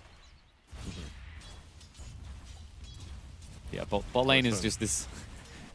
Okay. I've been there before. That Shards connects, that's a dead Weaver. Oh, Weaver still might be in trouble. He's good. Yeah, he went Swarm level 2, so no Geminate coming out, but a lot of potential to kill, courtesy of the Witch Doctor as well. Nice find. That is a kill. He's dead. Next tick. Yep, that's going to secure it. So good find indeed for Nouns. And hey, they have a 2-1 lead. So what was Weaver getting low and thinking that he might have been dead? And not the case. In fact, they get a turn onto the Tusk. So already feeling much better as far as how his game 2 is going earlier on. And also feeling much better, KP, is Gunnar in the middle lane. He is 11-3 compared to the 8-1 Evoker. But again, you compare that to the last, he got wrecked on the Pango against the Morphling. So much better start this time around. Also, he has a favorable lane, so he should be doing this well. And the cool thing is that Nisha can't necessarily keep up the farm, not just on the lane, but what comes afterwards. Midas will at least allow him to somewhat compete, but if we start seeing some stacks coming out, Gunnar can hit a really good timing on Deso Blink, and that's when this game gets a bit spooky for Secret. That's good job dodging the cask initially with that snowball, just running down Husky. Not gonna be a kill, but really kind of force him out of the lane. Maybe even force him all the way back to base at this point. So certainly mission accomplished there. And Weaver has to respect now that he's by himself. There is a sentry also in the trees, as we see, that can make it easy to make a gank happen if he's not careful. So you can tell Costability, he knows though, he's keeping his distance, and even with that, Resolution's just going to go in and poke, do some auto attacks.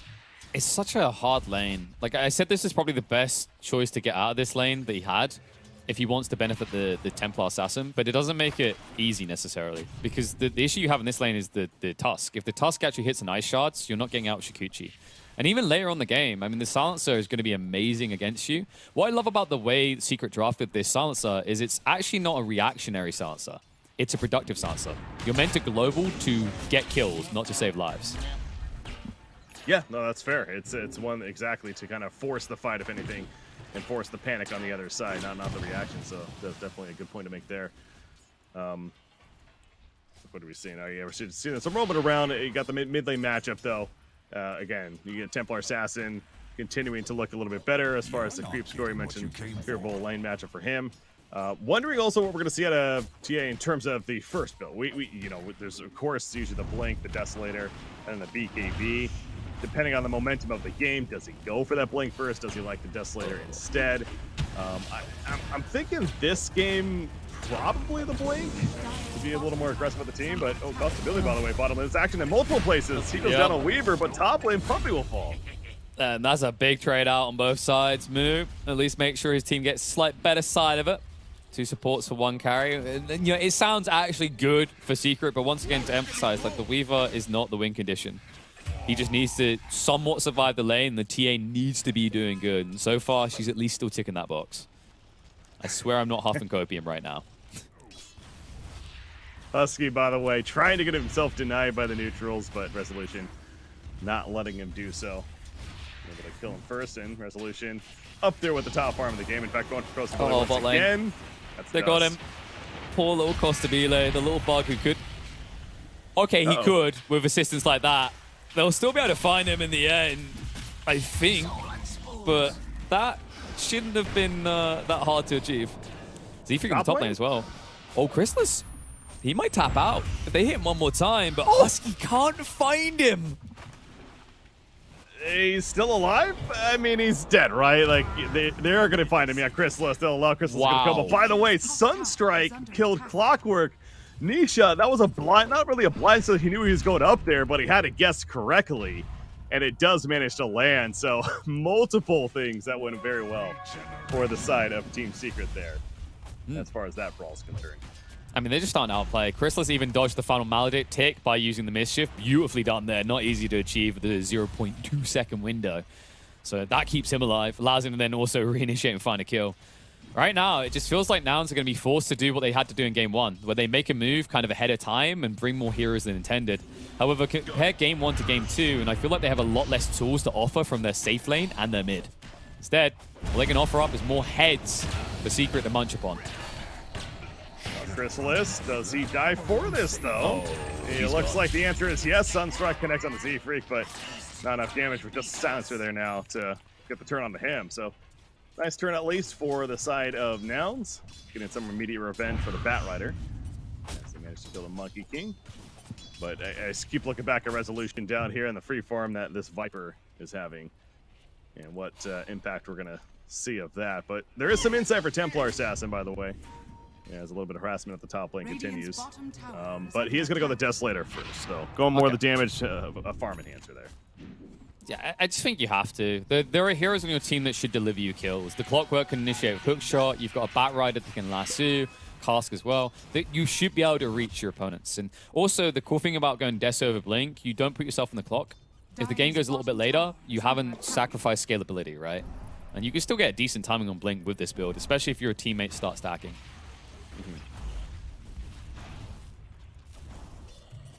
He's in the jungle right now, taking out a little bit of the jungle, has those traps also surrounding him. Dire are scanning. Some nice protection, but 8 minutes kicking in, and it's going to be Rune top, and it's going to be Haste Rune that spawns, and Husky will protect their Gunner to bottle up, so now Haste Rune in the hands of Templar Radiant's Assassin, but middle tower is I don't know if we should under expect a gank out of him necessarily at this point. He needs a Desolator first, ideally, before he has really big damage threat.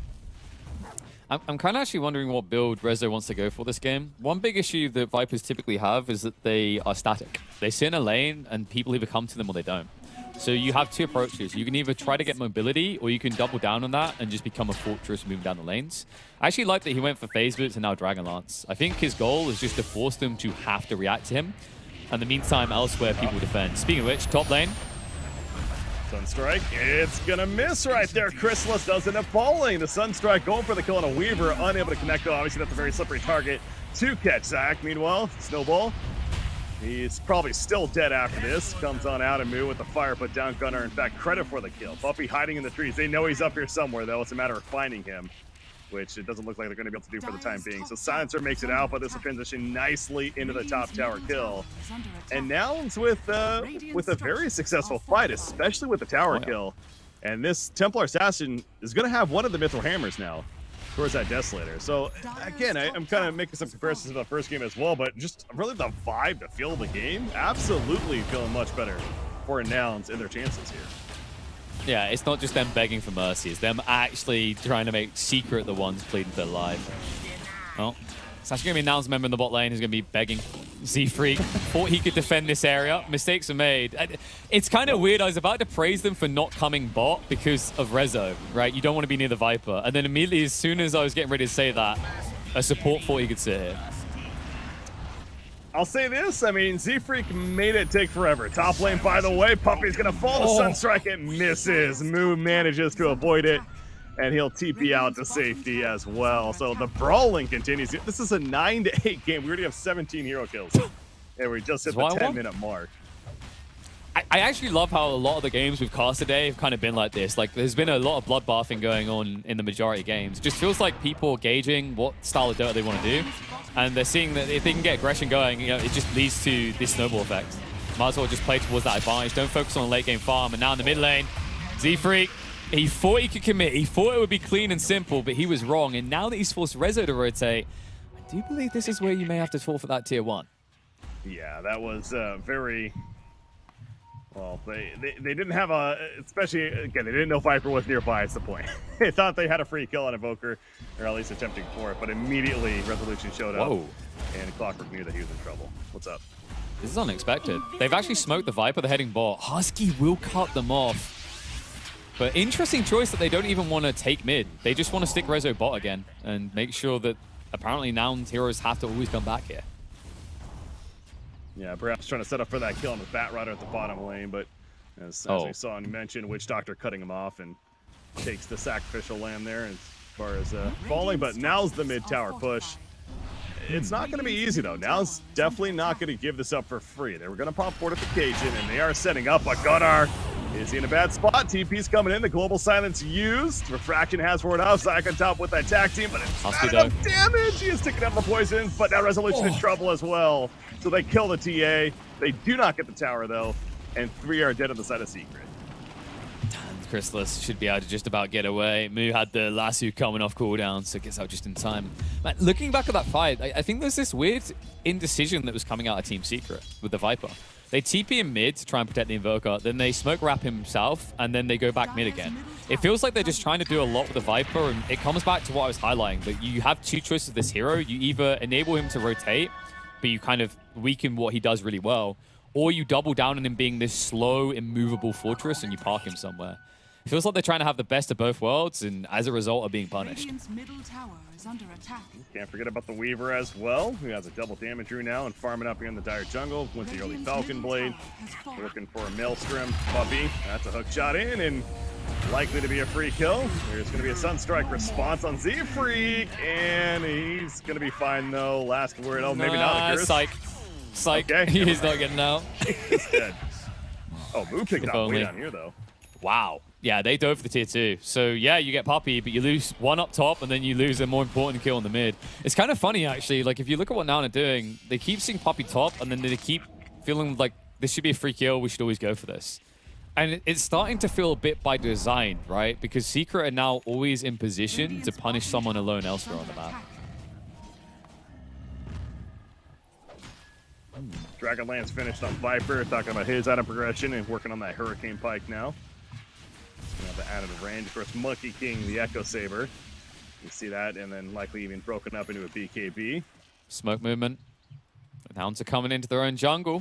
Might not like what they find. Actually, they like finding this. It's usually a free kill, but it costs them more elsewhere. However, this time, Puppy stands his ground. Moo looks irrelevant.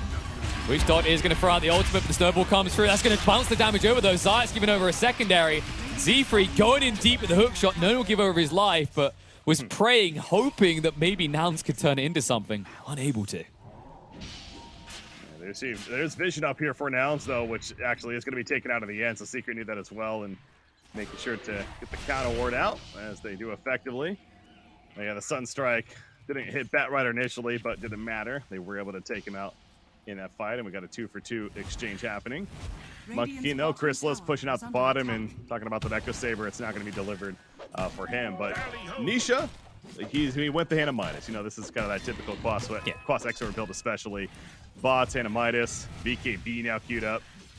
His farm looking pretty good. He is, in fact, now top in the game. Yeah, it'd feel weird to see an Invoker go Exort and not actually go for the Midas. So definitely a respectable pickup here. Has allowed him to stay ahead of the Templar Assassin all times. Gunnar is doing pretty well, though. 3-1-2, close to having that Blink Dagger. That should be their kind of go time. In an ideal world, Secret are now looking to just avoid deaths, because Nouns, what they want now, they want to find 1 or 2 kills and then turn it into a Roche. Then the Blink comes naturally afterwards, and you start to snowball a little bit. Bot lane, fight elsewhere. Lasso used, but doesn't help him out at all. Moo still stuck in deep here. Will go down in the end, but they do at least get an exchange. Monkey King gets killed off. Zayat's as well. The global silence forced out, but still an exchange that favors Secret. Well, a global silence forced out, but it secures the kill on Weaver, if anything, because he had his ultimate. He had the time lapse, but that's one of the reasons I talked about. The silence there is certainly good against the Weaver. So unable to use that, and it very much so think that's worth the use of the global silence to make sure that kill happens on Weaver, of course. So yeah, Secret now bumps up to about a 3,000 net worth lead overall for them. And how about Silencer, by the way, too? A couple of bracers picked up, has that fluffy hat towards the Force Staff. So this is a pretty tanky Silencer, believe it or not. Position 5, but Puppy, he's making sure he's staying alive. Hook shot. Oh, that's going to be a big whiff. Nisha, you just recalibrate. Slide to the right, and you have a freebie there. Nisha was like, oh, thank God, Midas was coming off cooldown. There's nothing worse than sitting there and watching the timer. I love that, though, because, again, it's mission kill Silencer, but he is taken. But yeah, Monkey King middle lane. Chrysalis, there's the TP Sport, though, immediately retreat if you're Weaver. Yeah, good reactions. DD is now here as well. Like, that's unfortunate, because if you get killed there, then you move south, get the DD. That's a free rush for Nouns. All of a sudden, though, Secret pick it up, and they go back in the jungle. I've got to give a lot of credit the way they played this jungle. It feels like they've never really been truly forced out of this bot side, and Nouns, they're missing out on a lot of safe farm as a result of that. Well, they're making their way to the mid lane, trying to pick up some farm here and try to take out this tier 1 tower. They do have the top one destroyed in their favor. Costubile is going to manage to do so. Never mind. Fortification used at the last second, and now Secret's here to respond. They're smoked up, so really trying to get the greediness of Nouns, but Nouns playing a little too disciplined and retreats before the jump actually happens. So the smoke for a Secret, they'll try to use it further into their jungle. And, well, they're going to find a clockwork, and that should be a free kill at least. Oh, no. Well, no. He tried. He panic hook shot. He forgot the creeps in the north corner. on that cam. Dire's top I don't think it tower would have got is him out under anyway. attack. Like, he was royally Dire's screwed. middle tower It's has just been unfortunate now denied. because you've used hook shot on cooldown for 60 seconds, so you're going to be up in 15 and still useless for another 30. No, it's done though. But Weaver needs that BKB. Again, if anything, that last fight really showed us that to go back to the global silence. So he is working on it next. Get in there. Yeah, the tough part is he can't BKB before it comes out though, right? Because otherwise you're going to be silenced anyway. So it's still very uncomfortable in this game. Because if you look at the heroes that Secret have, they could easily force magic immunity out of you early on when you consider Invoker in the mixer. Ooh. And, oh my god, speaking of the Invoker, Moo's just a freebie, and he had reinforcements here.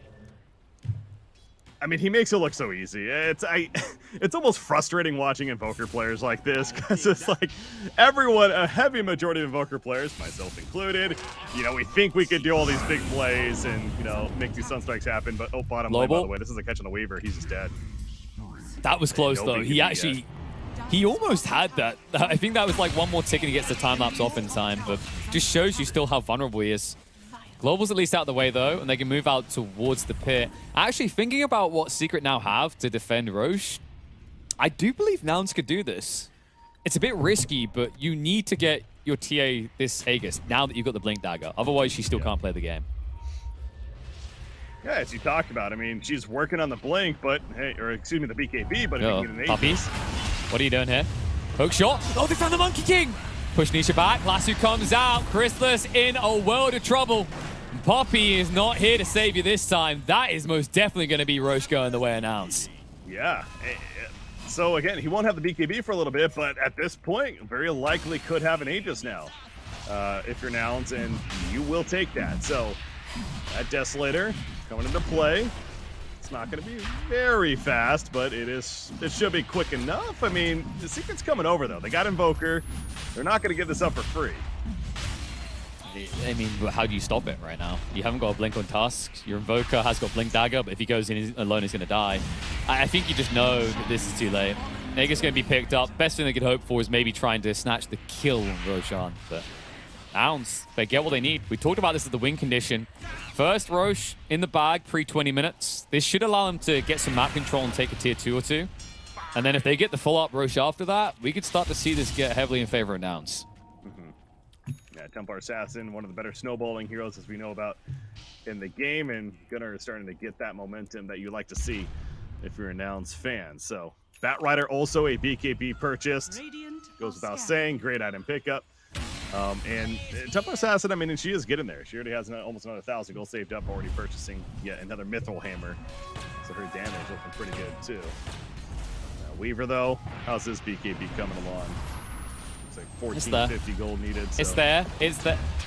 Oh. He's playing with fire right now. Moo almost ticks down. Z-Freak able to cover his escape. Way too close. Let's get out though. Hey, talk about Invoker getting that blink. So man, that's another thing with it, when you have these Invoker players, I noticed with Nisha especially, not only all the spells you got to worry about, but all these activatable items now as well. Every single one feels like is at some point the ability to be activated, to be used effectively, and yet another one. The blink now, the BKB. Yeah, one really spooky element about Blink on Invoker is usually the Ice Wall. Now, luckily for Nouns, they've got their BKBs or heroes that don't have to worry. All their cores can at least get away from that. It's someone I love to see with high-level Invokers. It's like Ice Wall, utilizing that aggressively is kind of difficult. But Blink trivializes that matter. Ooh, rotation. Smoke, they're hunting. We we also see the jetpack, by the way, for Clockwork during the smoke. That's how he TP'd out in the top lane, because he was moving away at the same time. Otherwise, he was going to be mincemeat.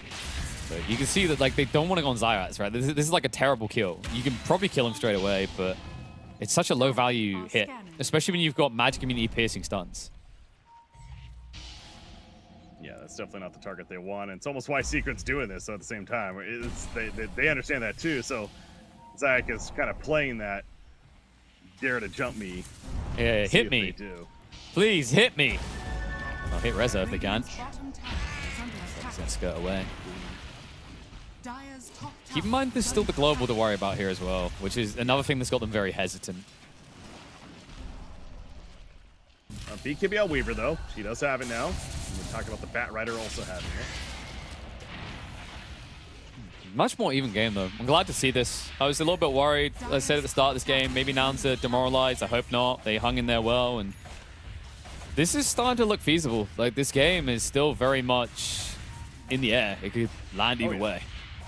It is nice to see that, especially when you have such a stomp in the first game. So now this is going to be a good initiation on Puppy. Trying to burst him down, but again, goes right to the tank. He 4 stabs away. Initially, they're going to go for the turn kill on a Z-Freak, but no, he manages to dip back out. Borrow time going to be activated by, or timeless, excuse me, from the Weaver to stay alive, but the global sign's coming out after the fact. Manages to escape, though, but they killed Invoker, and now Resolution. He's standing his ground, and Hurricane Pike pushback, but KP, we're still going. Gunnar, he's green bought low, but that's just the first life, remember. He's got no one to work with. They're going to try to lock him down, though. Chrysalis sets up the Wukongs, and a push away comes out on the side. Zax makes sure there's no reinforcements, but Gunnar, quick on the blink to get out. Chrysalis, though, quick on the pursuit. Jumps in, BKB activated, will stand his ground and fight, but he gets eviscerated by Gunnar. Follow-up damage out of Viper is too high, however. At the end of the day, just as this game started, the Viper is the one dictating everything. Z-Freak. Again, he got very low at the beginning of that fight. Eventually does that right there. What a clash, though. I mean, so many things happening. Again, the Barrel time just getting off in time despite that that Ultimate of Silence there, thanks to the BKB, of course. But yeah, I mean, the Monkey King just, as you mentioned, eviscerated. Such a perfect word because he absolutely melted as soon as the TA came out with the meld and that Desolator.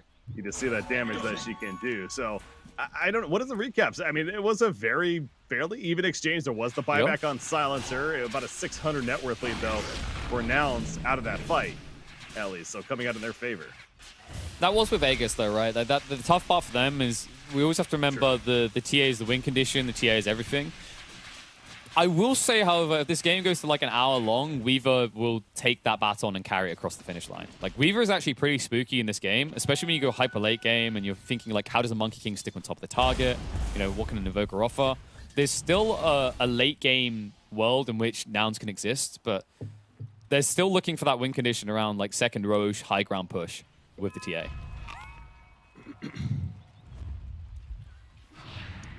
Look at TA.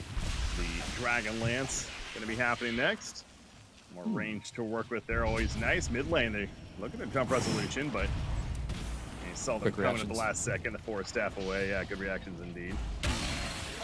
Yeah, so looking at what's happening here, I'm wondering if either team's going to think about Heaven's Halberd. I think there's a lot of value on both sides. You saw the damage that Viper can put out in those fights. Like, it's no joke, despite the fact he doesn't really have right-clicking items. Bat Rider would be the most likely candidate, but he still hasn't even got his Blink Dagger online, right? And then on the flip side, you know, Secret definitely want a Heaven's Halberd at some stage. Interesting part is Rezo would be the most likely candidate, but instead he's going for the Skadi. Pretty cool idea considering he's up against multiple range carries. Yeah, it's multiple factors as to why that would be useful. Not only the attack itself, but of course just how much beefier it makes him. Yeah, and of course, you know, the slow is not great against the Weaver, at least in terms of movement speed, but the attack speed definitely hits him hard, especially hits the TA hard. You know, movement speed aside, the TA is like a hero that kind of looks for that quick 1-2 tap burst. Minus 60 attack speed might just be the difference between your support living long enough to hit the global. How about Weaver going the Gleipnir, by the way? So we're going to be seeing that coming out. He has the Rod of Atos. He's going to finish the Gleipnir next, and going to allow him to sit on targets that much more effectively, keeping them in place. So this feels like a naturally good item. It tanks you up, so, you know, it's on the way. Gleipnir is going to have some pseudo use, like in the Anarchy, just locking down multiple heroes. Some of them can get out, sure, but it's the fact that you force them to do things, and in the meantime, just kind of free up a slot in your inventory. Radiant's top tower is under attack. Monkey King also looking for a Desolator of his own, of course, much later than the TA, but understandably so. But big item pickup that we see here, Bat Rider is going to have a Blink Dagger now delivered. So we haven't really seen that presence yet of the lasso necessarily, but now Moo is going to come online a little bit more effectively with the Blink purchase. Yeah, he just needs to be careful. Like, he's got 2 issues to worry about from the support side. We already know about the global and what that can cause as a nuisance for the Batrider. We then also have to consider Zayats. Zayats does have a blink dagger, so if he sees you make that jump, he snowballs in, or blinks into snowballs, he can just pull the lasso target into safety. So kind of have to lay yourself in a way that the lasso baits a suboptimal fight. Speaking of fighting, Zayats, gone. So one of those issues is removed instantly. Yeah, and he's not buying back, and Puppy's the other one, right? They're going for him. They're going to get through, but the Wukong's put down. A Weaver in trouble. Manages to time-lapse just in time. Oh, that was so close. He had to have maybe like 10 life, I want to say. But he gets it off. That silence. I don't know if the silence was late either. It might have been, but either way, he survives, and that's what matters. Yeah, we call that efficient time-lapse usage, guys. You know, every time I die, and it's why you use time-lapse. Like, yeah, I could offset 70% damage, but it's more impressive when I offset 99%, right? Yeah, I would not be surprised if that's what it actually was, too. I thought he honestly died for a second, but nope, got it off. So to me, it looked like the final Monkey King attack was coming in, and then like a microsecond before it connected, the time-lapse came out, and that would have killed him, which is just... Man, that is truly living life on the edge of a dagger. Take out the outpost to keep this control of the dire jungle currently. Tier 3 items starting to pop out. They've got everything. Oh. And they're going to start using it. Lasso in. Sansa, no global for 50. No life for 72. Tusk is going to join him the grave. That's what you get. Save a Hero Syndrome backfires again. Not sure about that one from Tusk. I mean, that's the idea, but when it's your silencer getting pulled in, when your team is not looking for a fight whatsoever right there, it just seemed a little silly at that point. But it's one of those in the moment, the heat of the moment.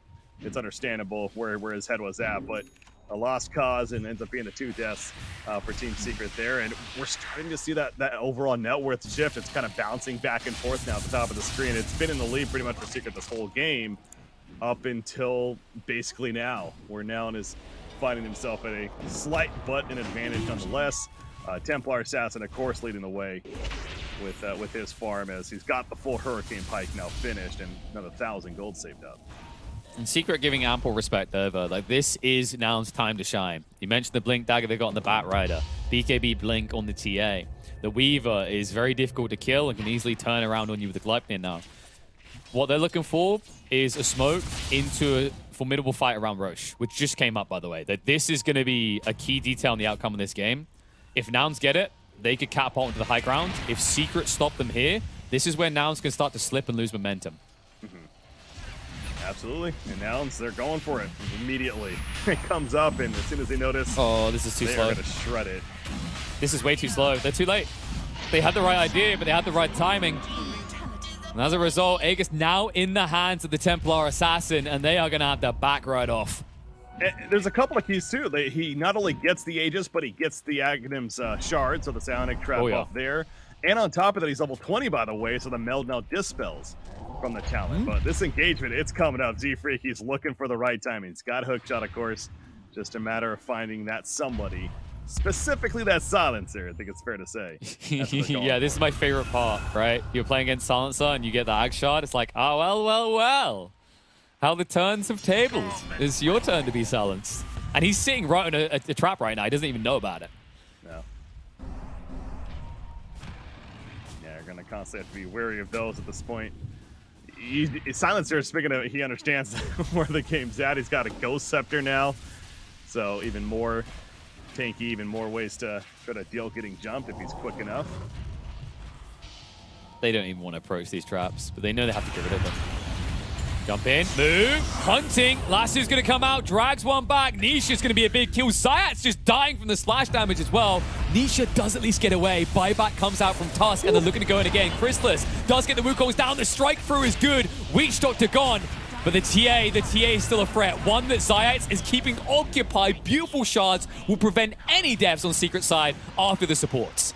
Yeah, Templar Assassin, the tornado connects, actually. Oh no, Chrysalis is going to buy the time to taste. Zayak also in hot pursuit, puts down the snowball, and that's a dead Templar. That's going to be the Aegis. Can they follow it up? Costability, you got to be careful. He has time lapse. You don't want to overcommit to this, though. Gunnar comes back up. The auto attack can be to look at Chrysalis dropping to half life. But Puppy, the Ghost Scepter coming into play immediately. They lose Tusto on the dieback. this is going to be a dieback on Puppy, right? Yeah, he's out for 75 now. So what that's a actually dieback on looked both. like Secret benefiting, exactly. Suddenly, I suppose they overextended. They got the Aegis, but it comes at the cost of 2 dieback supports.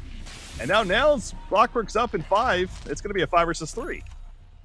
Exactly. Now, this is the issue, right? Like, the supports do a good job in essentially keeping the TA out of the fight, right? They make sure that the last year is wasted, but I love the way that Nouns budgets their skills and just leverages the hardcore damage this TA is pumping out. As a result, they're still pushing into high ground now. They've got time-lapse available. They've got hook shot. Dire's top tower Team Secret, on the other hand, no Wukongs, no global, because Sans is gone anyway.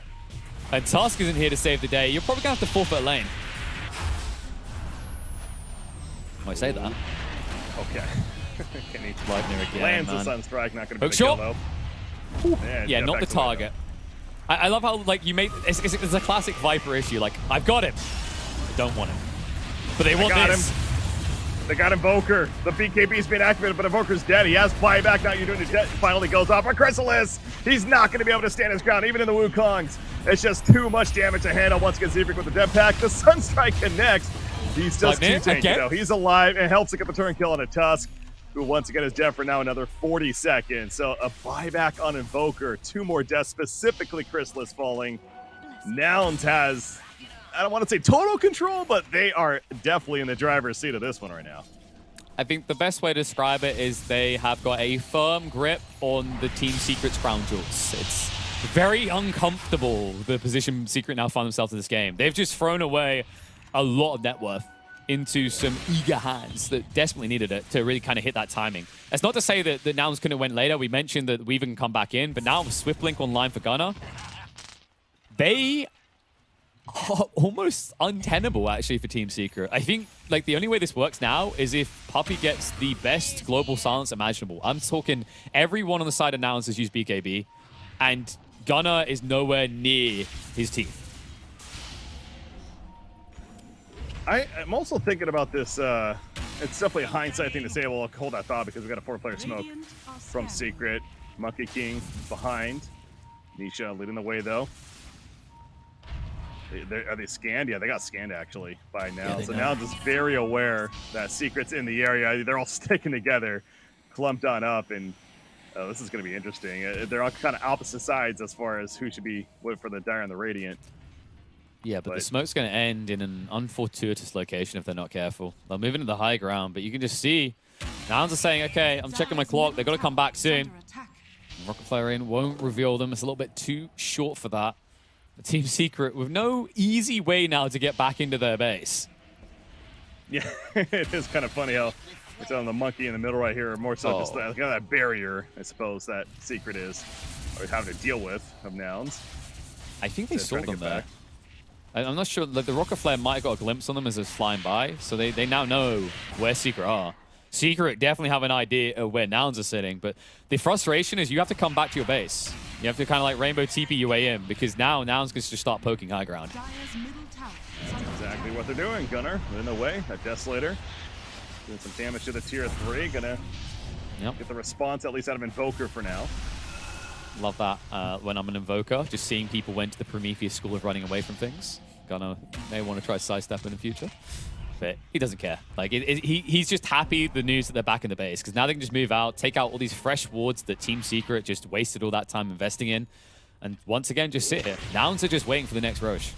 Yeah, that exactly. It's going to point that out if you didn't. It's just 2 minutes on the red timer remaining, so still a bit of time for Nouns, but next 2 to 4 minutes or so, we're definitely going to be seeing that Roshan, and I'm sure Nouns is immediately going to beeline for it. So that still is a fair amount of time, and a lot can happen, and Secret, of course, aware of that as well, and wonder if they're feeling desperate to the point where they need to make a jump happen themselves. Obviously, they'd like to catch somebody isolated. Smoke. But Nouns, they're not giving that isolation. They're 5-player smoked, and they're heading into the Dire jungle.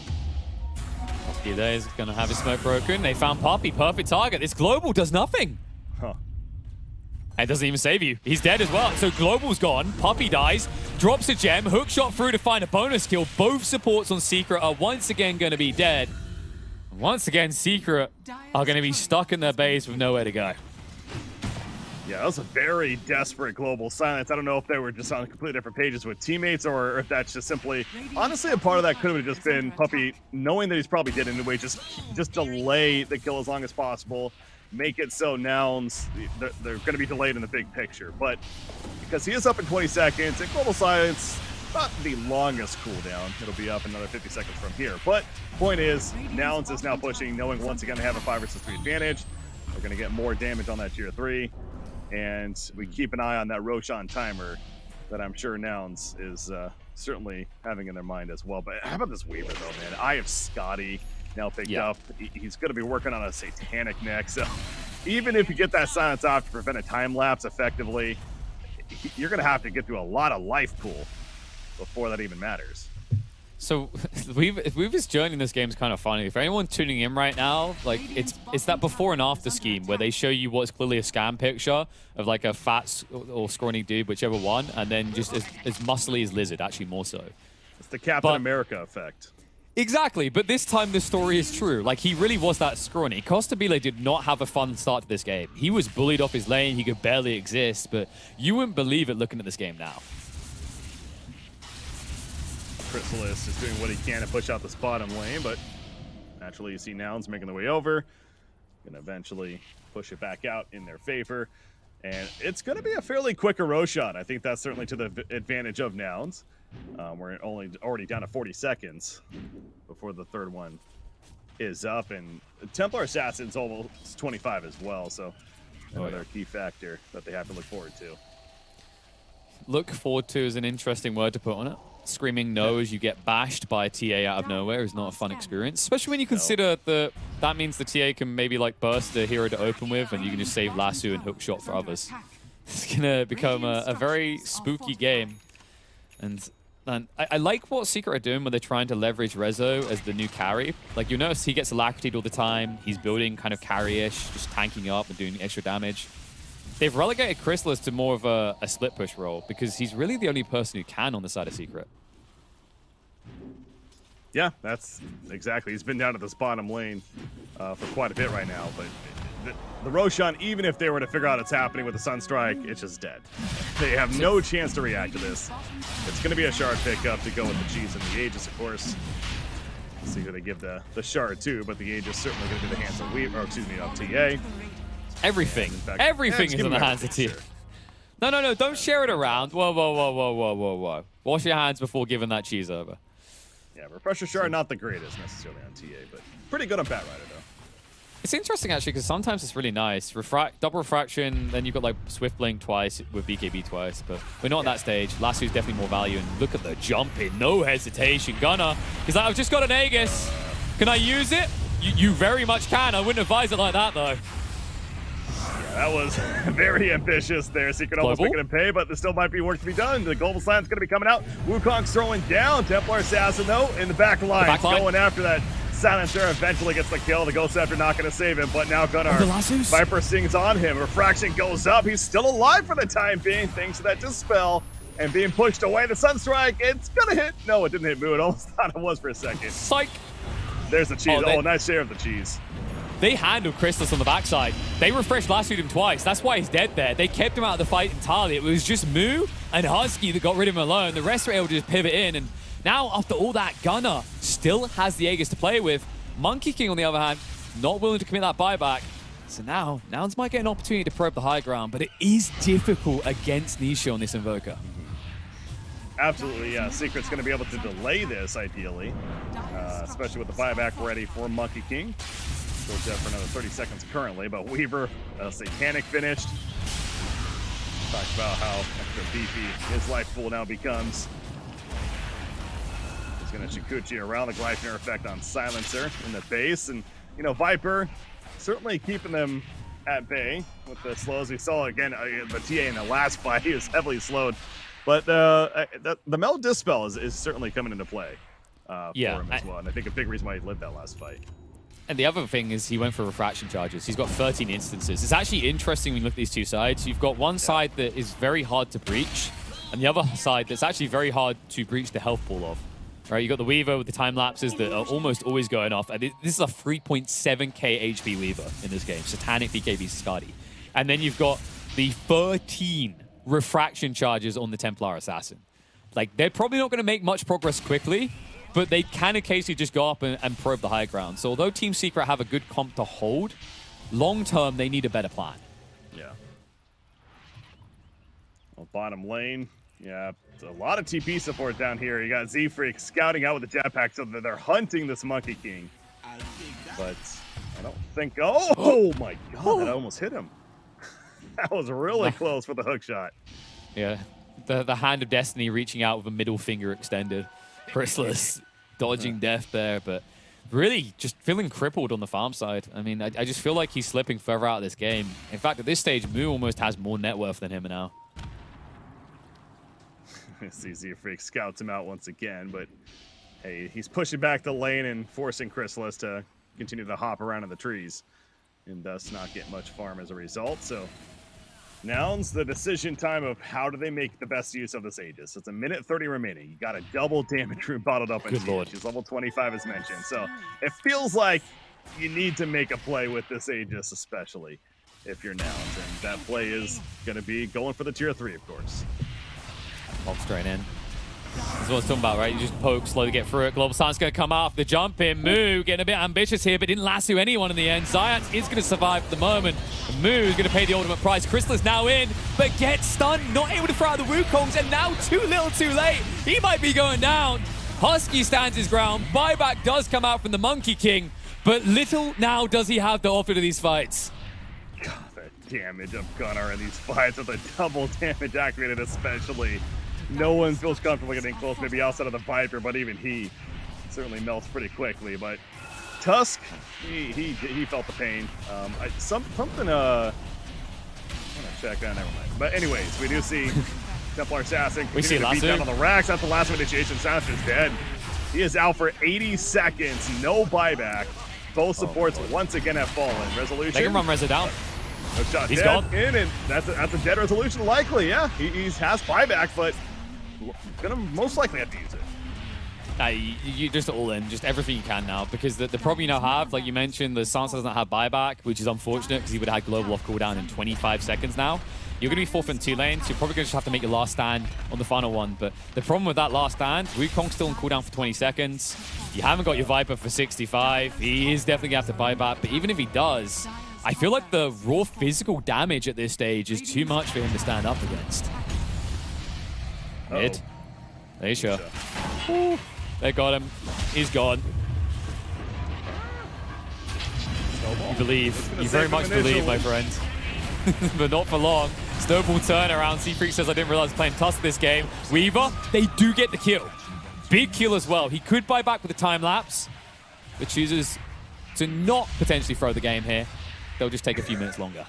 I'm with you. Honestly, if he does that in the moment, I actually think they could have just really YOLO'd and pushed it. Now, very easy for me to say, of course, in the moment, but that would have been a hell of a play. But it's also a case of, do they really need that? I mean, still see what they're doing. Gunnar is still here. Plenty to deal with from him. Those refraction charges are just so massive with the +7, with the +25 talent. 15 traps in play as well. Like, you just don't know where you're safe. You mentioned it early on, but it's important to keep mentioning it. What was that for? Global Silence comes out, but too late. Lassie already used. Rezo, we mentioned he cannot handle physical damage here. Almost brought down. They're going to keep chasing through. The pushback is good enough. And Resolution, oh my god, he gets away with that.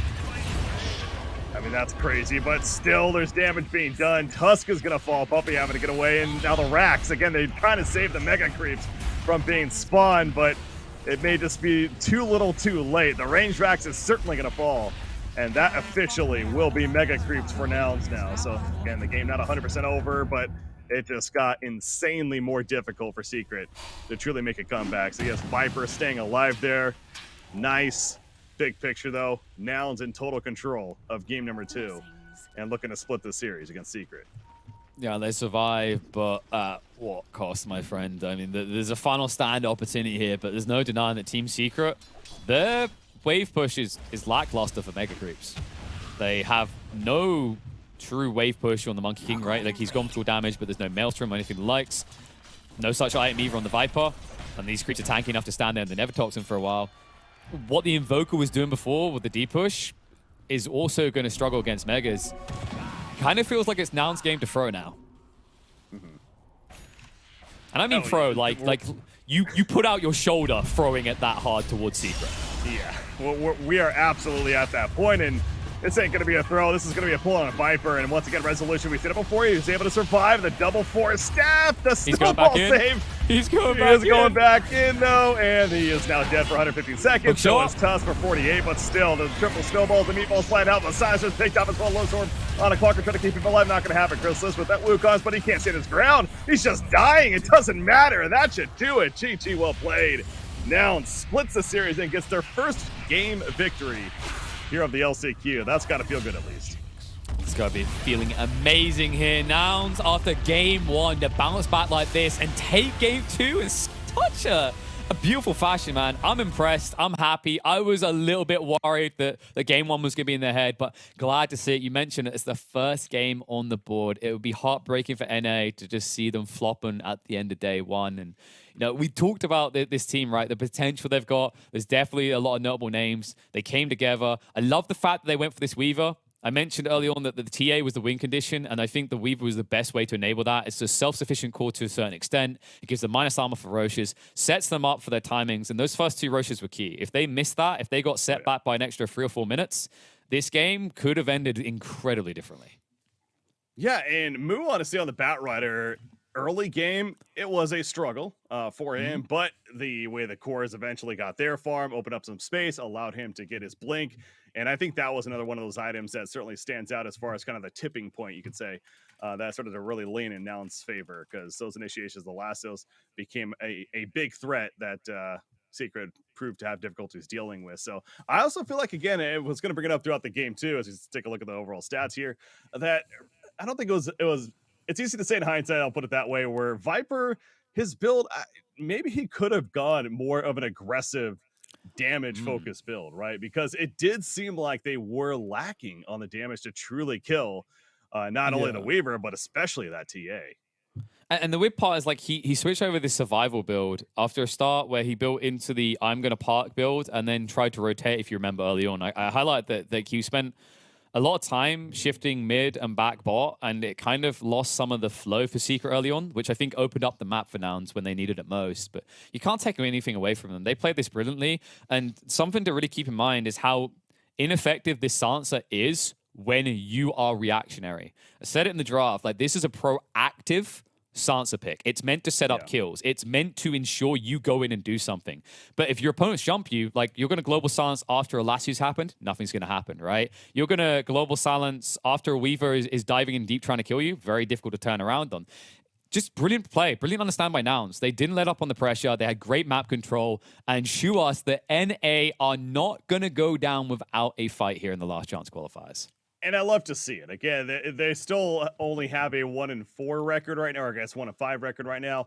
To say the least, they're going to need to win out tomorrow to give themselves hope as far as not finishing in the bottom 2. But again, no matter what, everyone does eventually move on to the playoff stage here of the LCQ. But hey, you finish off the night after going 0-5 with a victory over Team Secret. That's momentum if I ever knew it right there. So, hopeful that Nouns can get some good rest and kick off tomorrow on their couple of series that they will have to play and see what they can do. But yeah, on the other side for Secret, I mean, it's still a positive record as far as their finish for the day, right? They finished 3-2 now, but a loss here that no doubt, let's be honest, it's an unexpected loss. I mean, there's a lot of great teams in this LCQ, but Secret is a team we would expect to beat Nouns, especially after that first game, as we saw. So they got that kind of glooming over them now. And you got to wonder what their psyche is going to be like going into tomorrow themselves. But there's still another day of the group stages, or excuse me, of the LCQ here, that is, for the group stage format. And we'll see how they do. What great way to end it, though. Like, you just hit it on the head there. The highest to highs, the lowest to lows, right? Like, this is, out of all the games we've seen today, game 1 was the biggest beatdown. Like, I felt like Ralph, just like, stop it, he's already dead. Just like, but game 2, man, it was almost starting to feel the other way. You especially look at the way they played the map and prevented Chrysalis from having a game at all. They essentially forced Secret to change their cause roles mid-game, and it wasn't to their benefit. But brilliant plays. Glad to see Nouns are able to show up. There was a really big worry that they were just going to flop on the, I believe, first LAN ever as a team. And the day started out looking that way, but redeeming factors, man. They're not just going to be a free win for everyone. And I believe tomorrow, Nouns, I wouldn't necessarily say like totally the easier ones to deal with, but I think there are many games against Tempest and Vici. So possibility to get some points there as well. Yeah, if they play like they did in game 2 especially, there's absolutely possibilities there. But I'll say this about kind of just the overall vision as we'll get ready to wrap up here for our coverage for today on this stream. But no teams were undefeated throughout today, and kind of confirming that with the stats. And there's a lot of evenness. I mean, hell, Group B, there's 3 teams tied for first place with a 1-2-0 record. So as we expected going into this LCQ, it's going to be a brawl between so many of these quality teams, and only 2 spots are open. Well, tomorrow we're going to start to get a little more clear of a picture, but still there will be plenty more to come. So, but KP, I believe our day here is going to be wrapping up soon. It is, man. I mean, rounding out thoughts, there's some teams that have a slight edge. Like, you got to give credit to Na'Vi. I said that I thought they'd turn up, and they are popping right now, but especially Group B, a lot still in contest, and maybe some surprises for people. T1 not able to kind of find their groove yet. Still time to recover, like you said, though. And just for those wondering, oh no, my favorite team, they're going to be eliminated. They're the worst in the group. Don't worry, all right? Even if they flop out in the bottom there, group leads through to elimination format. They'll still have a shot there, but maybe I don't know. Maybe with Kuro not being at TI this year, they can be the people that have an opinion on lower brackets. But all that to come tomorrow, where we'll be back. Everyone else will be back. 4 streams still running. Last Chance Qualifiers day 1 done. But make sure you're here tomorrow at 9:30 a.m. local Singaporean time so you can continue to watch the Last Chance Qualifiers, see which 2 teams are going to make it through to the TI main event.